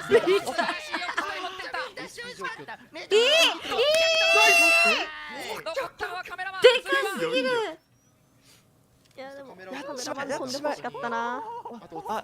足くんかされてる。 1分半あるもんね。や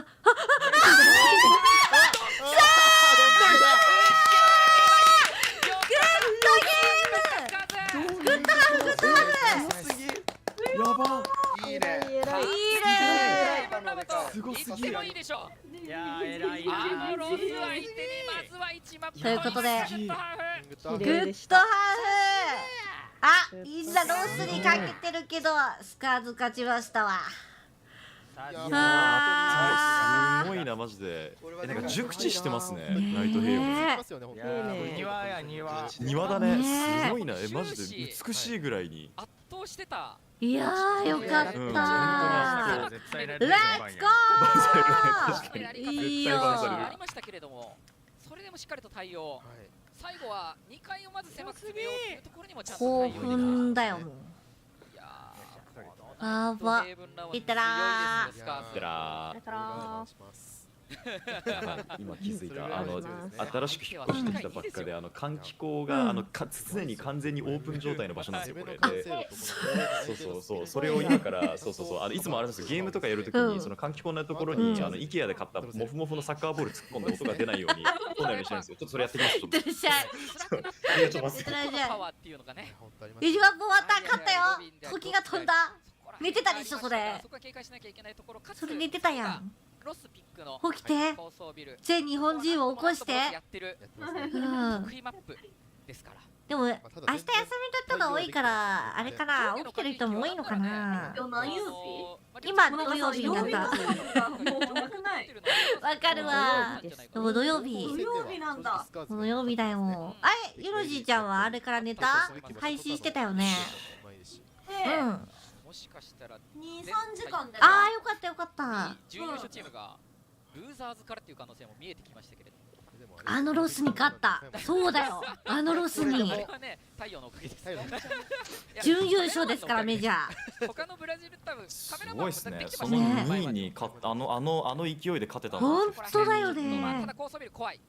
あとだから次のマップですよね。そうだね。次のマップでどうなるか。次のマップ何でしたっけ？高層ビルから。高層ビル。あ、俺高層嫌いなんだよな。高層。嫌いなマップしかない。ごめんなさい。いやすごい素敵なマップだと思うんですけど、ちょっと自分は個人的にそうあまり苦手ね。苦手な方からたくさんいると思うんですよ。自分は多分少数派だ。そう。おっと危ない。そう。どういったところが苦手なんですか？あれっすね。いやそう苦手で言うといやもうすべてが苦手かな。いや攻めづらいよねあれね。そうなんですよ。そう。なんかよくわかる。生理的に苦手かなっていうところはありますね。そう。名前とかもちょっと苦手ですね。変えてもらうな。まさか日本マップやのに。そうなんですよね。いやマジででもなんか普通に難しいですか？いやむずい。いやマジでむずい。なんだろう。あと飛びリワークしてからなお苦手になった。飛び出しがややなるみんは高層ビル。理不尽にやられることが多くて嫌になっちゃう。確かに。飛び出し多いですね。そう。あとあれ嫌いL 字のなんだっけ階段芸者のに近い階段あるじゃないですか。芸者違うどこだっけ？カラオケ会。カラオケ会でショットガン持ちしてるやつ。ああいるね。絶対いるな。ちょっとそうなんかちょっとピークした瞬間にもうぶち殺される。テラスからもういい投げるしかない。さっきのカナディアやな。あと吹き抜けも難しくないですか？真ん中のあそこからそうまああれ単純にあれか不注意か上見ながら。車線が多いよな。そう車線が多い車線が多い。気にしなきゃいけないところが多いあそこは。やばいこのインターバルで一気に眠気きそう。嘘。テンション一気に下がりましたよね多分この時間。このダウンタイムが来て。やばいこの5分間に寝てしまう人が。はいいってらっしゃい。今休憩タイムだわ。どうしようモンスターもう一本決めようか。もう一本決めようかしら。フィンカみたいにドックンドックンってなっちゃう。飲みますよね。そう飲まないと多分マジで起きてる。ワッツさん3時半起きてか前代未聞なんだけど俺マジ。いつもいい子ちゃんだから。健康的なんだね。そうちゃんとそうちゃんと。俺とゲームするときもいつも俺は深夜までやってるから。そうレオと大体遅くても1時とか寝ちゃうから。ごめん生活リズムがぶっ壊れると困るからって。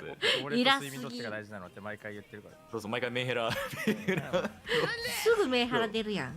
そう。僕ちょっと睡眠どっち大事なのっていつも言ってくるから。毎回睡眠っつって毎回振られる。睡眠じゃっつって。じゃっつって。今起きたのにもう一回寝そう。起きて。裏では W7M がリキッドを領事館でボコボコにしてる。リキッド頑張ってほしいのに。リキッドなんか振るわないよ。そうなんだよね。モネスクもなんか抜けちゃいそうで悲しいよな。リキッド強いんでしたっけ？強かったんだけど。勝った。へえ。レーティングトップの選手が2人いたんだけど。でもずっとなんか毎回勝てなくて。ね、準優勝みたいなところでいつも。ずっと2位。そう2位ばっかりだったの。だから取ってほしかったんだけど。ねえ。かわいそうやんな。スナーオードウさん、フォローありがとう。Thank you for マリオにはなれなかったから。6-0でな。これマジで全然関係ないし多分みんな見てないと思うんだけど、さっきの観覧車あったじゃん。あれママチャリのさあれに似てなかった。ママチャリ似てない。俺今観覧車見てたよめっちゃ。おすげえ観覧車。めっちゃママチャリの車輪みたいだなと思って。ごめん ADHD 全開ですか今。都会だなとは思ってたけども。車輪だなあ、マジママチャリそうだよね。そう言うのやめてた俺。そうだよね。これだ出たママチャリ。ママチャリそう全体像出てママチャリマジでママチャリの車輪なんだけど。あ、そういうことか全体像。そう全体像出してママチャリマジでママチャリ。でも遊園地とかじゃなくここにあるんだよね。そうこんな観覧車初めて見た。こんな真ん中がワイヤーみたいになってるの。そうマジでママチャリの車輪だったわ。コメントでいやわかるけどけどねでなんなんっていうそうで細いのがかそう太いもんね確かに。みんなにも見てもらいたい。ガチでもう一回来るんじゃない？全体像かもいい道とかいいからママチャリ映して夕日とかいいから夕日とかいいから早くママチャリ映してくれ。メインママチャリ。プールじゃねえや。なんだっけこんなでけえプールだったらやべえわ。なんだっけスタジアム怖いよ。海面恐怖症みたいになっちゃう。溺れちまう。今日やりたいことができてよかったね。じらすな。マジで早くママチャリ観覧車来て。じらされすぎて。調べたら出てくるんじゃないの？これなんて名前？どこだっけ？これどこでしたっけ？サンパウロ？違う？サンパウロ？違う。どこ？ここはどこ？ブリッジみたいな関係ねえ。こんなに都会なんだって本当に思うよな。すごいね。車走れないんだけど怖くて。ね、絶対無理だよね。新宿にもこんなのなかった？青色の。これビルのやつ？時計だ。これやっぱサンパウロじゃないですか。サンパウロ合ってる？そもそもやってんの合ってましたっけ？ブラジルなんだよね、ブラジル。じゃあ多分サンパウロ合ってんじゃん。何天才じゃん。すげえめっちゃ都会やん。そろそろいいんじゃない？そろそろ頼む。サンパウロ観覧車でやったら出てくる。出ないまんま終わったら。ママチャリ来ないかも。サンパウロ観覧車。あと20秒以内に来てくれ。ママチャリ頼む。俺がただの変な人みたいになる。やばい。これ来ないな。最後の観覧車の1秒とか。ラスト1秒とか。ラストママチャリ。もうこないわ。ダメだ。ママチャリ。残念でした。ロダーリコホイールっていう名前なんだ。ロダリコホイールだって。ロダリコロホイールーダリコホイールっていう観覧車がママチャリ観覧車。本当だ。高さ91メねートル。 91メートル。最後やっぱりこういう接戦で確かにママチャリ切れたそうっすよねそうっすよね。ちょっと待って俺の方でも調べよう。そうだなんとかローダリコホイール。ローダリコホイール。はいホイーそれからはまた一つ成長したでしょうスカーズは。でもクソほどでかいね。海観覧車乗れないんだよな。怖い。ジェットコースター乗れるんだけど、小さい頃パパに揺らされてからもう乗れなくなった。許せねえ。許せねえ。あれがすごいっすね。パパも揺らすし、ジュンジュンも揺らすから、もう絶対一緒乗らない。本当。何が楽しいねん。本当に言った通りワッショイが乗ればスカーズ勝てるぞと。いやでもレックもずっと強いですね。いやーすごいな。マジでスカーズめっちゃ。もう8時間配信してる。頑張ってます。もうスカーズだからね。元気そう、ウィンドウ君めちゃめちゃ元気。7キルファーストキル。セカンドマップ。ただここからはロスのピックマップ。ね。ファーストキルラウンド。がコスト83%。やばー。わっしょい、かっこいいよ。かっこいいよー。さすがわっしょい先生。さすが先輩。わあ。このマップ1の情報はまだこれもこれ勝った。これ読み方がわかんない。誰か有識者教えて。どれどれ。これスカーズ今何回勝ってんのこれって。スカーズ今0。ゼロ勝利まだ勝ってないのか。でも昨日マップは1マップ取ってる。ああそう。ポイントが入ってて1ポイントだけ。そう。でファルコンズも1マップ取ってるけど、スカーズはずっと延長戦来てるからラウンド数は良くてマイナス1なんだよね。そこを見ればいいのか。そのポイントの部分を見ればその。なるほどなるほどね。ラウンドディフがもうチームファルコンズとものすごい差あるから。そうね。手堅く一勝。まずは取ってほしい。ソニックスめちゃくちゃ強くね。いやマジやばかったよ。すごくない？12ポイント。18歳の若い子がやばかったんだよね。若さでご利用ししてるんですね。なるほど。もうアンビーがやばかった。やばかったね。ケチらしてたもん。ケチらゲームでマジで今最近若いのものすごいもんね。ねえ、サッカーさんくれよ。3日後にまた年を取るんだよな。あ、そうなの。なんかもうね、ぼちぼち嬉しくなくなりますね。わかるわ。そうなんですよね。あ、誕生日来るのかってなるよね。大学生卒業したあたりから誕生日が嬉しくなくなった。そうなんだよね。おめでとう。あ、やったってなるけど。ああ。そう誕生日迎えた次の日の朝の自分を鏡で見た時になんかシワ。いや、誰だよ、女の子に。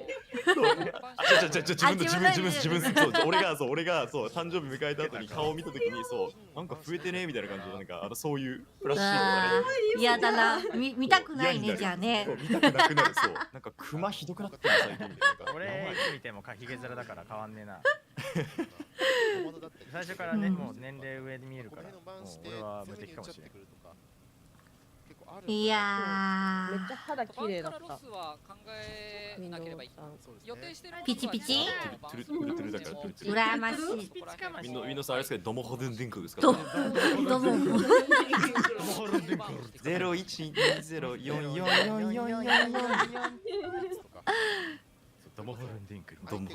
ク。いつか使ってみたいよなでもな。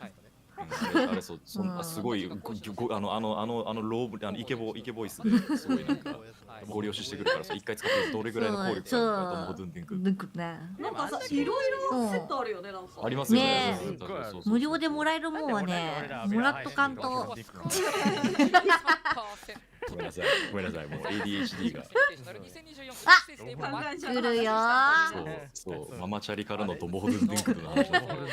マジでめっちゃマイク近くにあれ毎回主婦やんか。ドモホドゥンディンク。ASMR あの人があの頃から ASMR が。死ぬほどイケボ今。頑張れ。モンタ。モンタにです使ってましたかね。あ、おかえりなさい。おかえり当てるって。これは直近彼らがやったのもあったかもしれません。ゼロに負けなのかな、レコード。グリム版、まあちょっとグリム版にはだけど2-1負け、ゼロに負けのレコード。もうファルコンズにかかってくるんだね。え、マジ？よう頑張ってる。オレゴン行きたくないですよ。ここで勝ち切らないと苦しいと思います。そういうことね。そうだからここをまあもちろん負けても次のマップあるんですけど、できればここで勝ちたいっていうのを多分思ってるはずです。バンディットバナナ。わ、びっくりした。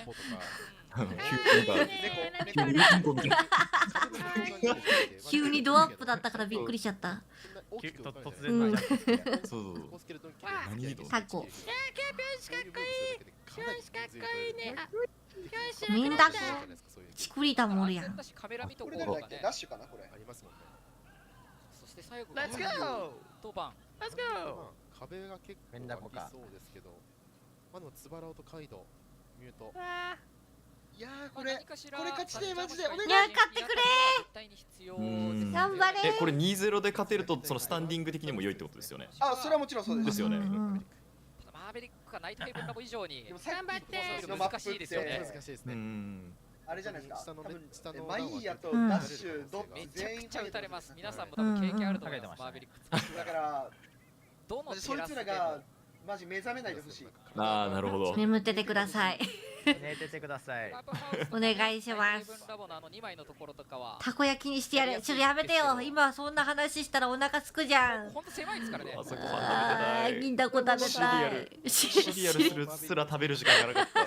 ポリポリポリポリの猫ミムだそう。あいつわかめじゃこご飯作っといてよかった。わかめじゃこご飯。お腹ついた。絶対に食えねえ。携帯見てる。いやーロックしてるよ。めっちゃ悲しんでた今。いやーめっちゃ悲しんでた。2人ロックしてたもんね。4人で4人だった。めちゃめちゃ見てたもんね。そういうのが後々に効いてきますから。まあ飛び出してくる敵だっていうのは印象付けはすることできましたね。お魚好き頑張って。頑張って。仕掛けてもし仕掛けてきたら本当どん底に落ちるんでロスがそんだけで。ちゃんと見ててよみたいな。確かに。そうですね。あれでもしカメラマンとかが落ちてたら終わりですからね。うわめっちゃいる。めっちゃラッペってる。うまー。やめない。普通にさ、なんでドローンだけでピークしようと思うんだろう。怖いけど。やばい流れるように。吹っ飛んだ。これやばい。仕掛けたところ。これですね。これも持論なんですけど、これキル当たさない方がいいんじゃないかなと思って。どうせ負けなんで。まあ確かに。調子上げちゃうじゃないですか相手が。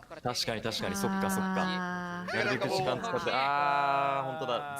攻めない方がいいのかな。だから僕だったらもうどっか隠れてそうっすよね。作戦タイムとかに当てるな。確かに。諦めて。そうキルさせない。これほらこれでロビン2キル1ですで KD2になるんですか。無限だったのが。痛い。ほら殺したい。うわすごいなマジで。脳筋。切り替えられてますね彼らも。しっかり。めっちゃキル取りたいやん。すごいそうキル取りたさがにじみ出てくる。これ練習？スクリーム？スクリームでもさワンチャン怒られるよな。こんなやつ。みんなで行けーなんて。でもやってませんみんな。いやーめちゃめちゃ待ってる。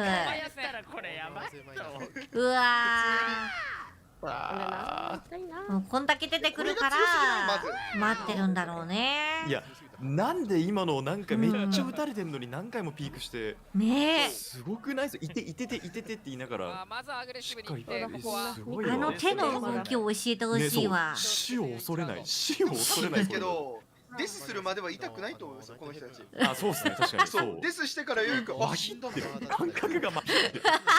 俺らだったらめっちゃ食らって。そうね、そうやばいやばい。ガキのしちゃった、ダウンしちゃった、ごめんってなるけど、こいつらサイボーグマジでサイボーグだよね。で死んで、死んだ。企んでる。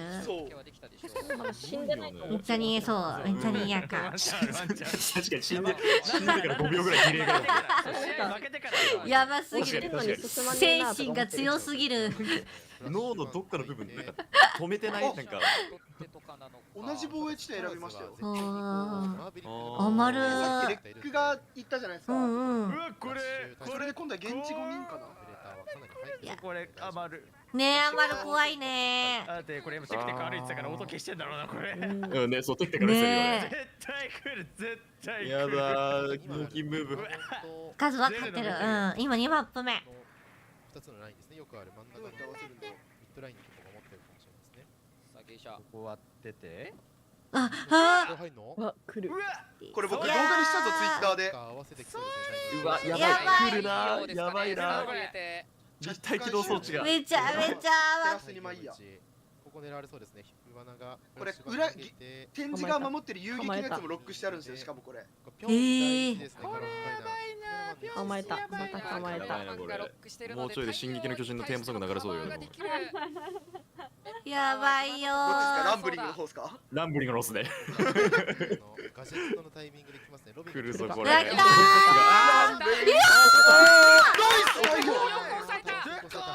階段。起動装置できる。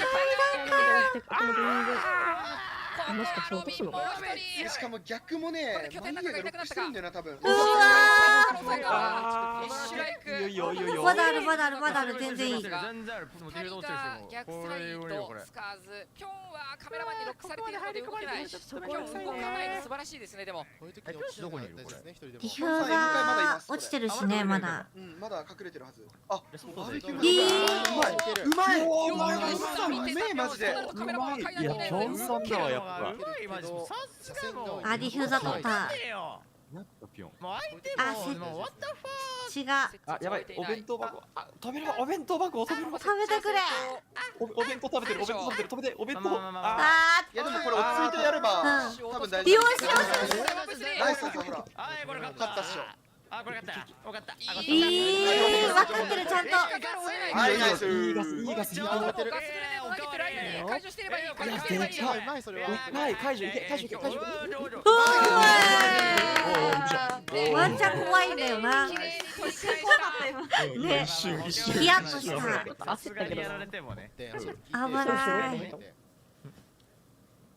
みんな強い。ガスグレネードだけで。いやそうですよね。いやこれキョンシうますぎんか。いやナイスすぎたね。これ俺 N 回キープしてるよ。反応しましたねあれ。カウンターありるやんってなった。仕上がってるよ。すごい。何これ？そうあれ水飲んでるもん。これなんかめっちゃちっちゃくねあの水。なんかあれ俺うまそうだな。スポンサーがっていう話だよね。同じような感じで入って落とされたシーンはありましたけれども、確かに一回でなくなるね。チーム内でこういうことやってくるぞっていうのを。多分俺1回でなくなるわ。ワンゴーくんで終わるよ。よいしょで終わった。手震えてこぼす。確かにこぼしそうだよね。パタパタパタクラッチしたら。フィルムみたいなついてたから。いやもう飲み口からこぼす。1V5 クラッチ決めた後に飲もうとしてなっちゃうなっちゃう。そう。なんか G2 のバーチューっていう29歳のもう6年ぐらいプロやってるやつがクラッチした時ブルブルブルブルブルブル。いやなるよね。やっぱなるよな。CG あるあるよな。RZL でオフラインでやって普通にペットボトル落としたもん。もう手がプルプルプルプルなさ。強い人マジで羨ましい。なんか鬼を強い人いるよね。緊張してなくてもなんかプルプルするんだよな。なんかなんなんだあれ。わかんないな。緊張してないのになんか手だけプルプルするんだよ。下から上がるやつ。ジンベエザメさんこんばんは。おはみ。確かに。そうでもロスサイボーグだから手プルプルしてなさそう。どんな時に置いても。ロスマジでいかなる時に置いてもなんか平常心になさそう。どういう鍛錬をしたらそれになれるんだろうか。ね。この人たち負けると思ってない。だから負けたのってなると思う。すごいよメンタル。教えて。守りだ。これ前見ましたよね僕ら。実守りです。今日ちょっと遅めたと思う。茶室側を見て、太鼓がゲート震えた。を見て。ああ、人と会う時に震える。バレてる。バレてる。守りがバレてる。まあだから選んできてるのもあるんだろうね。これが対策ってやつか。ワッショイ狙いに行くのか？でかいな。うわ、惜しい。いやビビらねできているのがすごい。うまい。強い今日うまい。それ落とせ。からの落とせ。それを落とせ。これでもう翼を燃えてください。マジででかい。マジででかい。もう一人やれたら。もう一人持ってくれたらマジででかい。これで絶対勝てる。もう一人勝てたら勝率もう70%。お互いがあ、まぶしい。騎馬バリアで。いいあざみ。いいよ。遅延してる。いいよ。いや一人持ってきたいなでも。一人持ってきたい。あ、インパクト壊すタイミングで。ドラゴンにドラあった気がする。固まりましたねロスは。いや一人持ってきて。ワッショイ頼む。一人持ってってくれ。もう一人持ってこ。もう一人。マジ一人持ってったらマジででかい。そのゾフィアを持ってけたらマジででかい。息できない。ロスが。だってほら伏せ待ちだもんこれロスで失礼ですよこいつらって。ドエッジがいっぱい。タイミングで CPU になんないの？なんでドロー回すの？マジだドロー。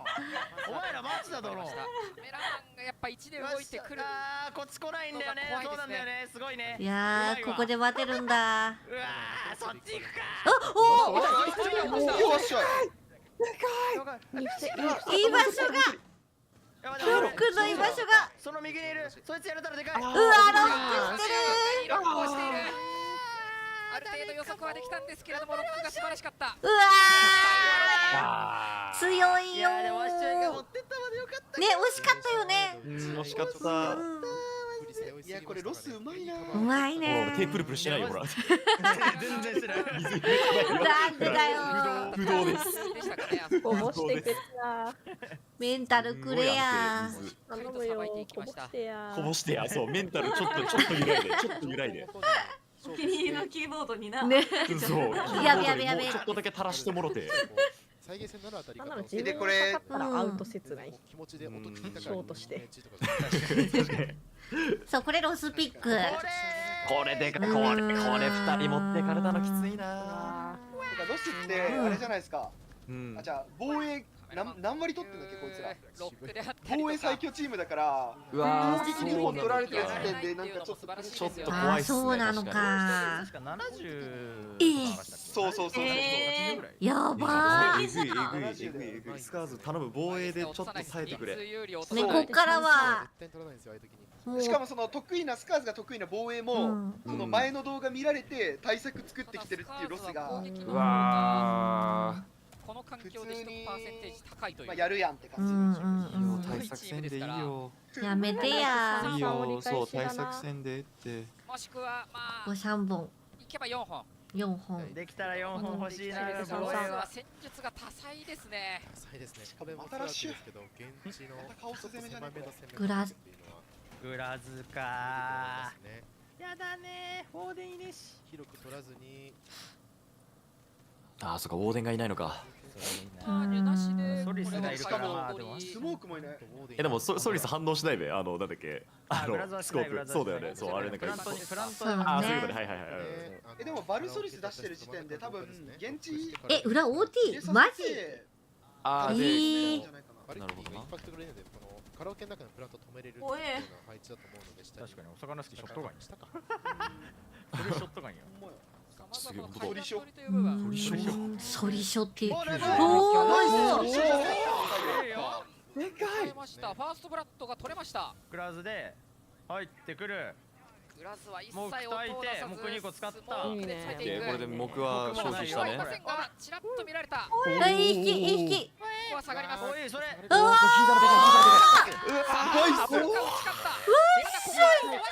ワッシュビビっディてないフューザー、ディフューザー落ちてる。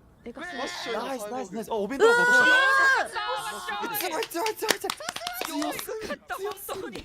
ワッショイが強すぎる。これは MVP ワッショイですね。このラウンド。ワッショイやこれそうだよワッショイさんすごい。逆にスカーズこのそう、リキッドと W7M。W7M がめちゃめちゃ圧勝してたのに。ポイ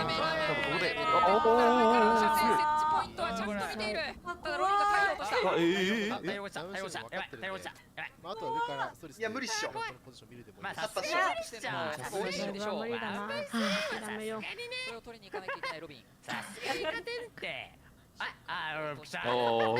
ロビンなのが怖いよね、でも。これだってお魚ショットガンだもん。あ、すごい。あ、いいショットガン。固まっショットガン。固まっショットガン。これロマン感じません？リチャリチャショットガン。カモンカモン。そっちに持ってけ。そっちに持ってけ。あ、お互い伏せてる。お互い。なんであっちも伏せんだ。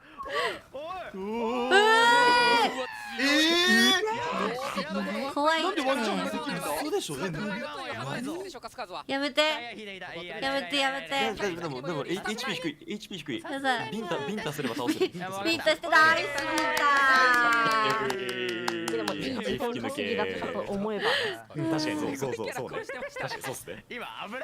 怖いね。もうV1 になった時の怖さマジやばいわ。こっちもね心臓が持たないよ。しかもロビンですからね。前回に2位になった時の最強レーティング。あー、ロビンさんがあれですか、向こうのエースなんですか。あ、そうですね。今ロビンがエースになってて。はいはいはい。まあ一応シャイコみたいなもんで。はいはいはいはい。じゃあロビンさんが先にホームランやってホームっていただければ。心に余裕は。うちにはねワッショイいますからこれ。あれもでも確かにそうね。ああ、いいねいいね。これ持ってったの。これやばいよね。マジででかい。マジででかい。ああ、よかった。いやナイスいいよ。いいよ、もうあと2本取っちゃおうこれ。あの声でほんとショット。そうだよ、ハンドガンとショットガンよ。みんなさ、なんつってたっけ、何点差で勝つと余裕がなんだっけ、向こうはやりづらくなるんだっけ、なんかそのほら、何点差で4点だっけ、折り返し。折り返しだったら向こうがプレッシャー、そうだよね。今は5-1でかもしれないけど、4-2、3-3だとちょっとね、だいぶ余裕あるんだよな。そうだよね。最低4-2かもしれないです。最低でも4-2なのか。できたら4-2欲しい。この後2本か。それはもちろん起こりうることは起こりうるんで5-1にな。そうね。魔物だっているんですからね。確かに。できることは僕らもできる。返されるしな。さあそこやってきたやってきた。太陽狙ってるよ。太陽飛び出しそうだなマジで。変なことしなくていいよ。オッケーオッケーオッケー、いいよ、ドローン壊せたのでかいぞ。うん、ドローン壊せたのでかい。めちゃめちゃ警戒してる。ロビンのドローンが来てる。もうドローンないよ。お、ラフィンした。お、マジで。お。いや、また屋上から見てる。屋上から見てる。誘ってる。あ、これローブ攻めだ、また。めちゃめちゃ見てる。うお、すげえ、壁一枚で。怖すぎる。うお、すげえ。まあでもいい時間稼ぎ。そうだよね。あそこで2人でロックしなきゃいけないんだもんね。うわー、怖っ。めっちゃ見える。階段からの車線はなくした。あ、来た、ロビン来た。あ、やばい、来てるよ、ロビン来てるよ。うわー。ナイス。ピョン君。これで階段が取れないか。強い。ナイスピョン。そうですね。いや、これピョン頑張れ。さすが。フラグで押しちゃう。いや、家があるっしょ。スピョン。あ、エデス消えた。エデスあるよ。ラピンしてくる。ラピン。ナイス。よう、もう煙があるのに入ってくるな。ガスあるのにね。やばい、マジで今のはボットだった。いくらなんだよ、どうだ。今のはボットだったわ。紳士全然できないけど、多分私でも入らないかもしれない。やばすぎる。今の AI ムーブだった。階段下ってくるならわかるけど、なんか階段下ってくる。いやいや残ったのはドッツ。流れ来てる。流れ来てる、流れ来てる。うわ3本取りました、防衛。いやいや、フローレスいいね。よくロビン買ってくれたよ。今脳死のラペインがいい味をしてたね。あれなんでラペインしたんだあれ。入っちゃったとかじゃないよね。カラオケ攻めをする攻めだったじゃないですか。リプラン無理なんですよ多分。もう入るもしラペインで勝ったらワンチャン勝てる。もしラペインしなかったとしてもどうせ負けだからもう俺がこの試合を終わらせよう。俺が負けたら終わる。かっけえなちょっと。なるほど、もうその道しかなかったんだ。なるほどね。これがこれ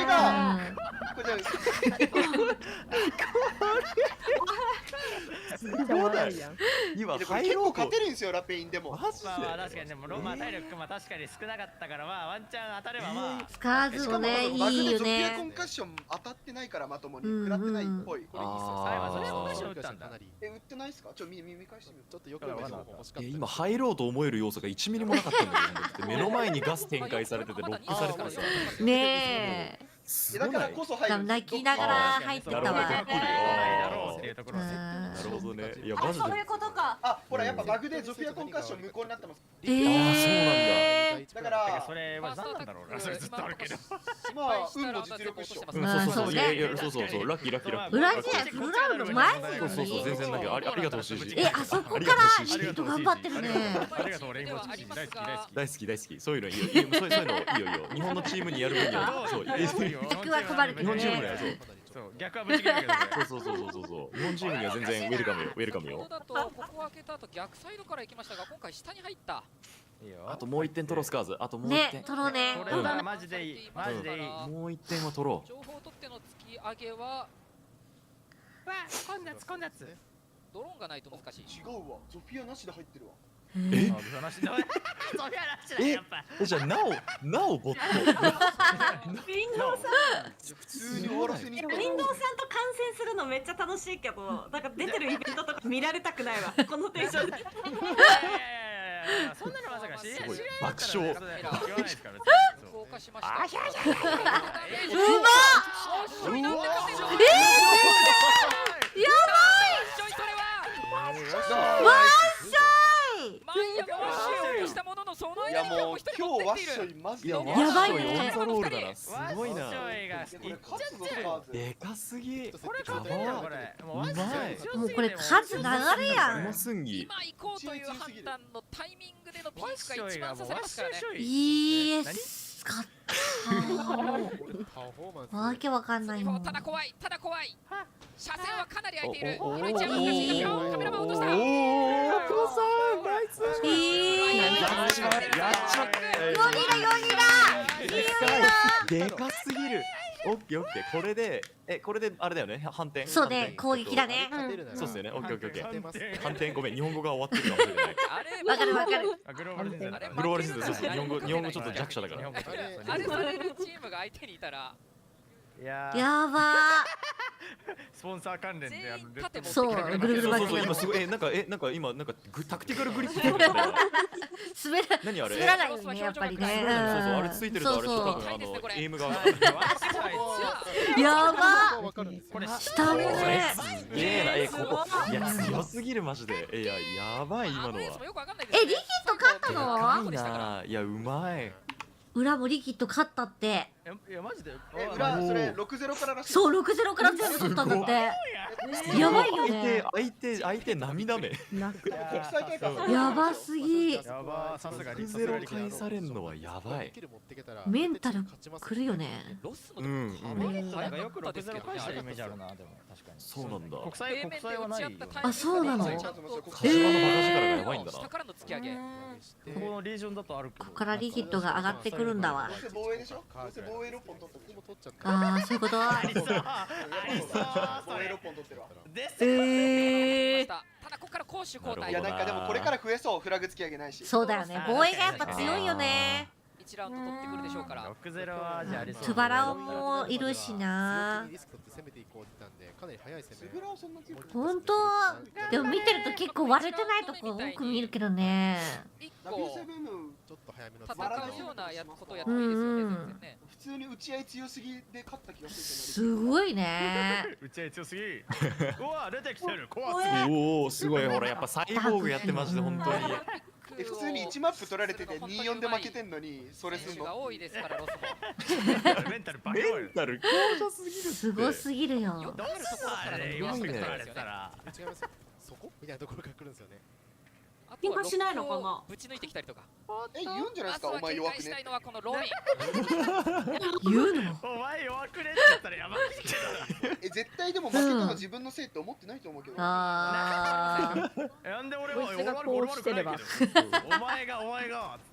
なるほどね。そこで。これがメンタルの強さか。無理だな。確かに。勝ったらいいけど負けた場合誰一人と自分の非を認めない。ちなみに俺は悪くないからね。ちなみに俺じゃないから。なすりつき合いが始まるの。怖いよ。でもさ、絶対でも。でもあの時のあれもさ、お前さ、あそこで俺にちょっとカバーするのかってない。いやだってあの時は怖いものしだったね。音出せよ。俺が飛び出してんだから音出せ。昨日のあれもさって言ってた。そう。AI 同士の冷徹な火のなすりつき合いがさ、ああいうとこ入ってくるんですよね。ドローン壊して最終的にはどこ行くの？嘘でしょ。指示ではなくなるのね。怖すぎるな。勝敗のロビンをどれぐらい被害突入するかですね。ああ、染みそうなんだけど怖い。反対側に。カメラマン用意したんですけど。またロビンだ。うわー。うわテルミットねテルミットねロスのメンバーが入れてますね。あそこ入ってはいやここのあざみもうわ邪魔っすねこれ。うわすごい。動物園になってる。すごいな。ね全然わかんなかった。これちょっとメンタル的にきついな。同点になる前になんだろう掴んでほしいまた。そうだね。同点になるまでの間にまたちょっと調子を取り戻してほしいな。いやあともう一ラウンド猶予あるから。グリムバーンされてるんでカピタオ煽りがブルータルって言われました。ハリーさん。手で入らせない。煽りがブルータルです。煽りがブルータル。次逆サイドのカラオケ側を守る正直っしょが多いと思いますから。そうなると日本チームひいきだから。さっきのワッシュのポジション。そう。日本チーム勝てば何でも OK です。ゲームがバゴろうがなんだろうが俺はもう日本のチームが勝てば OK です。な。いつも強いポジションに入りましたね。俺今全然もうひいき。いやマジで。ブルーノ君もなんか考えてるね。で今のってスカーズでしょ速い攻めがしたいんですよ。ロスがその遅い時間になるとうまい守り広がってその。遅ければ遅いほどロスが強くなるのを知ってるので、現地をこうラッシュしたいじゃないですか。そうだね。だからロスはじゃあ現地上げるよ。でも俺ら誰もデスしないけどねっていう守りで。だからロビンだけ現地で他のやつみんな現地捨てて。ロビンは入ってませんから。すごいな。さっきの締め出しみたいな感じやな。で終盤逆ラッシュ。怖いな。ロスが普通に守りが。現地直後を読んでる。ずっと言ってる本当にワンピック。ワンピックですね。ここの飛び出しで。タイミングでく。飛び出し怖え。飛び出し怖え。これを抑えていきたい。いいですね。修正入ってますね。これ割ったらさ、割ったら出てきたりしない？これ怖いね。いややりかねない。いやマジでロスならやりかねない。絶対やってくる。やってくる。やりかねない。入るんじゃなくて出てくるの？やばすぎでしょ。実際なここ割れたら出てくるの。開けてくれてありがとう。大ちゃん大ちゃん。ホラーホラーや。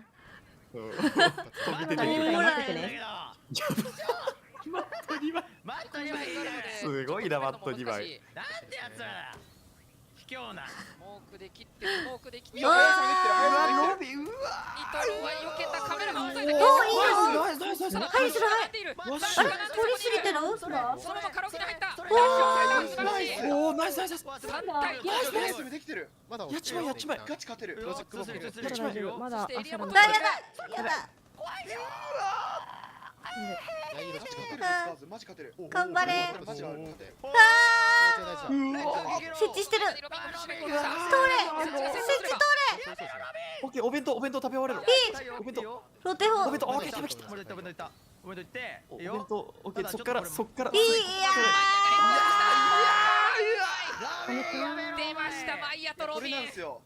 か攻めをしてるじゃないですか、スカート。プラント止めてデスするよりは、俺ら落ち着いたら打ち合い勝てるから、プラントは別にさせていいよ。なるほどな。余裕なんだ。すごいな。プランロス怖っ。プラントからが勝負なの。プラントしてからが勝負。ヨーロッパとかだと多いんですよ。そうなんですね。へえ。プラントさせるみたいな。プラントするとなんかちょっと面白い言い方なんですけど、解除したら勝てる逆にね。なるほど。まあ確かに確かに。ああ、そっかそっか。なるほどな。そっか。強メンタルすぎん？だから逆に言うと相手の選択肢が分かるようになると、もし自分が解除始めたら来なきゃいけない。ああ、そっか。なるほどね。相手の選択肢を考えやすくするための。はいはいはい。いや設置したら有利じゃないんですか？太陽は一バレてたんでね。それでいく？いやえぐいな。胸ポンポンすんな。どういう。あ、本当にタイムアウト取らないんだね。多分これはもうスカーズは悪くないんですよ、今やってること。相手が強かったってこと。相手のカウンターがうまいから、ここでなんか変える必要ない気がするな。正直2v2 とか 3v3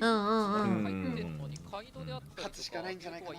はいはいはいはいはい。でもさっきよりはいいっすよね、多分流れ的には。さっきよりはそうっすよね。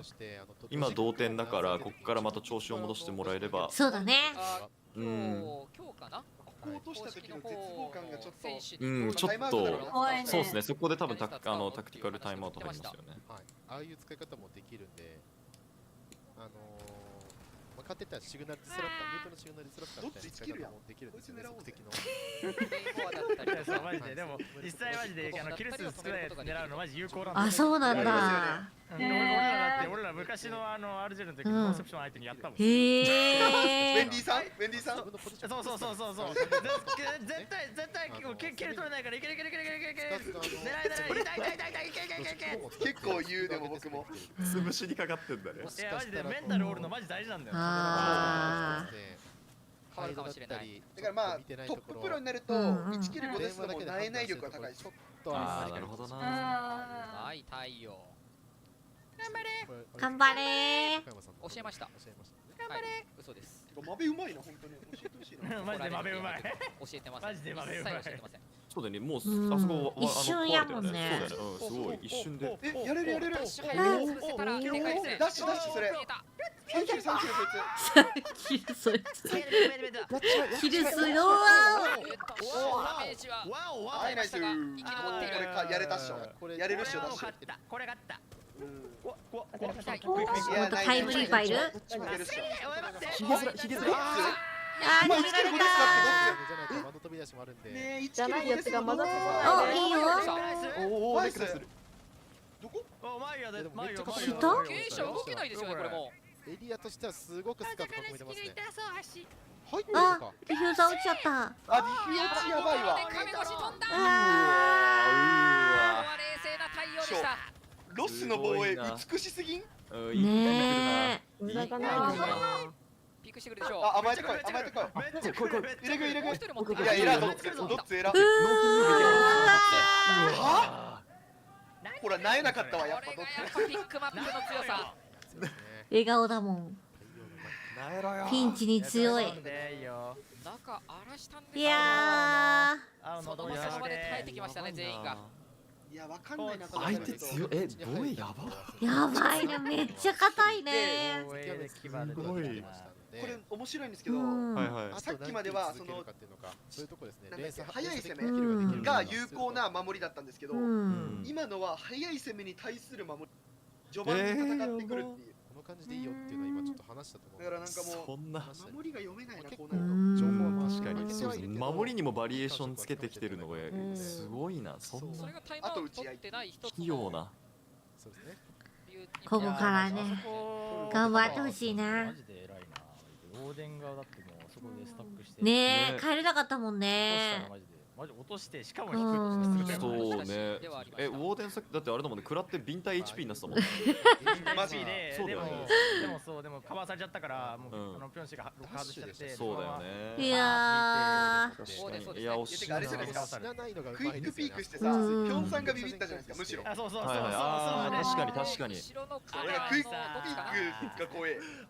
怖いマジで。強メンタルやばい。だからピョンさんがもしブラジル人だったらワンチャンやれたかも、ウォーデンを。確かに効かぬ。なんならあれ多分入ってってる。やれるもんならやってみろ。確かに。すごいなぁ。いや実際だってあんなクイックピークされてさ、ちょっと当てられてたもん。ちょっと当てられてでもうわーってなるもん。ちょっとウィンドウさん元気減ってきてるんで、ここで一発投げてきてるよっていうのに対しても一個一個元気減ってるんで、ちょっと今窓へのプレッシャー与えていく。こんにちは。ウィンドウさんが消えてあれパペットスンスン来た。すごいね。ウィンドウさん本職パペットスンスンのボイスVA で副業やってる。副業 e スポーツ選手副業だからそうプロゲーマー本業パペットスンスンのボイス声優だから。かわいいよな。スンスンかわいいわ。マジで似てる。めちゃ似てる。隠してる。ナイス。いいよやっちまえ。おお。ナイスいいよ。ナイスフィッシュランク。これスカーツとロスの守り同じなんだけど守り。かぶってる？確かに。同じメイン会芸者太鼓守り。で同じとこで2人やられて。そう同じ勝ち方してる今。あれ。いやでもこれ 3V5 マジ返されるもんな。であとレックさんがビンタ HP なんで。本当ね。そう。ロビーをやってほしい。レックさんがビンタされたら死ぬ。眩しいよ。マジで指ちょんでも死にそう。指ちょんで死ぬ。デコピンで死ぬ。車線を増やしていきます。うわー。全身残り時間は45秒。全身ヘッドやばい。キメラやん。いいよ、これ。いいよ、いいよ、落ち着いてる。スカーズ。立てそうこれ。見て、いいよ、分かった。いいフラいいよ。カインリング。2個投げるやばい。嘘。やばすぎ。ナイス。なるとやっちまい。いや絶対いけるいける。ナイス。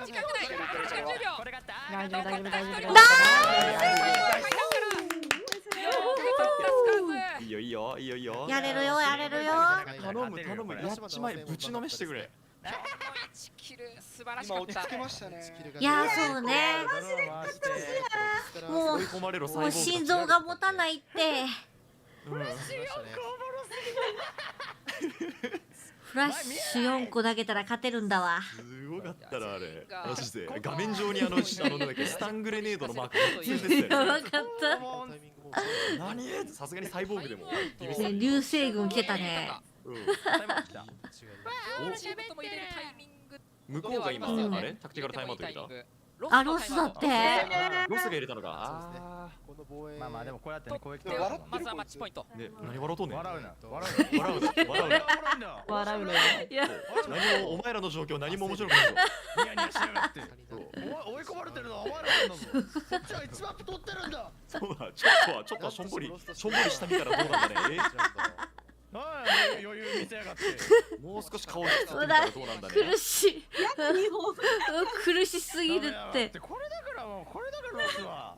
褒められた表情しかプログラムされてない。なんか私さ、コロナ時期の時にさ、笑顔の自撮り載せたらめちゃくちゃなんかこの時期に笑顔の写真載せるのはどうかと思いますっていいだろう。何で笑顔ぐらい。そのツイートめちゃくちゃバズったんだけど、それ思い出した。そうやって帰ってきて、それにリプでお前のこと誰が好きなの？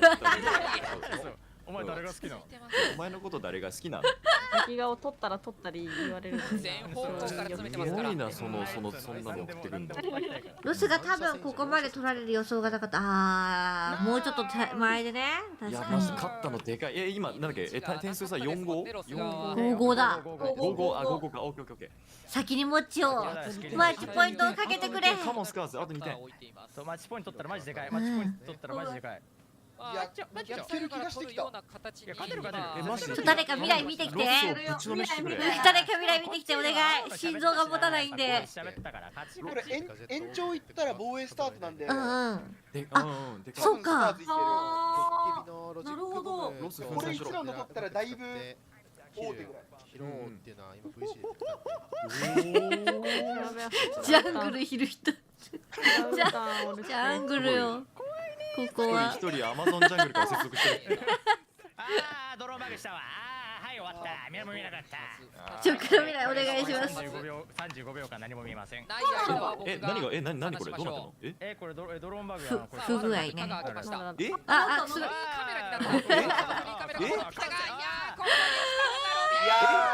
ビー。今のドローンバグのせいだ。何してんねん。なんで日本のチームにバグすんねん。おい、おかしい。ドローンバグのせいで僕バカだったの。ナイスっていうところだった。逆だった。もう防衛になったところだった。感染かじゃないんだ。もう選手。いや、選手はね、なってない。あ、感染だ。感染だけ。感染だけ。あ、よかったよかった。感染だけ。俺同じことがでも選手に起こるんだけど、ドローンは。ドローンはね。あれ？まずい。あー、やばいな。いやー、うまいね。いやー、画鋲引っこ抜くんだ。フィッシュライク、画鋲。痛いよ。死んじゃうよ。ちょっと使わせて人数を削って引きました。ピョンのメイン階段は暴れている。それでも上から降りてくるね。ロビー。なんで2人おったって。よくないよそれ。2人で落ちてきたって。完璧すぎたピークですね今のは。別に行かなくていいだろロビンも。ジョージを塗って。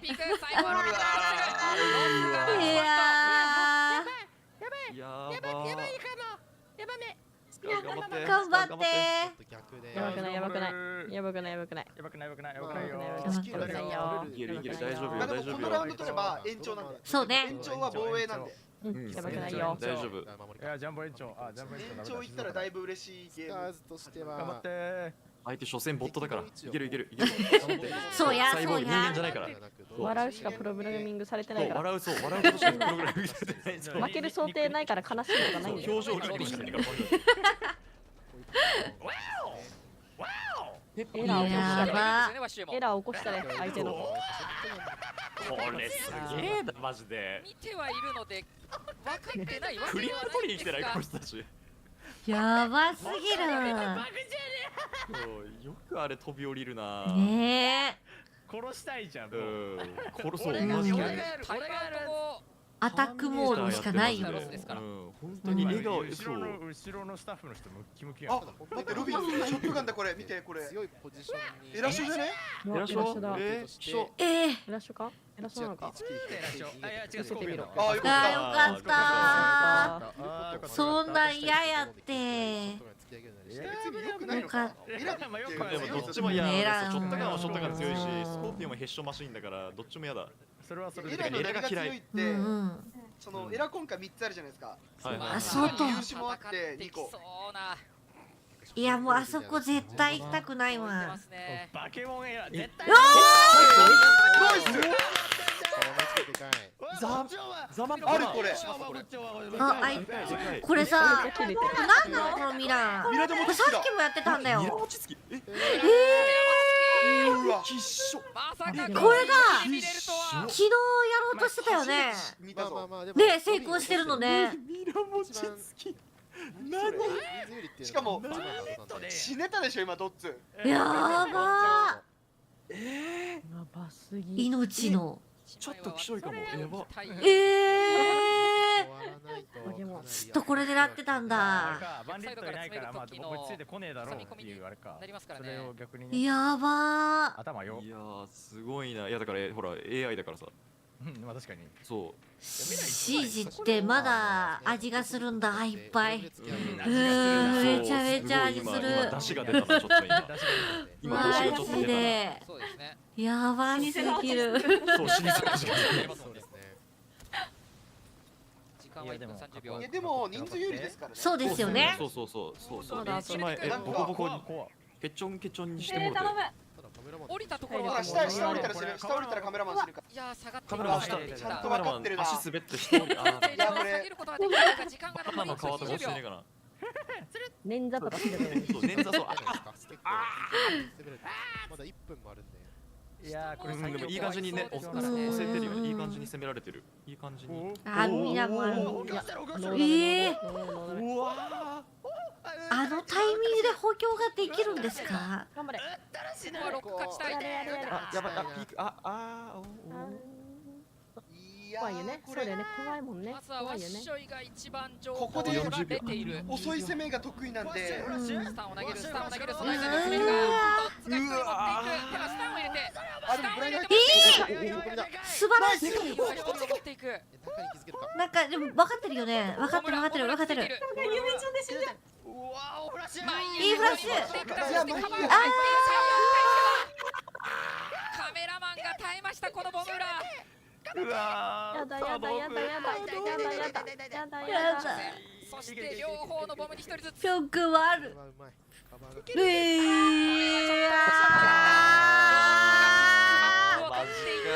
ッドハー。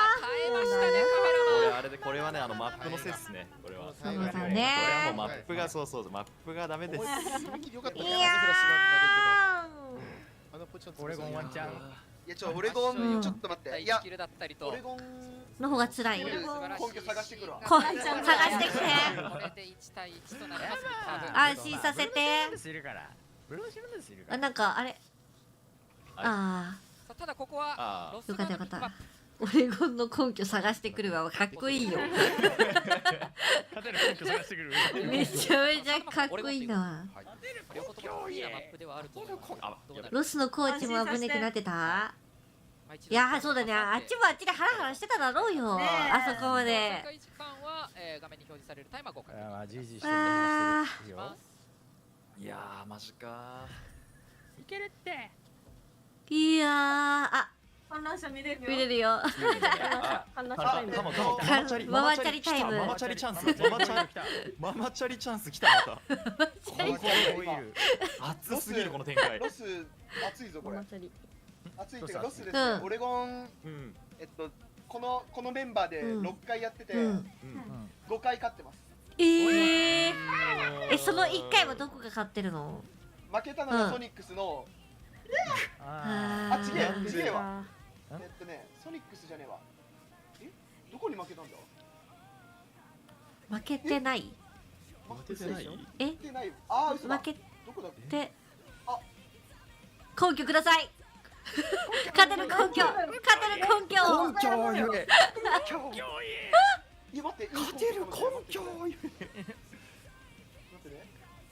なんかホームレスっていうブラジルのアマチュアチームに負けてます。じゃあもう研究できなかったからみたいな。そういうことか。ママチャリ。ちなみにママチャリでほらママチャリ。でかすぎだろ。ママチャリ。はいオッケー。満足これは満足。満足って何？ママチャリチャンス。いってらっしゃい。ママチャリ。いやママチャリの車輪だねって言ってて。面白すぎてさ、ずっと笑ってるもん。まずいって。確かに。そうだね、ロスよりスカーズを見てもらった方がね、あれかな。スカーズオレゴン1回やって1回負けてる。でも情報は逆にそんなに出てないってことか。そうですね、国際大会でやるのはだいぶ久しぶり。この次はこれ待って今のメンバーだから。間違えた。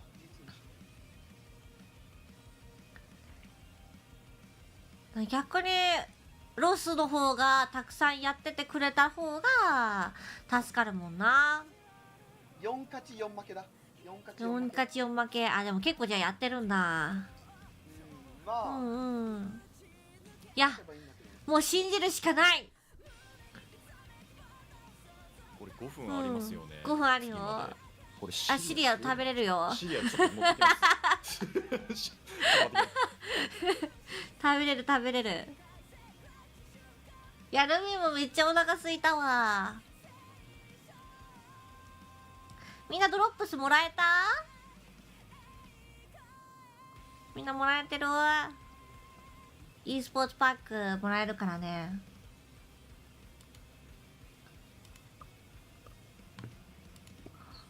あ、それウィンドウくんとか小雪ちゃんついてんのかな？あ、私ついた。あ、ついたわ。あ、ウィンドウくんはあれだわ。ついてないわ。なんでルミ言っといたんだけどね。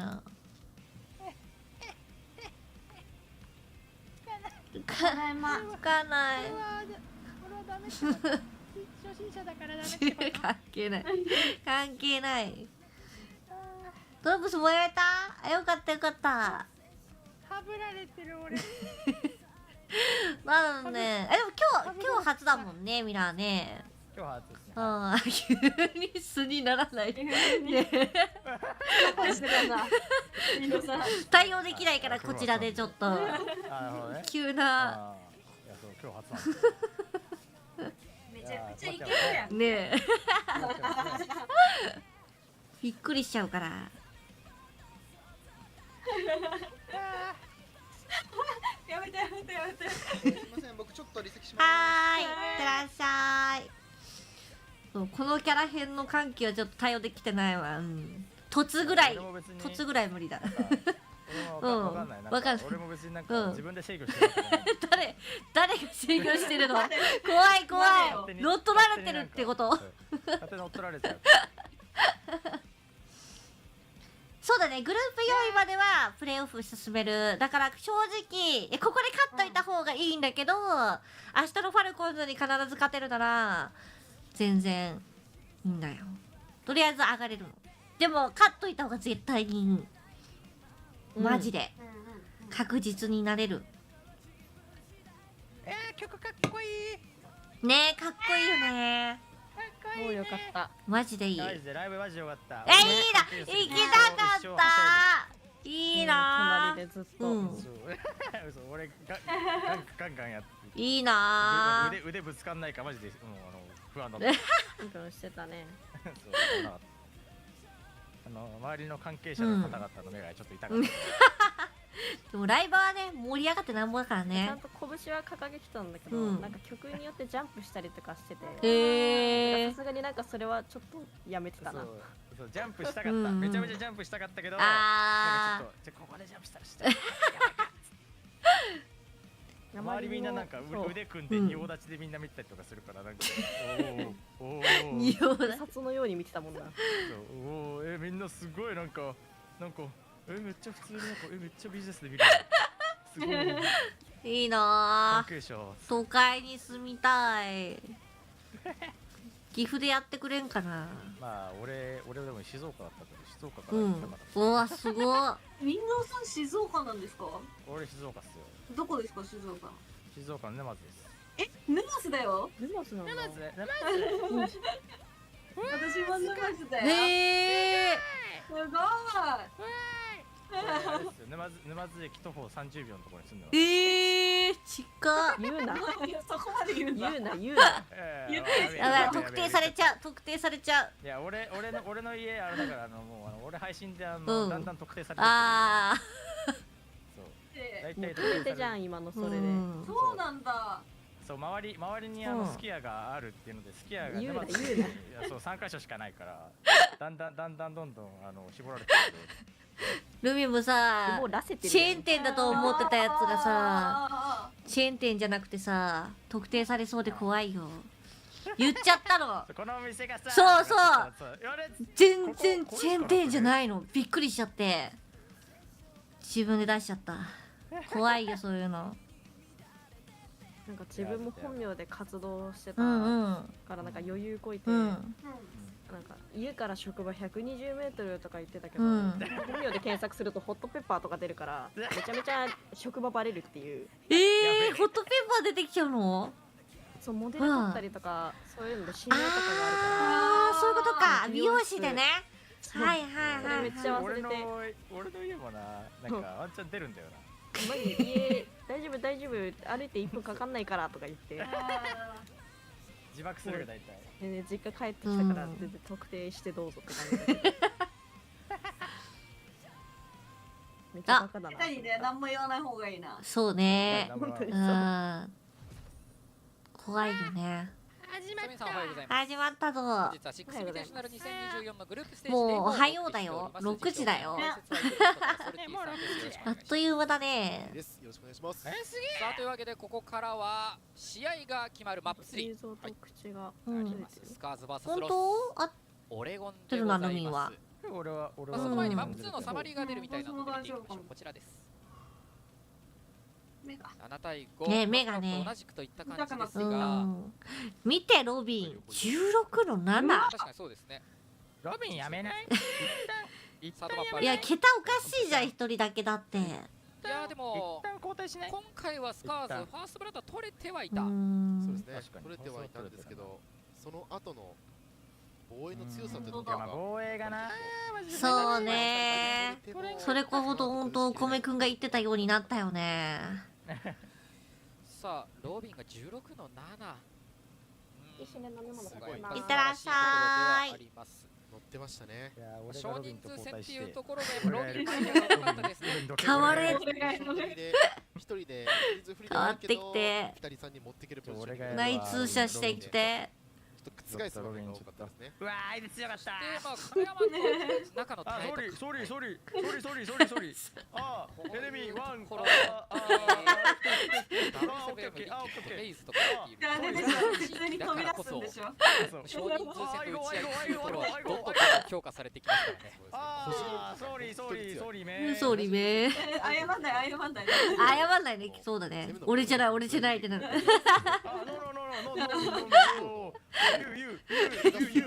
言うわ。荒れるわ。ずっと練習からやってるわけですから。いやただそこにスカーズは攻撃でこの1本取った攻撃も、あ、でもロスはあれか、自分たちのホームなのか。相手の位置特定させて囲い込んでどこからキルを取るのかっていうのをちゃんと見極めてっていうのをできていましたから、タクティカルコーンフロスティから帰ってきました。あ、おかえりなさい。めっちゃ美味しかった。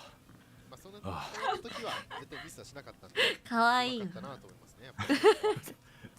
お腹が好きすぎてやばかった。オレゴンはやっぱ地下だんだん日が昇ってきましたね。もう明るい。だんだん明るくなってきました。いろんなところで時差あるかもしれん、ギフトは。させられるし、真っ暗やわ。っていうこともできるし。時差あるわ。薄明るいわ。マジ。カーテン全地目だからわかんねえ。真っ暗やもん。ウィンドウさんちあれゲーマー仕様になってるからね。日の光が入ってこない。日の光が入って肌に当たっちゃう。ヴァンパイアや。溶けちゃう。ゲーマー私ゲーム部屋のカーテンつけよう入れてたのにもう2年経ってる。やばい。早く選びましょう。2年は結構引っ越ししては。あれですか、その自分が好きな柄が見つかんないのなんですか。いや、なんか PC デスクの裏にあるのよ、窓が。入るのがめんどくさい。そうだね。それあれですね、引っ越すタイミングでデスク置く前にそうだね。こう変えて。はい、ゾボエブイキありがとう。めんどくさい。確かに。PC の配線直すとかめっちゃめんどくさくない？いいでしょうこれ。最初に本当に引っ越した瞬間に配線をきれいにまとめてやんないとマジで一生どんどんぐちゃぐちゃぐちゃぐちゃわかる。バーサスフューリーが裏で行われるという形。そういえばさ、ウィンドウさんがさ、俺のほら、引っ越すときにさ、俺の配線やってくれたじゃん。やったね。そう、俺さ、昨日さ、なんだっけ、IKEA で買ったほら、キャンドルあるじゃん。いい匂いするやつ。そう、あれ間違えてさ、溶けてるやつさ、ぶっかけちゃってさ、マウスパッドとキーボードに。そう、で、今、キーボードがさ、めっちゃローだらけになってるんでさ、そのローをさ、カピカピになってる。そう、それでさ、洗いたいんだけどさ、配線で取れないっていう、キーボードが。サードマップはどうしたらいいのまずすぎる。次行くのって24とかに俺やってるから行くでしょ。そうだね。それまで取らない気よお前それ。なんかめんどくせえ。取れよ。めんどくせえからまた今度でいいや。っていうのが一つ戦術なので。だって壊れエースのプレイヤーがやってくるような。確かに。いやなんか大丈夫そう。マスク大事。逆にもう固めちゃおうよ。そう固めちゃった。レオとちょうどいいかも。逆に壊れた方がいい。エースプレイヤーキーボード変えとく。内定の人もボロボロやんだって。そうなの？キーボードのアームリスト、あそこの革の部分あれがもう剥げてるけど。なんかもう半分以上が剥げてる。嘘でしょ。顔色あせてたもんだって。見せらんないマジで人に。年季入りすぎて。何年目？むしゃくしゃするような顔も配信ってか YouTube 活動始めた時からずっと使ってる。5年ぐらい使ってる。すごい。5、6年使ってるかもしれない。めちゃめちゃちゃんと大事に使ってるんだ。困らせるような物持ち良すぎて俺が毎回レオとのデバイスを見たのに。スカートの攻撃ようやくでやってマウスパッドとかってひどかったもん。なんでそこいるのっていうのとかにやられないように。2018年の時にもらった留学の時にもらった友達からもらったこれいらねえからあげるよ。でもなんかマウスパッドなのかどうかわかんないみたいなボロボロの布みたいな。評価は高いですから評価だけではなく勝利が欲しい。表のさなんだっけマウスをスリスリする残ってるとはいえハゲててここで見せてくれスカーズ下の6インビテーショナル2024グループステージデイ4マッチ3スカーズ VS ロスマップ3のオレゴン見ていきましょう。グッドラックハブファン。グッドラックハブファン。お願いします。何番モンター。ロス側がモンターニュ。モンターバンかなるほどね。あんま使ってるの見てないですけどね。確かに使ってないもんな。オレゴンで使うっていうのはそんなに多くないかな。いい。スカーズがブリッツバンしないんだな。インバンなんだね。まあ確かに見んのがだるいか。ってことはグリムが出てくるってわけ？スカーズ攻撃スタート。結構マイヤーであったりが高層ビルでは活躍しましたね。スカーズあれですか攻撃側の方が強いんですか？まあ防衛の方が得意ですよね。あ、そっかじゃあそっか。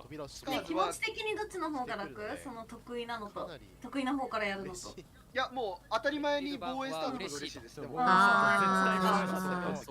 候補を選べるなら絶対防衛スタート。なんかありますよ。だから防衛有利マップで防衛スタート選んだ時は先に選んだ方がなんか有利な入れ取れれば取れるほどコイントス負けてるだけだとかなりコイントス負けたら負けるんだ。いやでも逆に言うと2本いや3本取ったらもうだいぶプレッシャーです多分。ああそこね。確かに攻撃でね。2本だったらただそれでも難しいのはオレゴン。まあ2本取っても十分プレッシャーな気がする。難しい。いや頑張ってほしいね。ちょっとずれただけでラウンドの結果変わりますからね。頼む。頑張ってくれ。頑張ってくれ。これ勝てるやろ。勝てる。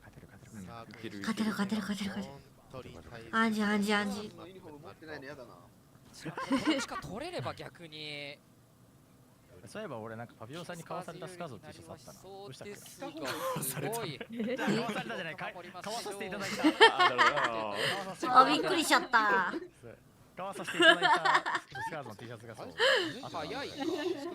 気づいてるかこの守り。買うよねって言われて。バンカー攻め？中を潰しきれるか。あでもさピョン君はディフューザー持って外にいるんだね。でも行くんじゃない？いい早い攻めだまた。いいよ。そのまま対応持ってってほしい。あみんなもう来た。するという判断か。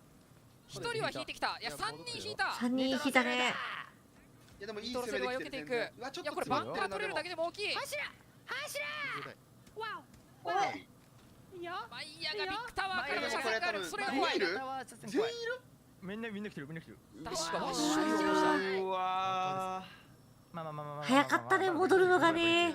まだブリッツに戻りが早いとなると上が開きますね。上が開く、その上を取れるかどうかですが、ロビンに対してダメージが入った。これはでもバンカーからの挑戦。ロビンやれ。相手のキャリーを潰せ。上を捨てきらない判断っていうのがうまいですね。おい、フラッシュ。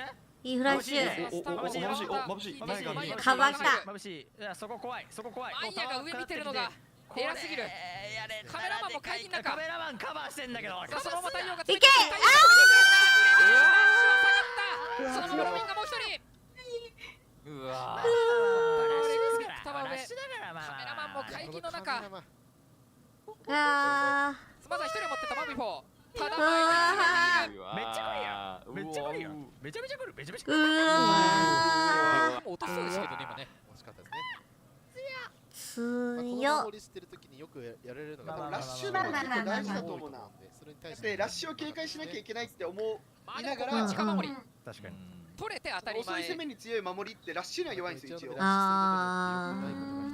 からそれで多分緩急つけて取ろうとしてると思う。まあ俺がそうだね、地下だからね。CG 最強マップだから。せや。このラウンドラッシュこんなんもうね、負けに入れないっすよ。もはや勝ち。もはや勝ち。ラッシュしたからもう相手も戻りきらないっていう判断。セーフ。マイヤが。でマイヤがちょっと危ないかも、音聞こえたかもと思ったらそこにカメラマンが寄ってきてたんで、会議の中からクロス組めるように。なんか傾いてね。すげえ。てか壊れかかってないもんさ。ガム手でついてない。老化してるだけ。ああ、そういうこと。スポンサー。マジでなんか中古のさ、ボロを吸って。ゾーイのロゴを新しいだけ。びっくりした。また。いいね。しかもハードブリッジャーなしかもしれない。これあれじゃないですね。ってなるとない。大窓勝ち設置かな。大窓とこれグラズ子供らせ系か。オーデンいるもんな。オーデンでも難しいんですよね。でもそのグラズがいるところを引けるかって。そうだよね。確かに。あ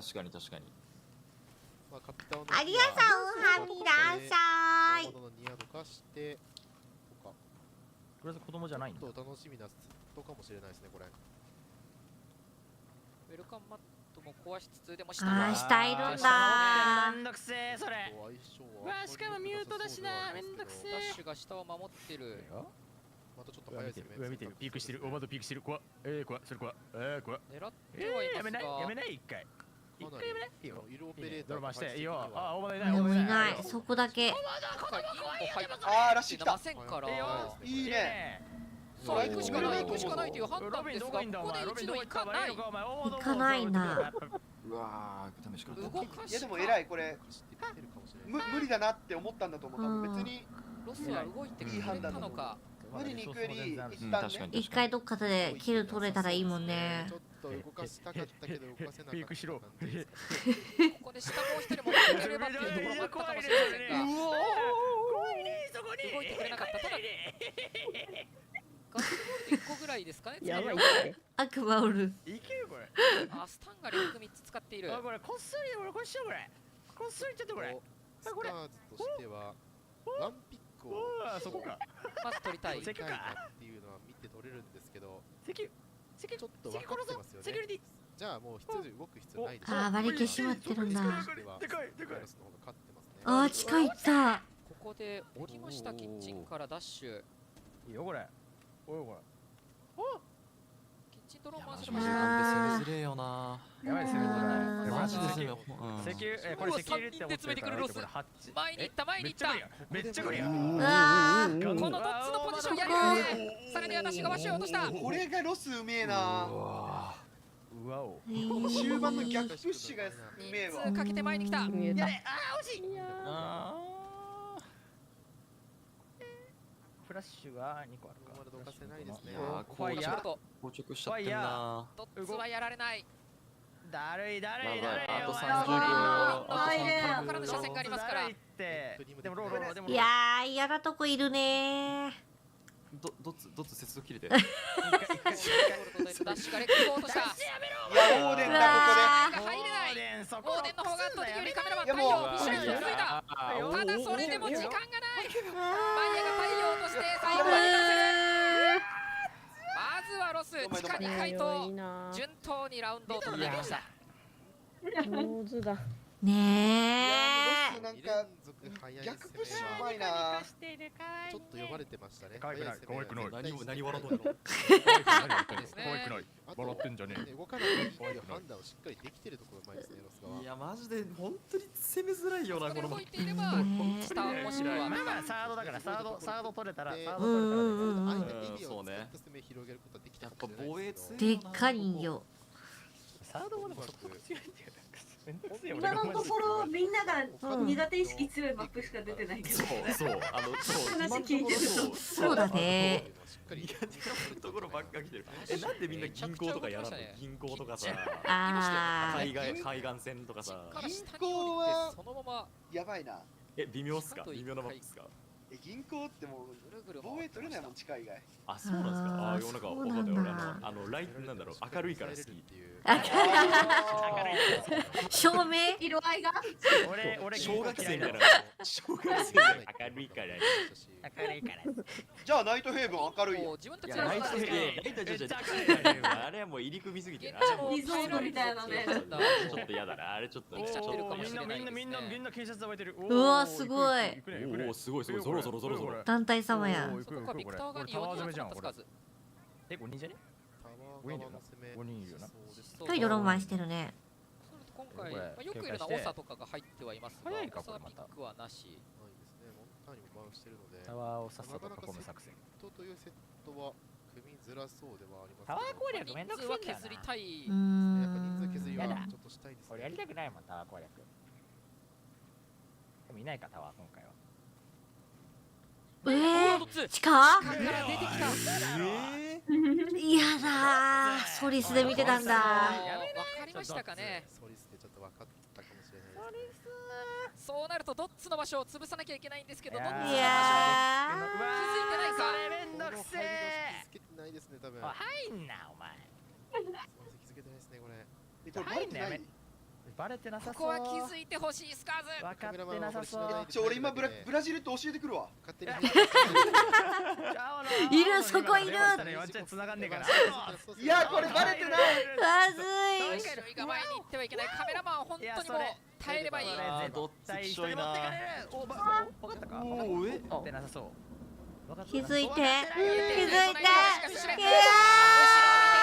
カメラマン戻ってピョンがダッシュを落としますが、ビクターは1階にいるのに気づけていなかった。ちょっと待って、ロスまだ4ですしかしない。ファーストブラッドを取っていったのがロス。甘えてる甘えてる。すごい車線だ。あんなとこから見えんの？なんで殺しに行こうと思ったの？ハック？インチカメラしました今。何今の？どう見えたん？見えてない絶対見えてないだろ今の。ですけど寄らないというのもうまいですからね。あータイムアウトそうだよね。どうすんだろうこれスカーズ。いやーサード取れなかったのいて。動かして何かしたいっていうのあると思うんですけど。サードめんどくせえ。何めんどくさ。なかなか思い通りに動かないですね。だってラッシュ効かない、ラッシュに酔わせた動かし効かない、綺麗な攻め効かないなんですよ今。そうだよね。今多分大富豪のなんだっけ、最初に頑張りすぎて後半追いつかれるムーブしちゃってるから、時間がというか手札がないです。時間がまあでもいいのでエリア下げさせるのか。3と4しかない。ファーストキルのところ3返ししてスカーズ。時間かけてそれかもう一回捨てたところからもう一回新しいの1とかキング取ってくるか。最終強いガジェットはそこまでロス持ってきてはないですからね。11バック出して。うわー見てるわー。うわー。てか違うこれもさバンカーハイドしてるの最初から。確かに。うわよう抜くな今の。あこれ。やっぱ見えてない。おかしなキルが多発しましたね。歌詞見えてるよ。でもソリスのマジバグ。心眼がある心眼が。まあ確かにソリスだってしょうがないところ。うまいなと。バンカーハイドするのソリスが。バンカーハイドスミスとかもうマジで広い守りだこれ。バリ消してるめっちゃ。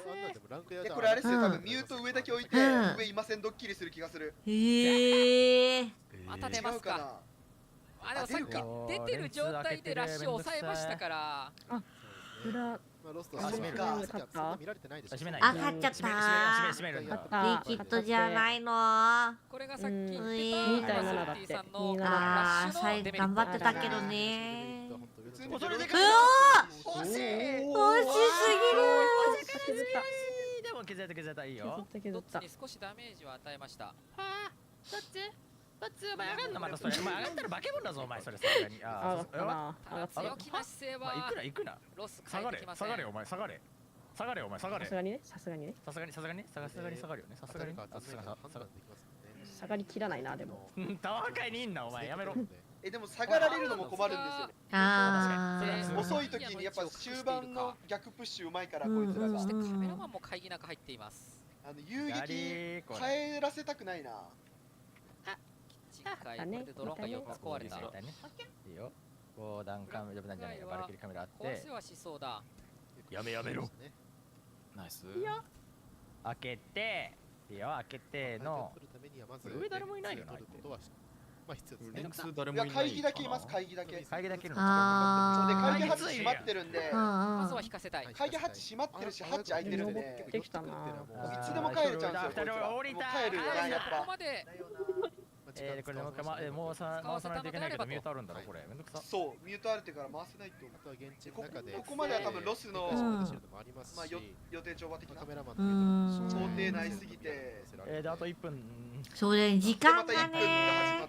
なんか気づいたら時間なくなる。ね。引っかかってるし。スカーズも取られずにやりたいエリアは取っていった。そうですね。いいエリア。ここまでどっち前それ死ね。あくそ。さすがにそうですね。あとは最初まで合わせ。ね、自分から突っ込んでる。ここまでも時間かかるけれども、こっからも大変ですからね。いやあと50秒。時間解けるな。時間は間に合わないぞ。もっと早く行かないと。ちょい残ってるところはまあ全然いいですかね。早い方ですか。まだちょっと早い方ですね。あんだけ補強サイト入れてたんで。ショットガンで反対にもいる。うわしも行くしかない。いやーカバーがいるよ。見ていたロビン。ただ降りた情報も取れているが、いやダッシュ冷凍も何にもさせてもらえないじゃん。地下強いんですよね。すごいなこれ。ありますね。いやさすがにこの地下は難しい。まだ時間ある方って言ったと思うんです。次の2回ですね。そうなると。やっぱもう50秒ぐらいで終盤攻め始めないと。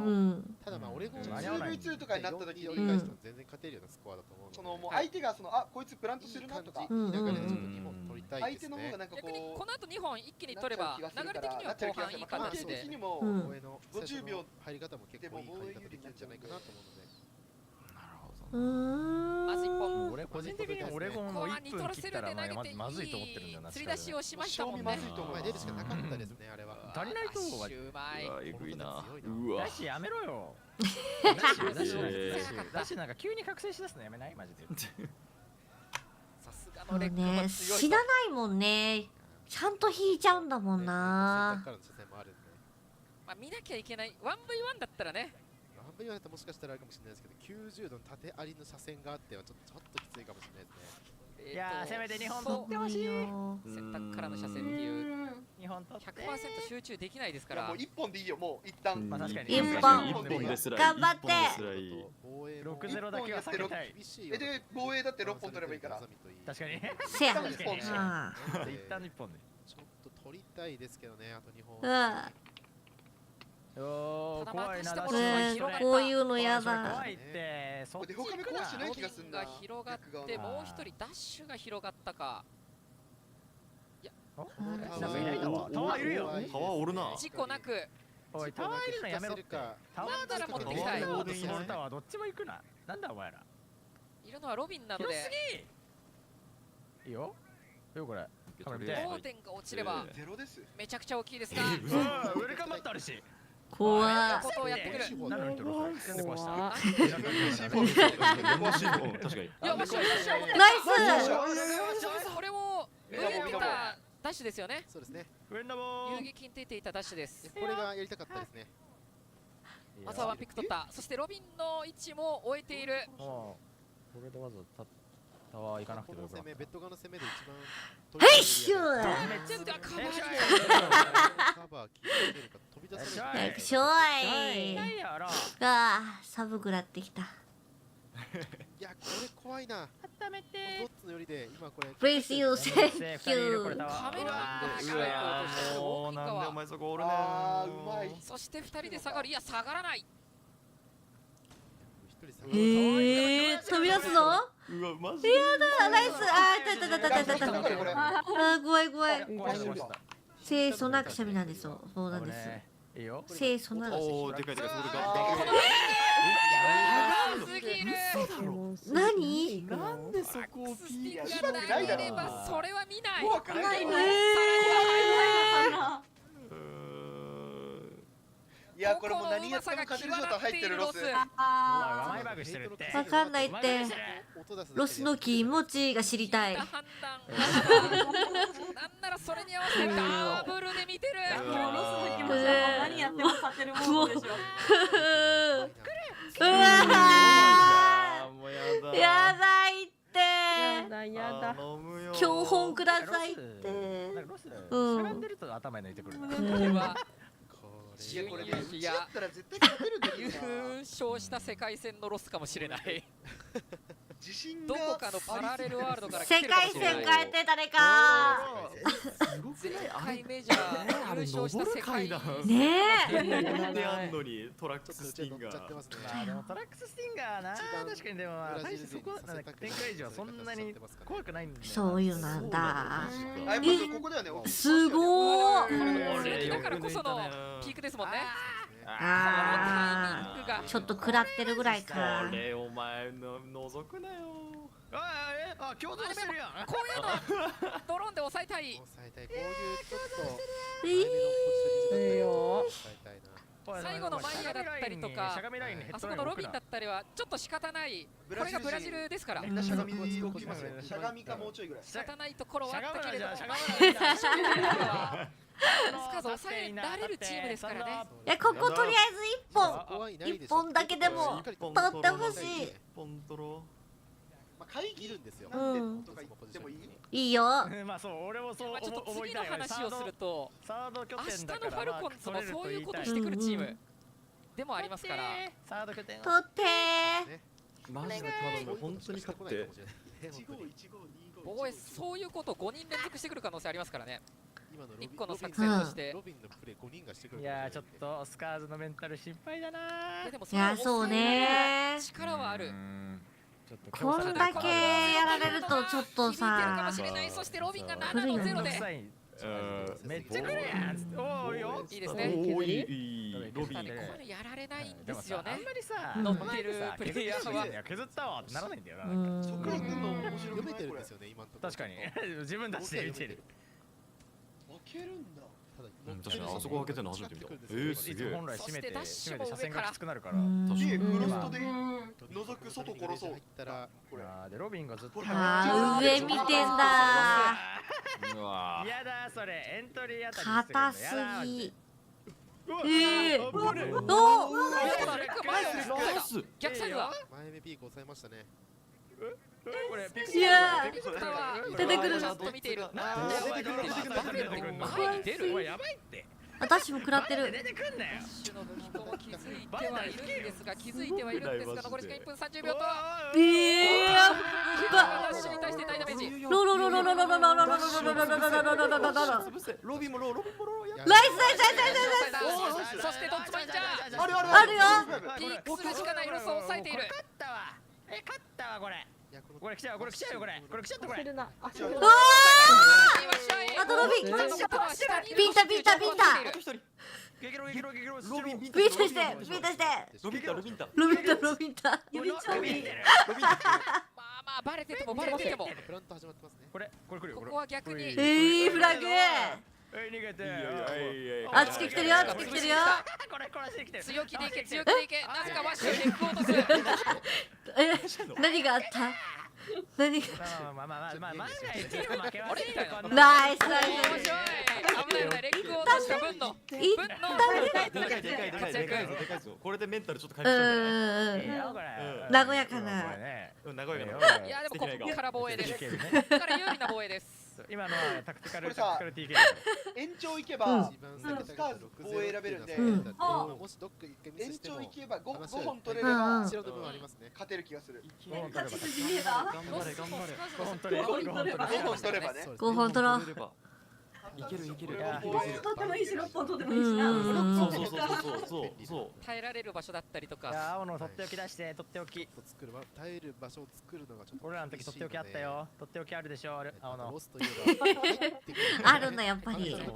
いつも青のとっておき作戦ある。今ワッショイですけど、こんな感じほら、取ってあるのかな。ロスのオレゴンのブリッツ攻め本当に怖かったですからね。あれはインがあったからこそできたかもしれませんが。これじゃないか。もう一個じゃない？どこで？何これ何？今のフラグだった。これ。今のフラグか。今の爆発見せてくれよ。あ、イングレラゲタ。ああ、そういうことか。跳ね返ってね。ワッショイのフラグ階段行ったかなと思ったらあれは跳ね返ってて。ああ、転がってっちゃったんだ。そういうことね。その後のピョンシュの喜び関係ないんだろうけど。確かに場面的には違うんだろうけど TK してナイスボーナス隣と喜び合うのかわいいな。持ってくるんですよ。ただインブリッツというピックを持ってくるので、そのインをバンしているあたりスカーティングができる。怖いよ。ね。見えてるよ。あ、でもカメラでバレた。よ、逃げて。ああ。それね。戻り見てる。めっちゃ囲んでる。うわ、ワイヤが。怖い来てる。見てる。やれる。素晴らしいフリック。よく取ったスブラッドはでかいんですよ。ただブリッツが来る。逃げて。インパクトを持ってるか。帰れるか。逃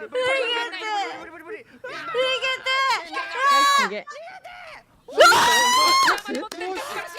ビッシュライク落とされた。全然でかい。よくブリッツ落としてくれた。命がけだよ。あんな怖すぎるだろ。いいですね。マジでホラー嫌なんだけど、あんなことされたらトラウマだよ。ショイのポジションがミラトゴーヨあって重要になりますね。そうだよね。さすがに負けることないっしょなんだ。あのブリッツ見たらねえ、深夜に夢で悪夢見るわ。しっかりここは取り切りたいですね。怖いのはロビンが残っています。あわ。マーベリックだけて、マーベリック開けてんね。いいのかな、マーベリックなんか開けちゃって。このまま入るの？このまま入るの？ねえ、あ、さすがにね。あ、怖っ。乗ってたからさ、怖かったよね。こいつらならやりかね。マジ怖かった。これ俺好きだもん降りるの。絶対1デスしたら1キルでカバー取れるようにしたいですね。ただそれを取ってくるのがこのロスです。取らせないようにダブルビッグス。裏抜いたら普通に。うわー。ブレックはショイと持っていった。はい。落ち着いてるスカート素晴らしい。あ、徳原さん、オーバーミラーさん。頑張れ。いける。こっちもよ。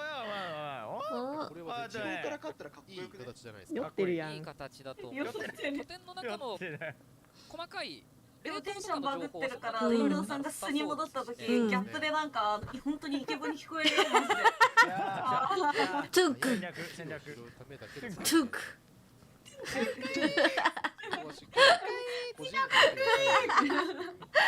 高ライジ見てますこれ。ビビっちゃったこれ。ああもうこれ。取り返せる、全然やれる。これよく勝ちましたね。流れ来てます。その後。いや、これすごすぎる。挙動が初めて見る挙動だ。あ、テリーさん、ぐんない、おやすみなさい。いや、ブリッツだから一回止まったよね。挙動が飛んでも。さすがに遊撃潰しであんだけ人数削られるとは思ってなかったでしょう。思ってなかったですね。いやーいいよ、これフロストマットでこれ3人かかるわ。1ぐらいです。勝ったわ。いやこれ3人勝ってこれ勝ちや。もう相手だってこれやっても入ってくるしかないもん。ウェーオリックス。オリックス？めんどくさいねそれオリックス。あ、リスキル守りだちょっと。何かと世界戦で話題になる。前目。わ。おおお。これだそれ。嫌なやつ。それ嫌なやつ。今日俺それ配信でやられた。いいですね、このワンピック狙いに行く形。ここでワンピック取れたらでかいね。ねえ、頑張れ頑張れ。いやー怖い。なべ怖い。うわー、どこの車線なのなんか。ね。壁からで、あ、いいよ。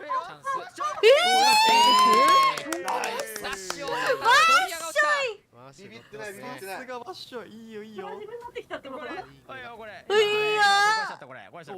でかいでかいでかい。あーこれ陽動系。ここでそういうテレミットが本命。マジで。そんなことある？大きい穴が逆に開いた。そんなことする。頭よ。それは頭いいわ。うわー、おっさん。うわ、これ。うわ、でか。そういうことか。ロロじゃない。今のところピョンが入ってます。下から突き上げてきないかな。これどこいいんだこれ。ああ、そうだね。ああ、そうか。あ、でもイングレは壊れたね。マミキンところでプランすると思います。突き上げできない。ああ。オリックスさらにはどっちも。あとイングレが1個あるからソリスの。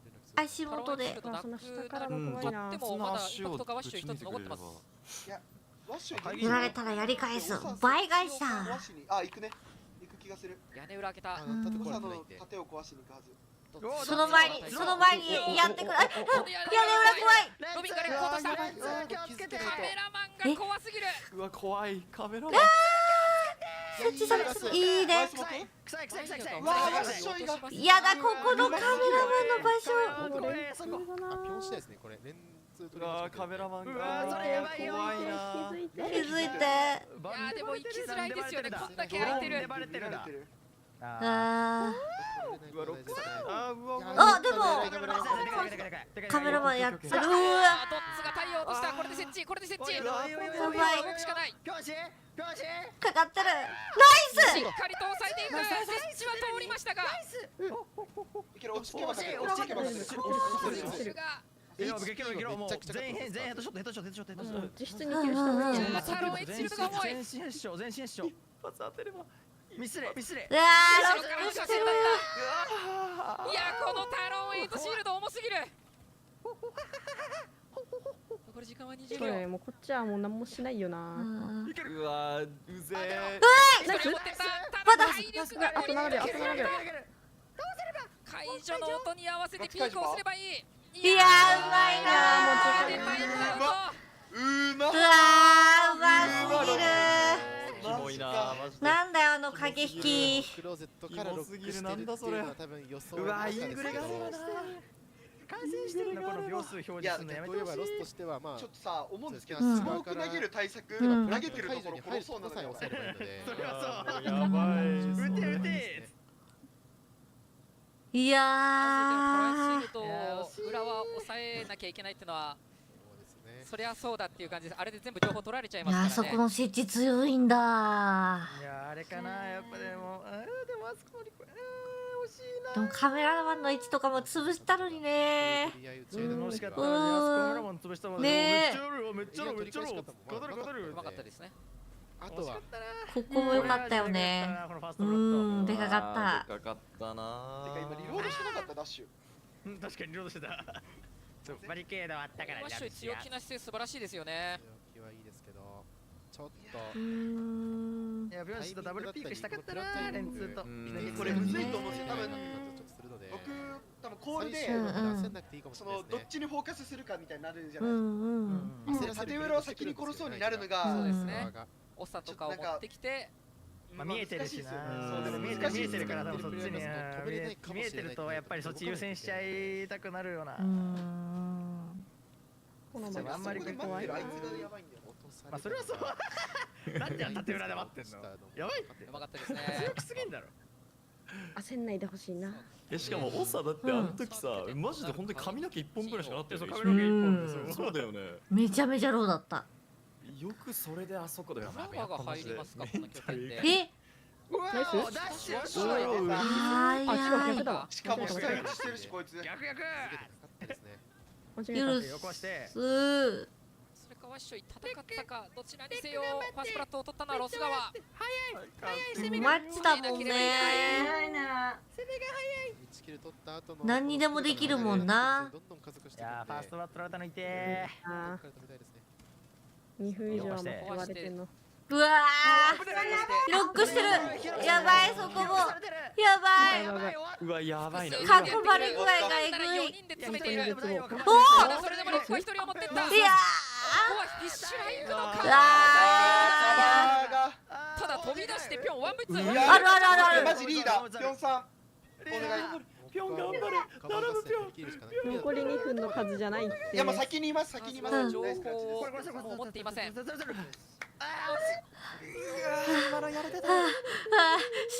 痛い。今ちゃんと取ってる。情報取れる。時間も十分にある。ここクラッチじゃ流れ変わりますよ、確実に。これクラッチ。もう黙っちゃうわ。頼む。ただこの 2V1。いやマジクラッチ。うるさいかなと思って黙っちゃうわ。ブラジルチーム。全然関係ない。わかるわかる。今回は挟んできた。ただそれを見えている。うわ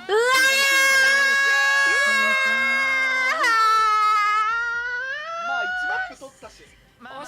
そうだよね。いやー、グッドゲーム。惜しいんだよな、いつもねえ。でもまだ終わりではありません。そうや。明日のファ完成度高かったな。いやでもなんか毎日見るたびに強くなってるよね。まずはこのロス素晴らしい強さでしたね。マップカウント2対1でグッドゲーム GG。グッドゲーム。いやよかった。マジでサイボーグだな本当に。いやマジでオレゴンマジさ、オレゴンマジお前いやオレゴン良くないね。オレゴンが良くないね。うわー。めっちゃ悔しいよね。コイントスじゃね？そうだよね。防衛スタットだったらね変わってたよね。絶対勝ってた。まあでも得られたものが大きかったです。ナイトヘイブンラボは明日そうね。ロスにもロスにもファルコンズに 2-0 だったらというのは勝ち。明日のファルコンズ2-1でも OK なのか。とりあえず勝てばいいのか。まあ彼らよくバンしてるのはありますけれども絶対やっていきたくないっていうマップバンから優位を取られたんですよ。第2フェーズみたいな感じ。第2フェーズに先行できるのか。ああなるほど。明日のファルコンズ戦、まあファルコンズもそうですけど両チームともどこでやるんですか。ファルコンズっていう。そう。サウジアラビアの2位のチームです。はいはいはい。全員揃っちゃった。そう全員揃っちゃったやつ。そう。ビザ問題で来れないかも。ね飛行機乗っちゃってたもん。まあでも今日1、2で負けたらどうなるの？ダメなんじゃない？1試合目から絶対に上がってるので、あれだと思いますよ。今まあ行ってほしいですね。ここまで完成度上がってきて、まあ逆にシンプルになりましたね。勝てばいい。多分1位決定戦じゃない気がする。はい、シンプルです。勝ちゃいいんです。多分もう決まると思います。スカーズとファルコンズ以外。確かに。もう決まってます。だから勝ちゃいい。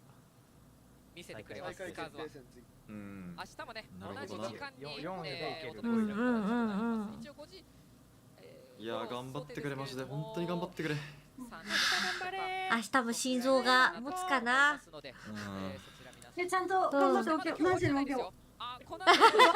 そうだ巻きか2時間だったらどうしよう。もう終わりだ。もう終わっちゃうからな。ストリームが変わって裏も準備が終わってあと5分程度でスタートするみたいなので M80 とブリード読み立ちしたからな。3時に起きて余裕だった。逆に M80 は今日ブリードに負けたらグループステージ敗退です。もう明日早く終わる気がする。明日早く終わる気がする。マジ？はい楽しみではありますが一度インター長くなりそう？明日長くなりそう。ああ。ウルブスも長いし、デッケータイブリスも多分長い。明日そんな負けないと思います。その弱いと言われてるチームに強いと言われてるチームが当たる。ああ、そういうわけじゃないのか。それじゃない、そう強い同士と弱い同士と言われてる、まあ断言はしません、弱いとは。弱いと言われてる同士ですね。はいはい。下馬評的には。ロワーズ確定ではないと思う。まあ自力は無理。フューリーが負けて、明日も負けて、ラウンドディフェレンスで3位になる可能性あるけど、自力はもう無理。あとフューリーが1マップでも取ったら無理。ああ、そっか。まあでもそっちの未来もあるわけね。そうだよ、プレーオフとりあえず見たいね。勝ってくれ。ああ、出れないよ、こんなんもうダメだわ。昨日は結局寝れなかった。寝れなかったでしょ。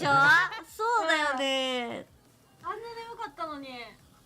興奮のままに眠れないんですわ。いやー、頑張ってほしい。いや、マジで。海まだ配信しようから寝れないもん。自分ちょっとそろそろ落ちます。おやすみ。じゃあまた。はい、また。ありがとうございました。はい、お疲れ様。お疲れ様です。はー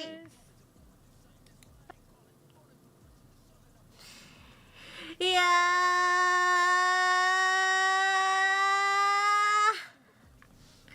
ー、悔しい。めちゃめちゃ悔しいよな、マジで。うわー、マジで悔しい。なんかマジワンマップ取ってたからさ、2マップ目も惜しかった。やっぱ2マップ目だったのかな、取れるとしたらね。あ、ペイさん、ほらいらっしゃい。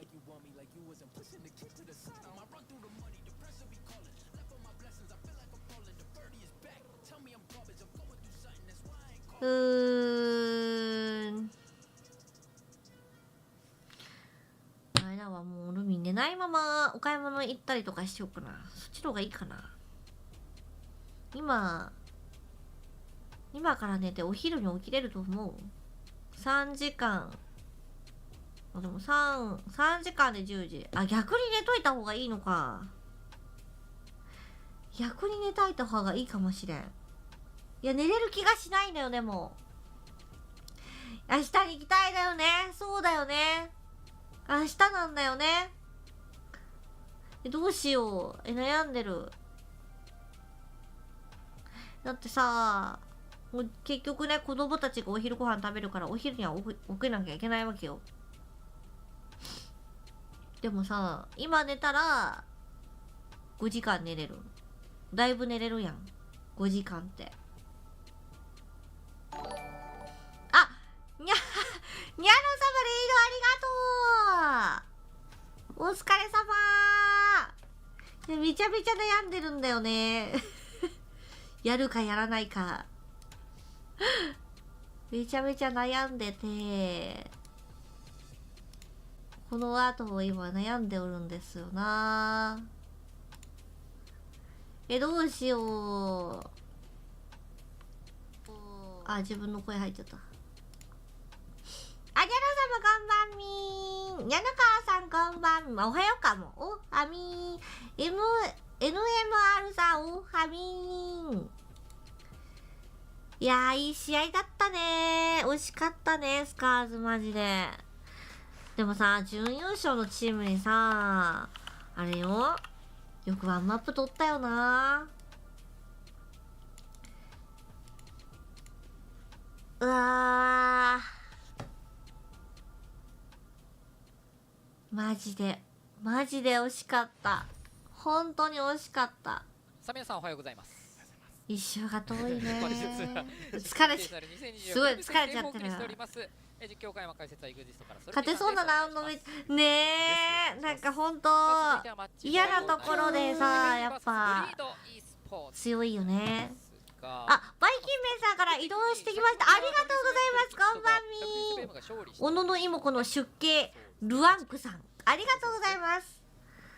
ツイッチがメインで配信してる Vtuber です。よろしくお願いします。ちょっとこの後ね今めちゃめちゃ寝ようか悩んでて。あ、ウィンドウクフォラありがとう。ブリードが1本でも取ればもうそうです。ブリードが1マップでも取れば。いやインビって強いんだね。いやこのマップだったらこのグループだったらワンチャン抜けれるんじゃないかっていうところでこんな接戦なんだよ。めっちゃいい試合だよねほんと。W7M はバータスプロに負けはしたものの逆に M80 かなり素晴らしかった順調ですね。M80 とブリード。はい。これさ M80 がさ勝ったとしてよ。かなりこう打ち合いの作戦プラス M80 はもう今日も明日も勝たないと無理ってことか。タクティカルな部分が入ってもうお化けだらけ。プラス FPS ね惜しかったよねマジで本当に惜しかった。生かしまくってますよね。そうですね。お化けしかいない。胸圧展開すぎねえ。そうブリードもマジで強いよびっくりする。ために資金を惜しまない。強い奴らを取っていけ、強いコーチは取っていけ。へえ。それをねちゃんと選手が答えてくれるからこそブリードも選手にお金をね。ブリードもねこうチーム e スポーツチームとしてブリードね僕ね結構今最近見てて面白いなと思ってます。いいですよね選手ブリードの中にいる選手としてはいい環境をめちゃくちゃ用意してくれるんで答えたくなりますしねそこまで選手フォーカスしてくれるなら。さあというところで現在マップ1も準備中でございますが口頭ベースにはなるかな、ロースターの確認もしていきたいなと思いますがさあブリードから見ていきましょう。リープス、アスピー、メンタリスト、ホーベンヒロム強かったよな。めちゃめちゃ強かった。まだ敗退決まったチームはいなさそう。T プラスキアが確かダメだったんじゃないか。ジョレンコーチじゃないですけど今日ジョレンは別ですけどT プラスキアが今日明日も7-0じゃなかったらもうダメみたいな昨日言ってた気がするな。4位で通過したら4位のチームだけでローバーブラケットのトーナメントだったよね。もう1回負けたら即終わりみたいなところになるね。いや明日楽しみだね。そうなんよ。こうなりましたみたいな。明日がエーパック最強明日だよ。この5人になりましたよ。本当それぐらいなんか強い人が集まりましたねこのブリードに。でもワンチャンさっきでも3位になる可能性もあるって言ったからフューリーが今日も明日も1本も取らなかったらワンチャンなるみたいな。プリスが1ポイントだからまだ DK ワンチャンある。あーじゃあ直接対決になるのプリスと T プラスキアの。まだなのか。またオレゴンだって。戦っていくことになります。試合の準備ができたらじゃあそのまま行ってみたいと思いますが、まあちょっとじゃあ口頭でパパッと M80 のメンバーワンクさんほらありがとう。お知らせしていきましょうか。ディアス、ゴメス、ヨーガ、アイコニックスポイントということで、ヨーガが一度戻ってきた。いやー M80 はねエクステッドだったりとかオキシジェンとかいろんなところ行ってなんか強いイメージしかなかったのになかなか勝ちきれないね。 M80 もメンバーとしては見た感じはもうなんかオールスター猛者って感じだよね。今日集めました。強いやつ集めましたみたいな。 EU のとりあえず一番強いやつ持ってきて NA の暴れん坊持ってきてでその暴れん坊をサポートする3人持ってきてみたいななかなかでも本当勝ち残れてないよね。持ってきてアイコニック持ってきてでディアス、ゴメス、ヨーガっていうところのこの2人をサポートできるような偉い3人を持ってきてといった形でございます。ねロバンあごめんルミン裏見るつもりだったのにこのまま見ちゃったまあいっか。ブリードと M80 みたい。この裏は何やってんの？ソリス版まあ、両チームとも動くチームではあるのでちょっと FPS よりあフューリーとソニックスね。ああそういうことか。バリケード割れた先とかフューリーとソニックスだ。激しいカバー合戦になりそうですね。死のグループ死のグループ俺しまったよ。いやルミンもだよ。もうあと1時間配信したらもうルミン12時間配信することになっちゃう。どのチームが落ちてもおかしくない中 M80 もコペンもアトランタもグループ敗退じゃなかった？勝ち進んでたっけ M80 ってあんまりなんか選手が思っほぼほぼ在籍たほど進んでない気がする。でバータスプロはやっぱりチームプレーと作戦が大事なんだねって実感する。そうね、やっぱ強いだけじゃダメなんだよね、一人一人がね。もちろん一人一人が強いのも大事なんだけど、裏の裏は表。あ、みんなこれ買っとかないとなくなっちゃうよ。そろそろと発売働きすぎ。今のうちにお買い求めください。アスペンさんおやすみなさい。海も多分ワンマップまでしか多分見れないと思う、体力的には。こちらもね、ぜひチェックしてみてください。ヨアニスさんほらありがとう。そうですね。はい。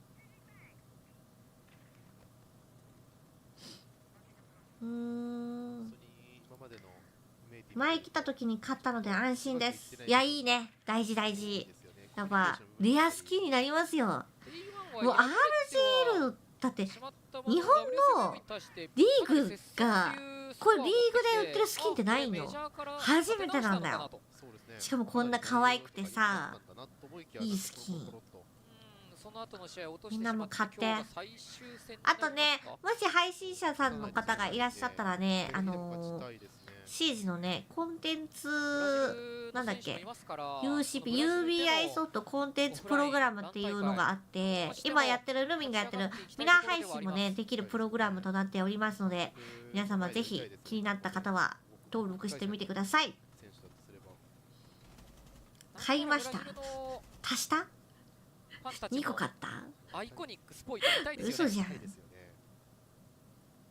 ただそれはブリードの選手も同じ。リープス見たい。リープス見たい。うわー、下から落ちてる。アイコニック。それでもリープスにダメージを与えていってるのはアイコニック。引かせることはできましたね。そうですね。でもただ管理側の攻めなんですけど、管理に対して強い守りしてますね。この右のああ、でもガスボルトタイミングで下がっている。素晴らしい。偉いな。スタンは関係ない。なぜならウォーデン。狙われるの分かって引くのうまいですね。ただここダブルピークしてんだよ、螺旋。ヨーガ、これすごいですね。普通だったらやられてもおかしくないですから。この突き上げがスポイト大ダメージ。うわー、ヨガがそのタイミングでのピーク、さらにはアイコニックが方面を落とした。 M80 うまいぞ。うまいですよこれは。 FPS がうまいぞ M80。 FPS がうまいぞ。アドレナリンサージ中はガスグレードめっちゃ危ないですからね。さらには下からか。あー、やっぱグいい仕事してるね。 FPS もうまい。無理やんじゃあ。普通に戦わせてはくれない。いやうわ強い。メンタリストがゴメスを落としますが、こんな強いのになんで負けてきたの？私 M80 の試合一回見てないからさ、どうやって負けてきたかがわからないんだけど。最後はスポイト M80 復活か。 FPS 全敗しました。本当だよね。めちゃくちゃなんで負けてたの？ M80 らしい。 M80 からしたら理想の攻めですよね。個人のこのスポイトのキャラコンだったりとかで相手のヘイトを集めてる時にヨガがピークしてとかで、角とかこぼれたとこには下のアイコニックの突き上げ動いてという、自由に動けるアイコニックがいて、でその間に設置だったりとかガジェットを壊せる、ディアス・ルーカスだったりとかゴメスがいて、これがやりたいんですよね M80 は多分。これは本当にシージも FPS もうまい M80 ですね。これはいい感じですね。かなり立て直してきましたね最終戦で。まあ遅いけれども、でもあのね、ビリビリがいないからイングレン持ちつきとかそういうのであれなのかな。でもリージョン固定カメラだ。落とせません。4ポイント取ってようやくブリードと並ぶ。ういうい。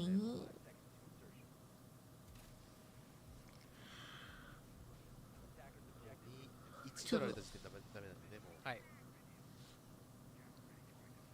も今の管理攻めは本当にエースにバックに火花もいるし。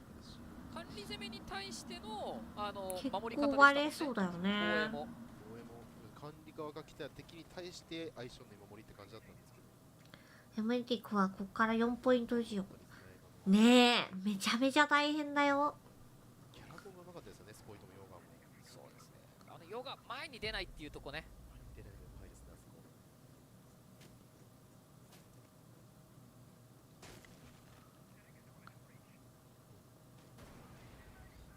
この人たちはどこが切るタイミングなのかっていうのを見定めるのが、ここまでいったらやられるし。お、入ってる。いってる。ディアス・ルーカスはスピード落とした。さあ、スポイントがディアス・ルーカスが動かした。これだからアイコニックは怖いんだって。M80 荒らしまくる方面主もいいん人じゃないかと。公ルートあるかもしれません。これが見たかったアイコニック。ルミはアイコニックに憧れてルミコニックを知ったことがあるんです。ワンマップでも落としちゃダメ？アイコニック。これが見たかったアイコニック。憧れたんですルミはアイコニックに。これですよね、アイコニックは。これが見たかったんですよね。これが日本勢が苦しめられたアイコニックですし。そうルミコニックマジ黒歴史だからさ無理なんだよ。やっぱアイコニックができるのはアイコニックしかいないの。もうルミコニックはダメなの。パチモンは許されないってわけ。切れましたね。もう好き勝手やるぜ状態ですね、これも。いやブリートが何もできてないというか。ピンクのパンチパーマ戦いどころ見つけられなかったですね。やるかパーマかけるか。断りの外の断りの外ですね、これアイコニック。形から入るタイプか。見たかったんですよ。これですね。もうね、日本チームとの戦いがなければアイコニックずっとこれやっててほしい。これを見るのが楽しいよな。でもそうですね。アストラリスの時と違って、やっぱディアス・ルーカスとかゴメスとかがそれをカバーできるようなポジショニングとか。そうですね、無理な行動してもカバーするんですよね。このアイコニックに合わせてくれる選手がいるっていうのが大きいですよね。そうですね。ただこれ合わせる選手がいなかったらただ独りよがりのソロランクプレーになっちゃうんですけど、合わせることによってよしスカーズの戦い見たらモチベ上がりそうだから支持しよう。いやいいね。いやグルミもランクしたいんだよ。でも時間がないんです。時間が欲しい。あでも明日の試合が終わったら1日2日1日か休みだよね。その時になったらやりたいな。ランク参加型はあれを作らないとやらない。ファンボックスを作らないとやらないな。得意って感じですね。もうこのエントリーの速さといい。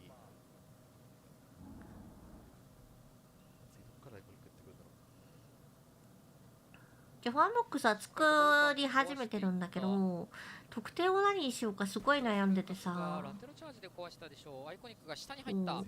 ずっと作ってはいるんだよ。でも得点を考えてて。さあスポイトがヘイトを取って相手を下がらせてなのか、スポイトぐるっと地下まで降りてった。これでアイコニックは今両地室横の部屋のハッチは抑えてるので、動いたとこ食いたいんです。ブリードなら動いてもっとおかしくないですが、いやこの上限の使い方うまいですよね今回。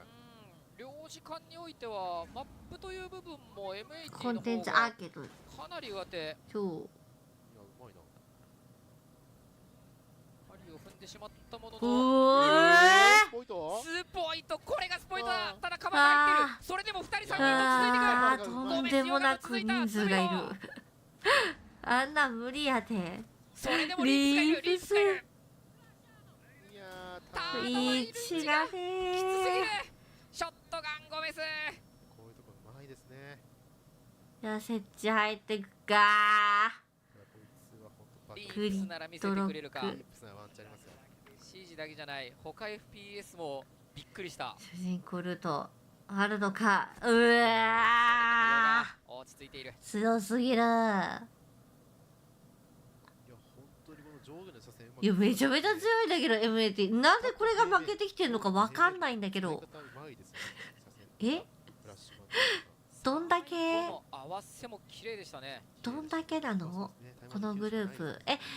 ブリードと M80 とあと誰がいたここの1人目のスポイトはすごかった。どこの人たちいたあと誰グループどのグループやちょっとブイードとしては止めれてないですね。この M80 は本当に見たいですね。ダブルアウトリキッドいるとこか。死のグループね。死のグループか。そりゃしゃあないな。日本だけじゃないですよ。しゃあないわ。おきみおはよう。世界の M80 ファンが言ってる。死のグループね。結局経験が少なすぎる。そうなんのかな。チームとしてのってことだよね。個人としてはいいかもしれんけど。いや、しょうがないわ。ここで上がれなかったのはしょうがない。ちょっとまた追い込まれるのが MT ブリード側。1マップ目、今の勢いのままいっちゃうと2マップ目にも響きそうですからね。ちょっと早い段階で勝負決められちゃいますよ、このままだと。もうちょっと誰かアイコニック止めないと。オレゴンも何してくるか分かんないですからね。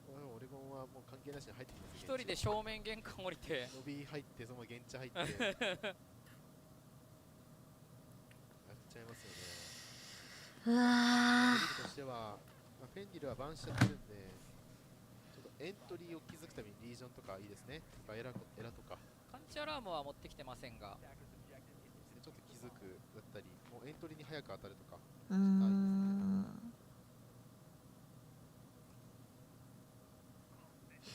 ブリードは今日の M80 戦以外に明日バータスプロ戦。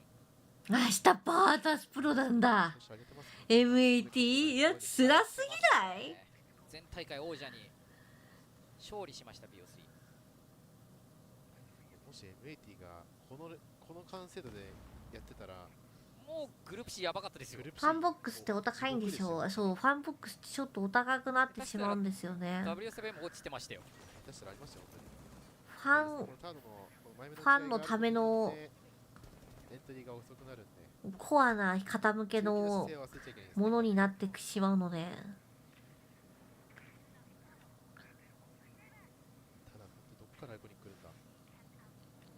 ゴメスがドローンを回している。これまた早いか。4人本当だね。下に入っていて割ってそのまま入るとか。でもさすがに火花で割ってるしな。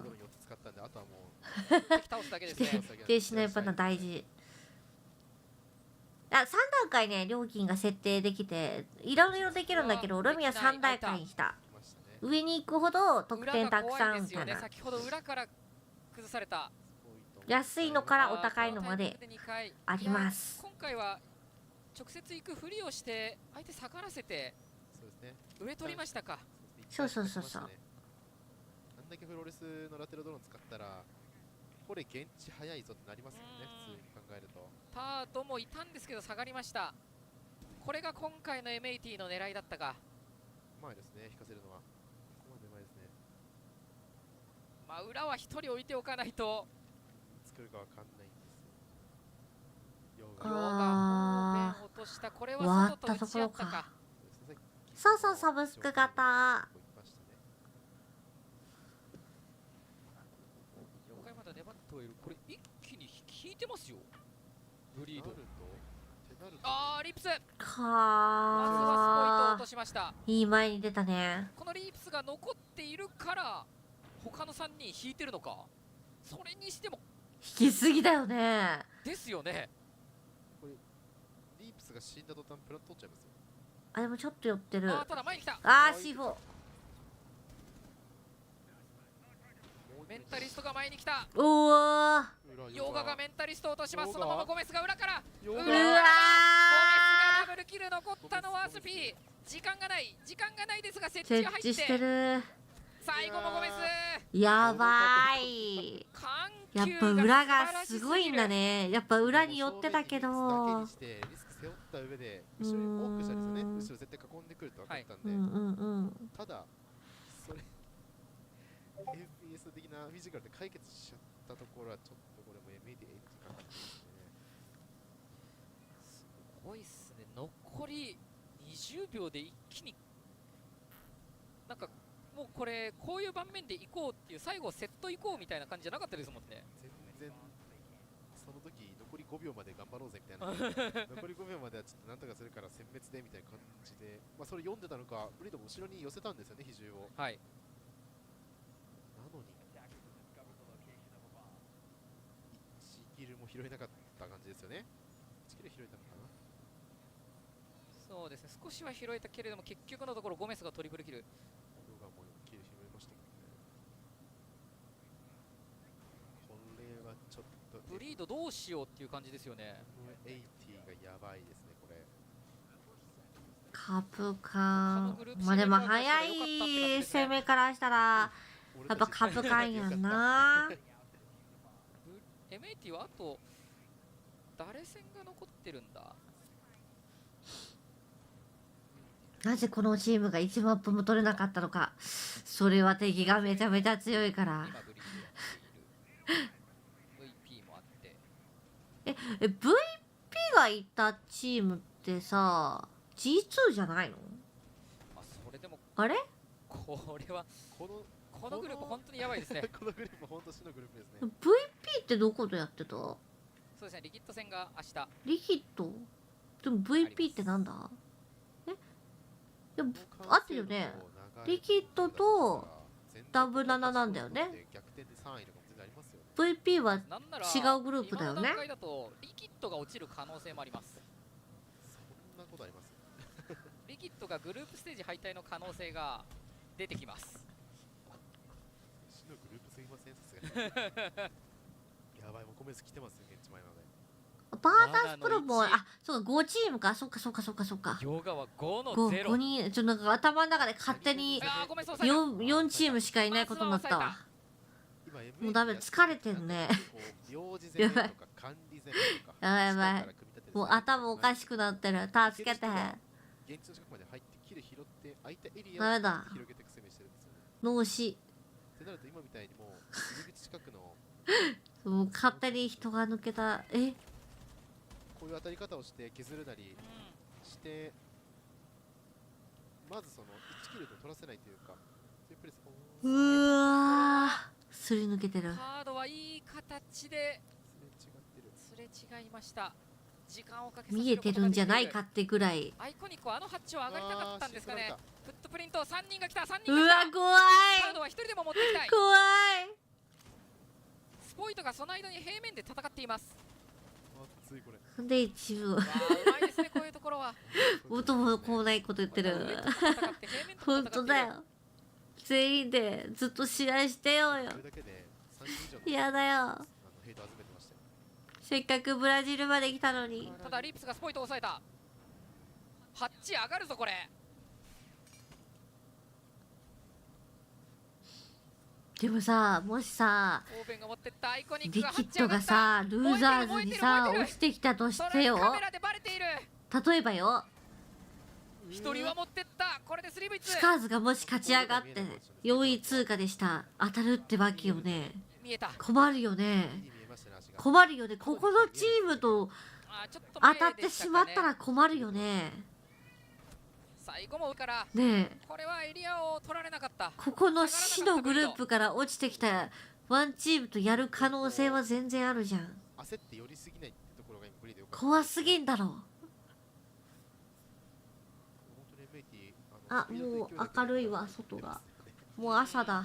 最初のラウンド管理攻めっていうのはあったんですけど、 MAT にスカーズ勝ったらギャッツイ。いやそうだけども MAT が落ちてきてもブリードが落ちてきてもリキッドが落ちてきても困る。ブリードとしてはそういうキルに拾われないためにいろいろ困るよ。ちょっとここのやつとは当たりたくないよね。マジでブリード相手にその作戦やってくるんだっていう感じしますけどね。確かにそうですね。まずは明日なんだけどね。いやスカーズ戦はフューリーが 2-0 で敗退することが確定で、明日 2-0 で勝つだったかな。そういうの大好きなブリードに対してやってくるのは面白いですね。確か。さっきは管理攻めでうまく攻めたんですけど、次どういうで出してくるかですね。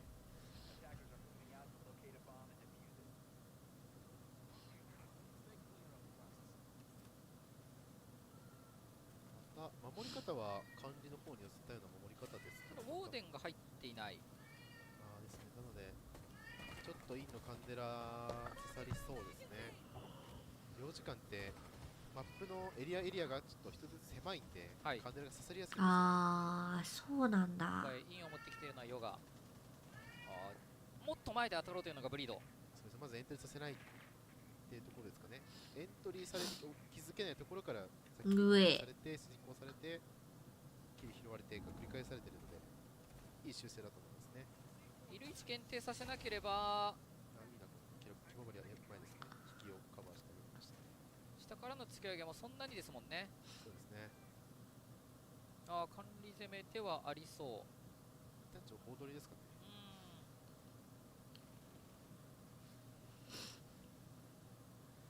かなりドローンを回して情報を取っていますが、変える感じはなさそうだ。全員できた。このカンデラ、これがガンズ方便に刺さりはする。そのタイミングで入ったゴメス。ただ寄ってますね。本当に。フューリーがあと1試合でワンマップでも取ったらスカーズは最後にポー。やっぱそうだよね。時間をうまく使わせます。ブリードとしてはこうやってガジェット使わせていくことによって、最終ウォーデンがいなくてもカンデラっていう距離がなくなるんで、うまく使わせて引きたいですね。できれば。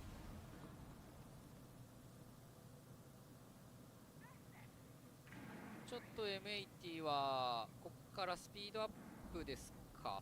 まず展開型シールド裏めちゃめちゃ揺れてるなと思ったらあの人が揺れてただけだったわ。なんか爆発みたいなぐらい揺れてたなと思ったら、うわ危ない。引けただけ十分。もう一度前に行く。この方面の踏み込みですね。カンデラが刺さった。これで持ってくのがヨガ。6の1。突き上げされないために下にアイコニック入ってるの、ただゴメスを落としたのはリップス。いや耐えてる。その近距離で耐える。ショットガン距離だぞ。そこはショットガンの距離だ。方面がヨガを落とした。ただその方面をスポイトが落としたが、いや別から来たスポイト。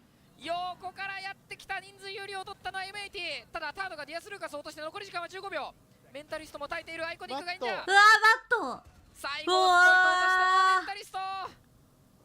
M80 強いアングル増やすのうまいんですけど、ちょっと前目の勝負だったり準備するときに当たりに行く今のリップスの動きですね。ああいうのを国境のブリードを見てるとアトラントの CAG 戦を思い出す。いやもう覚えてないんだよねルミ。そこまで追えなかった。すごいよ。体で行くしかなかった感じですかね。そうですね、体でも行くしかな長時間だった。でフロールセ下にいるんですね。全然覚えれないんだよな。わかるんですけど、だったらバックでさっきのバックでよくない？リープスの場所を突き上げてどかしてでもいいですよね。ヒババリアに関してはね、火花のブリーチングペレットありましたからね。休日って幸せ。エルミン休日の方が辛いんですよ。さあこれで攻守交代。M8060 かなって思ったんですけど、ブリードよく耐えてくれました。タイムアウトを引きましたね。これはエントリーしたタイミングとか困るな。ルミンはお昼に起きるっていうのが一番辛い。でお買い物も行かなきゃいけないっていうのが本当に辛い。ガチで辛い。早く寝なきゃいけないんだけど、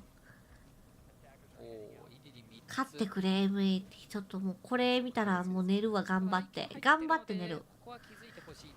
多分パッとは寝れないテンションなんだけど、頑張って寝なきゃいけないテンション。そうこれでさ、ジュンジュンが仕事じゃなかったらまださ、お昼ご飯頼んだってなるんだけど、配信本業じゃないです。このインビ期間だけお休みを仕事休んでるんで。でもね、っぱさ、学校が子供たちがさ、学校の時はお昼ご飯作らなくていいじゃん。給食があるから。休みの時はね、お昼ご飯作らなきゃいけないんですよ。あれあるだけでね。そう、日曜日は休みないけど土曜日仕事なんだよね。ああいうのできるぞっていう情報あるだけで割り方とかも変わってくる。早く自分たちでお昼ご飯が食べれるようになったらだいぶ違うんだけど、まだ数年かかるわ。一旦は広く上から取って突き下げをしてっていう攻めですかね。ブリーチングチャージも6枚あるので。ただそこにはスポイト、ヨガなどなどが入っています。もうファイト。裏からのママって大変。狙ってますか。確かいやでも本当配信が本業になれるぐらいなったらマジで本当に楽なんだよな。本当好きなだけシージできる。明け渡そうっていう感じでバリケードまで締めてますね。そうですね、ここまで取らせるって思いますね。で上のエリア取りに来てないので後からリテイクにテイクをして挟み込む形ですかね。現地耐えつつ。見えてんのそれ、なんかちょびっと隙間空いてるやつ、そっから見てる。まあ動きますよね。そうですね。さらにはアスピーも落とされた。ディアスルーカスがアスフィー落とす。いやどうなんだろうね。潰したいがこのスポイトのキャラコン危ないリプス。でも詰めてきたのがアイコニック、さらにはニトロセル置いていた。うわー強いよ。一気に崩れたブリード。広く守るんじゃなくてこう狭く管理するとこバリケード締めてっていうのがうまいですね。ブリード対策ですね。ブリードじゃない、バリケードって大事なんだよ。バリケードされてないところからどんどん進んでって、それされたくないからバリケード締めていく。さあ取らせるエリアと取らせたくないエリア。似てるー。ドエッジだ。ゴメスすごいですね今日。9の4全員いきますよ。MAT は全員いきますよ。最後はアイコニックですね。全員いきますね。もう走ります。キルが取れるなら走ります。全員キルの猛者ですからね。これで5対2。まあさすがのピックマップの強さ。そうですね。ブリード対策もしっかりできてますね。おお1-1か。ルーさんを寝かせるために MAT 決めてくれ。せやな、決めていただけたらとても昔の領事館のようなとてもありがたい。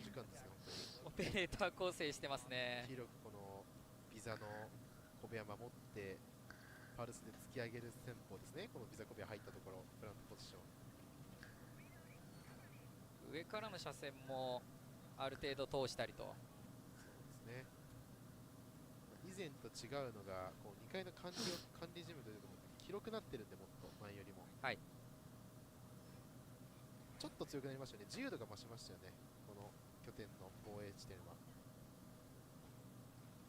広いな。地下は、まあ、全体的に守りつつ1階は突き上げでプラント止めるっていうのは昔からあるところですね。さらに突き下げも上からできるようにと。そうですね。地下も広くなったんでかなり守りやすくなりましたね、以前と比べると。この1枚に関しては落ち着きを狙っていますが、目の前にシャワー浴びる太客が3人くらいいる。太い、ちょっと石油王連れてきてくれる？ちょっと石油王の方お願いできますか？どうにか石油王を捕まえれませんかね。紹介してください。リトルセルで持ちつきましたね。壊しましたね。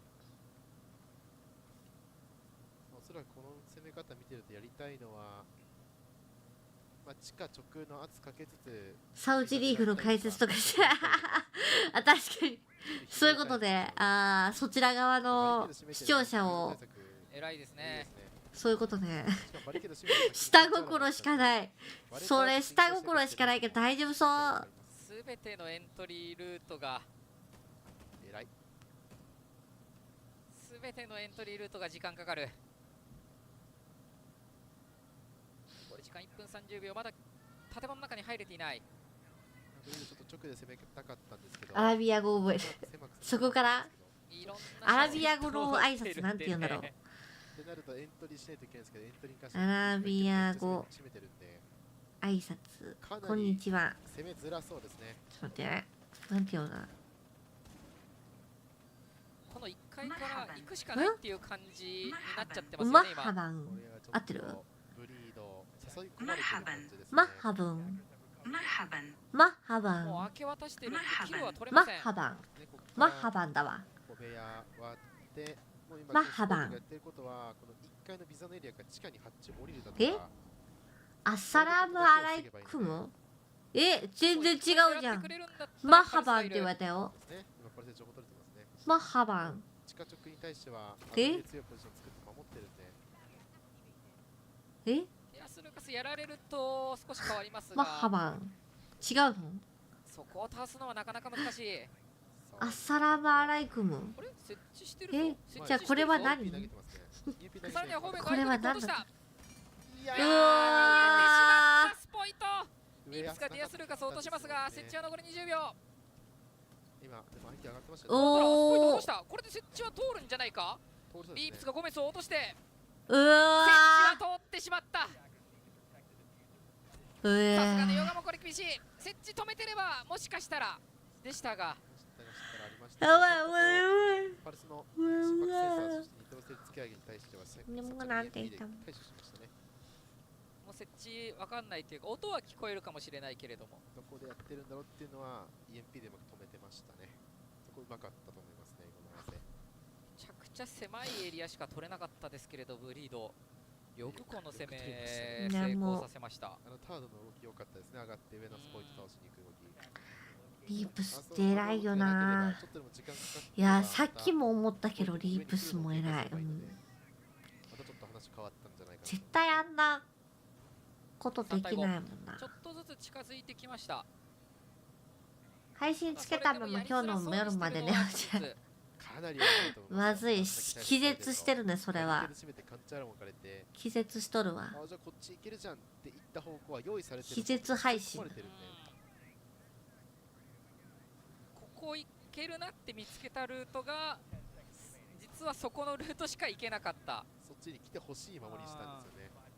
それでも正面突破で通したブリード。なんか持ち前のフィジカル、ね、これはスポイントスポーンキル狙うでしょうか。これね、いやマジでこれ怖くて本当に気をつけてる、ここだけは。来ないですね。うわー、いったー。しかもリープスだ。ライオンが落ちた。まあここは結構そこまでリスクがないね。うわ本当リスクないですからね。あんまりロックされないんで。いや、そこね多いんよ。ランクでもあるの。みんな気をつけた方がいいよあれ。なんならラベルとまで全然外出ない時もある。さらに入ったとこアイコニックうわーできてた。これはタイミツイッチと配信つけたままにすると怒られるよ。いや怒られはしないと思うよ全然。そういうねお休み配信みたいな人もいるよ。バリケード閉めて寝息とか寝言とか景気をいるように寝る配信あるね。でもドロップスがあるからさ、やっぱシージやってないのに流してるのはね多分ダメ。スプーンそういう感じなの。多分そういう配信だったらいいけど、多分今日はドロップスもついててシージやってないとねダメなやつやで。ただガスグレネードで前に進めない。なんなら M80 なら下から倒しに来るかもしれない。手札の切り方うまいです。対策してくる読みで対策しましたね。先に対策してくる読みで対策してきた。昔ダメなんだって雑談配信とか。今はね雑談枠があるようなねやつからあるから。ゲーム専用だったんだ。緩くなったんだ。だってさ結構ツイッチって際どいね配信もしてる人いるよね。エッチなさ、彼はね偉い。エッチな ASMR とかね。もうタードはチャット打ってます笑顔で。ギブミーバー一人やらせてくれと。いやいやいや、おかしいおかしい。ルイそんなエッチな配信してないよ。いったらやばい、一人が落ちた。ギブミワンできるか。お、ギブミワンできました。ディアス・ルーカス。さあタードはチャットを打っています。セクシーな格好でマイクにキスして、あ、そうそれとかさ、プール配信みたいな。プールの配信とかたまになんかおすすめに出てくる、見てねえのにさ、なんか私が見てるみたいな。さっきまではこうエントリーさせてから誘い込む守りして、じゃあブリードとしてはじゃあエントリーできるんだったらそこからパワーでご利用しちゃおうぜっていう風に切り替えたんですよね。はい。そこで MAT がやったのは、じゃあもうエントリーしてからがちょっとそろそろ慣れてきてうまく対応してきそうだから、もうエントリー勝負しよう、リスキルしようみたいな前目の勝負することによって、服だけはだけいやちょっとじゃない、肩ですよ。肩出してるだけです。こうなるとじゃあ次どっちをやってくるか。コバちゃんは肩だけです。可愛い肩出してますけども、セクシーかもしれませんけども、おすすめ出てきてツイッチも変わったなって思う。そんな昔からツイッチ見てた。でもなんかほんと1、2、3年かルミンが知るようになったの、ツイッチが。オペレーターそこまでフェロモンが出ちゃうわね。あはーうふちょっともう疲れ、ダメだ壊れてるルミン壊れちゃってる。できないチームあると思いますけど、本当に5人が自由度高いというか適応力高いですから。そうですね。うまいとこがそこなんですよね。刺さってるから刺さらなくなるまでやろうじゃなくて、そろそろ刺さらなくなって対応してくるから一番いい作戦持ってこようっていう動きだけで感じてる。おい、昭和じゃないし平成だし。ゴメスの位置は分かっているが、ツイッチにそんな前からあるんだ。本当ここ最近なんかゲームねって感じ。これで引きました。ルミが配信始めたの2年前やでね。もう2年になるか。拾われたくない。もうニンビミラー配信してんの3回目2回目2回目か。さあもう一人。これで文字見つけましたヨガもそうなると下がりますかね。やばい、明日が偉いかもこれ。ここからはあとはエントリーした後とか。あゆやさんおはよう。曲げちゃったようわ、この上下リープスにダメージを逆に与えていったのはアイコニック。こう上の方が有利かなと思ったんですけど、グレ握ってる。これインパクト削ったっていう情報からインパクトグレの突き上げしましたね。削った報告までできるか。じゃないとイングレないです。そうだよね。いや、そういう報告も大事ですけど、本当にできるかできないかでフラグかと思ったよちょっと。削った報告よく。最近の CG 配信者の中でフォロワーの増加スピードえぐい。ありがたいよね。もともとルミは YouTube で頑張ってたからさ、ツイッチにちょっと来るのが遅かったなって思ってる。やっぱさ、そこまで頑張ってたからYouTube でね。だからさ、なんかそれも捨てるというかさ、やめてしまうのももったいないと思ってしまって、なかなかツイッチに踏み込めなかったよね。きついんですよねこれ。パワーガジェットがないですからね。そうなんですよね。アスフィがアイコニックを落としますが、それでも 2V4。 YouTube 自体をしなくても暮らしに変わらんて。変わらん。今から知っても一緒。ルミンのファンということは変わらないの。うわ。ヨンジは最初ゲーム配信者でも、あ、そうなんだ。海外の人が言う、ゴメスヨガスポイトは最後グッドハーフ出ていた。寝れるぞルミン。ちょっと領事館 MAT 誰かやってる？うまかったですね。これがオレゴンでもできるかどうかっていうのが気になるところではありますが、まずはファーストカップ MAT が勝利となりました。グッドハーフ。アメリカだと前からゲーム IG ツイッチ、あ、そうなんだ。みんな長時間見てくれてありがとう。また明日も8時、いやちょっと時間がちょっとねあれかもしれんけど、ちょっとやれたら頑張りたいと思いますので、また来てくれるとありがたいです。フォローしてない方はぜひのみんなごとフォローしてください。それでは大塚レインボー、またね、バイバイ、おやすみ。オレゴンとなりますが、一度インターバル入らさせていただきます。再開時間は画面に表示されるタイマー